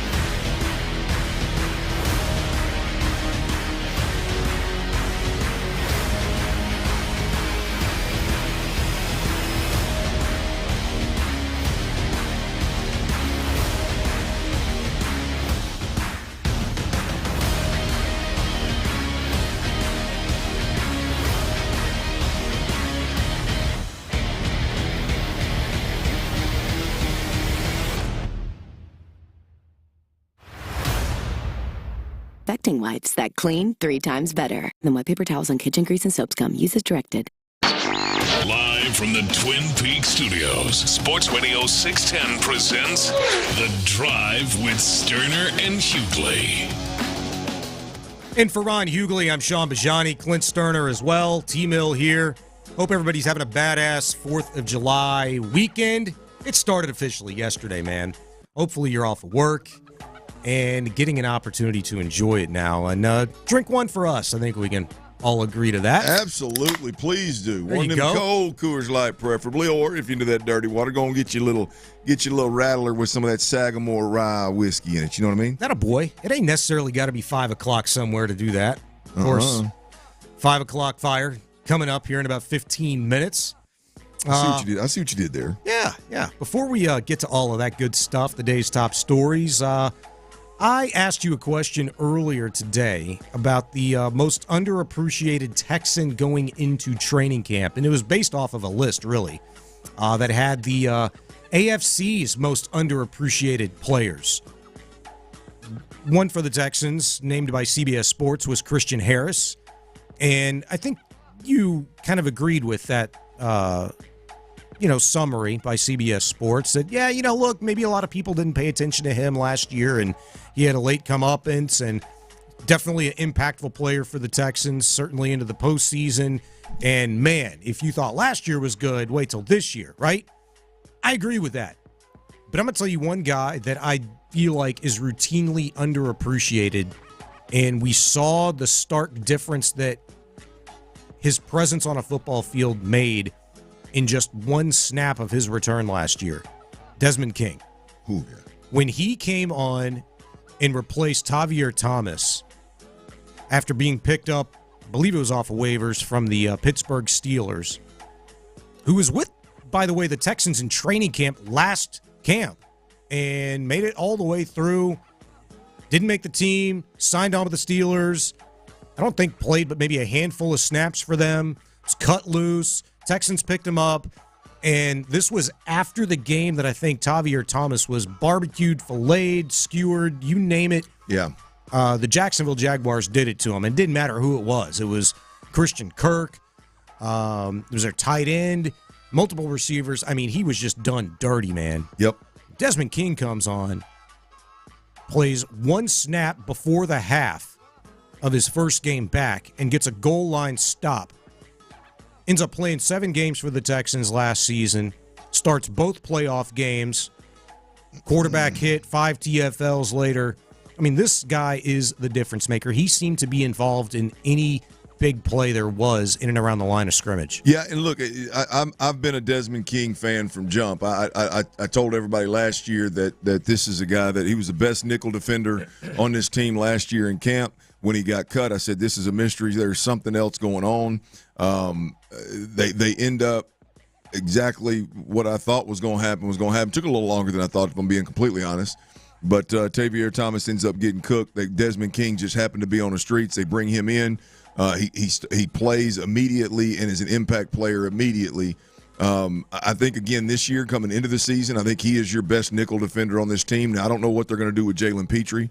I don't know what they're going to do with Kamari Lassiter. I think both of those guys could factor into the nickel defender position at this point in time. But again, to your point, I don't think Desmond King is viewed as a starting nickel defender by this organization. I mean, I think that's obvious. That's the way that they cut him last year for a guy that couldn't cover D'Amico at this point in time. And so, I mean, the disrespect was real. You end up bringing him back. He plays well, and it just seems like, once again, he kind of has fallen by the wayside at that position. And the measurables, the tangibles may not be there with him, but the instincts are there, and he's a football playing Johnny, man. He can go. And so I agree with you 100%. I mean, underappreciated Texans, both from the outside and the inside, I think. This is a huge training camp in my mind for Desmond King, because you could say, we've all said this, we've all lived through it to some degree, whether it be first or second hand, but some guys just won't change. I'll put it that way. Some guys just won't change. And I think the decision by the Texans to not retain Desmond King out of camp last year was far less about football and more about the guy that they didn't appreciate him being off of the field and maybe what he brought into the clubhouse and onto the practice field. But they understood the value that he brought from a football sense. And so you give that guy every opportunity to earn that job fully. But Texans are not going all in on Des King, which is why I think you're seeing Jalen Petrie play a little bit more up in the box, maybe creating options for D'Amico Ryans. Maybe, as much as you think of Kamari Lassiter as being a guy who could be a nickel defender, well, hell, they got Jeff Okudah and they got C.J. Henderson. These are both former top 5 picks in the first round. Maybe D'Amico's thinking, I've got options, and ain't nobody going to be feeling the heat more than that guy, Desmond King. And so if he's going to earn his job, it's got to be more than just from a football sense. He's got to go all in, the person and the player. Yeah, look, I think you're hitting a nail on the head. Obviously, there's more to that. The release of Des King. The thing that makes it interesting is whatever his downfall is, which I agree, I think it's just something that Nick and D'Amico just don't jive with. Whatever his downfall was, when they were in a dire situation, they didn't mind bringing it back in the locker room. Yeah. Right? I mean, and so it clearly must not have been that big of a deal, that bad of a deal, because these guys who are very committed to doing things the right way, they bent the knee and said, hey, come on back kind of deal. So I think they were in a dire situation. I don't think whatever the issue was, I don't think they've forgotten. Like, I don't think they want to depend on Des King if they can keep from it. Yeah. And I think they're going to, because if not, because every time that dude's on the field, if anybody else plays well, if there was anybody else on that defense that impacted the game the way that Des King did, he would be a coach's pet right now. He would, especially a coach that rewards. Feels that way, yeah. I mean, he rewards instincts. A guy that rewards like being a ball hawk and a DB that goes down and makes goal line stand plays, like you said, that'll stick his nose in there and hit you. Yeah. Like, that's usually a defensive-minded head coach. This is my dude. I don't know where he's going to play, but I'm going to war with Des King. For whatever reason, Des gets cut. He comes back. He continues to play well. And mark my word, Des King, instead of being the starting nickel defender to open camp, which his play says he should be, there's going to be some kind of – there's going to be – the nickel defender position is going to be in the news because somebody's either changing from safety to nickel defender, one of the draft picks is playing in there, and they're getting run over Des King. That to you, I think you hit the nail on the head, bud. When you're talking about like it was more about the non-football stuff. Oh, 100%. I 100% believe that. Yeah. Because we watched Des King on this team before play meaningful snaps, make plays. Yeah. We saw this guy in training camp last year. I mean, in no way, shape, or form was he an outlier that said, oh, yeah, not sure about that. You know, Tavier's got to be a better option there, or this guy's got to be a better option here. No way in hell. That was a shocker. That was the shocker out of training camp. Oh, no, hell no. And to get him back, you know, the Texans have kind of shown the propensity, and I might even be forgetting a guy or two last year that they brought in where you might say, you know what, this organization probably doesn't make that move 2-3 years ago. But, I mean, hell, they brought Kareem Jackson in. Now, he didn't play a lot, but here's a guy with a reputation in the NFL as maybe a dirty player, increasingly dirty, if we're being honest, over the course of the last couple of 3 years, because he certainly wasn't that guy, really. He didn't have that M.O., when the Texans drafted him and spent the first 5 years here with the team. But I don't know that the Texans routinely make that move. I don't know that the Texans go back out and get a Des King if the number one goal isn't to win. And last year, that's what I think they proved to everybody, is that we're a little less concerned with what our guys maybe look like in a certain light, or maybe we're a little less concerned with, the choir boy image, but we're going to go get a little bit of nasty. Yeah. And that's what Des King brings to you innately. That's just his game. But is it going to be worth it enough again this year for the long haul with Des King for the Texans? And is Des going to really, do you expect him to change? Probably not, but to what degree he needs to, or to get the buy-in, and be in better standing with D'Amico and Nick, for them to kind of, we'll tolerate certain things because you're a badass. we can't do much better on the open market. Like, at what point in time is that decision going to be made? To me, it's got to be at the end of camp. You make that decision when you're looking at everybody else that has been cut and, out on the waiver wire. It's like, okay, if you legitimately feel like you can't do better at the nickel than Des King, or depending on how Jalen performs in limited time, I would imagine he'd get ample reps as an option there if, in fact, Des doesn't earn it. To me, it's just it's not even a choice. Like, Des is your dude. Look, I'm there. I've been there. I don't think there's any doubt about it. I would feel really comfortable about the nickel defender position if you went into this thing. Again, I throw Kamari Lassiter in that mix, but if you go Des King and Kamari Lassiter and those two guys are getting run and rolling through there, I would be A-okay with it. Again, the options. The Jalen Petrie thing is kind of an outlier for me because I've not paid close enough attention to specifically that, and really hadn't had an opportunity to see it at all in him in this new role. I am anxious if it is a true nickel defender that he's playing, and they're going to play like almost a three safety look. I am interested. Can Jalen Petrie cover? Because that's a different level of cover now. Mm-hmm. That is a different. That receiver's got a two-way go, middle of the field, man. He can go anywhere he wants to go. That's a different animal, and so while we've seen great instincts from Jalen Petrie in and around the box and in more of a rush fashion, I wonder if he has those instincts and that ability to cover at that level. It's a different animal, man. We'll see. He's Clint Stoerner, Sean Bijani, and Ron Hughley. Coming up next, 5 o'clock fire. The lineup is out for your Astros. We'll get you that and more next at Sports Radio 610. What makes it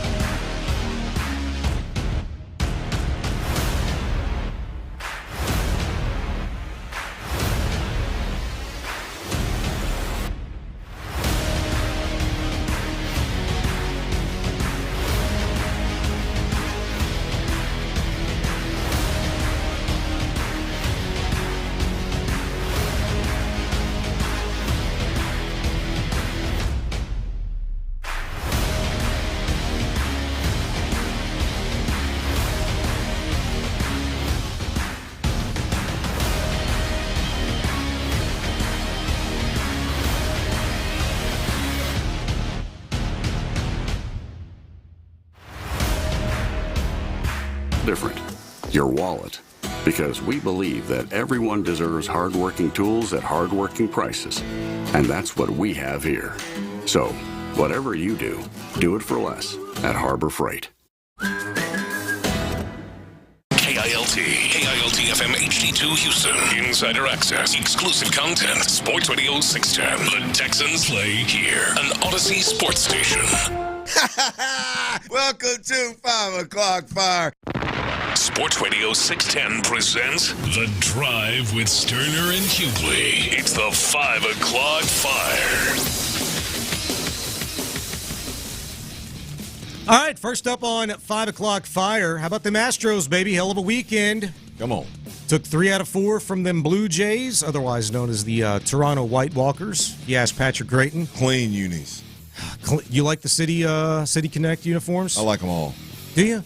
I hate the Astros first. No. I like all of the Blue Jays uniforms. Oh, do you? Okay. Yes. Yeah, I was digging their that City red, Connect. Was the City Connect the red ones? No, it was the black Canada ones Day. with the outline, the blue kind of outline of the city. Yes, yeah. Nice. I love. I think they do a tremendous job with their traditional unis, their City Connects. It was the first game of the 4-game set was Canada Day or whatever.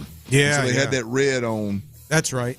The red jersey, and the hat had something a little different. Canada Day. And the Astros gave double rods to Canada Day, and they said, no, America. Yes. America, MFers. We ain't here for no Canada Day. Yeah. They do unis right, though. They lost 3 of 4 to the Astros, but they do unis right. Yeah, it kind of sucks that the Astros had to be in Canada on Independence Day. You know, that's just America's top hat up there. Doing the Lord's work, though. Yeah, no doubt. I love the outcome. But, man, you got to spend the 4th in Canada, eh? Yeah, that's a good point, but at least it turned out the right way. 3 out of the 4 the Astros took, including the 5-3 dub yesterday. Fromber and the defense nails. Astro pitchers allowed leadoff men to reach 6 of the first 7 innings, and they got out of that trouble with the double play ball more times than not. The most they've had in a game since 2017, 5 double play balls. That is badass. Mauricio Dubon being clutch with a 2-out RBI in the 5th. Also badass. Jeremy Pena, he likes Toronto too, Clint. 2 homers in the series along with 2 doubles and 3 ribs. Yordan Alvarez likes Toronto much more than the Blue Jays would allow him to display. Wanted no part of that dude yesterday. Walked him once, intentionally walked him once, hit him with a baseball twice. Yordan Alvarez on the road, we'll talk about his numbers here in a little bit, but just absolutely destroying baseballs here on the road this season, but particularly on the last 7 games of this road trip, hitting around 487. Just disgusting. And can we give a tip of the cap to maybe one of the most underappreciated Astro pitchers right now? Ryan Presley, 9 appearances. Been killing it. He's gone 8 2/3. He's given up just 3 hits, no runs, and 5 Ks since June 11th. That, Clint Stoerner, is badass. Here he comes. Look. It was a rough watch for a while with the entire bullpen. Let's be honest. When I say bullpen, I mean what we hoped was going to be our 7, 8, 9 best in the league guys. It was a rough watch. Abreu's had a rough stretch. Presley's had a rough stretch. Hader had a rough start, right? But again, another reason for me why I didn't throw in the white towel originally, there's a handful of them, but one of them is that particular group, Ryan Presley, nobody being worse than Ryan Presley for a stretch there. In my mind, I watched those 3 great pitchers that could all be closers in this league, and I said to myself, there's no way that all 3 of these guys continue to struggle the way that they're struggling. Yeah. At some point in time, 2, maybe all 3 of these guys are going to get right, and they're going to be a major problem. I was willing to gamble on what I watched the first 50 games of the season was not going to last for 162. I just believed it wasn't going to happen. And now you're seeing, obviously, Hader's on. I saw something the other day, boys. One of the graphics they threw, Space City threw up there on the screen yesterday. Since May the 13th, mm-hmm. Y'all do the math. That's 6+ weeks ago. May the 13th. Hell, it's almost 2 months ago, exactly. Yeah. Since then, the Astros have had the best bullpen in baseball. Yeah, I saw from an that. ERA standpoint. ERA, it was like 2.74. Yes. Yeah. Yes. I mean, the best in baseball, and that's tremendous, obviously. But the thought that those guys were going to continue to struggle the way that they were, I think would have been crazy. Because I kept telling Ron, Ron, I mean, these guys are too good, man. Yeah, they're too huge. Yes, they're too good for this to continue to be a problem over a 162-game stretch. It just is. And so you're starting to see some of these guys come around. Ryan Presley, I'm a big fan of Ryan Presley, and he wears his struggles, man. He wears his struggles. Sure. You can see it. I'm glad to see the big fella come around. If Tyler would have found that prop bet, if it maybe existed 2 months ago, Astros have the best bullpen in baseball the rest of the way, or at least going into the All-Star break. Yeah, I would have been mad if I didn't tell you on that one. Because you're kind of badass at this whole thing. Well, thank you. In regards to the betting. At least lately, right? 5 o'clock fire. Lately, as in like the last, I don't know, since I've known you. It's been a hell of a heater for like a couple months. I love it. Your life is a heater. Get out of here. I mean, my God, stop with the being humble and stuff. Just call it what it is. It's been a hell of a heater since June 18th. I guess. I can tell you exactly when it was 6/18. You nailed it. Since then, the Astros are 12-2. Astros lineup is out tonight. First of 3 games against the Twinkies. Astros going to be rolling with Jose Altuve at second base, Alex Bregman at third, Yordan Alvarez playing the field in left. Yainer Diaz will be your DH tonight. John Singleton playing first base and batting fifth. Jeremy Pena playing short, batting sixth. In center field is the one, the only Jake from Rake Farm, Myers. Joey Loperfido in right field, and Cesar Salazar catching and batting ninth, baby. I like that. I like it when Cesar's in there catching, man. He's got the good bat, too. Stroh's entering play tonight, just 2 games behind the M's in the West, 2.5 behind the Red Sox for the third and final spot in the American League wild card race. You got Sean Dubin and Pablo Lopez on the mound tonight. Dubin's second straight spot start. You got a good feeling about Doobie in the spot start tonight, Clint? Well, I'm going to be honest with you. I've got Dubin is one of those guys, great nickname, by the way. He's one of those guys that I'm more confident in than I should be. Yeah.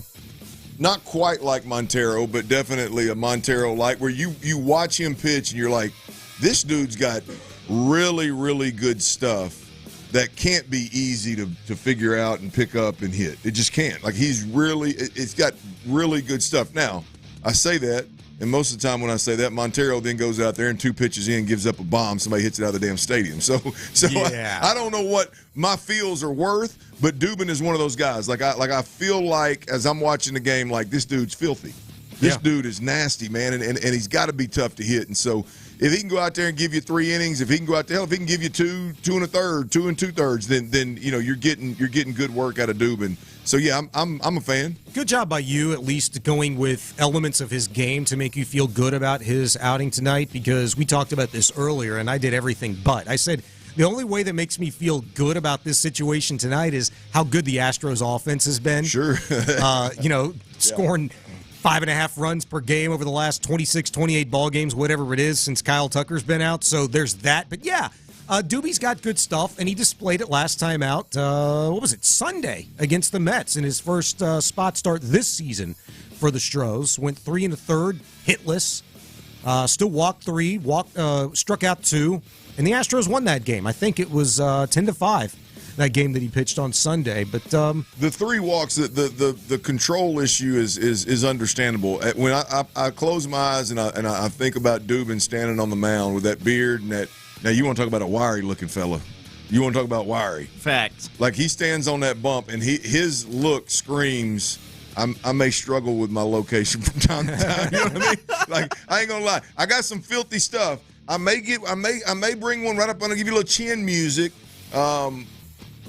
But I also might walk 3 or 4 guys in an inning. That's fine. No, wild outside of the zone is a little bit more scary than wild inside the zone. Right. Yeah, I like his stuff, man. He's definitely a good watch. If you're gonna have a bullpen game, he's last time he was a hell of a choice to start that thing. Just something to keep in mind, fellas, before we get to the next one. Pablo Lopez, last time he faced the Astros, went 7 strong, 6 hits, just gave up 1 earned run while striking out 6 Astros in a 6-1 win. That was May 31st. So we'll see what he looks like tonight. Hopefully them bats can pay a little revenge. I'm on the under strikeouts I forgot to mention for Pablo tonight, which is set at 5.5. I don't think he's going to get 6 Ks against these Astros. Atta boy, I like it.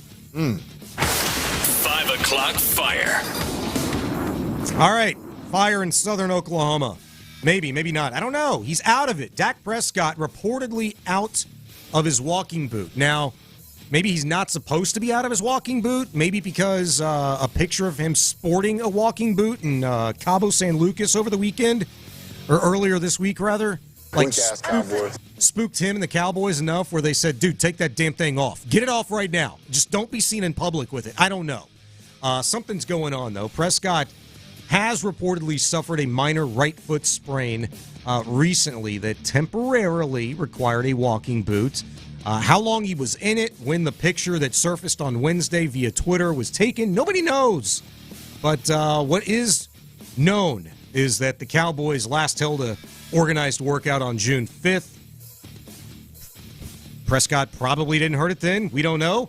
The injury is not expected, though, according to reports, to withhold Prescott from activity in the first day of training camp practice on July 25th. Just one more day, one more issue that creates some level of drama in the Cowboys organization. As I've said multiple times, I got them pegged as the wheels coming off this year, the NFC team that the wheels just come off, and again, they don't meet expectations.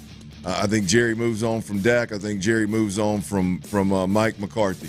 There it was. Glory hole. And I don't know if it's going to come true or not, but they are damn sure doing everything. All signs point towards me being right with every day that comes and goes. I mean, whether we're talking about Micah Parsons and his multiple distraction drama with Malik Hooker and the podcast that he does. He's a cowboy. And all that jive, or we're talking about the fact that Jerry didn't pay the contract situation with Dak, or now the boot with Dak, or we're talking about that Jerry hadn't paid Micah Parsons, or we're talking about the fact that Jerry hadn't paid CeeDee Lamb. And I don't have time to have a bad time. There's no doubt about it that Mike McCarthy is on borrowed time. If they don't, I think they got to go to the NFC Championship game at the very least to keep his job. I mean, it's just one more thing that you add to the list. Is it a big thing individually? No, that's probably not a big deal. But is it one more sign that points towards something else, one more thing being a problem in Dallas, being a distraction in Dallas? Absolutely. Yeah, you never know. The NFC Championship game, a showcase, and there may not even be enough to save his job. If they lose spectacularly, it does not behoove, or it wouldn't be a shocker if Jerry Jones still axed McCarthy after the fact. Well, it would be. Now, I think the wheels come off well before the playoffs, but it's wouldn't it be something if they get to the playoffs and the 49ers either they make an embarrassing mistake to lose again, or the 49ers just road grade them, right? Jerry would probably go ahead and fire some folks after that as well. 5 o'clock fire. Wieners. Where? All over the place yesterday.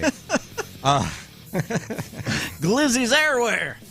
Patrick Bertoletti has officially won the Nathan's Famous Hot Dog Eating Contest. And no, Joey Chestnut, not a participant this year because of, some sponsorship situation with him. But Bertoletti pounded down 58 hot dogs in 10 minutes.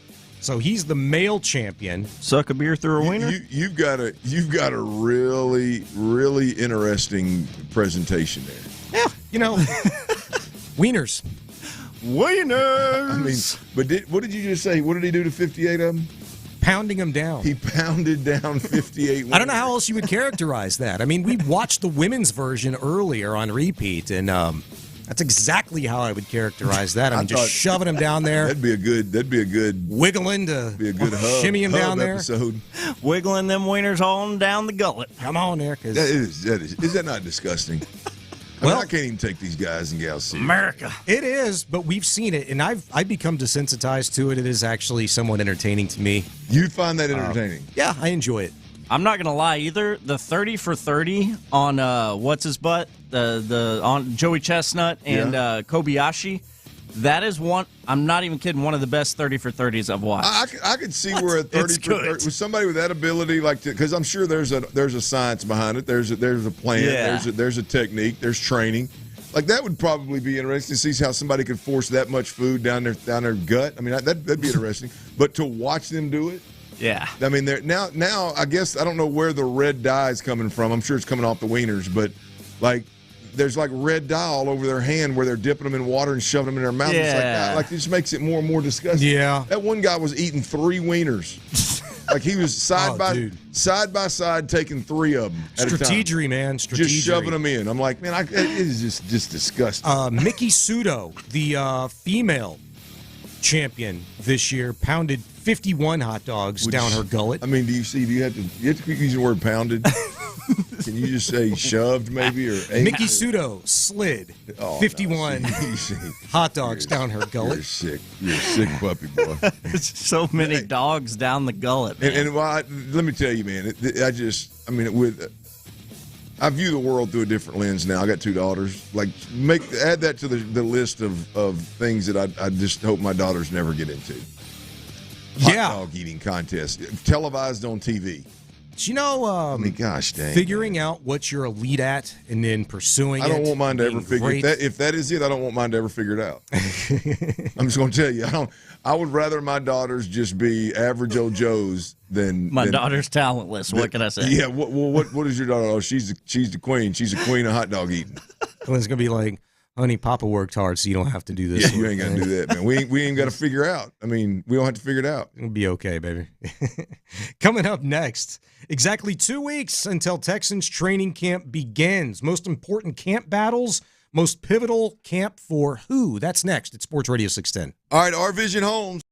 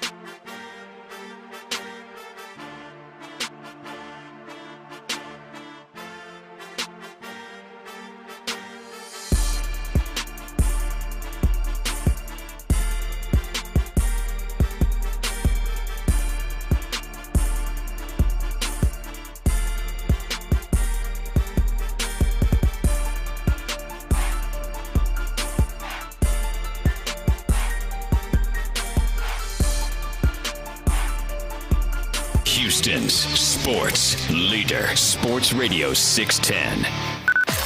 Sports Radio 610 presents The Drive with Stoerner and Hughley. In for Ron Hughley, I'm Sean Bijani. It's The Drive, Sports Radio 610. Clint Stoerner, T-Mill, here doing their thing. If you'd like to be a part of the show, text in.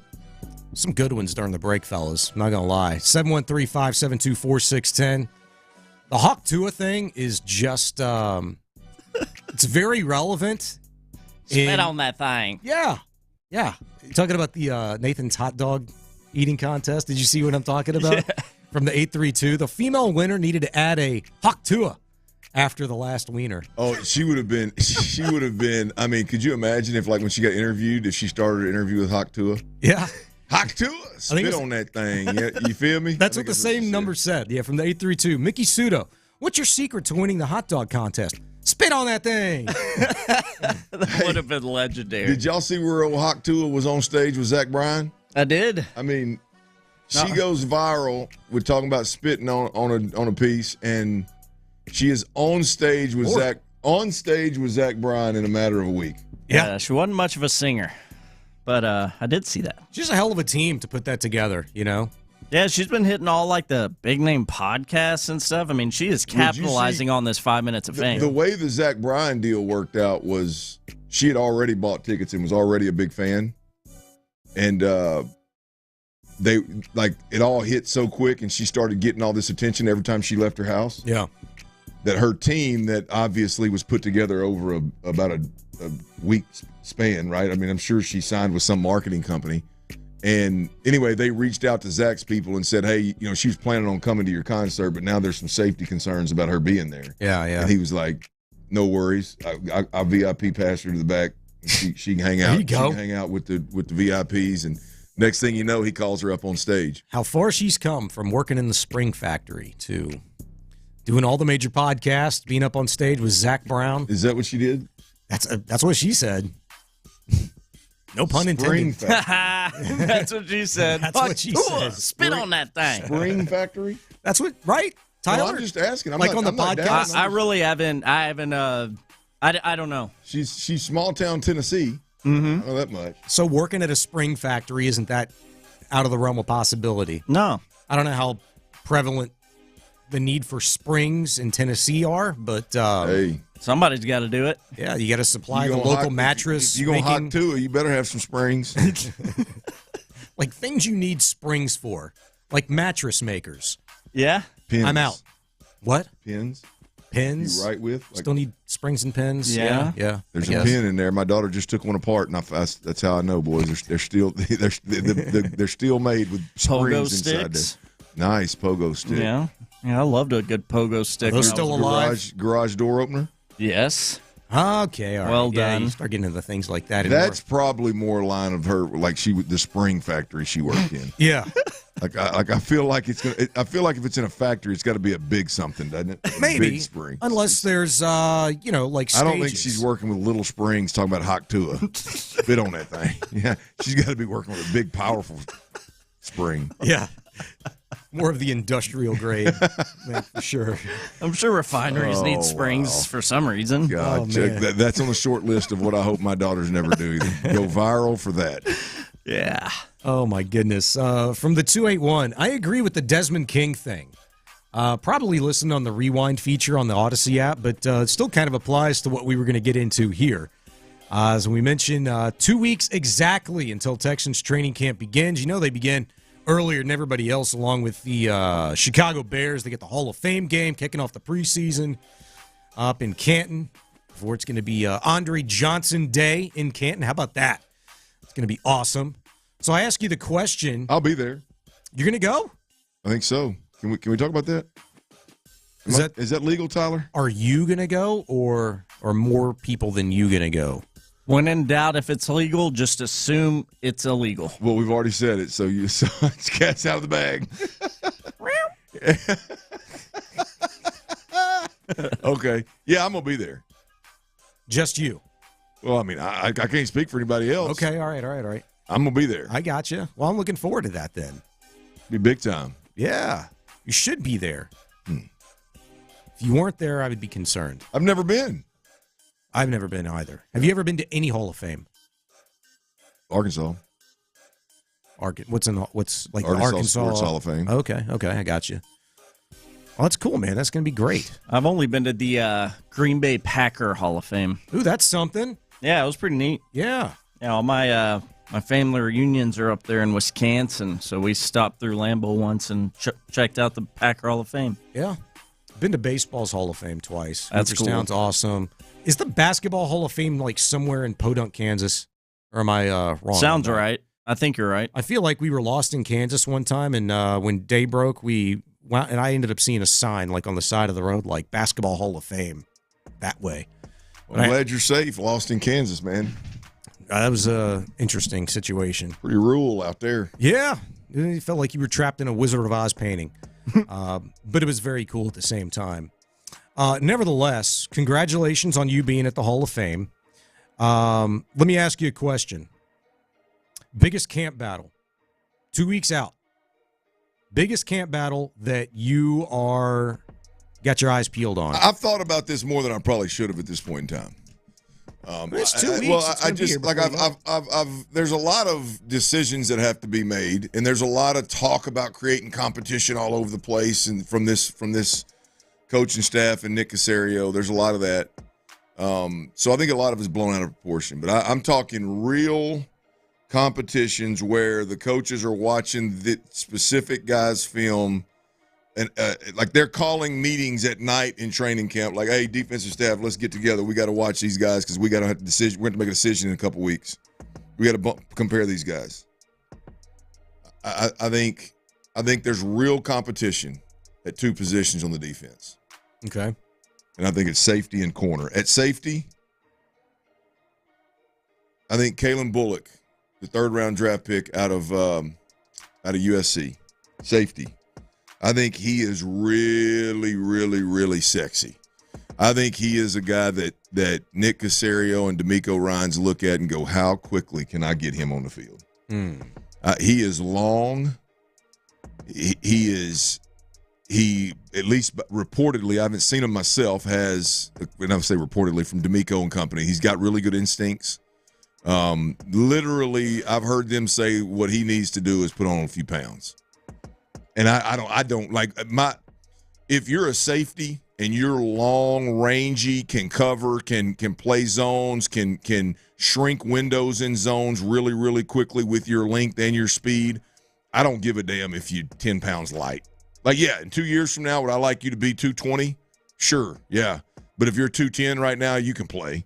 Hell, if you're a $190, you can play, right? I mean, at the end of the day, I don't need my safeties to be that big to get on the field. At the combine, he was listed at 6'2", 188. So 190, right? So I know he's light, but so you draft him at 190, you'd like him to play, let's say at 205, 210 max, right? He can play at 190, boys and girls. He'll be 195, if not 200, by the time he touches the field as a rookie, by the time the season starts. And 10 pounds ain't going to keep him from starting. I think Jimmy Ward is an older player. I think the days of the players that played with D'Amico Ryans in previous stops, the veterans that could come in and almost be a coach on the field, I think with each passing year, those guys become less and less important. As I said, he was injured last year. I think he's lost a step. And I think Kalen Bullock is the real deal. He is the guy to me in this draft class that when I look at him, when I just watch him work, I'm like, that dude's different. Yeah. You know what? You tell me if I'm way off here, but what little we actually got to see Jimmy Ward, Jalen Petrie, Derek Stingley, and Steven Nelson on the field together last year, which was, I think, maybe 4 games and change, where they started and played the whole damn game together. Yeah. When Jimmy Ward was on the field, I felt like I noticed a difference. I felt positively. Positively, Yeah. No, I agree. And it's just the assuredness that you knew there was a veteran back there, a great communicator, somebody that understood what was maybe going to happen before it was going to happen. And I think the confidence that Jalen Petrie had in Jimmy Ward, the comfortability, knowing that I've got a veteran there that's going to maybe help me get in the right position to make a play, right? I just felt that. So I've told you that I don't think the Texans should be treating Jimmy Ward as a starter, like an every week starter, because he hasn't been 2 out of the last 3 years. I mean, this is a guy who has become more injury prone later in his career. But the Texans do have options, and I think Kalen Bullock is certainly one of them. Would it be out of character for a guy like D'Amico Ryans, who, look, has been coaching defense now for a minute, entering the second year as a head coach and basically running the show with the Texans defensively, to kind of maybe pivot on what we think he generally likes, from year 1 to year 2? Like, if you think there's a Kalen Bullock type who is a little bit longer, is a little bit more wiry, maybe is a better fit because he's got more of a quick twitch than Jimmy Ward does. Maybe Jalen Petrie is going to be better suited to play down low in the box as opposed to up high and in deep coverage so much. Is it crazy to think that D'Amico's identified that already and they're just going to kind of go a different route from anything that we saw last year? No, I don't think it's crazy. Hell, I think it's likely. Yeah, okay. I mean, I think it's likely. Like I said, I think the biggest thing with Jimmy Ward is he's on the backside, and again, with every passing year, like last year, you're hitting it on the head. Like, he was probably a big part of the communication. He was an extension of D'Amico Ryans, all the way from building the culture to playing and running the defense. Like, with every year that passes, that's less and less important. And now all of a sudden you get down to where you're like, okay, who can make plays, right? Who in center field right now, if a seam's thrown to left or right, who can close that gap and get a hand on the ball, right? Who can make that a difficult throw for the quarterback versus a throw in the ocean? Who can turn and go make a play on a ball after a quarterback throws a ball with too much air down the sideline, can get there and make the play? Kalen, at some point, this thing is going to be Jimmy Ward, the athlete, against whoever he's competing with. And it's not going to be about his communication, because they're all going to be able to communicate. It's not going to be about his history with D'Amico, because D'Amico's been here and he's got history with everybody. Yeah. Right? So at some point, it's going to be about football. And I'm just telling you, I think if you look at it, I think it's going to be quicker rather than longer, that everybody that covers the team sees that dude's just on a different level. Yeah, interesting. Clint Stoerner, Sean Bijani in for Ron Hughley. It's The Drive. Coming up next, final segment. We'll get you set for the Astros tonight. First pitch, 7:10, opener against the Minnesota Twins. We'll talk about Doobie being on the mound and get you the lineup one more time in case you missed it. That's next.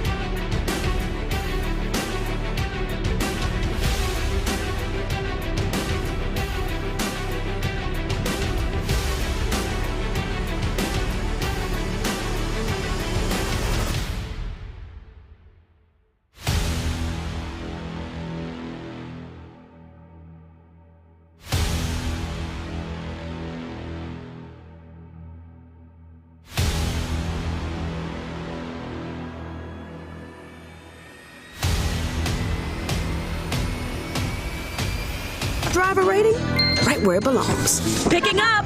Oscar. Live from the Twin Peaks studios, Sports Radio 610 presents The Drive with Stoerner and Hughley.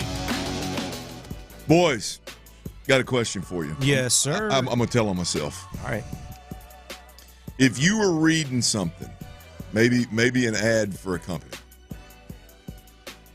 and in that ad it said BOGO, all capital letters, BOGO, 20% off. BOGO. Would you say that? Is that what you'd say? I mean, what would you say? Buy one, get one. BOGO. Well, I'm going to be honest with you. I said BOGO, and I had no idea what it meant. You just said BOGO. I mean, somebody – it was Wednesday before we left. I meant to bring it up. Like with my read, I just got these bullets, right, that I can pick and choose however I want to couch it. Well, it says BOGO 20% off sporting, like it was football, sports balls. I said BOGO 20% off, and I got thinking, what the hell does that mean? So I'm Googling it. I'm Googling it on Academy's deal, and I'm thinking, BOGO, what the hell? I can't find anything. I'm like, what the hell does that mean? Oh my God! And then it dawned on me: buy one, get one, either free or 20% off or 10% off or for. Hey, but it works. Like, you said it, and nobody would have known otherwise. You didn't know what it meant. Like, people know. More people know. So you think when I said that, people thought? Oh, I think my delivery was really bad though. Maybe the delivery could have suffered a little bit, but people know BOGO. Because I said BOGO 50% off sports balls. I think you're in the clear. You're all right. So you think people listening knew or thought that I meant buy one, get one 50% off? Yeah. Oh yeah. For sure. So you mean to tell me I'm the only dumbass that I'm the one that said it? I'm the only one that didn't get it? Maybe. It took me 20 minutes, boys, to figure it out. Nah, you totally could have. I ain't gonna lie to you. You didn't have to, disclose that, and people would have never thought otherwise. It took me 20 minutes, and I was pissed off that I thought somebody screwed up my bullet points. I was like, who in the hell would write that in there? Hey, I do the same thing, man. I will Ron Burgundy the hell out of stuff. If you give me something to read, and I don't have a lot of time to, double check. Right. Like, yeah, I'm just going to read the damn thing. Yeah, I'm just going to read the damn thing. Well, I mean, look, the thing is, at Academy Sports and Outdoors, whatever you need, they got. You can find it at your local Academy Sport. So I thought BOGO was some kind of sport ball or something. I thought they had a BOGO ball or something. I thought BOGO was a pair of shorts or something. Hell, I don't know. Go get your BOGO stick from Academy. Go get your BOGO ball from Academy. Buy one, get one stick free. Need a new BOGO goal? Geez. Academy's got it. Let me tell you something now, man. That Academy Sports and Outdoors, you need a BOGO, they got BOGO. That's what I felt like I was doing. Probably sounded like that too. I thought, golly, boy, did I feel like. Hey, but as long as you sounded confident, like it's all about how you sell it. Well, y'all make me feel better about it. Yeah. Other than the fact that y'all knew immediately what the hell I was talking. I've done far worse, man. Need far some worse. pads for all you BOGO players out there. I have Ron Burgundy stuff to, woo, boy, and it's been bad. Get you a matching BOGO shirt and BOGO shorts, man. It looks good together. Are you the biggest BOGO fan out there? Then come to Academy. Yeah, we got all the BOGOs you need. Hey, now you tailor that to the ladies. Ladies, you guys are the big BOGO fans. Let me tell you, Academy's got BOGO out the wazoo for you. The popularity around this country with BOGO is exploding, and Academy's got you covered. The thing is, if you throw buy one, get one, that all works, and every example we gave. Nice to know, boys. Nice to know. Yeah, so you're in the clear on that Good, man. Good. I probably should have kept it to myself, but I thought, what the hell, man. Hey, it's all good. I will not admit to you half of the Ron Burgundys I've made over the course of the last year. Well, I mean, hell, I know a lot. I'm not perfect, boys. I thought a translator was Yordan Alvarez once. Yes. we all have our moments. Oh, that is the best. 713. That's the Arkansas education, Clint. Come on, man. That's it, baby. That's it. It paid well. Another one from the 713. Had no idea I don't even know what this is. Bogota?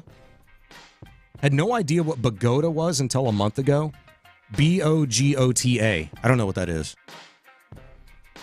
Bogota, like Colombia? Bogota, Colombia. Yeah. That's what I thought, Bogota, Colombia, but yeah. I feel like, isn't there like a car, like a Bogota? Or a motorcycle or something? I don't know. I don't know. There's one that sounds like that. That's a motorcycle. Yeah, but you got to be careful. I think that text line's trying to get you to say something that could be. Yeah, trying to Ron Burgundy my ass. Yeah, all right, I'm going to stay away. Shutting down now. Holy smokes. Update from your Astros via Astros beat reporter for the Houston Chronicle, Matt Kawahara. Victor Caratini is with the Astros in Minneapolis tonight. He ran, hit in the cage, and did catching drills pregame, but still has to, quote-unquote, clear some hurdles before the Astros start discussing a rehab assignment. That was per Joe Espada before the game. Also, Sean Dubin could go 55 to 60 pitches today. Joe Espada said if Dubin is efficient, the Astros would like to try to get him through the Twins lineup twice. So basically, Espada's hoping Dubin runs it back a la what he did against the New York Mets last Sunday. Well, wouldn't that be beautiful? We'd be living right, which the Astros have been living right since June 18th, to be exact. They have been living right, and Tyler's been winning money since they've been living right. And so, yeah, I mean, look, they need Dubin to run it back and do exactly what he did last time, which I think is probably a little bit of a stretch, probably unfair expectations on the young fella for a bullpen game, but we'll see. Get your BOGO Hoctua. Oh, hey, God. BOGO Hawk to us. Appreciate you, 713. BOGO Hawk to us. God bless. I don't think they sell those at Academy. Not yet. It's coming. They're working on the marketing for that right now. No pun intended. Yeah. Pause. You know, I was confident, dude, in Spencer Arrighetti after he threw that 7-inning gem against the Rockies about a week and a half ago. I was confident. All right, this dude has turned the corner. And then he lays that stinker against the Jays, gets him in an early 7-0 hole. I don't know what I should feel better or worse about. Like, Dubin kind of doing the same thing tonight that he did against the Mets, or I mean, if I should feel the same, like, in retrospect, like, yeah, you know, I was a little too high on Arrighetti. No, look, I mean, no, bro. Get Arrighetti tomorrow, by the way. When it's all said and done, I mean, Spencer Arrighetti is not going to be on the bump in the playoffs. I mean, Spencer Arrighetti is a guy that you just hope can chew through some innings. Sure, yeah, I'm not worried about the playoffs. Now he obviously has struggled with that. What is it, 3 of the last 4 outings or 2 of the last 4, whatever it is? He obviously has struggled with that. I know he had the 10 strikeout game, not this start, but the last start. Yeah, that was against the Rockies. That 7-inning gem. I mean, look, and I don't even know. I don't know that Spencer Arrighetti's going to be able to handle the workload of 162 and even be just an innings eater for the Astros. But I guess my overall point is the expectations for Spencer Arrighetti, even with the issues that the Astros have right now. Again, unless the JV injury is more significant than we think, or than we've been told, then Spencer Arrighetti is just literally. I'm comfortable, even with this last outing. I'm comfortable with Spencer Arrighetti being one of the guys, whether it's one of 5 or one of 6, being one of those that just chews through some innings in the second half of the season. I'm still comfortable with that being part of the plan. Yeah. Even though he struggled a handful of outings. And really up until that stinker against Detroit, and the rough outing he had against the Jays, like, the guy's been good more times than not over the last month. He might not even a couple, and I don't remember I don't have it in front of me. I'm not looking at the box score of all the Astros games, but if I remember, one of the games he struggled in, he was really good, and then it just unraveled in the 5th or something like that. You know what I mean? Like, he gave up 4 runs in the 5th or something late, to where if you watch the entire game, you're like, hey, look, the Arrighetti guy, he was all right. He did all right, you know? Yeah. I mean, he doesn't get you deep in ball games more times than not, unfortunately, but, you know, against San Francisco, he gave you 5 2/3, gave up 1 earned run. Against the White Sox, he went 4 1/3, gave up 3 earned runs. Jim against Colorado, 7 innings, scoreless ball, 3 hits. It was that White Sox game when he gave up 3. Like, he was really good through 4, and then when he got into the 5th, he started walking dudes. Yeah, when he got into the 5th, it got ugly. I think that's how it worked. Anyway, yep. But, you know, there is reason to believe that that guy could maybe turn into a little bit more of an innings eater for you in the second half. Maybe somebody to just carry you. That's really all you need, right? Somebody to carry you to Luis coming back. Yeah. I mean, Luis Garcia, that is, Ron and I have been talking about it for 2 weeks now. Like, to me, that's the get-to date, right?